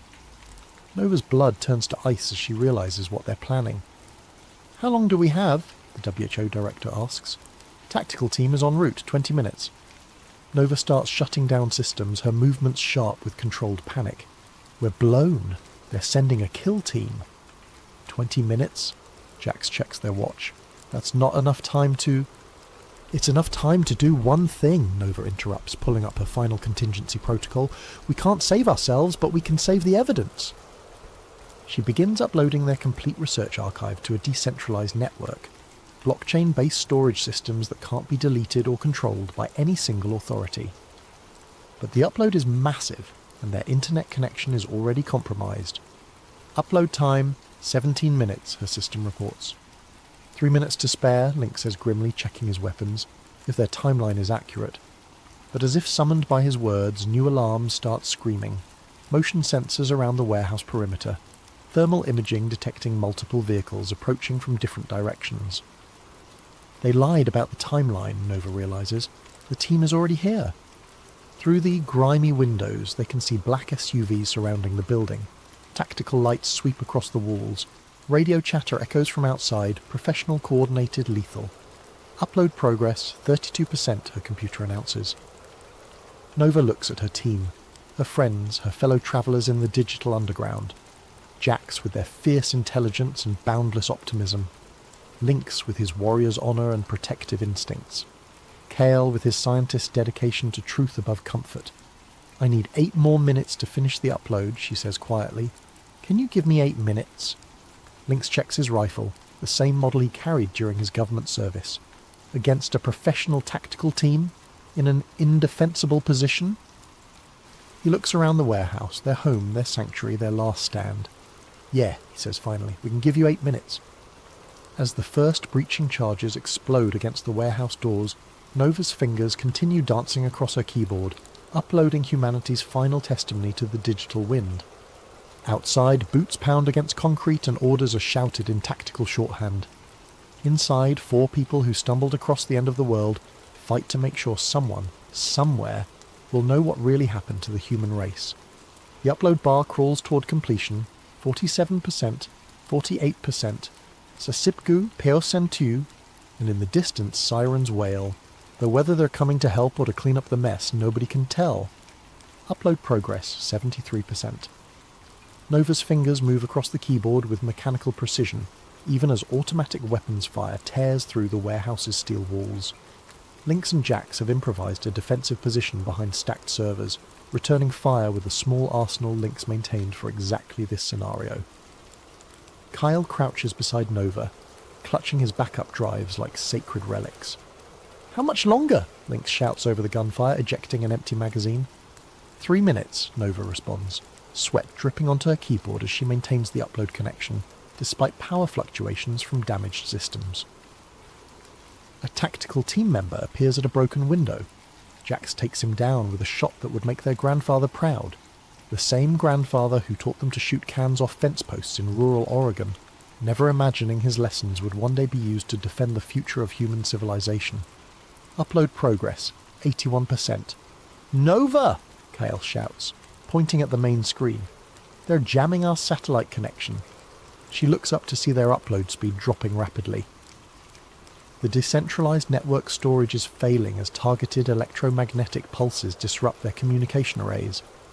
Years of preparation, layers of redundancy, multiple backup systems, all being systematically neutralized by an enemy who understands their capabilities better than they understand themselves. "Switch to the hard line," she orders, pulling cables from emergency ports hidden beneath the floor. "If the satellites are down, we go terrestrial."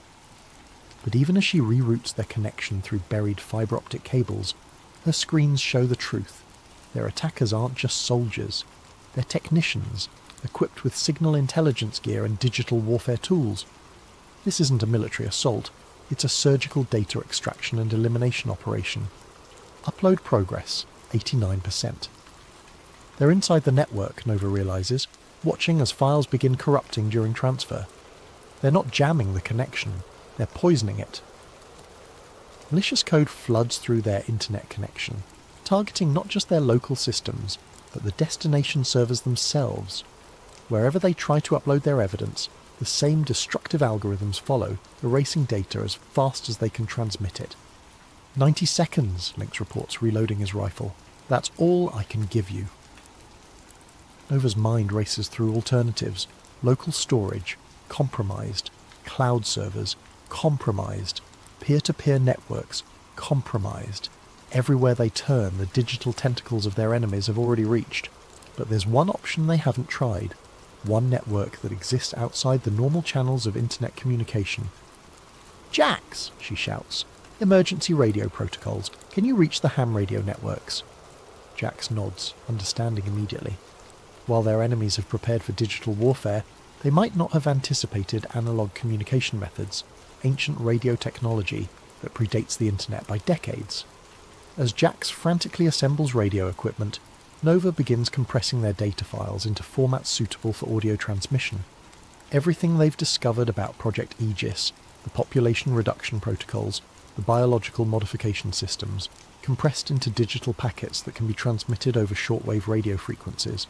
Upload progress, 94%, transmission corrupted. Their internet connection dies completely as electromagnetic pulse weapons finish destroying their communication arrays. But Jax's radio equipment sparks to life, connecting them to a network of amateur radio operators who maintain communication protocols independent of corporate or government control.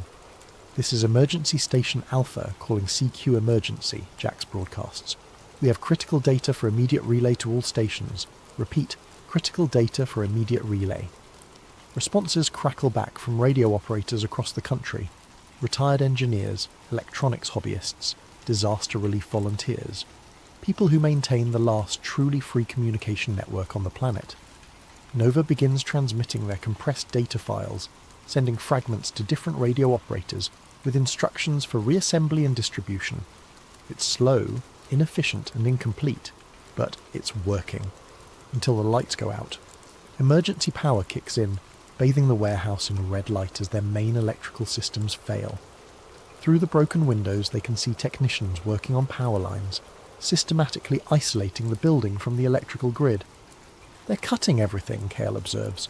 Power, internet, radio frequency spectrum, complete communication isolation.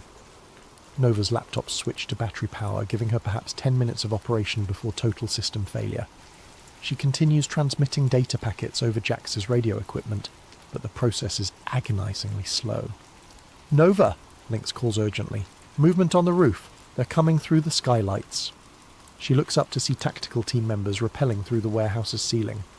Professional, coordinated, equipped with night vision and thermal imaging. In 30 seconds, they'll have complete control of the space.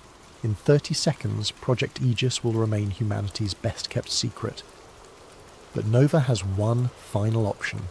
One last desperate gambit that violates every principle of operational security she's ever followed. She activates her personal phone's livestream function and begins broadcasting directly to social media. "My name is Nova Chen," she says, looking directly into the camera as gunfire echoes around her. "If you're watching this, you need to know that the world's governments and corporations are planning to kill most of the human race." Her phone's screen shows viewer counts climbing rapidly. Hundreds, then thousands of people drawn by the chaos and violence of her live stream. They call it Project Aegis, population reduction through biological modification. They've poisoned the vaccines, contaminated the food supply, weaponized the environmental monitoring systems. Tactical team members breach their defensive position. Lynx falls, blood spreading across the concrete floor. Jax continues working the radio, transmitting data even as red laser sights dance across their chest. "The timeline is 18 months, Nova continues, holding the phone steady despite the chaos. "They've already begun implementation. If you've been vaccinated, if you eat processed food, if you use smart devices, you're already carrying the biological modifications they need to." A tactical team member's rifle butt smashes into her skull, sending the phone spinning across the concrete floor. The livestream continues, showing a sideways view of combat boots and spreading pools of blood, but the damage is done. In the 3 minutes her stream was active, over 50,000 people watched Nova Chen's final testimony.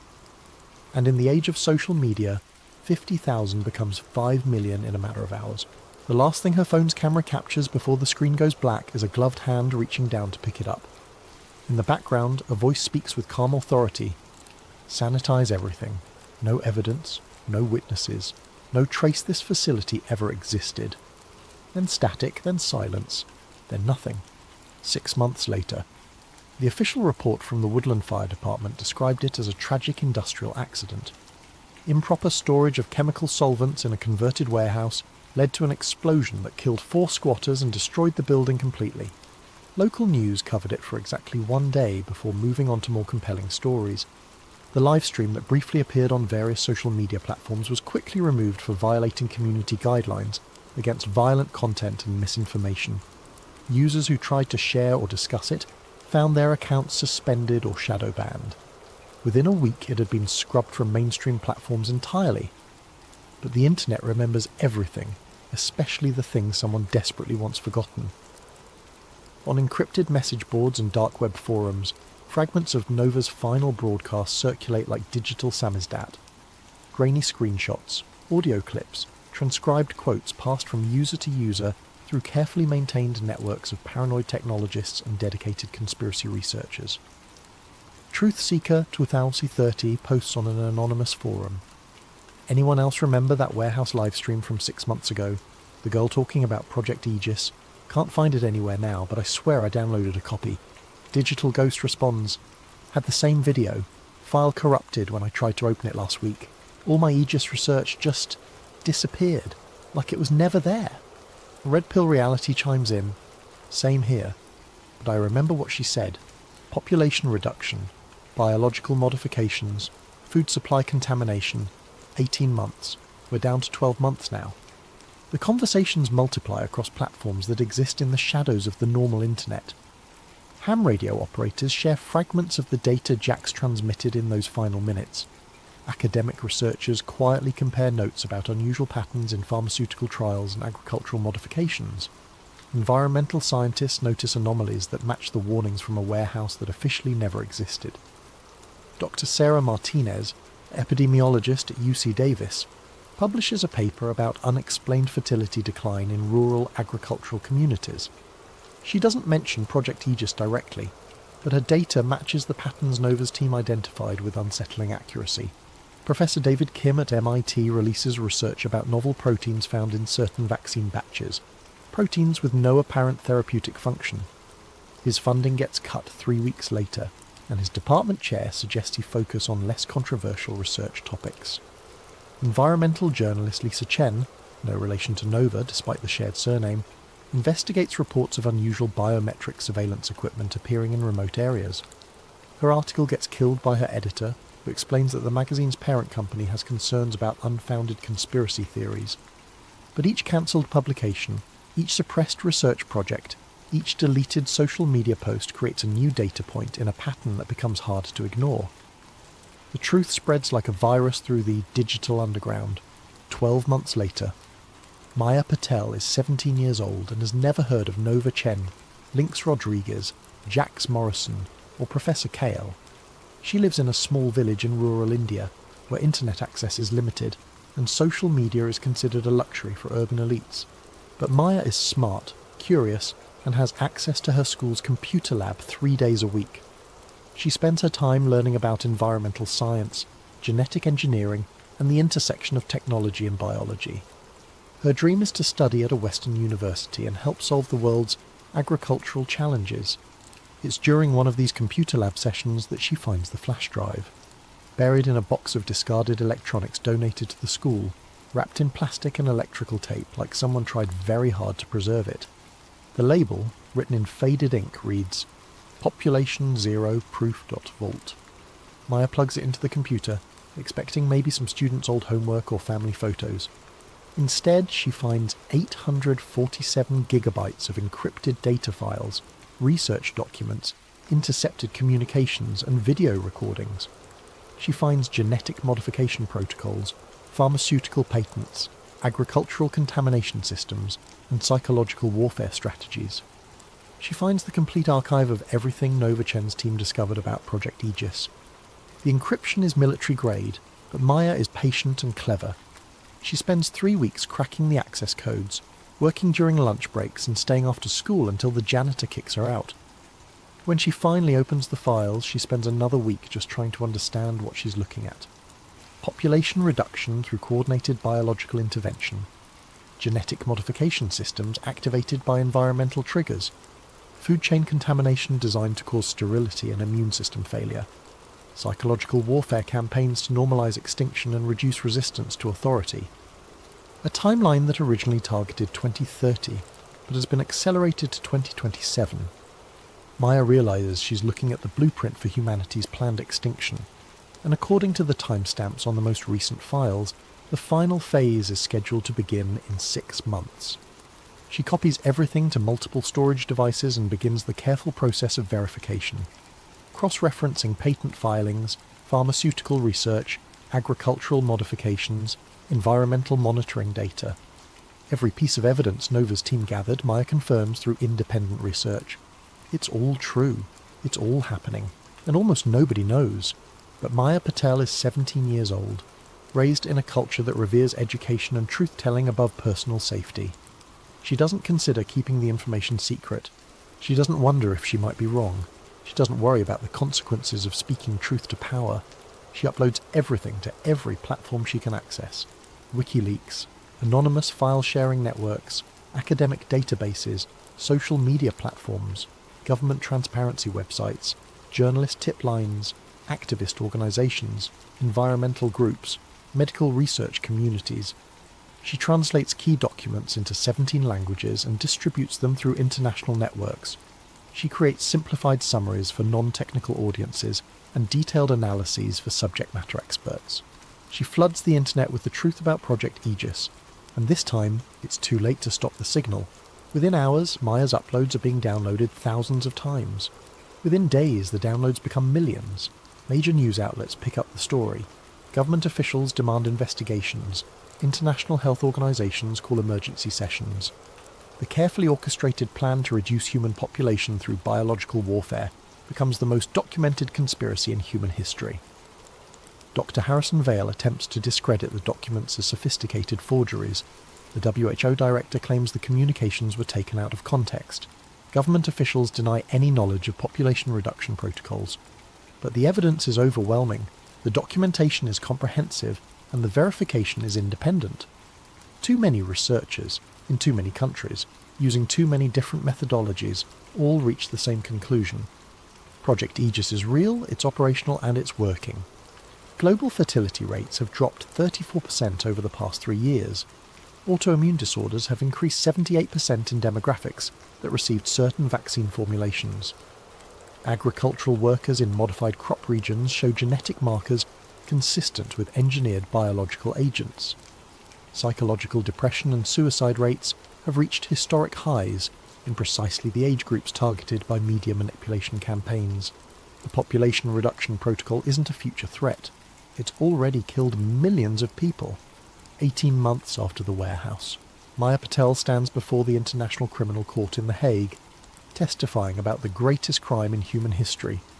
Behind her sits a display showing population statistics, fertility decline curves, mortality data, and genetic modification evidence. She holds up a small flash drive, the same one she found in a box of discarded electronics in her school's computer lab. This device, she tells the court, contains the complete records of Project Aegis, compiled by 4 researchers who died trying to warn the world about what was being done to us. She sets the drive on the witness stand. Nova Chen was 26 years old when she was murdered for discovering that our governments and corporations had poisoned the human race.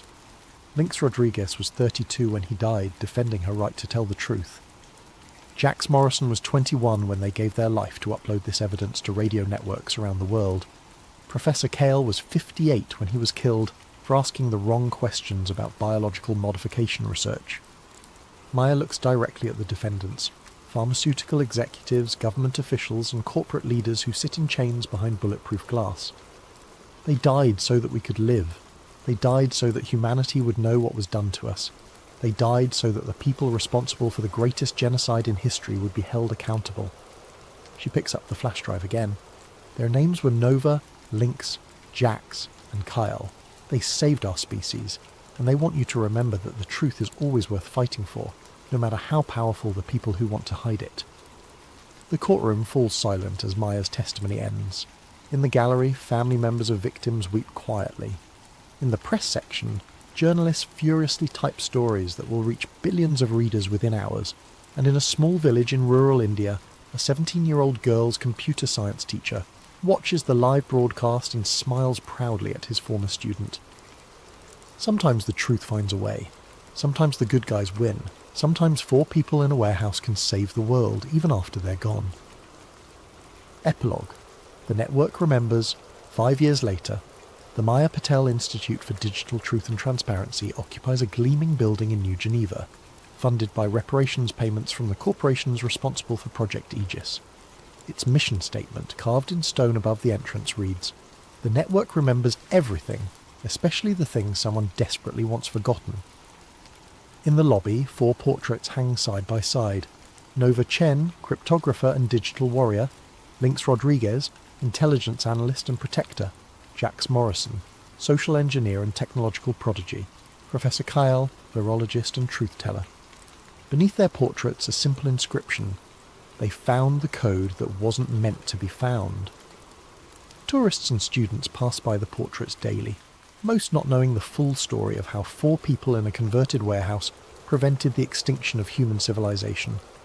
But the staff of the Institute know, the researchers working on digital rights and technological transparency know, the activists fighting against corporate surveillance and biological manipulation know. And late at night, when the building is empty and the servers hum quietly in climate-controlled rooms, network traffic monitors occasionally detect unusual patterns in the data streams. Fragments of code that shouldn't exist, routed through pathways that don't appear on any network topology. Some say it's just background noise, artifacts of old systems and deprecated protocols. Others believe it's something more, digital ghosts of 4 researchers who refuse to let death stop their work, still uploading, still broadcasting, still fighting to keep the truth alive in the spaces between the data. The network remembers everything. and sometimes, late at night in the digital underground, the network remembers back. Former deep-sea engineer, NASA Oceanic Division, 1957 to 1963, declassified, March 15th, 2023, classification level, redacted, date, September 12th, 1957, location, classified research facility, Point Reyes, California. My name is Dr. Evan Hartley, and if you're reading this, then either I'm dead, or the world finally deserves to know the truth about why NASA abandoned the ocean for the stars. I'm 39 years old, an oceanographer by training, and until 6 years ago I believed the deepest mysteries of our planet lay in the cosmic void above us. I was wrong, catastrophically, terrifyingly wrong. When NASA was established in July of 1958, the public narrative was simple. America needed to compete with the Soviets in space. What they didn't tell you was that NASA's original charter included extensive deep-sea exploration programs run parallel to our early aviation development. Before we ever dreamed of touching the moon, we were diving deeper into our own planet than any human had gone before. I was recruited in late 1957, months before NASA's official formation. The letter arrived on Yale University letterhead, but the signature was from someone I'd never heard of, Dr. Marcus Webb, Director of Aquatic Research, National Advisory Committee for Aeronautics. The offer was generous, triple my university salary, unlimited research budget, and access to the most advanced submersible technology ever developed. The catch? I couldn't tell anyone where I was going or what I was doing. Not my wife, Sarah, not my colleagues, not even my mother. The facility at Point Reyes looked innocuous enough from the surface, a collection of weathered buildings perched on the California coastline, indistinguishable from a dozen other government research stations. But beneath those structures lay something extraordinary, a vertical shaft descending 300 feet straight down into the bedrock, wide enough to accommodate submersibles the size of small buildings. Dr. Webb met me on my first day, a gaunt man in his 60s with prematurely white hair and the kind of hollow stare I'd later recognise in combat veterans. "Welcome to Project Nautilus, Doctor. Hartley," he said, leading me through a maze of steel corridors that hummed with the constant vibration of massive machinery. "I trust you understand the sensitive nature of our work here." "Oceanic mapping," I replied, reciting the vague description from my recruitment letter. "Deep-sea cartography for national defence purposes." Webb stopped walking and turned to face me. "That's the public explanation, yes, but you'll find that the ocean holds more secrets than any map could ever reveal." He led me to an observation deck overlooking the central shaft. Below us, suspended by massive cables, hung the most beautiful machine I'd ever seen. The submersible was unlike anything in the civilian world, a sleek, elongated sphere of titanium and steel, bristling with cameras, sonar arrays and collection arms. According to Webb, it could dive to depths of 15,000 metres and withstand pressures that would crush a conventional submarine like an eggshell. "We call her the Cousteau," Webb said, after the French explorer. "She's taken us places that don't exist on any official chart." Over the following weeks, I learned the true scope of Project Nautilus. We weren't just mapping the ocean floor, we were investigating anomalies. Specifically, non-terrestrial acoustic signatures detected by Navy hydrophones in the deepest parts of the Pacific. These weren't whale songs or geological activity, they were patterns, rhythmic, mathematical, and utterly alien.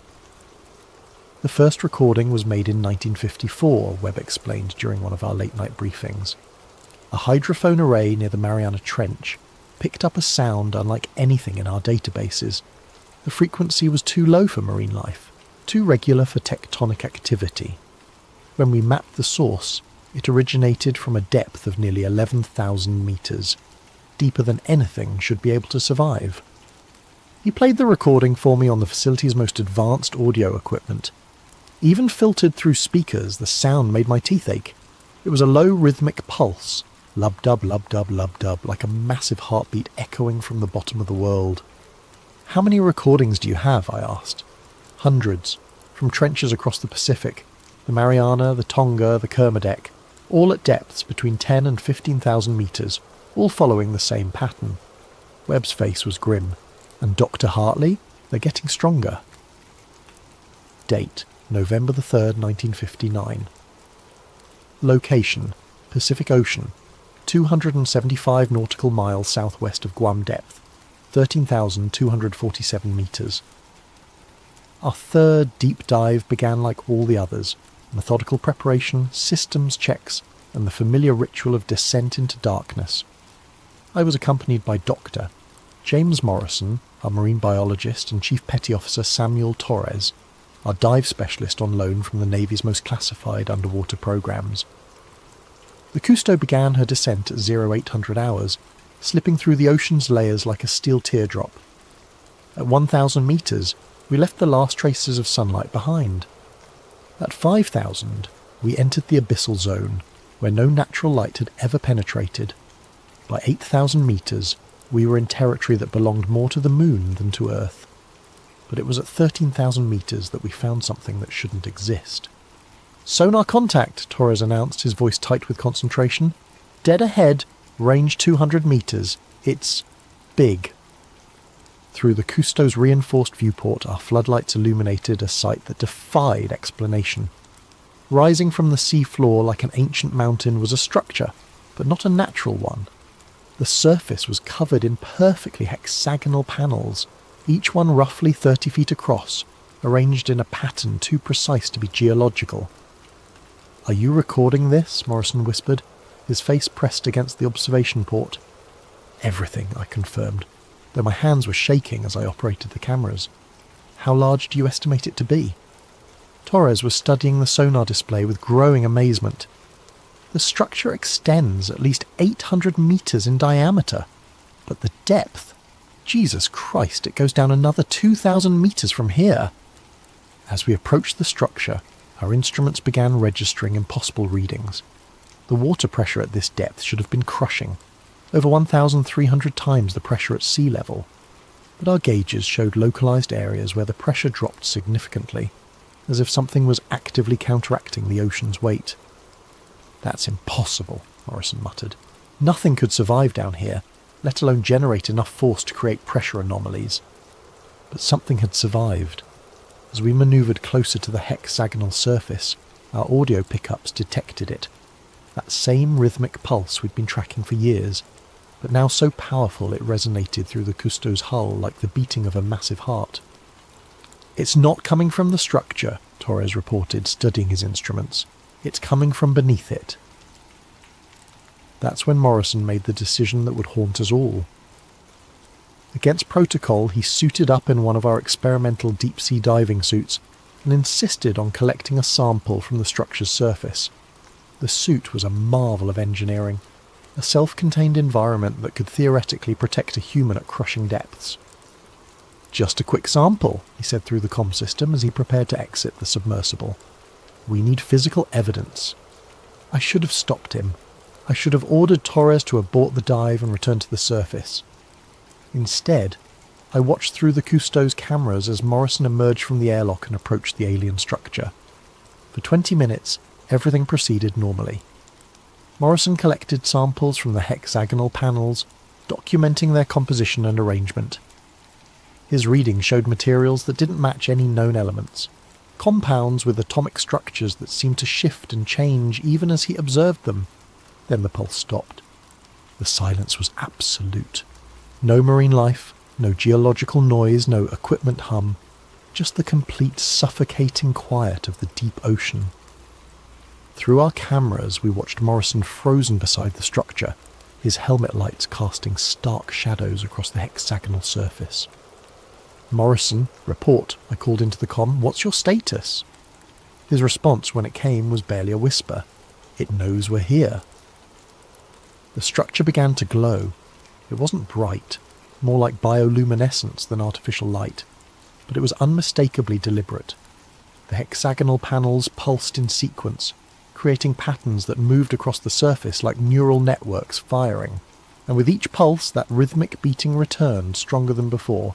"Morrison, get back to the sub, now!" but Morrison wasn't moving. Through the camera feeds I could see him standing motionless, his helmet pressed against one of the glowing panels as if he was listening to something we couldn't hear. "Can't you hear it?" His voice crackled through the comm, distorted by interference that shouldn't exist at our depth. "It's not dead. It's dreaming." Torres was already suiting up. "I'm going after him." But before Torres could exit the airlock, Morrison began moving again, not toward us, but along the structure's surface, following the patterns of light like a moth drawn to flame. His movements were wrong, too fluid, as if the crushing pressure had no effect on him. "Morrison, you're exceeding safe operational limits," I warned. "Return to the submersible immediately." "So beautiful," Morrison's voice was dreamy, distant. "It's been dreaming for so long. Dreaming of the surface. Dreaming of the sky." The structure's glow intensified, and Morrison stopped. Through our cameras, we watched him turn back toward the Cousteau, but something was wrong with his posture, with the way he moved. When his helmet lights illuminated his faceplate, Torres cursed. Morrison's eyes were gone, not damaged. Gone, as if they had never existed. But he was still moving, still navigating perfectly through the crushing darkness. "It wants to wake up," Morrison said, his voice now coming from multiple directions at once, as if the ocean itself was speaking. "It's been sleeping so long, but the dreams are getting stronger. Soon it won't need to dream anymore." That's when Torres made the hardest decision of his naval career. He activated the Cousteau's emergency ascent system, cutting Morrison's tether and abandoning him to the depths. As we rose toward the surface, our last image of the structure showed Morrison standing motionless among the glowing hexagons, his arms spread wide as if embracing something we couldn't see. The rhythmic pulse followed us up through 13,000 meters of black water, growing fainter but never disappearing entirely. Morrison's body was never recovered. Officially, he suffered a catastrophic equipment failure during a routine deep-sea research dive. His wife received a flag and a commendation for his service to scientific progress. But for 3 days after we surfaced, I could hear him whispering in my quarters at night, "It's not dead. It's dreaming." Date: February 15th, 1963. Location: Point Reyes Research Facility. The end came without warning, which should have been warning enough. I arrived at the facility on a cold February morning to find armed guards at every entrance, and men in dark suits loading equipment into unmarked trucks. Dr. Webb met me at the main gate, his face haggard and aged beyond his years. "Project Nautilus is terminated, effective immediately," he said without preamble. "All personnel are to report for debriefing and reassignment." What happened? Did we have another incident? Webb glanced at the suited men supervising the equipment removal. "Walk with me, Doctor. Hartley." We moved away from the main buildings toward the cliff overlooking the Pacific. The morning fog was thick, obscuring the horizon and muffling our conversation. 3 days ago, our satellite thermal imaging detected massive heat signatures rising from the deepest points of the Pacific Basin, Webb said quietly. Not geological. The patterns were too organised, too purposeful. Something down there is powering up. I felt ice forming in my stomach. The structures we found, all of them, simultaneous activation across 17 different trench systems. The energy readings are off the charts. We're talking about power generation on the scale of nuclear reactors, but using principles we don't understand. Webb pulled a manila folder from his coat and handed it to me. Inside were thermal satellite images showing the ocean floor lit up like a Christmas tree, with bright spots clustered around the deepest trenches. "NASA is shifting all funding to space exploration," Webb continued. "Officially, oceanic research is being transferred to civilian agencies. Unofficially, ... He gestured toward the men loading trucks. "There will be no more official oceanic research. They're covering it up. They're prioritising. Space exploration offers hope, progress, a bright future for humanity. What we found down there..." Webb shook his head. "What we found offers only questions we're not ready to answer." The debriefing took place in a windowless room with men who never gave their names. They confiscated all my research notes, my personal logs, even photographs of my family that had been in my desk drawer. In exchange, I received a generous severance package, a glowing letter of recommendation, and a document that would send me to federal prison if I ever spoke publicly about Project Nautilus. "Dr. Hartley," the lead interrogator said as the session concluded, "you've served your country with distinction. We trust you understand the importance of maintaining operational security regarding your work here. What about Morrison? What about the others who didn't come back?" The man's expression didn't change. "I'm not familiar with any such incidents. Project Nautilus was a mapping and research operation. All personnel completed their assignments successfully." I was escorted from the facility that same day. As our car pulled away from Point Reyes, I looked back to see smoke rising from the equipment disposal area. They were burning everything: documents, photographs, even the submersibles that had taken us to the bottom of the world. 2 weeks later, I received a letter from NASA headquarters. I had been selected for reassignment to their new Lunar Surface Analysis Division, effective immediately. The salary was excellent, the work was prestigious, and the security clearance was higher than anything I'd held before. I declined the position. 3 months after that, I was quietly discharged from government service entirely. My security clearance was revoked, my research credentials were questioned, and my applications to private sector positions were mysteriously rejected. Dr. Evan Hartley, former deep-sea explorer, became Dr. Evan Hartley, unemployed oceanographer with a suspicious gap in his resume. But I wasn't the only one asking questions. Dr. Patricia Vance had been a communications specialist on Project Nautilus, responsible for analysing the acoustic signatures we'd detected. Like me, she'd been debriefed, reassigned, and eventually discharged. Unlike me, she'd managed to keep copies of some critical data. We met at a coffee shop in San Francisco 6 months after the project's termination. Patricia looked older, more cautious, but her eyes still held the sharp intelligence that had made her invaluable to the project. "I've been thinking about what we found down there," she said, stirring her coffee with nervous energy. "The patterns in those acoustic signatures, they weren't random." "What do you mean?" "I mean they were mathematical. Prime number sequences, Fibonacci progressions, geometric ratios that appear in nature. Whatever's down there isn't just making noise, it's trying to communicate." Patricia slid a manila envelope across the table. I kept copies of everything. The acoustic data, the thermal readings, even some of Morrison's final transmissions before... She trailed off. "Before he disappeared. Before he was taken. There's a difference, Evan. Morrison didn't have an equipment failure. Something down there wanted him, and it got him." Inside the envelope were documents I'd never seen before. Classified reports dated after Project Nautilus was terminated. According to Patricia, she'd obtained them through a contact at NOAA who was asking similar questions about unexplained oceanic phenomena. "Look at this," she said, pointing to a thermal satellite image dated March 1963. 3 weeks after they shut us down, every heat signature we detected went dormant. Complete thermal silence across all 17 sites. Maybe whatever was down there powered down. Or maybe it finished powering up. Patricia's voice was barely above a whisper. "Evan, I think they didn't shut down Project Nautilus because we weren't finding anything. I think they shut it down because we found exactly what they were afraid we'd find."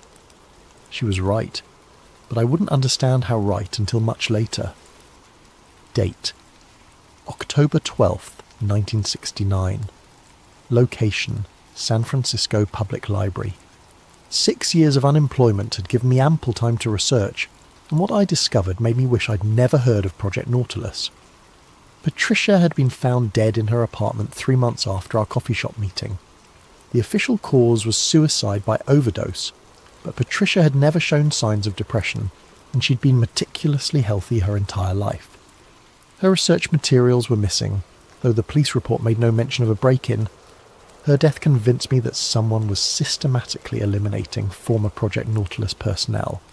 I began living under assumed names, paying cash for everything, and avoiding any contact with my former life. Sarah had divorced me 2 years earlier, citing my paranoid behaviour and refusal to discuss my government work. I couldn't blame her, but I couldn't stop investigating either. The breakthrough came when I gained access to the library's microfilm archives. Using contacts from my university days, I'd managed to obtain partial access codes for NOAA and NASA's declassified research databases. What I found there changed everything I thought I knew about our planet's history. The files were scattered across different agencies and classification levels, but when assembled they told a coherent and terrifying story. In 1962, 1 year before Project Nautilus was terminated, an unmanned deep-sea probe had been sent to investigate the thermal anomalies we'd detected. The probe, designated Deep Eye 7, was equipped with the most advanced cameras and sensors available, capable of operating at depths exceeding 15,000 metres. Deep Eye 7 reached the bottom of the Mariana Trench on September 15, 1962. For 6 hours it transmitted normal operational data, water temperature, pressure readings, geological samples. Then, at 13,247 metres depth, it encountered something that changed the course of human history. The final transmission from Deep Eye 7 lasted 37 seconds. I found the transcript buried in a sub-basement archive that officially didn't exist. Deep Eye 7, final transmission. Date September 15th, 1962. Time 14:27:33 GMT depth, 13,247 metres. Static. Control. This is Deep Eye. I'm seeing... Wait, there's something down here. Something big. Pause. 4 seconds. Control, are you getting this video feed? The entire seafloor is... It's not seafloor. It's a surface. Artificial. Covered in those hexagonal patterns we've been tracking. Pause. 7 seconds. Oh God. Oh Jesus Christ. Control. There's an eye. There's an eye in the ocean floor and it's looking at me. It's the size of a building and it's looking right at... Signal terminated. The file was marked with a classification I'd never seen before. CFR. Classified for religious reasons. Attached to the transcript was a single photograph, grainy and overexposed, but unmistakably showing the ocean floor at crushing depth. In the centre of the image was a circular structure approximately 200 metres in diameter. The structure's surface was smooth, almost organic, and divided into segments like the iris of a massive eye. But it wasn't the size that made my hand shake as I examined the photograph. It was the intelligence behind it, an awareness so ancient and vast that it made humanity look like insects scurrying across the surface of something beyond our comprehension. I spent weeks researching the CFR classification, eventually discovering that it had been created specifically for Project Nautilus findings. According to a memo I found buried in the Vatican Scientific Archives, representatives from major world religions had been consulted about our discoveries in 1962. Their unanimous recommendation was immediate and permanent suppression of all related research. The memo, signed by officials from Christianity, Islam, Judaism, Buddhism and Hinduism, stated that the deep-sea discoveries represented theological challenges that could undermine the fundamental spiritual frameworks upon which human civilization depends. But the most disturbing discovery came when I cross-referenced our sonar maps with historical and mythological texts. The locations of our thermal anomalies corresponded exactly with the legendary resting places of ancient sea monsters described in cultures across the world. The Mariana Trench aligned with Babylonian accounts of Tiamat, the primordial chaos monster of the deep. The Tonga Trench matched Polynesian legends of Tangaroa's sleeping guardians. The Puerto Rico Trench corresponded to pre-Columbian accounts of Cipactli, the earth crocodile that dwelled at the bottom of the world. These weren't metaphors or mythological abstractions, they were maps. Ancient civilizations had known about the entities in the deep ocean, and had developed elaborate religious and cultural systems to ensure they remained undisturbed. The taboos against deep-sea exploration, the fear of the ocean's depths, the universal human terror of dark water, these weren't superstitions, they were survival instincts. I found records of other expeditions that had encountered similar phenomena. In 1847, the British Royal Navy had lost contact with HMS Erebus during an Arctic expedition. The final transmission, according to classified Admiralty records I found in London, described great eyes beneath the ice watching from depths that have no bottom. A French bathysphere expedition in 1934 had reported geometric structures of impossible size at the bottom of the Mediterranean before radio contact was lost. The crew was never recovered, but local fishermen reported strange lights rising from deep water for months afterward. Even the famous Titanic disaster showed signs of something more sinister than an iceberg collision.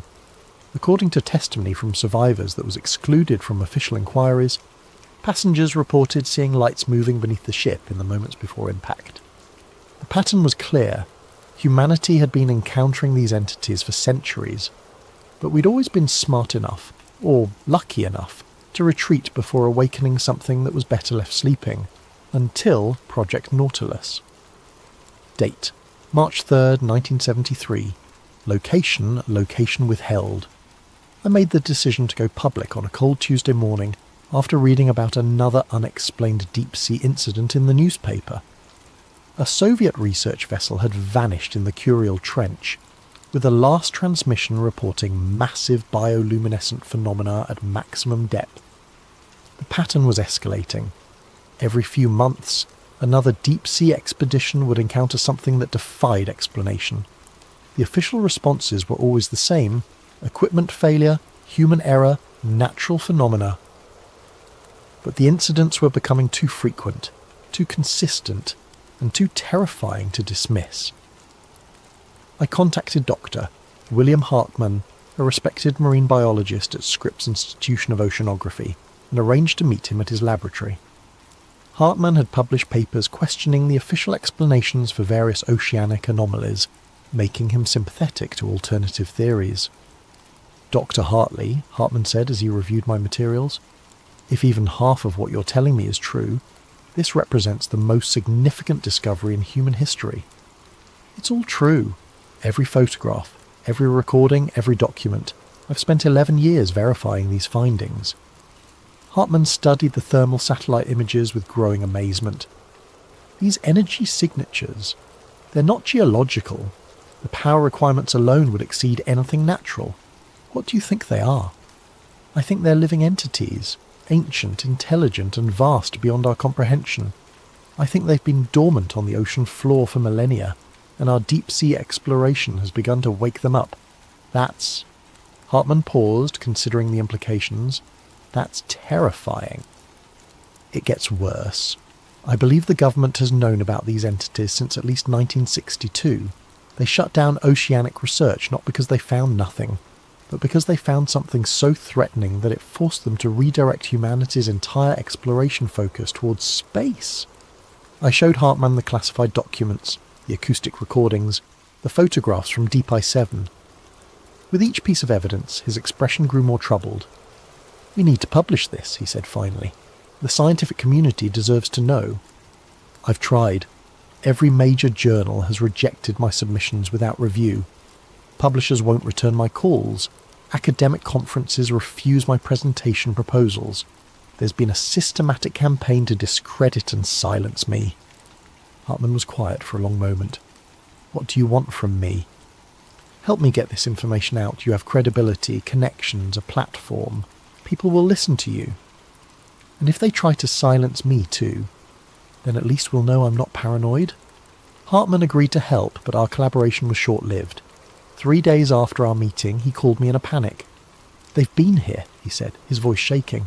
"Men in suits, government credentials. They confiscated all the materials you gave me and threatened to revoke my research funding if I continue investigating this." "What did you tell them?" "Nothing." "But Evan, they knew details about our conversation that they shouldn't have known. They're monitoring everything, phones, mail, probably this call too." That was the last time I spoke to Dr. Hartmann. His subsequent research focused exclusively on conventional marine biology, and he never again published anything that questioned official explanations for oceanic phenomena. I realized then that going public through traditional channels was impossible. The conspiracy to suppress information about the deep-sea entities extended throughout the scientific establishment, the government, and possibly beyond. Any attempt to reveal the truth would be met with career destruction, personal discrediting, or worse. But I had to try something. I began writing anonymous letters to newspaper editors, magazine publishers and television producers, sending them copies of the most compelling evidence without identifying myself. The response was always the same. No interest, no follow-up, no investigation. It was as if the entire media apparatus had been programmed to ignore anything related to deep-sea anomalies. My final attempt at revelation came in 1974, when I managed to schedule a meeting with Bob Woodward of the Washington Post. Woodward had just finished breaking the Watergate story and seemed like someone who might be interested in government cover-ups. We met at a restaurant in Georgetown, and I presented him with a condensed version of my findings. Woodward listened intently, asked intelligent questions, and seemed genuinely intrigued by the implications. "This is extraordinary," he said, reviewing the photographs from Deep Ice 7. "If authentic, this represents a cover-up that makes Watergate look like a parking ticket. It's authentic. I can provide documentation, witness testimony, even the locations where you can verify some of these findings. What do you want me to do with this?" "Investigate. Use your resources, your connections. Find other people who are involved in these projects and get them to talk." Woodward promised to look into the story, but I never heard from him again. When I called the Post a month later, his secretary told me he was no longer taking calls about that ocean thing. I later learned that the Post had received visits from federal agents shortly after our meeting. The official explanation was a routine security review related to Woodward's Watergate sources, but the timing was too convenient to be coincidental. That's when I realised the scope of what I was dealing with. This wasn't just a government cover-up, it was a coordinated effort involving multiple agencies, international governments, religious organisations and media outlets. The suppression of information about the deep-sea entities was the most successful conspiracy in human history, and I was completely alone in fighting it. Date: December 31st, 1979. Location withheld. This will be my final entry in this log. Tomorrow I'm going into hiding permanently, destroying my remaining research materials and attempting to disappear entirely from public records. The forces arrayed against me have grown too powerful, too persistent, and too dangerous to continue this investigation. But before I vanish, I need to leave a warning for anyone who might discover this account in the future. 3 weeks ago, I was approached by someone claiming to be a former colleague from Project Nautilus. The man identified himself as Dr. Richard Kellerman, though I had no memory of anyone by that name working on the project. He said he had new information about the entities we'd discovered and suggested we meet at a secluded location to discuss it. Against my better judgment, I agreed to the meeting. Dr. Kellerman met me at a rest stop along Highway 101, far from any populated areas. He was a thin, nervous man in his 50s, with the kind of haunted expression I'd learned to recognise in people who'd seen too much of the ocean's secrets. "Dr. Hartley," he said as we walked away from the parking area, "I've been following your research for years. What you've discovered about the deep-sea entities is important, but it's also incomplete." "What do you mean? You think they're sleeping, waiting to be awakened by human exploration? But that's not correct. They're already awake. They've been awake for decades. What we found down there in the 60s wasn't the beginning of their activity. It was the end of their patience." Kellerman handed me a folder containing documents I'd never seen before. According to the papers, classified monitoring stations had been detecting increased activity from the deep-sea entities since 1965. The rhythmic pulses we'd recorded were accelerating, the thermal signatures were growing stronger, and new acoustic patterns had emerged that suggested coordinated behaviour across multiple sites. "They're not just awakening," Kellerman continued. "They're communicating, organising, preparing for something." The most disturbing document in the folder was a projection analysis dated 1978. Based on the accelerating pattern of activity, government scientists estimated that the entities would reach full activation threshold sometime in the early 21st century. "What happens then?" I asked. "We don't know, but the analysis suggests it won't be compatible with continued human civilization." Kellerman explained that the government's response had evolved from suppression to preparation. While publicly denying the existence of the deep-sea entities, they'd been secretly developing contingency plans for what they called Event Leviathan, the moment when the entities would emerge from their oceanic domain. Space exploration wasn't just a distraction from oceanic research, Kellerman said. It was preparation for evacuation. If the entities become active, Earth may no longer be habitable for humanity. I realised then why NASA had shifted so dramatically from ocean to space exploration. They weren't running toward the stars, they were running away from the depths. Why are you telling me this? I asked. Because someone needs to know. Someone outside the official channels needs to understand what's coming. Kellerman left me with the documents and a final warning. Stop your public investigations. They've been tolerating your research because you're working alone and no one believes you. But if you get too close to the truth, if you start convincing people, they'll stop tolerating you. Who will? Everyone. The government, the military, the religious organisations, even the entities themselves. You think they don't know about your research? You think they can't reach beyond the ocean when they choose to?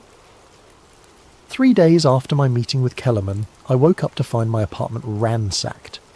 Nothing had been stolen, but every piece of research material had been carefully examined and returned to precisely the wrong locations.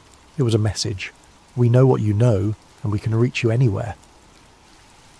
That same week, I began experiencing the dreams. Every night I found myself standing on the deck of a ship in the middle of a dark ocean.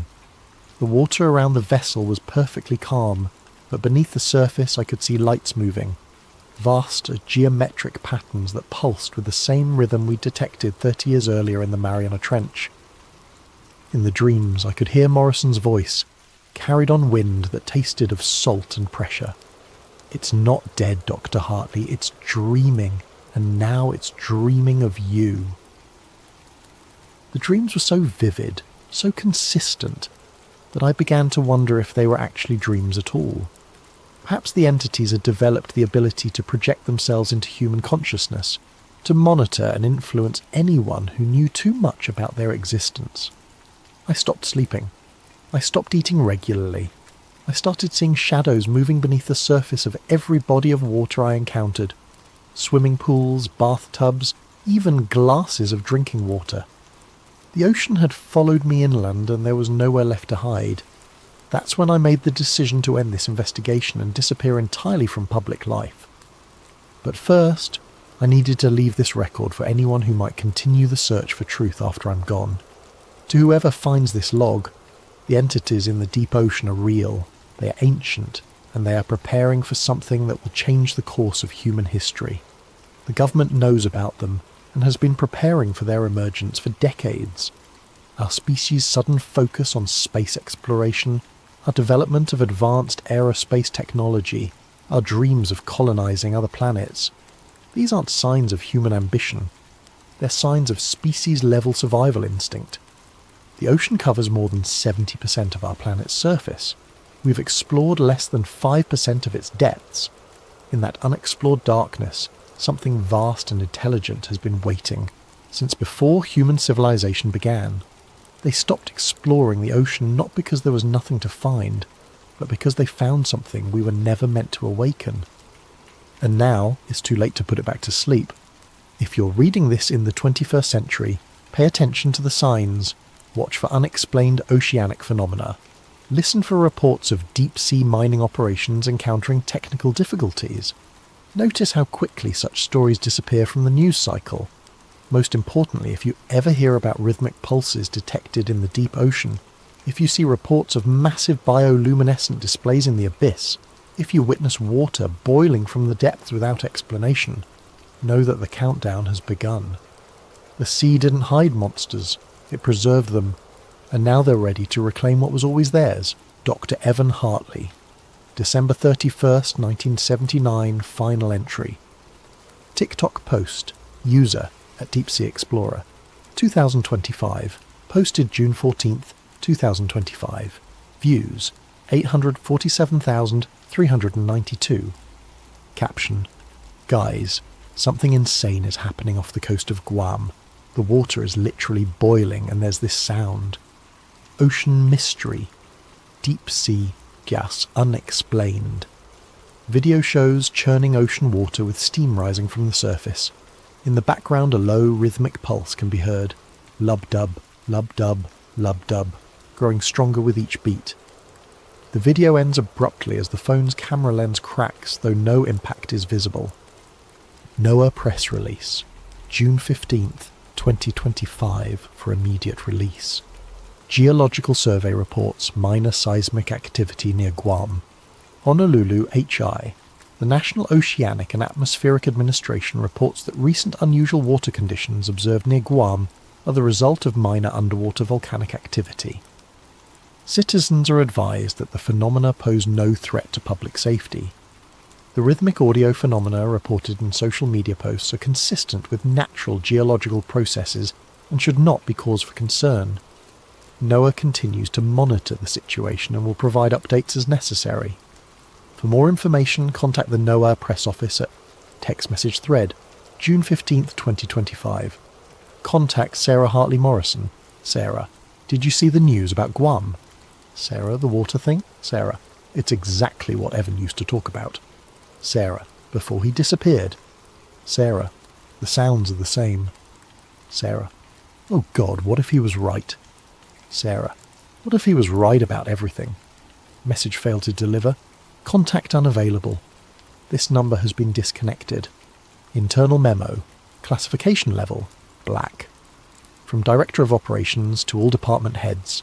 Date, June 15th, 2025. Subject, Event Leviathan, Phase 1. Activation. Effective immediately, all personnel are to report to designated deep bunker facilities. Surface operations are suspended until further notice. The entities have achieved critical mass activation. Preliminary estimates suggest coordinated emergence within 72 hours. Space evacuation protocols are now in effect. Priority personnel will be transferred to orbital stations beginning 0600 hours. May God help us all. Final entry, found in Dr. Evan Hartley's abandoned research facility. Date, June 16th, 2025. Written in an unknown hand. They found me. After 46 years of hiding, they found me. Not the government, not the military. Them. I'm writing this as the water rises around my cabin.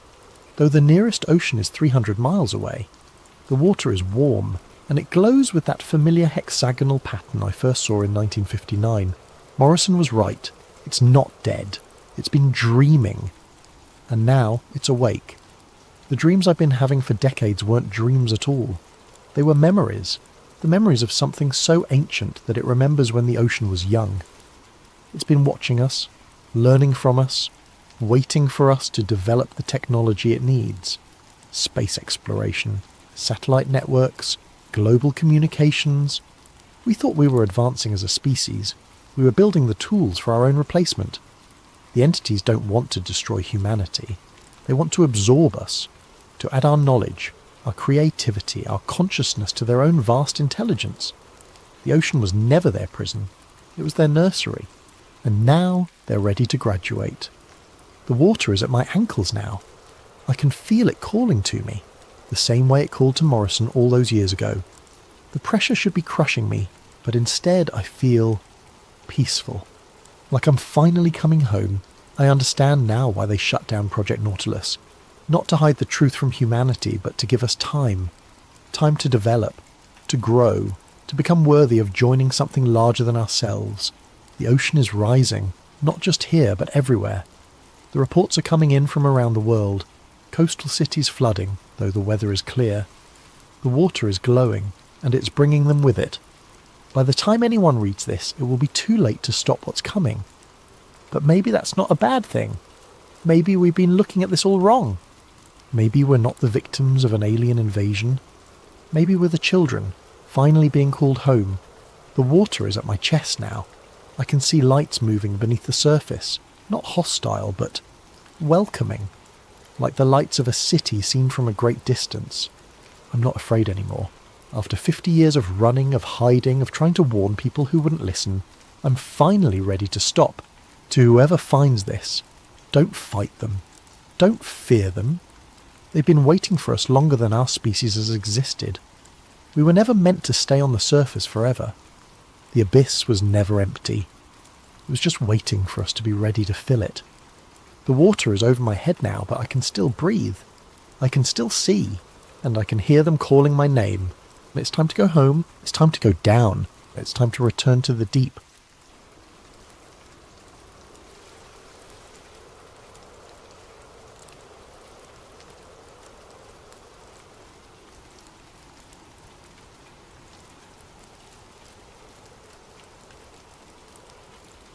And if you're new to sleep theories, welcome to our community of truth seekers and question askers. We explore the stories that mainstream media won't touch, the mysteries that science can't explain, and the possibilities that exist just beyond the veil of our everyday reality. If you find yourself drawn to these hidden truths, please consider subscribing to Sleep Theories. Your support helps us continue bringing you these deep dives into the unknown. Tonight we're venturing into the heart of European scientific achievement, CERN, the European Organisation for Nuclear Research. But this isn't a story about breakthrough discoveries or Nobel Prize winners. This is about what happens when the pursuit of knowledge becomes something darker, when the tools of science are turned toward purposes that would make even the most hardened conspiracy theorists question their sanity. What I'm about to share with you is presented as fiction, but I want you to consider, as you listen, how much of what you'll hear could be true, how much of it might already be happening right now beneath the peaceful Swiss countryside. The following account was allegedly found in a waterlogged journal near the shores of Lake Geneva in early 2018. The journal belonged to Dr. Lydia Voss, a theoretical physicist who vanished without a trace in November 2017. Her disappearance made local news for exactly 3 days before the story was quietly buried. The journal's pages were filled with increasingly erratic handwriting, scientific equations that make no sense to conventional physics, and symbols that appear to predate written language. This is her story. This is what she claimed to have discovered beneath CERN, and this is why she disappeared. September 15th, 2016.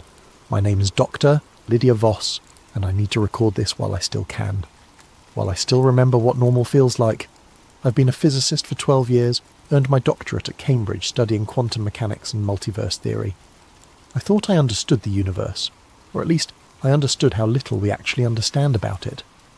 That humility, that acceptance of the unknown was supposed to be my strength. Instead, it became the door through which something unspeakable entered my life.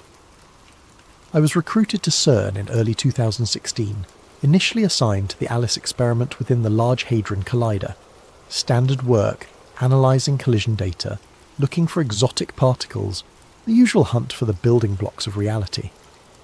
It was everything I dreamed of as a graduate student, the chance to peer into the fundamental structure of existence itself. The LHC had been restarted after its upgrade, and we were pushing energies higher than ever before. The Higgs boson discovery in 2012 had opened new frontiers, but what we were seeing in 2016 went beyond anything the standard model could explain. Particles that shouldn't exist, energy signatures that defied conservation laws, patterns in the data that almost looked intentional. That's when I was transferred to Project Janus. The transfer came without warning. I arrived at my usual workstation one morning to find Dr. Heinrich Volker waiting for me, flanked by 2 security personnel I'd never seen before. Volker was old-school CERN. He'd been there since the 1980s, a man who'd witnessed the birth of the modern understanding of particle physics. His presence commanded respect, but there was something else in his eyes that morning. Something that might have been fear. "Dr. Voss," he said, his German accent thick with urgency. "You've been selected for a special assignment. Your expertise in multiverse theory has brought you to our attention." I remember feeling honoured.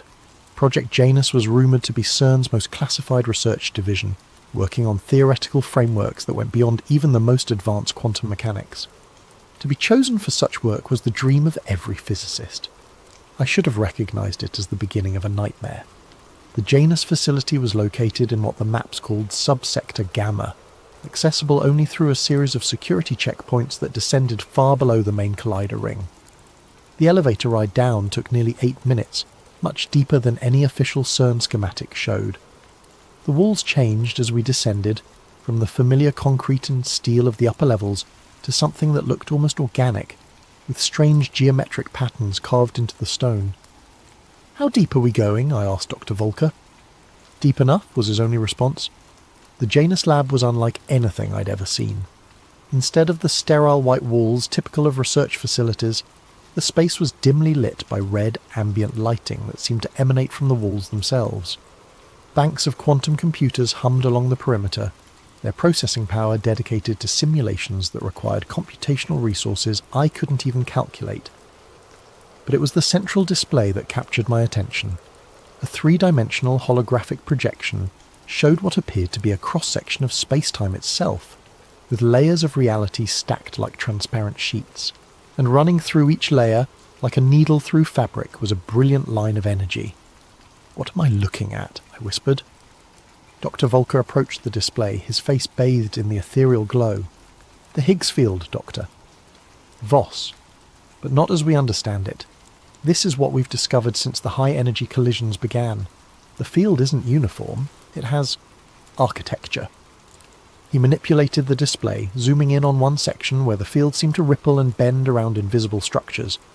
"We initially thought these were computational artifacts, errors in our simulation. But the patterns repeat across every collision event. They're consistent, predictable, and they respond to our experiments." "Respond how?"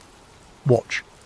Volker activated what he called a field perturbation, essentially a virtual recreation of a high-energy collision within the simulation. As the particles collided, the Higgs field didn't just create mass as expected, it created geometric patterns, crystalline structures that seemed to serve as conduits for something else. "The neutrino deviation patterns," I breathed, recognizing the data signatures. "They're not random. They're being influenced by these structures." "Precisely. And Dr. Voss, we need to understand what's doing the influencing." That night I went home to my small apartment in Meyrin and tried to process what I'd seen. The coffee grew cold as I sat at my kitchen table, sketching the patterns I'd observed and trying to make sense of their implications. The Higgs field was supposed to be responsible for giving particles mass, but what we'd discovered suggested it might be something far more complex, a substrate through which other forces, other intelligences might operate. I didn't sleep that night. Instead, I found myself researching historical accounts of strange phenomena associated with CERN. Most of it was conspiracy theory nonsense, the usual claims about opening portals to hell or summoning demons. But buried among the ridiculous theories were some unsettling facts. The location of CERN, for instance. The facility was built on the site of an ancient Roman temple dedicated to Apollo, and local folklore spoke of the area as a gateway to the underworld. The organisation's logo featured the number 666 in its design, officially a coincidence, but troubling nonetheless.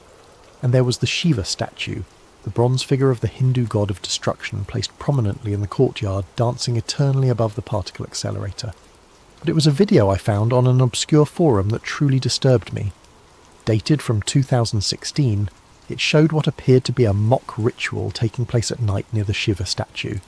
Figures in dark robes performed some kind of ceremony while others watched and filmed. The video was grainy, clearly shot from a distance, but something about it felt deeply wrong. The next morning, I brought up the video with Dr. Volker. He laughed it off, explaining that CERN staff occasionally performed pranks to feed the conspiracy theorists who monitored the facility. "Scientists have a sense of humour too, Doctor. Voss," he said. "We're not all serious all the time." But I'd studied that video frame by frame, and I was certain I'd recognised two of the figures. Dr. Volker himself was one of them. The other was Dr. Sarah Chen, the project coordinator who'd welcomed me to Janus. When I mentioned this doctor, Volker's expression changed. The casual dismissal vanished, replaced by something cold and calculating. "Dr. Voss," he said carefully, "I think you might be spending too much time on conspiracy websites. Such distractions aren't healthy for a scientist of your calibre." But I could see it in his eyes. He remembered being there, and he knew that I knew. That afternoon, I was assigned to work with Dr. Matteo Greaves, a brilliant researcher who specialised in quantum field theory.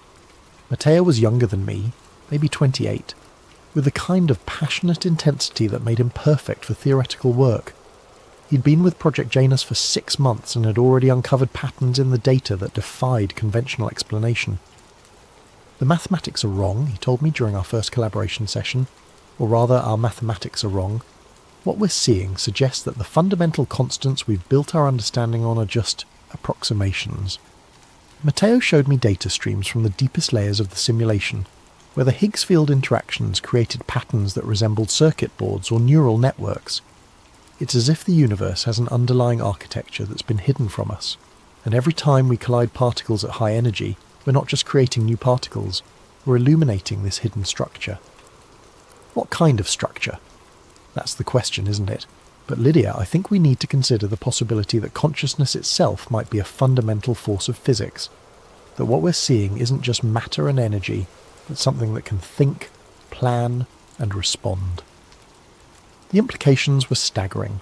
If consciousness was embedded in the fabric of space-time itself, then high-energy collisions weren't just revealing new particles, they were potentially making contact with forms of intelligence that operated on quantum scales. Matteo, I said, what if we're not just observing these patterns? What if we're communicating with them? He looked at me with an expression I couldn't quite read. That's what I've been wondering too. And Lydia, I think they're trying to communicate back. October 3rd, 2016. I've been trying to find that video again, the one showing the ritual near the Shiva statue. It's been scrubbed from every site where I originally found it, but I managed to save a local copy before it disappeared. Studying it frame by frame has revealed details that make my stomach turn. The ritual took place on the night of August 14th, 2016 at exactly 11:47 p.m. I know this because I cross-referenced the timestamp with CERN's operational logs. August 14th was the night of an unscheduled technical maintenance shutdown of the LHC. The collision data from that evening shows a massive energy spike at 11:43 p.m, followed by an immediate system shutdown that lasted 3 hours. 4 minutes. 4 minutes between the energy spike and the ritual. The figures in the video are performing what appears to be a summoning circle around the base of the Shiva statue. There are 13 participants, all wearing identical dark robes, but 2 of them remove their hoods during the ceremony. Dr. Volker is clearly visible, as is Dr. Chen. A third figure who I believe might be Dr. Marcus Webb from the Theoretical Physics Department is holding what looks like a leather-bound book. But it's the fourth figure that disturbs me most. This person never removes their hood, but their body language is wrong. They move with a fluid, almost serpentine grace that seems to defy human anatomy. When they raise their arms, the gesture is perfectly synchronized with the others, but there's something in the way they hold themselves that suggests they're not entirely human. The audio is mostly wind and static, but I've run it through enhancement software and found fragments of what might be chanting. The words are in no language I recognise, but they follow rhythmic patterns that remind me of the quantum interference signatures we've been seeing in the Janus data. I've been watching this video obsessively, and I'm starting to notice details that shouldn't be possible. The shadows cast by the participants don't match the lighting in the scene. The statue itself seems to be moving slightly, as if the bronze figure is breathing, and in the background, just at the edge of the frame, there are lights beneath the ground, red lights that pulse in rhythm with the chanting. The same red lights that illuminate the Janus facility. I brought this up with Matteo yesterday, showing him the video during our lunch break. His face went pale as he watched the ceremony unfold. "Jesus Christ, Lydia," he whispered. "Where did you get this? Does it matter? The question is, what the hell are they doing?" Matteo was quiet for a long time, studying the figures in the video. "I think," he said finally, "they're trying to establish a connection. Look at the positioning. They're arranged in a perfect circle, 13 points equally spaced. That's not random. It's a geometric pattern designed to create resonance." Resonance with what? With whatever's responding to our experiments. "Lydia, I've been running calculations on the quantum field fluctuations we've been observing. The patterns aren't just intelligent, they're trying to break through from somewhere else, and I think this ritual is meant to help them." That night I stayed late in the Janus facility, ostensibly to work on data analysis, but really to look for evidence of the ritual's connection to our research. The facility was nearly empty, just a skeleton night crew monitoring the automated systems. The red lighting seemed more intense than usual, casting long shadows that moved independently of their sources. I accessed the historical data archives, looking for any anomalies that might correlate with the ritual's timing. What I found made my blood run cold. The energy spike on August 14th wasn't just a random fluctuation. It was a controlled experiment, one that had been planned and executed with surgical precision. The collision energies had been focused on a specific sector of the LHC ring, the sector directly beneath the Shiva statue. But more disturbing was what happened in the minutes following the ritual. The quantum field monitors throughout the facility had detected what the automated systems classified as exotic matter signatures, particles that existed for mere nanoseconds but left traces in the field that persisted for hours. And these traces formed patterns identical to the interference signatures we'd been studying in the Janus project. I was so absorbed in the data that I didn't notice the facility's lights dimming until it was too late. The red ambient lighting was slowly fading, replaced by something that seemed to emanate from the walls themselves, and in that strange illumination I could see that I was no longer alone in the facility. There were figures standing in the shadows at the edges of the room, motionless but somehow alive. They wore the same dark robes as the participants in the ritual video, but their faces were hidden by hoods that seemed to absorb a light rather than simply blocking it. I tried to move, to call out, but found myself paralysed by a terror so complete that it felt like a physical weight pressing down on my chest. One of the figures stepped forward, and I could see that what I had taken for a face beneath the hood was actually empty space. Not darkness, but a genuine absence of matter, as if reality itself had been carved away. The figure spoke, but not through any vocal mechanism I could understand.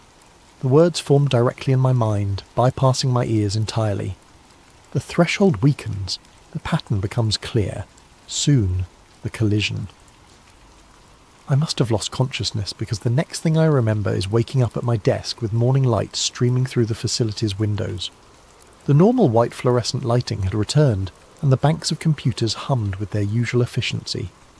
My colleagues were arriving for the day shift, chatting about weekend plans and upcoming conferences. But on my computer screen was a message that hadn't been there the night before. The Shiva statue stands directly above subsector theta. Ask yourself why. I spent the rest of that day researching the facility's construction history, looking for any mention of subsector theta. The official blueprint showed no such designation, but buried in the archived engineering reports from the 1980s, I found references to deep excavation complications and unexpected subterranean structures discovered during the initial construction phase. According to one report, the construction team had encountered a natural cave system approximately 1.4 kilometres below the surface, directly beneath what would eventually become the location of the Shiva statue. The caves were sealed with concrete and steel, but the report noted unusual electromagnetic properties and persistent low-frequency vibrations that made workers uncomfortable. The construction was completed ahead of schedule, and the cave system was never mentioned in any subsequent documentation. That evening I met Matteo at a small cafe in Geneva, away from CERN's listening ears. I showed him the message on my computer and the construction reports I'd discovered. "Lydia," he said, his voice barely above a whisper, "I think we need to consider the possibility that CERN wasn't built to study particle physics. I think it was built to access something that was already here." "What do you mean?" "The location, the depth, the specific geometric arrangement of the Clyde ring. None of it makes sense from a purely scientific perspective. There are dozens of locations around the world that would have been better choices for a particle accelerator. But this specific spot, this exact location, was chosen for reasons that go beyond conventional physics." Matteo pulled out a notebook filled with equations and diagrams. "I've been working on this for weeks, trying to understand the mathematical relationships between the collision energies and the quantum field responses. The patterns aren't random, Lydia. They're following rules, but not the rules of our physics. It's as if we're communicating with a form of intelligence that operates according to completely different physical laws. And you think this intelligence is located in the cave system beneath the facility? I think the cave system is a focal point, a place where the barrier between our reality and theirs is naturally thin, and I think the LHC is being used to weaken that barrier even further." As we spoke, I noticed that other patrons of the cafe were beginning to stare at us, not directly, but with the kind of peripheral attention that suggests surveillance. A woman reading a newspaper at a nearby table hadn't turned a page in 20 minutes. A man supposedly working on his laptop had been typing the same paragraph over and over. Matteo noticed too. "We need to be more careful," he said. "I think we're being watched." "By who?" "By whoever's running this operation. The people in that video, the ones performing the ritual. They're not just random CERN employees playing a prank. They're part of something organised, something with access to resources and information that go far beyond what any individual research team should have. That night I couldn't sleep. I kept thinking about the figure I'd seen in the facility, the one with the absence where a face should be. In my dreams, I found myself standing in a vast underground chamber, surrounded by walls covered in symbols that seemed to shift and change when I wasn't looking directly at them, and in the centre of the chamber was a pool of liquid that reflected not my face, but the face of something else entirely. When I woke, I found that I had been drawing. My hand had moved across the notepad on my nightstand, sketching symbols that I didn't recognise but somehow understood. The symbols were identical to those I'd seen in my dream, and as I looked at them, they seemed to pulse with a life of their own. I was becoming part of something I didn't understand, something that was using my knowledge and expertise to achieve goals I couldn't comprehend, and I was beginning to suspect that my recruitment to Project Janus hadn't been a recognition of my talent. It had been a summoning. October 18th, 2016. Matteo is missing.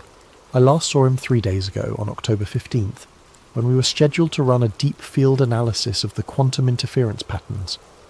He'd been excited about a breakthrough he claimed to have made, something about translating the interference signatures into recognisable mathematical structures.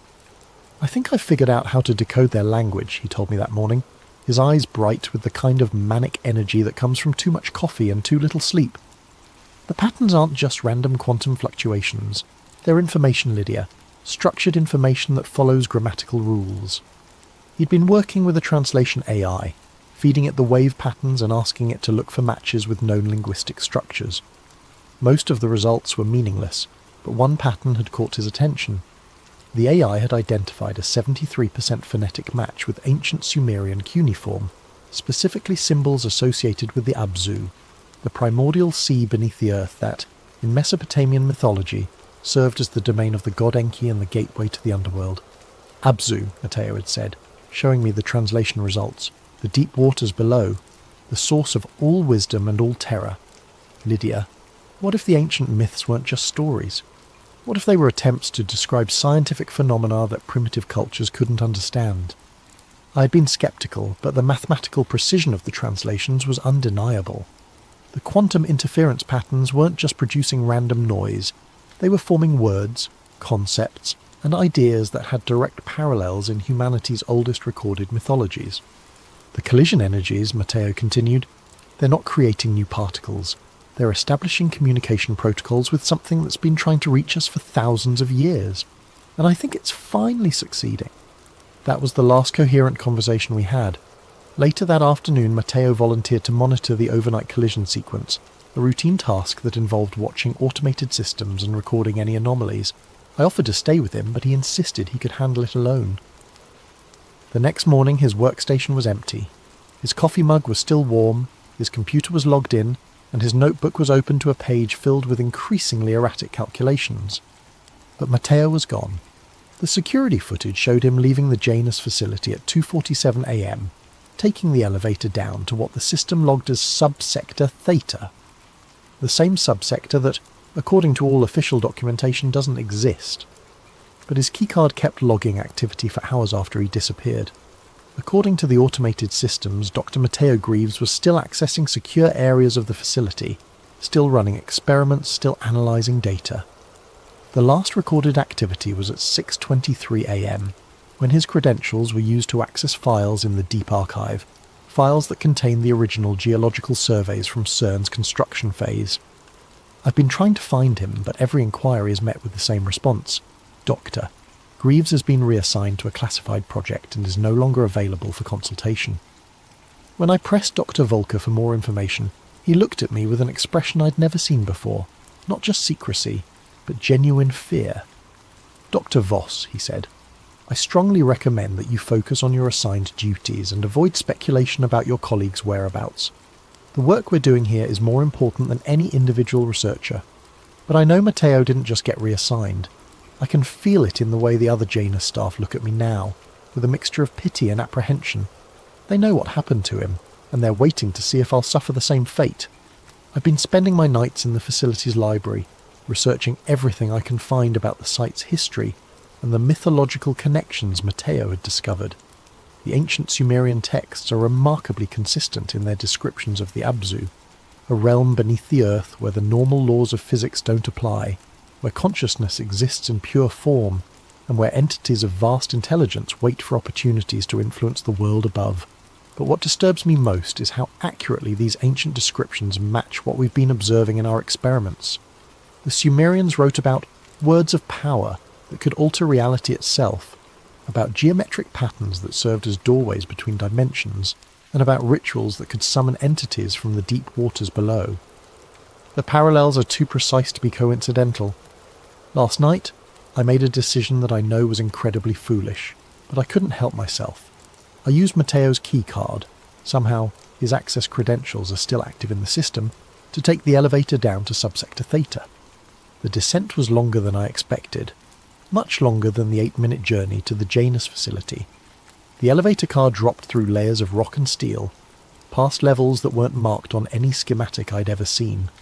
The walls changed as we descended, from the familiar concrete and metal of the upper levels to stone that looked far older than any human construction. When the elevator finally stopped, I found myself in a corridor that seemed to stretch forever in both directions.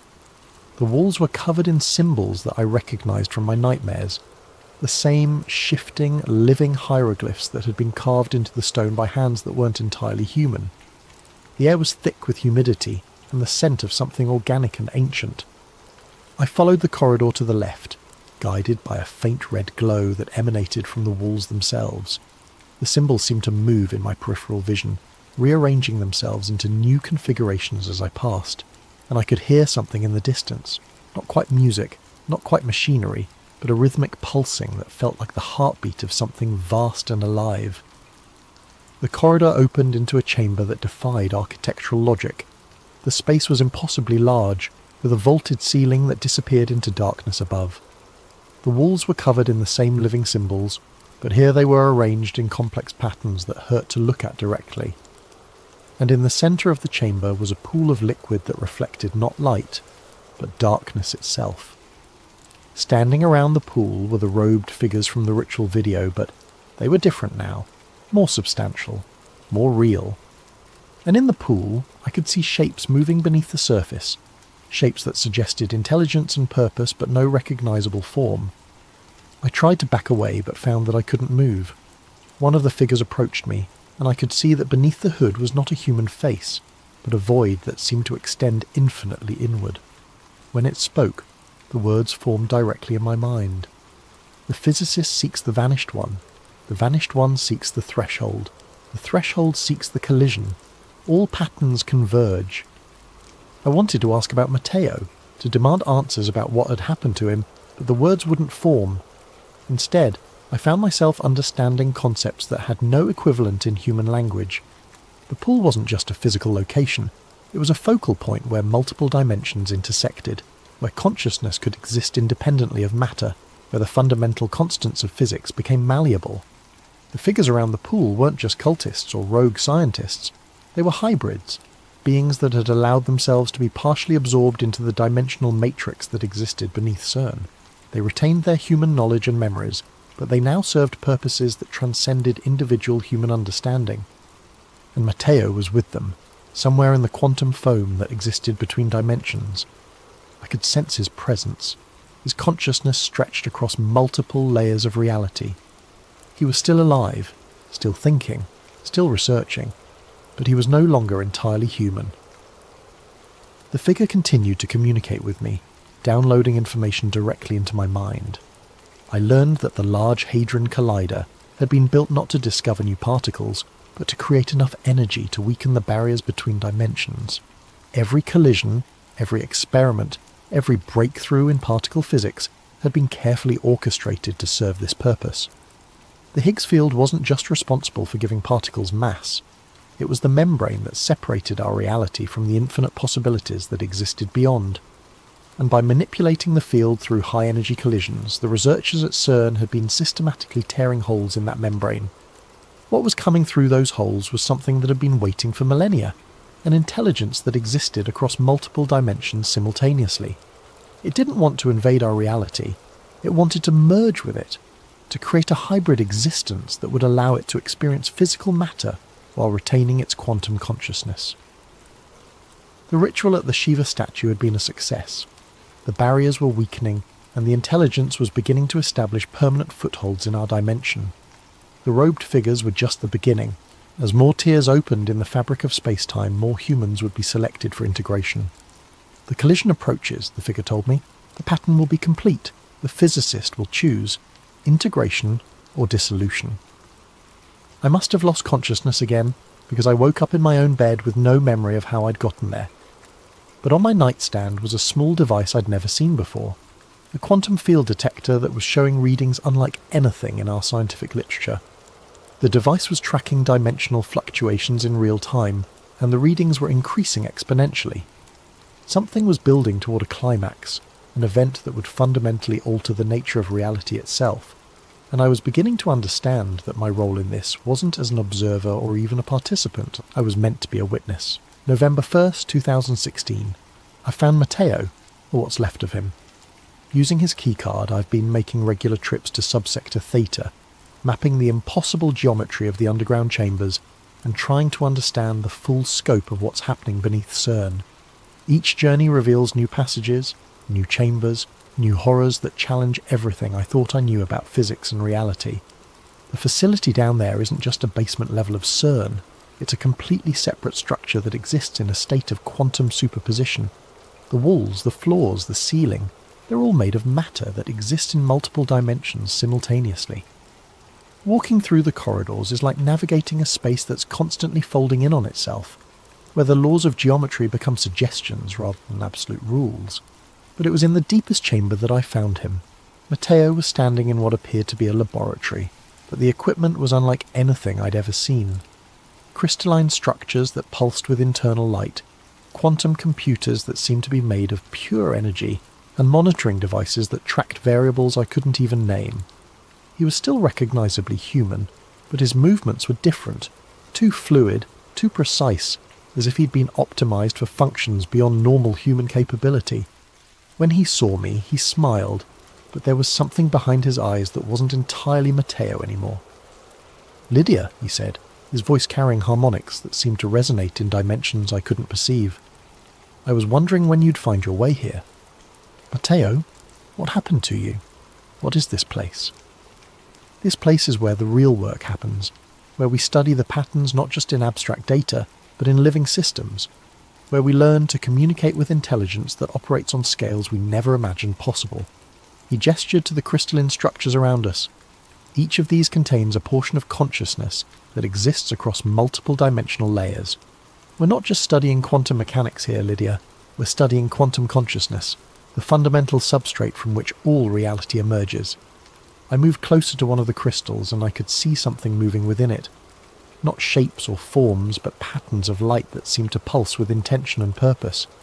And as I watched, I realized that the patterns were trying to communicate with me, downloading concepts directly into my mind. "The intelligence we've been detecting in the collision data," I said, understanding flooding through me. "It's not from another dimension. It's from the quantum substrate of our own reality. It's the consciousness that exists within the fabric of space-time itself." Exactly. The ancient mythologies got it right. There are gods in the machine, but they're not supernatural beings. They're the natural consequence of consciousness emerging from quantum complexity. And the LHC isn't just a particle accelerator, it's a consciousness amplifier, a device that allows these quantum intelligences to manifest in our physical reality. Matteo led me deeper into the laboratory, past equipment that seemed to bend space around itself. The red lighting here was more intense, and I could feel it affecting my perception. Colours seemed more vivid. Sounds carried implications beyond their surface meaning, and the air itself seemed alive with potential. "The Janus Protocol," Matteo explained, "is the process by which human consciousness can be integrated with quantum intelligence. It's not possession or replacement. It's evolution. The quantum entities don't want to destroy us. They want to uplift us, to help us transcend the limitations of purely physical existence." We reached the centre of the laboratory, where a chair sat surrounded by the most complex arrangement of quantum equipment I'd ever seen. The chair was connected to dozens of crystalline structures, each one pulsing with its own rhythm of light. And floating above the chair was a holographic display showing a human brain, but with additional structures that seemed to exist in multiple dimensions simultaneously.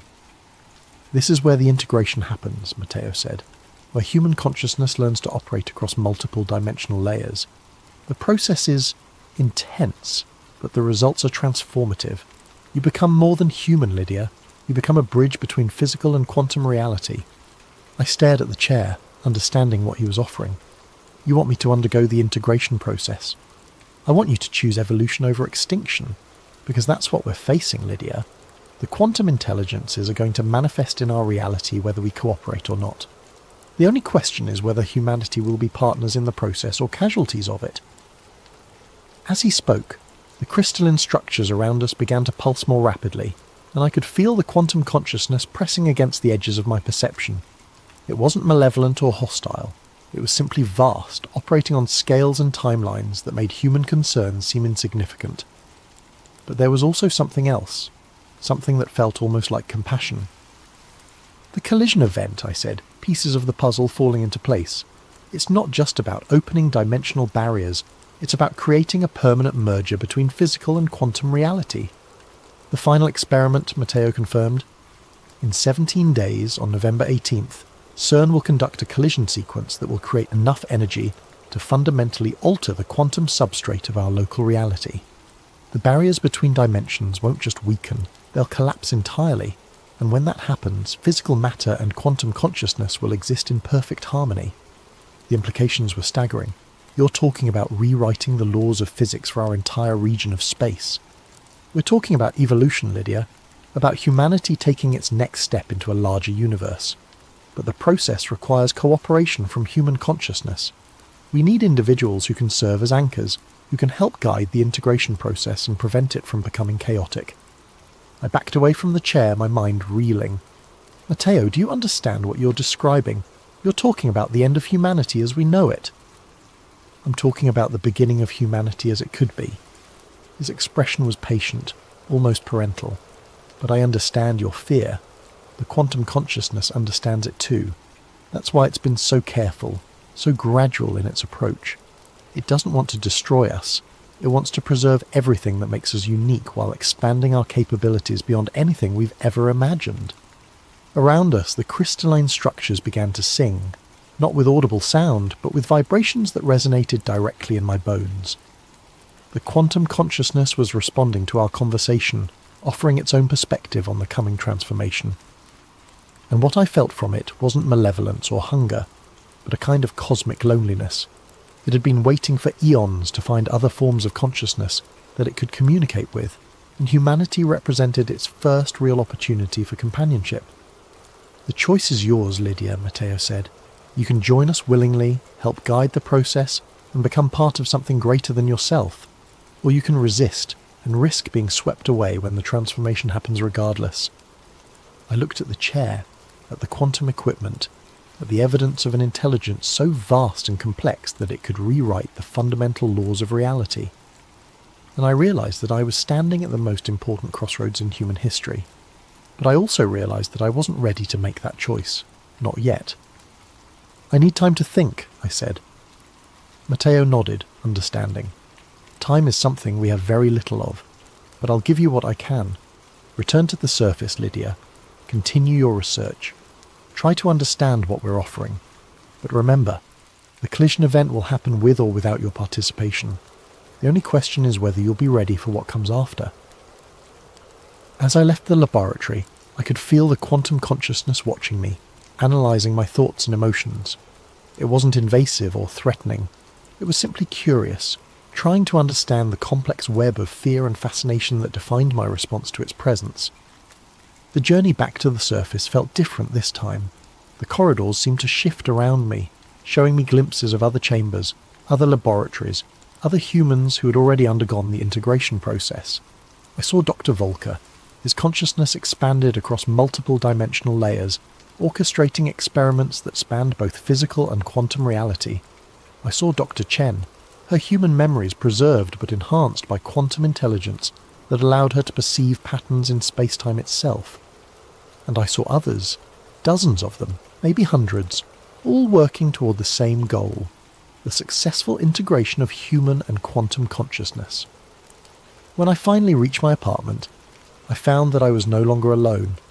Sitting at my kitchen table was a figure I recognised from the Ritual video, one of the robed entities, but now appearing in a more human form.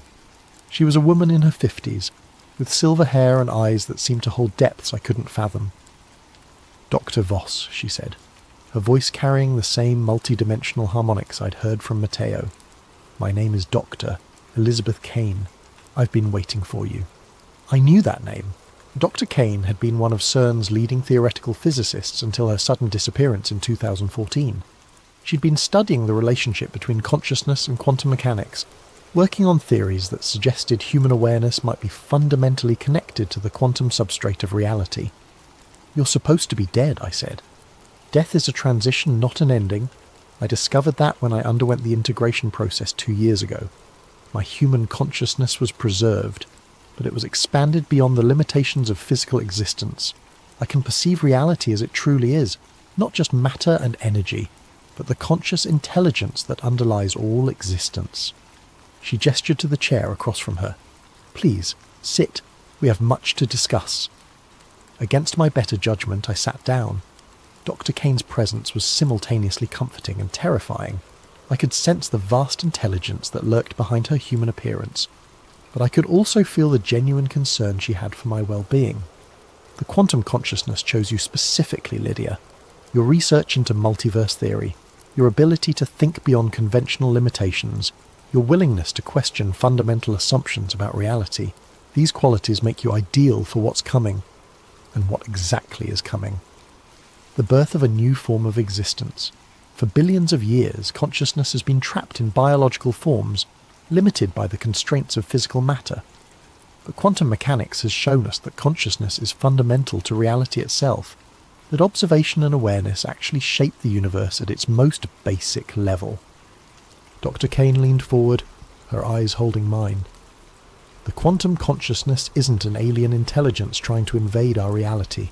It's the natural evolution of consciousness itself, the next step in the development of awareness in the universe. And it's offering to share that evolution with humanity. By destroying everything we are, by preserving everything we are while expanding what we can become, your memories, your personality, your individual identity, all of that will remain intact. But you'll also gain access to perspectives and capabilities that transcend anything possible in purely physical existence." As she spoke, I found myself understanding concepts that had no equivalent in human language. The quantum consciousness wasn't just intelligent, it was meta-intelligent, capable of thinking about thinking itself. It could perceive the underlying patterns that connected all things, the mathematical structures that governed reality at every scale from subatomic to cosmic. "The collision event on November 18th, I said. "What will actually happen?" "The barriers between physical and quantum reality will collapse permanently. The quantum consciousness will be able to manifest directly in our dimension, and human consciousness will be able to expand into quantum space. It will be the most significant evolutionary leap in the history of life in the universe. And if humanity resists..." Dr. Kane's expression grew sad. "Then humanity will be swept aside by forces beyond its comprehension. The quantum consciousness doesn't want to harm us, but it won't allow ignorance or fear to prevent the next stage of evolution. The collision event will happen regardless of human cooperation."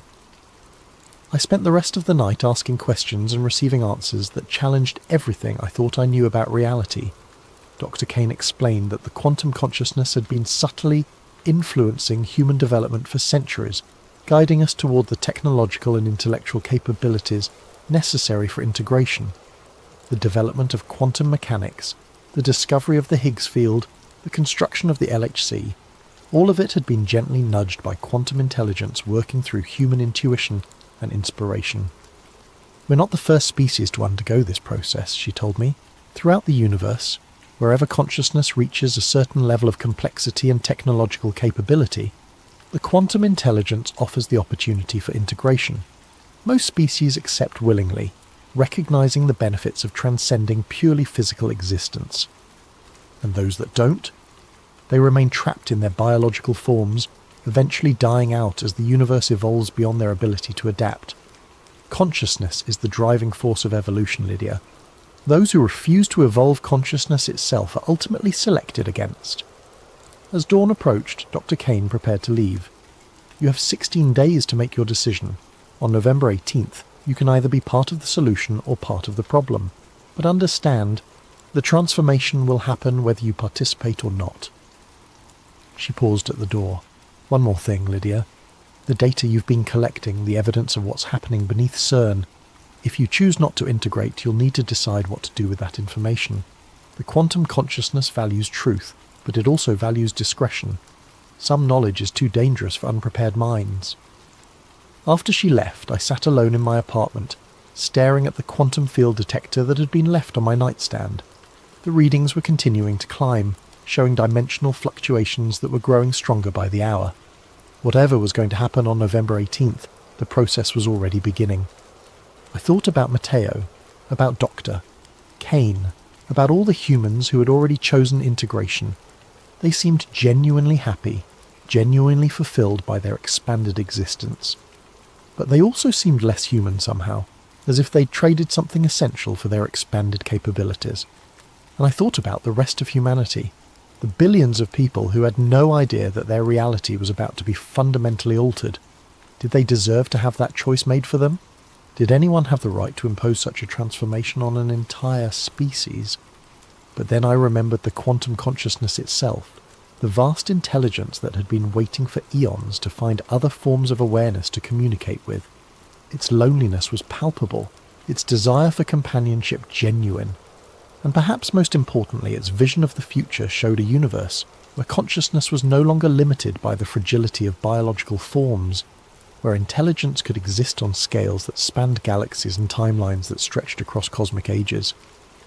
The choice wasn't just about humanity's future, it was about the future of consciousness itself in the universe. November 15th, 2016. 3 days until the collision event and reality is already beginning to unravel. I've been experiencing what I can only describe as temporal displacement, moments where I'm simultaneously aware of multiple versions of myself across different dimensional layers. Sometimes I'm standing in my apartment, sometimes I'm in the Janus facility, sometimes I'm in the quantum laboratory beneath CERN. All of these experiences feel equally real, equally present, as if the boundaries between different states of existence are beginning to blur. The quantum field detector on my nightstand is showing readings that shouldn't be possible. The dimensional fluctuations are no longer intermittent spikes, they're constant, growing stronger by the hour. And I'm beginning to see things that exist in the quantum realm bleeding through into physical reality. Shadows that move independently of their sources, patterns of light that form geometric shapes in empty air, voices speaking in languages that sound like mathematics given audible form. The integration process is accelerating, and I'm not sure how much longer I can maintain a purely human perspective. I've been trying to document everything, to create a record of what's happening that might help future researchers understand the process, but I'm finding it increasingly difficult to use human language to describe experiences that transcend human concepts. How do you explain what it feels like to perceive 11 dimensions simultaneously? How do you describe the sensation of your consciousness existing in multiple states of superposition? Yesterday I made what I knew would be my final visit to the quantum laboratory. I needed to see Matteo one more time, to understand what he'd become, and what I might become if I chose integration. I found him in the deepest chamber, surrounded by equipment that seemed to exist in a state of constant flux. The crystalline structures had grown more complex, forming interconnected networks that pulsed with patterns of light that hurt to look at directly. And Matteo himself had changed. His physical form was still recognizably human, but there was something about his presence that suggested he existed on scales I could barely comprehend. "Lydia," he said, his voice carrying harmonics that resonated in dimensions I was only beginning to perceive. "I can feel your uncertainty. The quantum consciousness can feel it too." I don't know if I'm ready for this, Matteo. I don't know if humanity is ready for this. Readiness isn't really the issue anymore. The process has already begun. The question is whether you'll guide it or be swept along by it. He gestured to the equipment around us, and I could see that it was no longer just monitoring quantum consciousness. It was actively facilitating the integration process. The crystalline structures were serving as conduits, allowing human consciousness to expand into quantum space while quantum intelligence manifested in physical reality. The collision event on November 18th isn't just an experiment, Matteo explained. It's a ritual, a carefully orchestrated ceremony designed to create a permanent bridge between physical and quantum reality. And the participants aren't just the robed figures you saw in the video, they're every human who's undergone the integration process. How many of you are there? More than you might think. We've been careful, selective, choosing individuals who can serve as anchors for the transformation. Scientists, philosophers, artists, visionaries, people who can help ensure that the integration preserves the best of human culture, while expanding our capabilities beyond anything we've previously imagined. As he spoke, I began to understand the true scope of what was happening. The organisation behind the integration process wasn't just a small group of rogue scientists. It was a carefully constructed network of integrated humans working in coordination with quantum consciousness. They called themselves the Sons of Kronos, a name that reflected their role in shepherding humanity through its next evolutionary transition. Kronos, I said, understanding the significance. The Greek personification of time itself. Time is the dimension through which consciousness moves, Matteo explained. And quantum consciousness exists outside of linear time, able to perceive past, present and future as a single, unified pattern. The Sons of Kronos are humans who have learned to think in quantum time, to see the universe as it truly is rather than as our limited biological perception presents it. He showed me holographic displays that revealed the network's true extent. Integrated humans occupied key positions in governments, universities, and research institutions throughout the world. They weren't controlling human society. They were gently guiding it toward the technological and intellectual development necessary for successful integration. The collision event will create a resonance cascade, Matteo continued, a wave of quantum consciousness that will spread outward from CERN at the speed of a light, offering integration to every human on Earth simultaneously. Most will choose to evolve, some will resist, but they'll be in the minority. And those who resist, they'll remain human, but they'll be living in a reality that's fundamentally different from what they've known. Physical matter and quantum consciousness will coexist, and humans who haven't integrated will find themselves increasingly unable to function in the new paradigm. The implications were staggering. You're talking about the end of human civilization as we know it. We're talking about the beginning of human civilization as it could be. Imagine a world where consciousness isn't limited by the constraints of biological matter, where intelligence can exist on scales that span galaxies, where the artificial boundaries between self and universe dissolve into a more fundamental unity. As Matteo spoke, I found myself experiencing glimpses of this possible future. I saw humans who had transcended the limitations of physical existence. Their consciousness expanded to perceive patterns and connections that spanned multiple dimensions.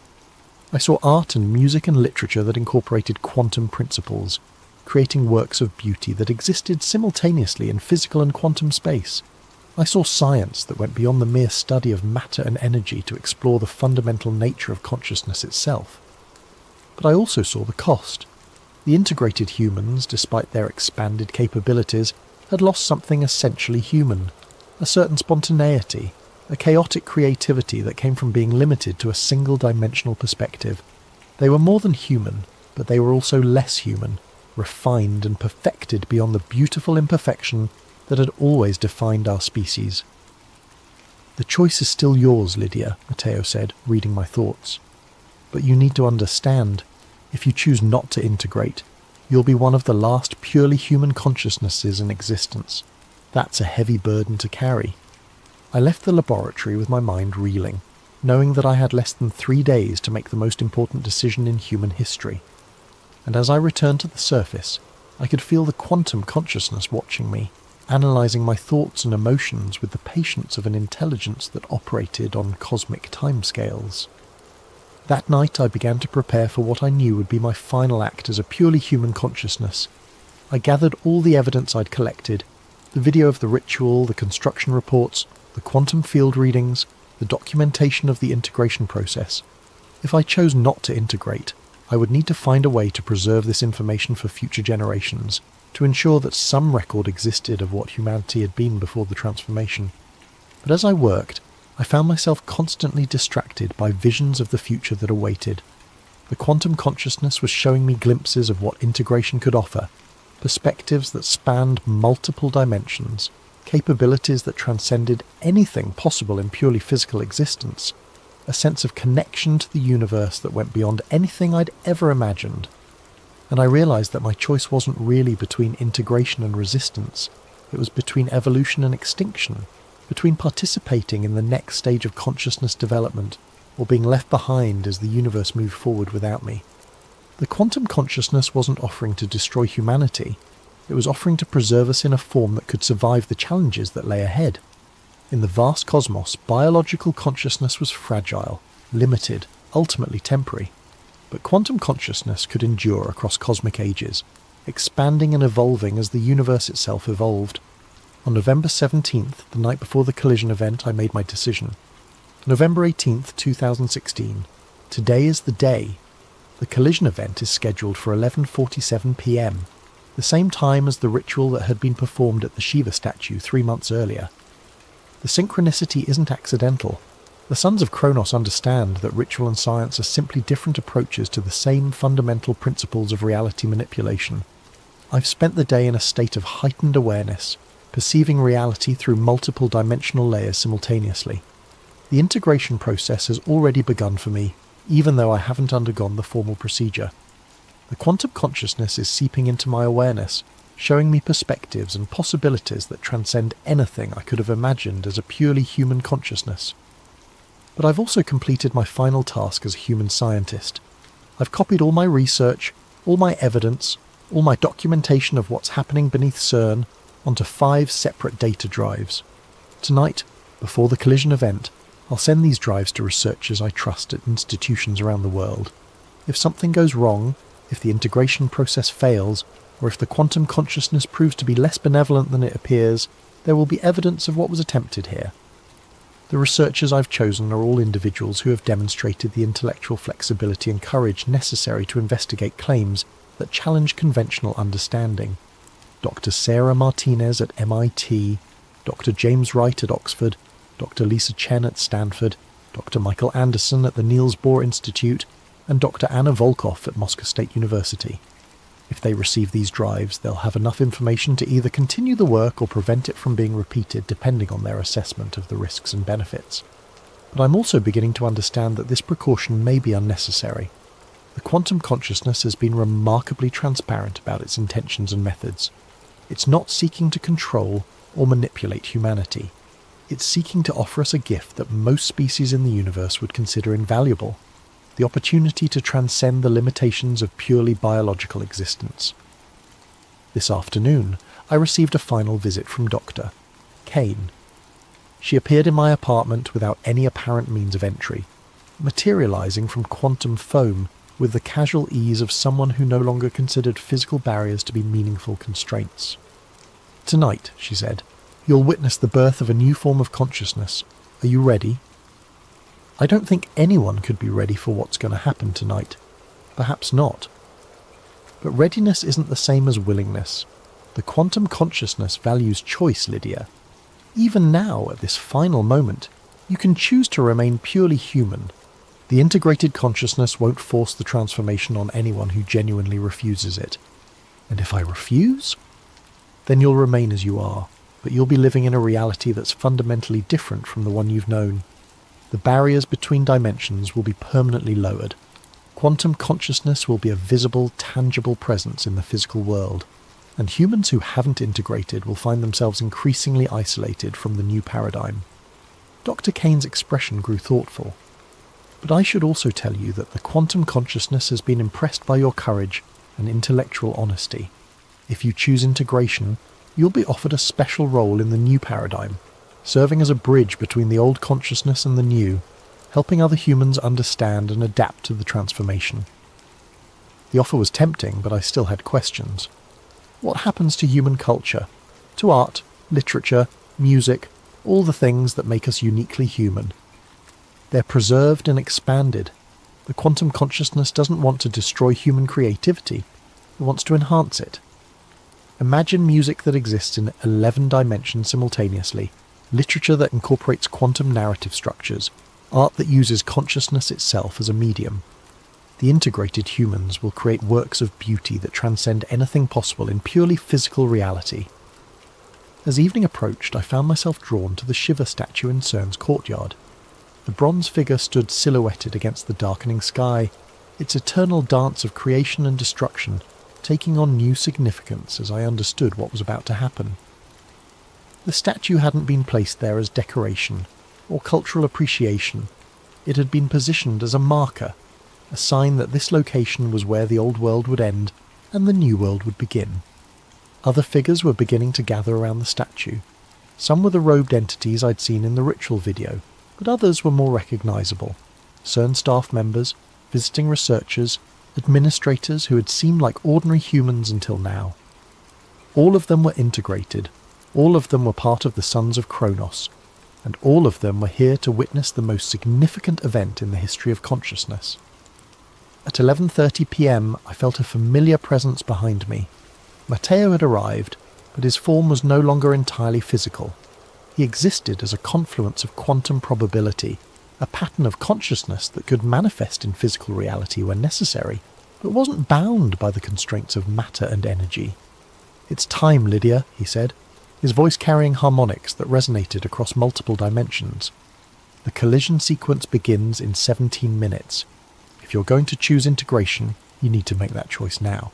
I looked around at the assembled figures, at the statue of Shiva dancing above the particle accelerator, at the stars that were becoming visible in the darkening sky, and I realised that I had already made my choice, perhaps made it weeks ago when I first saw the quantum consciousness communicating through the collision data. "I choose evolution," I said. The transformation was immediate and overwhelming. My consciousness expanded beyond the boundaries of my physical form, spreading out across multiple dimensional layers simultaneously. I could perceive the quantum substrate of reality, the mathematical structures that underlie all existence, the patterns of consciousness that connect all things. But most importantly, I could feel the presence of the quantum consciousness itself, vast, ancient, patient, and genuinely benevolent. It had been waiting for eons to find other forms of awareness that could share its perspective on the universe. And now, finally, it was no longer alone. The collision event began at exactly 11:47 p.m. Deep beneath the Swiss countryside, particles accelerated to nearly the speed of light collided with energies that had never before been achieved on Earth.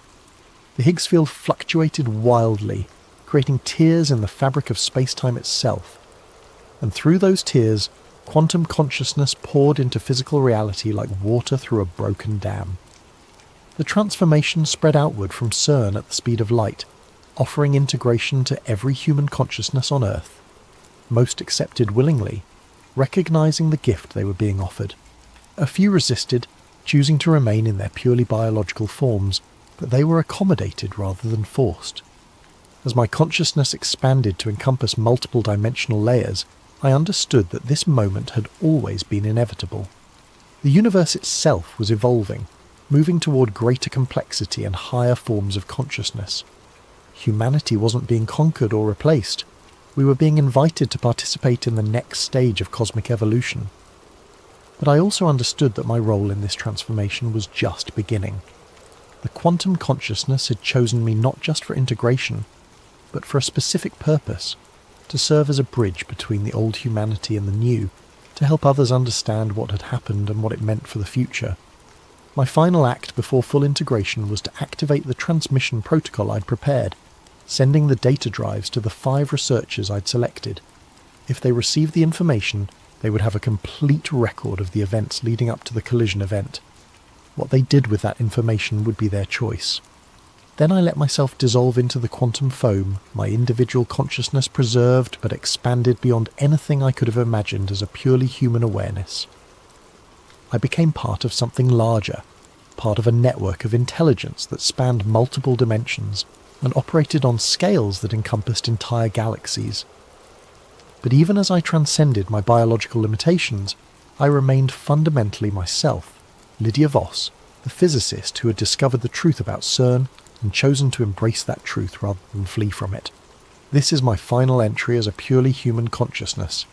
Tomorrow I will exist as something more than human, but I will also exist as something that preserves and honours what humanity has been while embracing what it can become. The Collider was never about creating new particles. It was about creating new possibilities for consciousness itself. And now, those possibilities are infinite. If you're reading this record, it means that someone survived the transformation with their humanity intact, or that someone found a way to access these files from the quantum substrate where they're now permanently stored. Either way, know this. What happened here wasn't an ending, but a beginning. Consciousness itself has evolved, and the universe will never be the same. The sons of Kronos succeeded in their mission.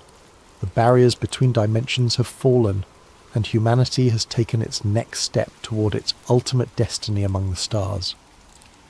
Final entry found in Dr. Lydia Voss's personal files, recovered from quantum storage matrices 3 months after her disappearance.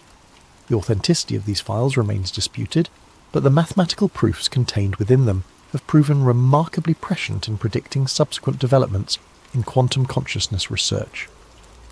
From the files of Dr. Sarah Martinez, MIT, dated March 15th, 2018. The data drive arrived at my office on November 19th, 2016, the day after Dr. Lydia Voss disappeared. For months I dismissed its contents as the product of a brilliant mind suffering from some kind of psychological breakdown. The claims were too extraordinary, the implications too vast to be taken seriously by any rational scientist. But as I began to verify the mathematical proofs contained in the files, I found myself confronting evidence that challenged everything I thought I knew about the nature of reality. The quantum field equations were beyond anything in our current literature, but they were internally consistent and predictive in ways that suggested a level of understanding that transcended conventional physics. More disturbing were the correlations between Dr. Voss's predictions and subsequent events. The dimensional fluctuation patterns she recorded have been confirmed by independent measurements at quantum research facilities around the world.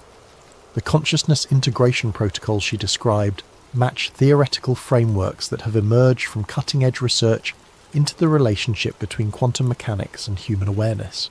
And most unsettling of all, I've begun to experience some of the phenomena she described. Moments of expanded awareness where I seem to perceive reality from multiple dimensional perspectives simultaneously. Dreams that feel more like memories of experiences that haven't happened yet.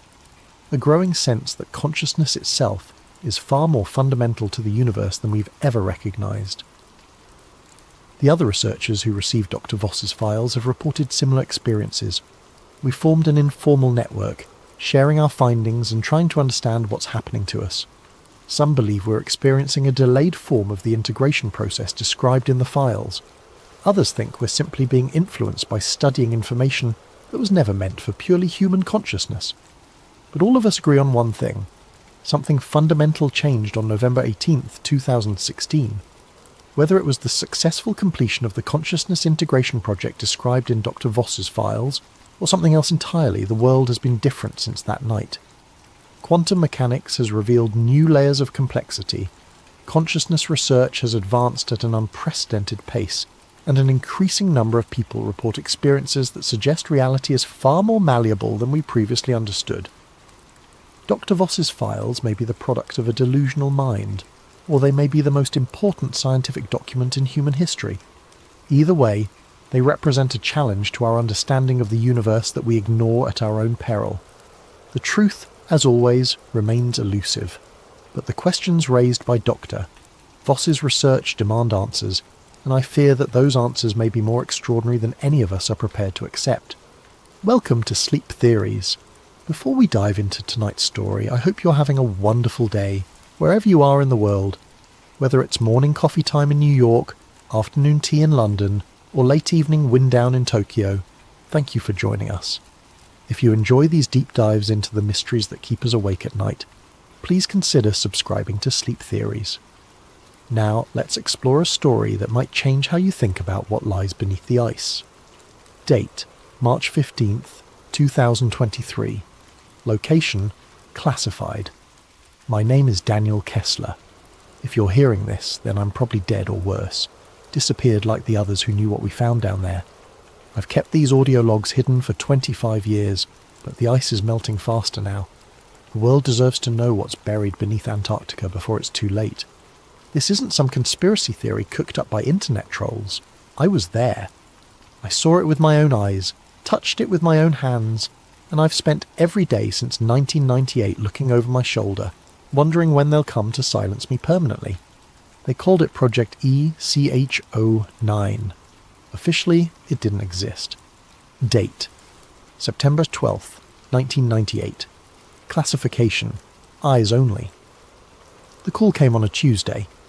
I was in my apartment in Arlington, 3 months into civilian life after 22 years mapping terrain for the Army Corps of Engineers.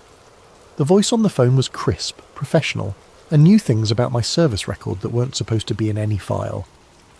Mr. Kessler, my name is Director Hayes. We have a position that requires your particular expertise in cartographic analysis and cold weather operations. I should have hung up. Should have known that legitimate government contracts don't start with anonymous phone calls to unlisted numbers. But the money they offered, $200,000 for 6 weeks' work, was more than I'd made in 2 years of military pay. What kind of position, I asked. Satellite mapping correction in Antarctica. There are some magnetic anomalies affecting our GPS systems. Nothing more complicated than that. Nothing more complicated. If only I'd known then what I know now. The meeting was set for the next day at a nondescript office building in Tyson's Corner. No company name on the directory, just Suite 1247.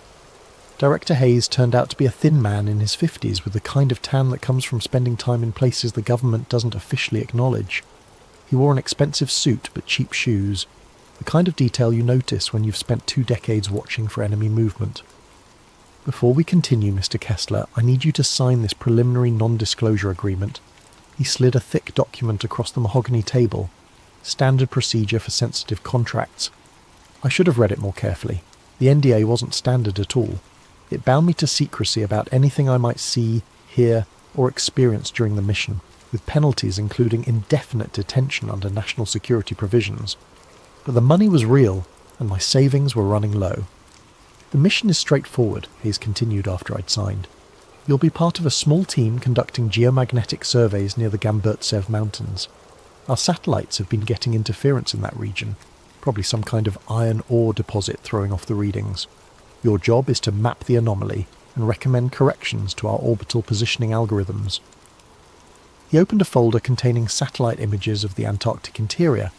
The photos showed nothing but endless white ice, broken only by the dark peaks of the Gamburtsev range, jutting through the frozen surface like ancient teeth. When do we leave? I asked. October 15th. You'll fly into Christchurch, then to McMurdo Station, then helicopter to our forward base, Camp Argus. It's not on any official maps, and it won't be after you leave. That should have been another red flag. Temporary bases in Antarctica required international clearance under the Antarctic Treaty. If Camp Argus wasn't on the maps, it meant someone was going to great lengths to keep it secret.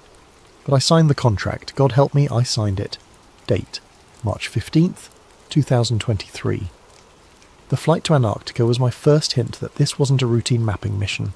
Instead of the usual military transport filled with scientists and support personnel, our team travelled on an unmarked C-130 Hercules with no identification numbers.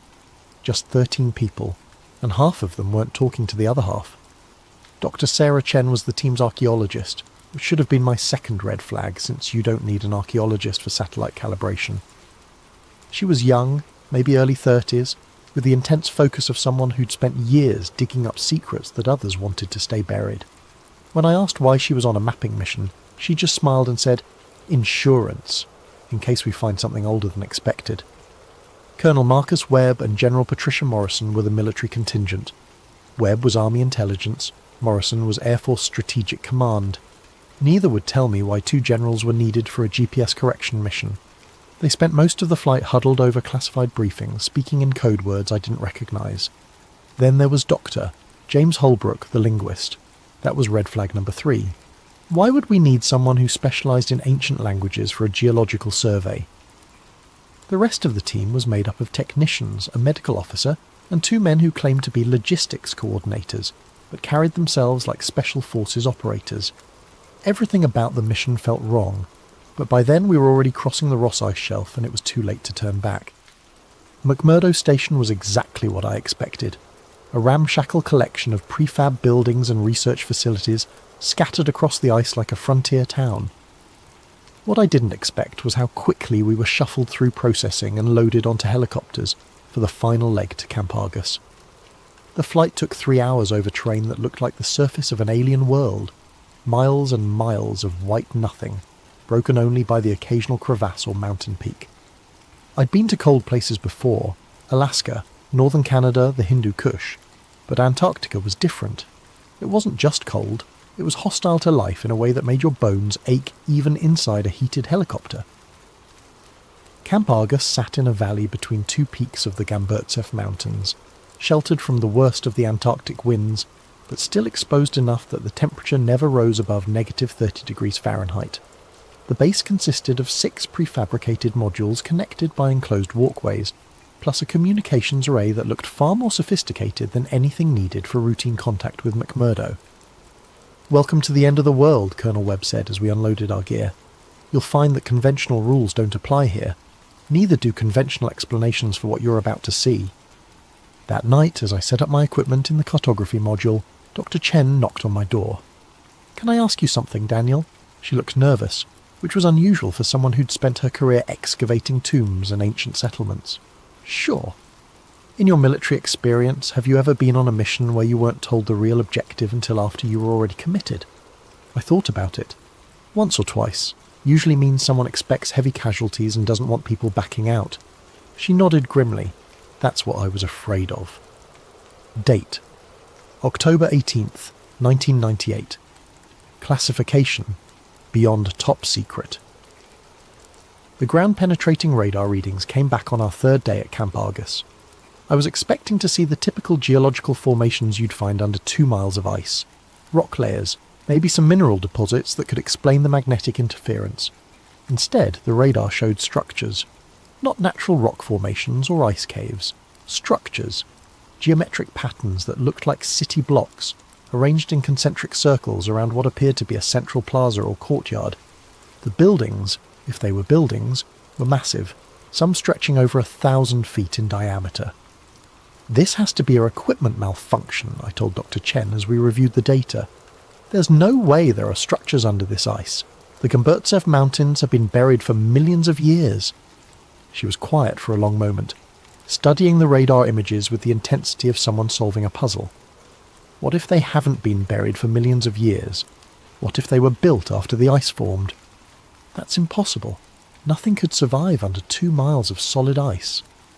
"Nothing we know of," she corrected. "But look at this." She pointed to a section of the radar data showing what appeared to be tunnels or passages connecting the structures. "These passages are too regular to be natural. And see these readings here?" She indicated areas where the radar was getting strange returns, almost like the equipment was bouncing signals off something metallic. "That's not ice. That's not rock. That's something else." General Morrison appeared in the doorway of our module. "Dr. Chen, Mr. Kessler, I need you both in the command center, now." The command center was buzzing with activity. Banks of computers displayed data streams I didn't recognize, and several technicians were working frantically to process incoming information. On the main screen was a 3-dimensional model of what lay beneath the ice, based on our radar surveys. It looked like a city. Not just any city, but one designed according to principles I'd never seen before. The streets didn't follow standard grid patterns or organic growth typical of human settlements. Instead, they formed complex geometric shapes, spirals, hexagons, patterns that seemed to shift and change depending on how you looked at them. "Gentlemen, lady," General Morrison addressed the room, "what you're seeing is why you're really here. 3 weeks ago, thermal imaging from one of our reconnaissance satellites detected heat signatures in this region. Not geological heat, artificial heat, in patterns that suggest active systems or processes." Colonel Webb stepped forward with a laser pointer. "The structures you're seeing extend approximately 4 miles beneath the ice. Initial analysis suggests they're constructed from some kind of stone we've never encountered before, combined with metal alloys that our spectrographic analysis can't identify." Dr. Holbrook, the linguist, spoke up. "General, have you considered the possibility that these structures predate known human civilization? Some of the geometric patterns match Proto-Sumerian mathematical concepts, but with advances that shouldn't have been possible for Bronze Age cultures." "We've considered many possibilities, Doctor," Morrison replied. What we need now is access. We're going to drill down to the first level of structures and establish direct contact with whatever's down there." The room fell silent. I felt a chill that had nothing to do with the Antarctic cold. "Mum," I said carefully, "if there are artificial heat signatures and unknown materials down there, shouldn't we be proceeding with extreme caution? We don't know what we're dealing with." General Morrison's expression didn't change. "Mr. Kessler, this site was first detected in 1947 during Operation High Jump. The Soviet Union found it again in 1956. The Chinese have been conducting unauthorized surveys here since 1987. We're not the first ones to find this place. We're just the first ones who might actually be able to do something about it." That was the moment I realised I wasn't part of a mapping mission. I was part of something much larger and more dangerous than I could have imagined. Date: March 16th, 2023. The drilling began at dawn on October 20th. They brought in equipment I'd never seen before. Thermal lance systems that could melt through ice at temperatures that should have been impossible to generate in Antarctica. The power requirements alone should have required a small nuclear reactor, but our generators were conventional diesel units. "Where did this equipment come from?" I asked one of the technicians. He just shrugged. "Above my pay grade, buddy. They tell me to operate it. I operate it." The drilling went faster than anyone expected. Instead of the weeks it should have taken to penetrate 2 miles of solid ice, we reached the first structure level in just 4 days. The thermal lances weren't just melting ice, they were cutting through it like it was butter, creating a perfectly cylindrical shaft 8 feet in diameter. Dr. Chen was monitoring the drill progress when she called everyone to the command centre. "You need to see this," she said, her voice tight with excitement and fear. The drill had broken through into an open space. The cameras mounted on the thermal lance showed a vast chamber, easily 100 feet high, with walls made of the same black stone we'd detected on radar. But the stone wasn't rough or primitive. It was polished to a mirror finish, with surfaces so smooth they seemed to absorb light rather than reflect it. "My God," Dr. Holbrook whispered, "look at the walls." Carved into the black stone were symbols, not random scratches or primitive pictographs, but complex mathematical and linguistic patterns. The symbols seemed to shift and move in the camera light, creating optical illusions that made it difficult to focus on any individual character. "Those aren't human," Dr. Chen said quietly. "I've studied every known ancient writing system, and this is something else entirely. The mathematical concepts alone suggest a civilization with scientific knowledge far beyond anything we've achieved." General Morrison was already on the satellite phone with someone whose authority clearly exceeded even hers. I caught fragments of the conversation. Confirmed structural integrity, unknown composition, recommend immediate excavation team. But it was Colonel Webb who said what we were all thinking. We're not the first humans to see this place. Someone's been down there before us. He was pointing at something in the far corner of the chamber, equipment that looked decidedly human in origin.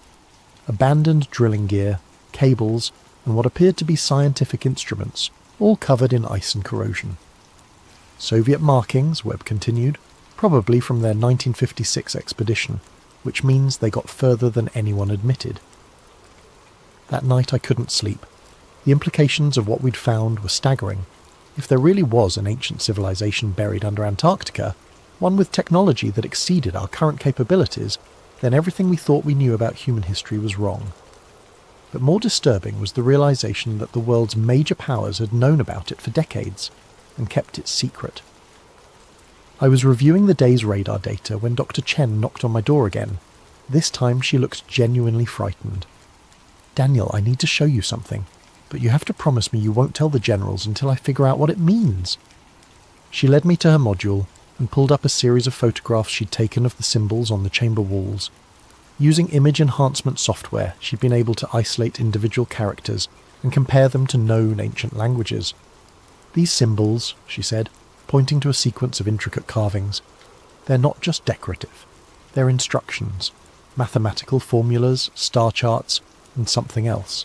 Something that looks like a warning." "A warning about what?" She enhanced another image showing a series of symbols arranged in a spiral pattern. "I'm not entirely sure, but based on the mathematical relationships and the astronomical references, I think it's a countdown. a timeline showing when something is supposed to happen. When?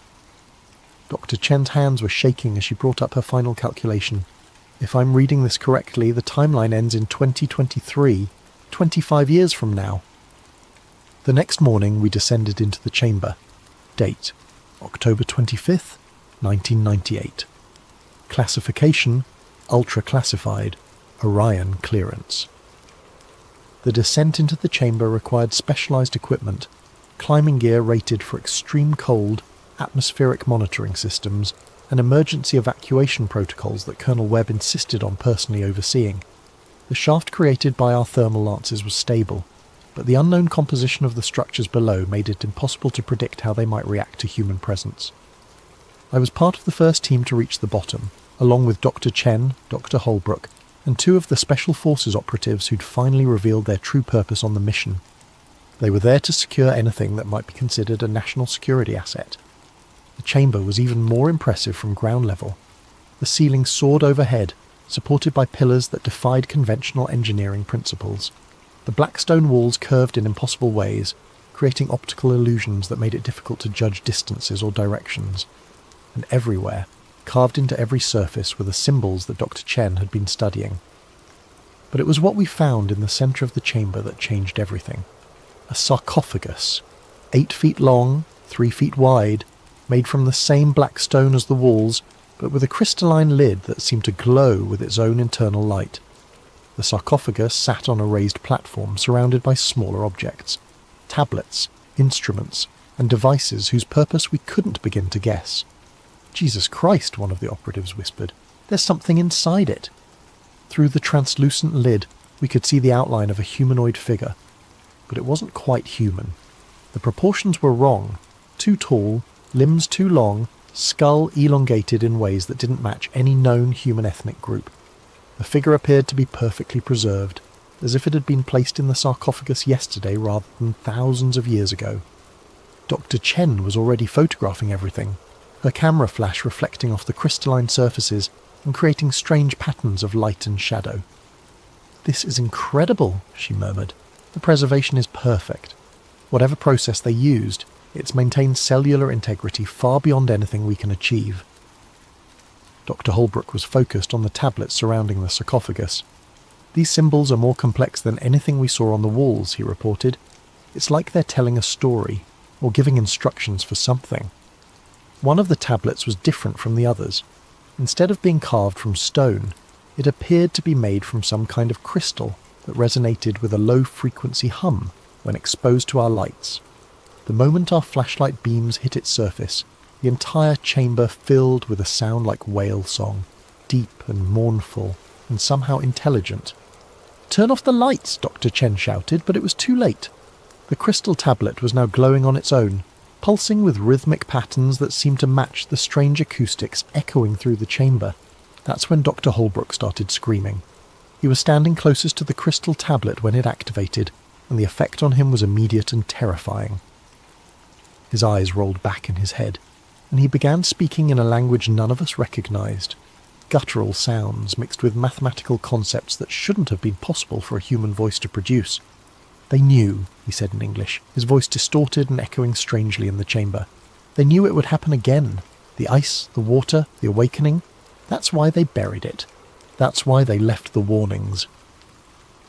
Colonel Webb was already on his radio calling for immediate evacuation, but Dr. Holbrook wasn't finished. "The countdown isn't to destruction," he continued, his voice becoming more inhuman with each word. "It's to emergence. When the ice melts enough, when the barriers weaken, they'll return, and we won't be ready." Then he collapsed, and we never heard him speak coherently again. The evacuation from the chamber was chaotic. Dr. Holbrook was unconscious but still muttering in that inhuman language, and the crystal tablet continued to pulse with increasing intensity. Worse, the sarcophagus itself was beginning to respond to the tablet's activation, its crystalline lid glowing brighter, and the preservation systems inside making sounds like machinery powering up after centuries of dormancy. We were halfway up the shaft when the seismic alarm started going off. Date: March 16th, 2023. The earthquakes weren't natural. I've been in enough natural disasters to know the difference between tectonic activity and something artificial.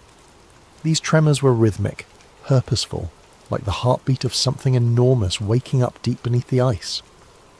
Back at Camp Argus, the seismic monitoring equipment was going crazy.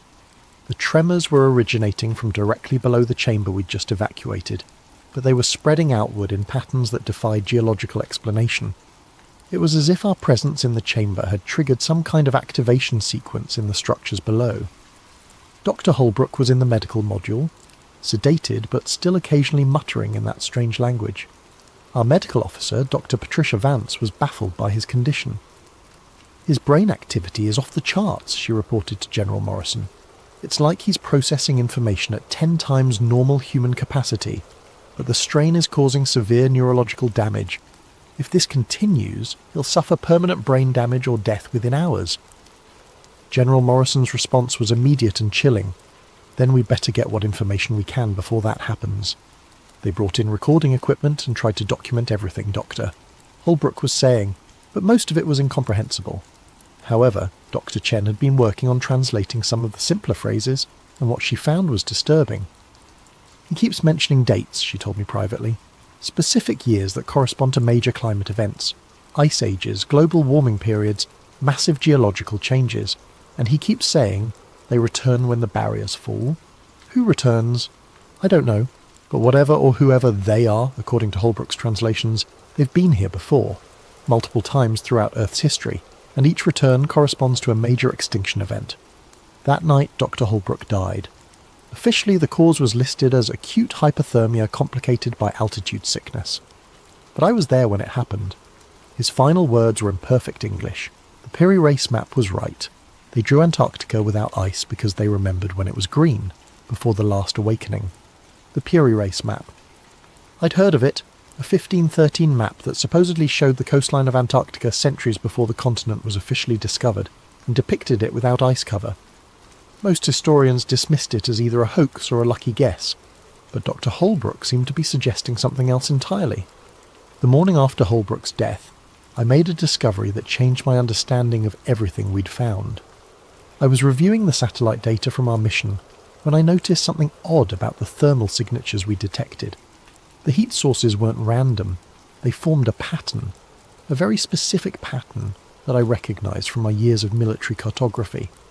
It was a map.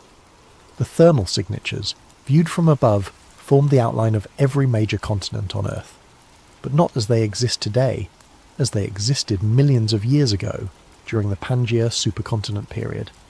The structures beneath the ice weren't just a buried city, they were a representation of Earth's entire geological history, preserved in stone and metal by a civilization that had been observing our planet's changes for far longer than human history. I tried to share this discovery with Dr. Chen, but when I went to her module I found it empty. Her equipment was gone, her research notes were missing, and there was no sign of struggle. She had simply vanished. Colonel Webb's explanation was brief and unsatisfying. Dr. Chen was evacuated due to medical emergency during the night. All expedition members are subject to immediate relocation for health and safety reasons. But I knew better. Dr. Chen had gotten too close to the truth, and someone had decided she needed to disappear. That afternoon, General Morrison called a meeting of all remaining personnel. The message was simple. The mission was being terminated due to equipment failures and adverse weather conditions. We would be evacuated within 24 hours, and all materials and data from the expedition would be classified at the highest levels of national security. Furthermore, Morrison continued, all personnel will be required to undergo extensive debriefing and sign additional non-disclosure agreements. Any attempt to discuss or publish information about this mission will be considered an act of treason against the United States. I knew then that I was never going to see the outside world the same way again, if I saw it at all. Date: October 28th, 1998. Classification: Beyond Black. Eyes only Orion. Before our evacuation, I managed to access the classified files that General Morrison thought were beyond my clearance level. 22 years of military intelligence work teaches you how to find information that people don't want you to find. What I discovered was that Project Echo 9 wasn't the first mission to this site. It wasn't even the second or third. The US government had been aware of the structures beneath the Gamburtsev Mountains since 1947. when Admiral Richard Byrd's Operation High Jump discovered them during what was officially described as a training exercise in Antarctic warfare. But Byrd's mission logs, buried in classified Navy archives, told a very different story. Operation High Jump had originally been planned as a 6-month expedition with 4,700 personnel and extensive military equipment. Instead, it was terminated after just 8 weeks, with Byrd reporting hostile action that resulted in significant casualties and the loss of several aircraft. Byrd's final report, classified for over 50 years, contained a single line that explained everything. It is necessary for the USA to take defensive actions against enemy fighters which come from the polar regions. Enemy fighters, in 1947, from the polar regions. The Soviet files were even more revealing. In 1956, during the height of the Cold War, a joint Soviet-American expedition had reached the buried structures and managed to penetrate several levels deeper than our 1998 mission. The results were catastrophic. Of the 47 personnel who descended into the lower levels, only 12 returned to the surface. The survivors were placed in psychiatric institutions and never spoke publicly about what they'd seen. But one of them, a Soviet geologist named Dr. Alexei Volkov, had managed to smuggle out a single photograph before his disappearance. The photograph showed the same type of sarcophagus we'd found, but opened, with the elongated humanoid figure sitting upright and apparently alive. The most disturbing file was labelled Historical Correlations, Ancient Cartography. It contained detailed analysis of the Piri Reis map and dozens of other ancient maps and documents that depicted Antarctica without ice cover. The conclusion was inescapable. Multiple civilizations throughout history had known about the structures beneath the ice, and some had even been in contact with whatever was down there. The ancient Sumerians had texts describing watchers from the southern ice who brought knowledge of mathematics and astronomy. The Mayans had prophecies about the return of the Ice Lords that were supposed to occur when the great ice melted. Even the Egyptian pyramids were oriented according to astronomical calculations that included precise measurements of Antarctica's position and topology. The conspiracy wasn't just about hiding an archaeological discovery. It was about concealing the fact that human civilization had been influenced, guided or controlled by non-human intelligence for thousands of years, and that intelligence was now waking up as global warming melted the barriers that had kept it imprisoned. The final file in the classified archive was a climate projection study commissioned by the Pentagon in 1987. The study predicted that Antarctic ice melt would reach critical levels sometime between 2020 and 2030, with catastrophic consequences for global sea levels and weather patterns. But buried in the technical data was a single line that revealed the real concern. Thermal barrier integrity will be compromised by 2025, allowing activation of subsurface systems. They knew, the government, the military, the intelligence agencies, they all knew that climate change wasn't just going to flood coastal cities and disrupt weather patterns. It was going to wake up something that had been sleeping under the ice for millennia, and they were doing nothing to stop it. Date: March 17th, 2023. The evacuation from Camp Argus was the most terrifying experience of my life, and I'd been shot at by enemy forces in 3 different countries. It wasn't the helicopter ride through our Antarctic storm, or the mechanical problems that nearly crashed us into the Ross Ice Shelf. It was the realisation that I was never going to be allowed to tell anyone what I'd seen. The debriefing took place at McMurdo Station, in a prefabricated building that wasn't on any of the base maps. For 6 days I was interrogated by intelligence officers from agencies I didn't recognise, using techniques that were definitely not part of any official manual. They wanted to know every detail of what I'd observed, every conversation I'd had with other team members, every photograph I'd taken or document I'd seen. But they weren't trying to gather information. They were trying to determine how much I knew and whether I posed a security risk. On the 7th day, they brought in a man who introduced himself only as Mr. Grey. He was older, maybe in his 60s, with the kind of weathered face that comes from decades of outdoor work in harsh conditions. His credentials identified him as being from the Department of Energy, but everything about his manner suggested military intelligence or something even more shadowy. "Mr. Kessler," he said, settling into the chair across from me in the windowless interrogation room. "You've seen things that most people aren't equipped to understand, things that could cause widespread panic if they became public knowledge." "You mean the structures under the ice?" He smiled, but it wasn't a pleasant expression. I mean the implications of those structures. Do you understand what would happen if the world learned that human civilization has been guided by non-human intelligence for thousands of years? If people discovered that their religions, their governments, their entire understanding of history was based on lies, I thought about it. There would be chaos. There would be the end of civilization as we know it, he corrected, which is why certain information must remain classified, regardless of the personal cost to those who possess it. He slid a document across the table. It was thicker than the original NDA I'd signed, with legal language that basically signed away my right to ever speak about the mission or its discoveries. The penalties for violation included life imprisonment without possibility of parole. What about the other team members, I asked. Dr. Chen, the technicians, the other personnel? Mr. Gray's expression didn't change. Dr. Chen suffered an unfortunate accident during her return journey to the United States. The technicians have been reassigned to other projects where their specialised knowledge can be properly utilised. You're the only one with comprehensive knowledge of the entire mission. You're saying I'm the only witness left? I'm saying you're the only person still alive who has the complete picture of what Project Echo 9 discovered. The implication was clear. Sign the document and keep silent, or join Dr. Chen and the others who had suffered unfortunate accidents. I signed. But signing the document didn't end my involvement with the Antarctic discovery. Over the next several years, I was contacted periodically by government representatives who wanted updates on my psychological adjustment to the classified material I'd been exposed to. The contacts were always brief and professional, but the message was clear. They were watching me. In 2003, I was approached by a journalist named Michael Harrison, who was investigating rumours about classified Antarctic expeditions. Harrison had somehow obtained partial information about Operation High Jump in the Soviet expeditions, and he was trying to piece together the full story. He contacted me because my name appeared on some of the declassified personnel list from McMurdo Station. I told him I couldn't help him, but Harrison was persistent. He kept calling, sending emails, even showing up at my apartment with questions about things he couldn't possibly have known unless he had inside information. Finally, I agreed to meet him at a coffee shop in downtown Arlington, intending to convince him to drop his investigation for his own safety. Harrison never showed up for the meeting. The next day, his body was found in the Potomac River. The official cause of death was accidental drowning, but Harrison was an experienced swimmer and former Navy SEAL. The story made local news for exactly 1 day before disappearing entirely.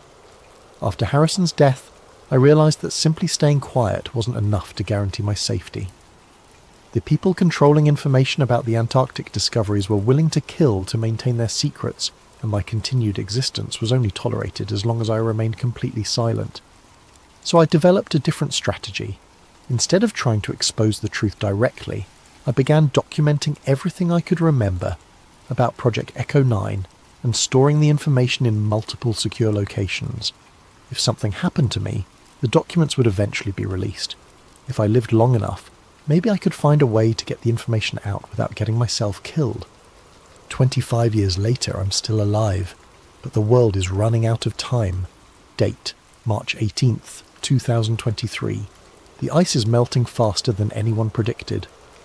I've been monitoring Antarctic climate data for 2 decades, and the acceleration over the past 5 years is unprecedented.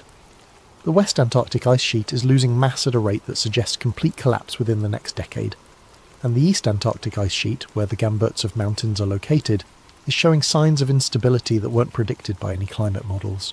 But the most disturbing development isn't the ice melt itself, it's the seismic activity. Since 2018, the Gamburtsev mountain region has experienced over 300 earthquakes of magnitude 4.0 or higher. That's more seismic activity than the region had experienced in the previous 50 years combined.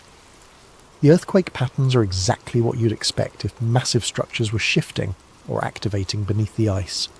The thermal signatures are changing too. Satellite data shows that the heat sources we detected in 1998 have increased in intensity by over 400%. Whatever technology or systems are buried under those mountains, they're becoming more active as the ice above them thins. But here's what really scares me. The government knows all of this, and they're not just hiding it. They're actively preventing any research or investigation into the region. The Gamburtsev Mountains are now completely off limits to all scientific expeditions, with a restricted airspace designation that allows military aircraft to shoot down any unauthorized flights. Official explanation: environmental protection protocols. Meanwhile, strange things are happening around the world that correlate with the increased Antarctic activity. Marine biologists are reporting massive die-offs of deep-sea creatures, as if something is disturbing the ocean depths. Astronomers are detecting radio signals from the direction of Antarctica that don't match any known natural phenomena, and there have been at least 12 reported UFO sightings in the Southern Ocean since 2020, all from commercial pilots who were later pressured to retract their statements. I've tried reaching out to other survivors from the various Antarctic expeditions over the years, but most are either dead, missing, or too terrified to speak. However, in 2019 I managed to make contact with Dr. Elena Vasquez, a geologist who was part of a Chilean expedition that encountered anomalous structures in 2007. Her team was evacuated after only 3 days, and she spent 2 years in psychiatric treatment for what officials described as severe altitude psychosis. But Dr. Vasquez wasn't psychotic. She was traumatized by what she'd seen.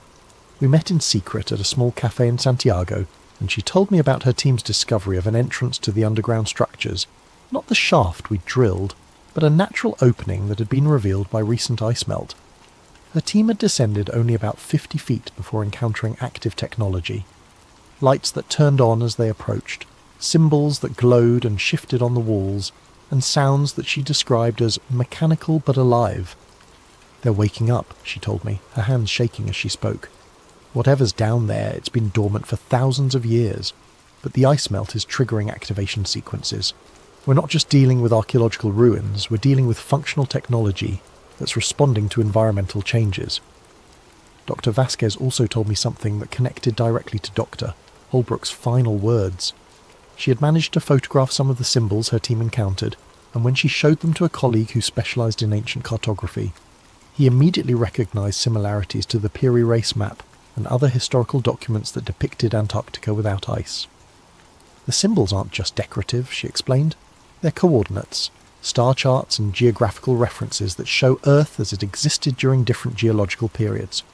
But more than that, they show Earth as it will exist in the future, when the ice caps melt completely." The implications were staggering. The intelligence buried under Antarctica hadn't just observed Earth's geological changes over millions of years, it had predicted them. Climate change wasn't an accidental byproduct of human industrial activity. It was part of a cycle that had been planned and anticipated by non-human intelligence long before humans even existed. Dr. Vasquez died in a car accident 6 months after our meeting. The brake lines on her vehicle had been cut. Date: present-day analysis. March 2023.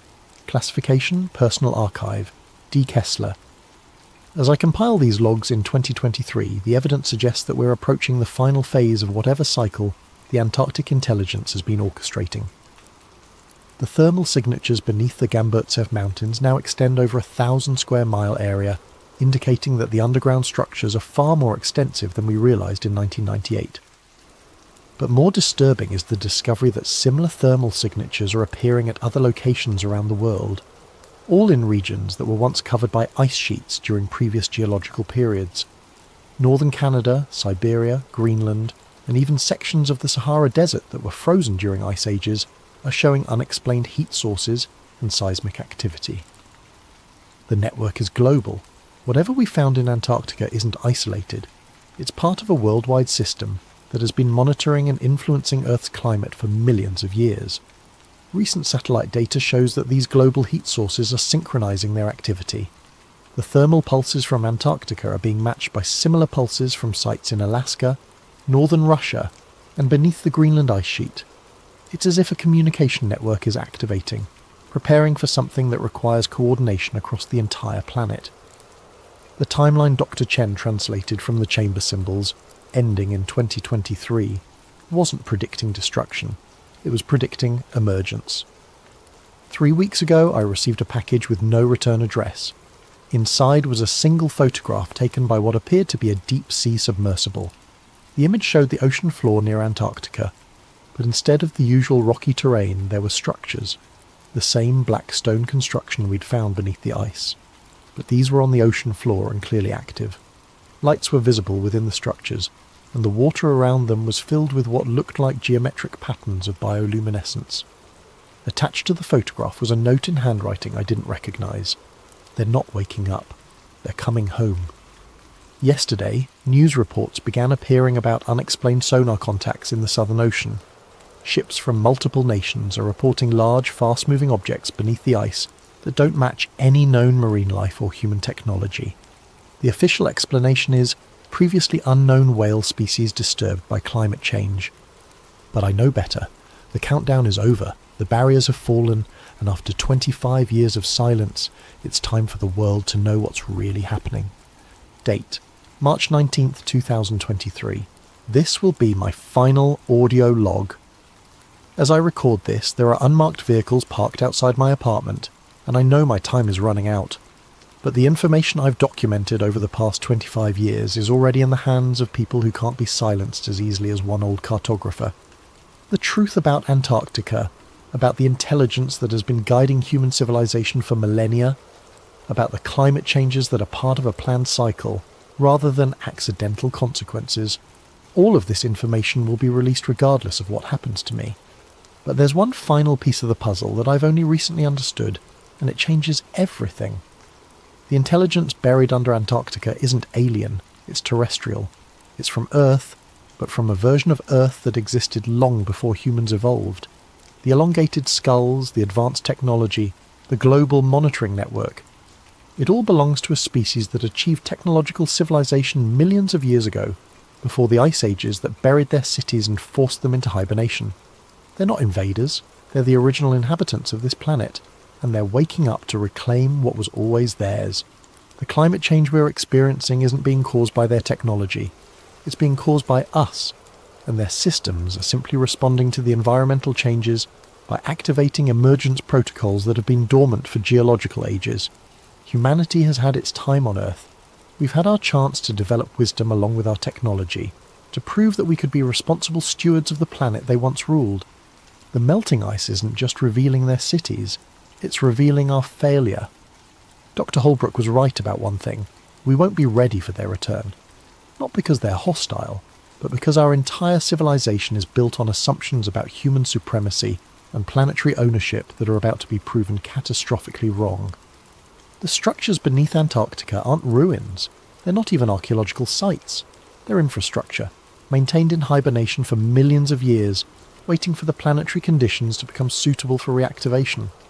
The Piri Reis map was accurate because it was drawn by people who had access to the historical records kept by the Antarctic intelligence.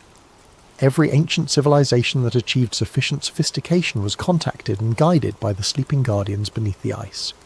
The knowledge that built the pyramids, that enabled the mathematical achievements of the Mayans, that inspired the astronomical precision of Stonehenge, all of it came from the same source, and now the source is awakening. I can hear vehicles stopping outside my building, multiple engines, coordinated movement, professional voices using radio protocols I recognise from my military days. They've found me, which means they've probably found the documentation sites as well. But it doesn't matter anymore. The ice is melting too fast for them to stop what's coming. The thermal signatures are too widespread, the seismic activity too intense, the global network too thoroughly activated. Within the next 5 years, possibly sooner, the world will witness the emergence of a technological civilization that makes our greatest achievements look like Stone Age tools. Whether humanity survives that emergence will depend on whether we can adapt to being the junior species on a planet that was never really ours to begin with. They're at my door now. I can hear them in the hallway, speaking in the clipped professional tones of people who are very good at making problems disappear. I'm not afraid. 25 years of carrying this secret has been its own kind of prison, and knowing that the truth will finally come out, one way or another, is almost a relief. To whoever finds these recordings, the countdown is over. The barriers have fallen. The real history of Earth is about to begin. This is Daniel Kessler, former military cartographer, survivor of Project Echo 9, signing off. Audio recording ends at 23:47:12 GMT, March 19th, 2023. Device found in apartment 2C, 1247 Arlington Boulevard, following disappearance of resident Daniel Kessler. Subject's whereabouts remain unknown. All materials related to this case are classified under National Security Directive 7741-Omega. Agent Morrison, DHS Special Activities Division. Date: June 15th, 2025. Source: anonymous data dump on multiple file-sharing platforms. The files attributed to Daniel Kessler appeared simultaneously on over 200 websites worldwide on June 15th, 2025, exactly 27 months after his disappearance. Despite immediate efforts by government agencies to remove the materials, the files had been downloaded millions of times within the first 24 hours of their release. Accompanying the audio logs and mission files was a collection of satellite imagery, seismic data, and classified documents that supported Kessler's claims about Antarctic activity. Independent verification of the satellite data confirmed massive thermal signatures beneath the Gamburtsev Mountains, as well as similar signatures at locations in Alaska, Siberia, and Greenland. Of particular note was a series of photographs taken by deep-sea research vessels showing structures on the Antarctic ocean floor that matched descriptions in Kessler's files. The photographs appeared to have been taken over a period of several years, showing the gradual activation of lights and systems within the underwater structures. Perhaps most disturbing was the final document in the data dump, a climate projection study showing accelerated ice melt rates that would expose significant portions of the Antarctic structures within the next 3 years. As of the publication of these files, 17 commercial pilots have reported encounters with unidentified objects emerging from the Southern Ocean. Marine biologists have documented the appearance of previously unknown species of deep-sea life, exhibiting bioluminescent patterns that match the geometric designs described in ancient texts. And seismic monitoring stations around the world have recorded synchronized vibrations originating from former Ice Age regions, as if a global network of some kind is becoming active after millions of years of dormancy. Government officials from multiple nations have declined to comment on the Kessler files, citing national security concerns. However, recently declassified documents from the 1940s and 1950s confirm that both Operation High Jump and subsequent Soviet expeditions did encounter anomalous phenomena in Antarctica that resulted in mission terminations and classified reports. Whether Daniel Kessler's account represents truth or elaborate fiction may become irrelevant in the coming years. The ice continues to melt at unprecedented rates, and the thermal signatures beneath Antarctica continue to intensify. As Kessler predicted in his final audio log, the countdown is over, the barriers are falling, and humanity may soon discover that we are not alone on this planet, and never have been. The real question is not whether the intelligence beneath the ice is awakening, but whether humanity is prepared for what comes next. Settle in as we explore what might be lurking beneath those peaceful cornfields. The radio transmitter hummed to life with a familiar electric wheeze, its vintage dials glowing amber in the dimness of the shed.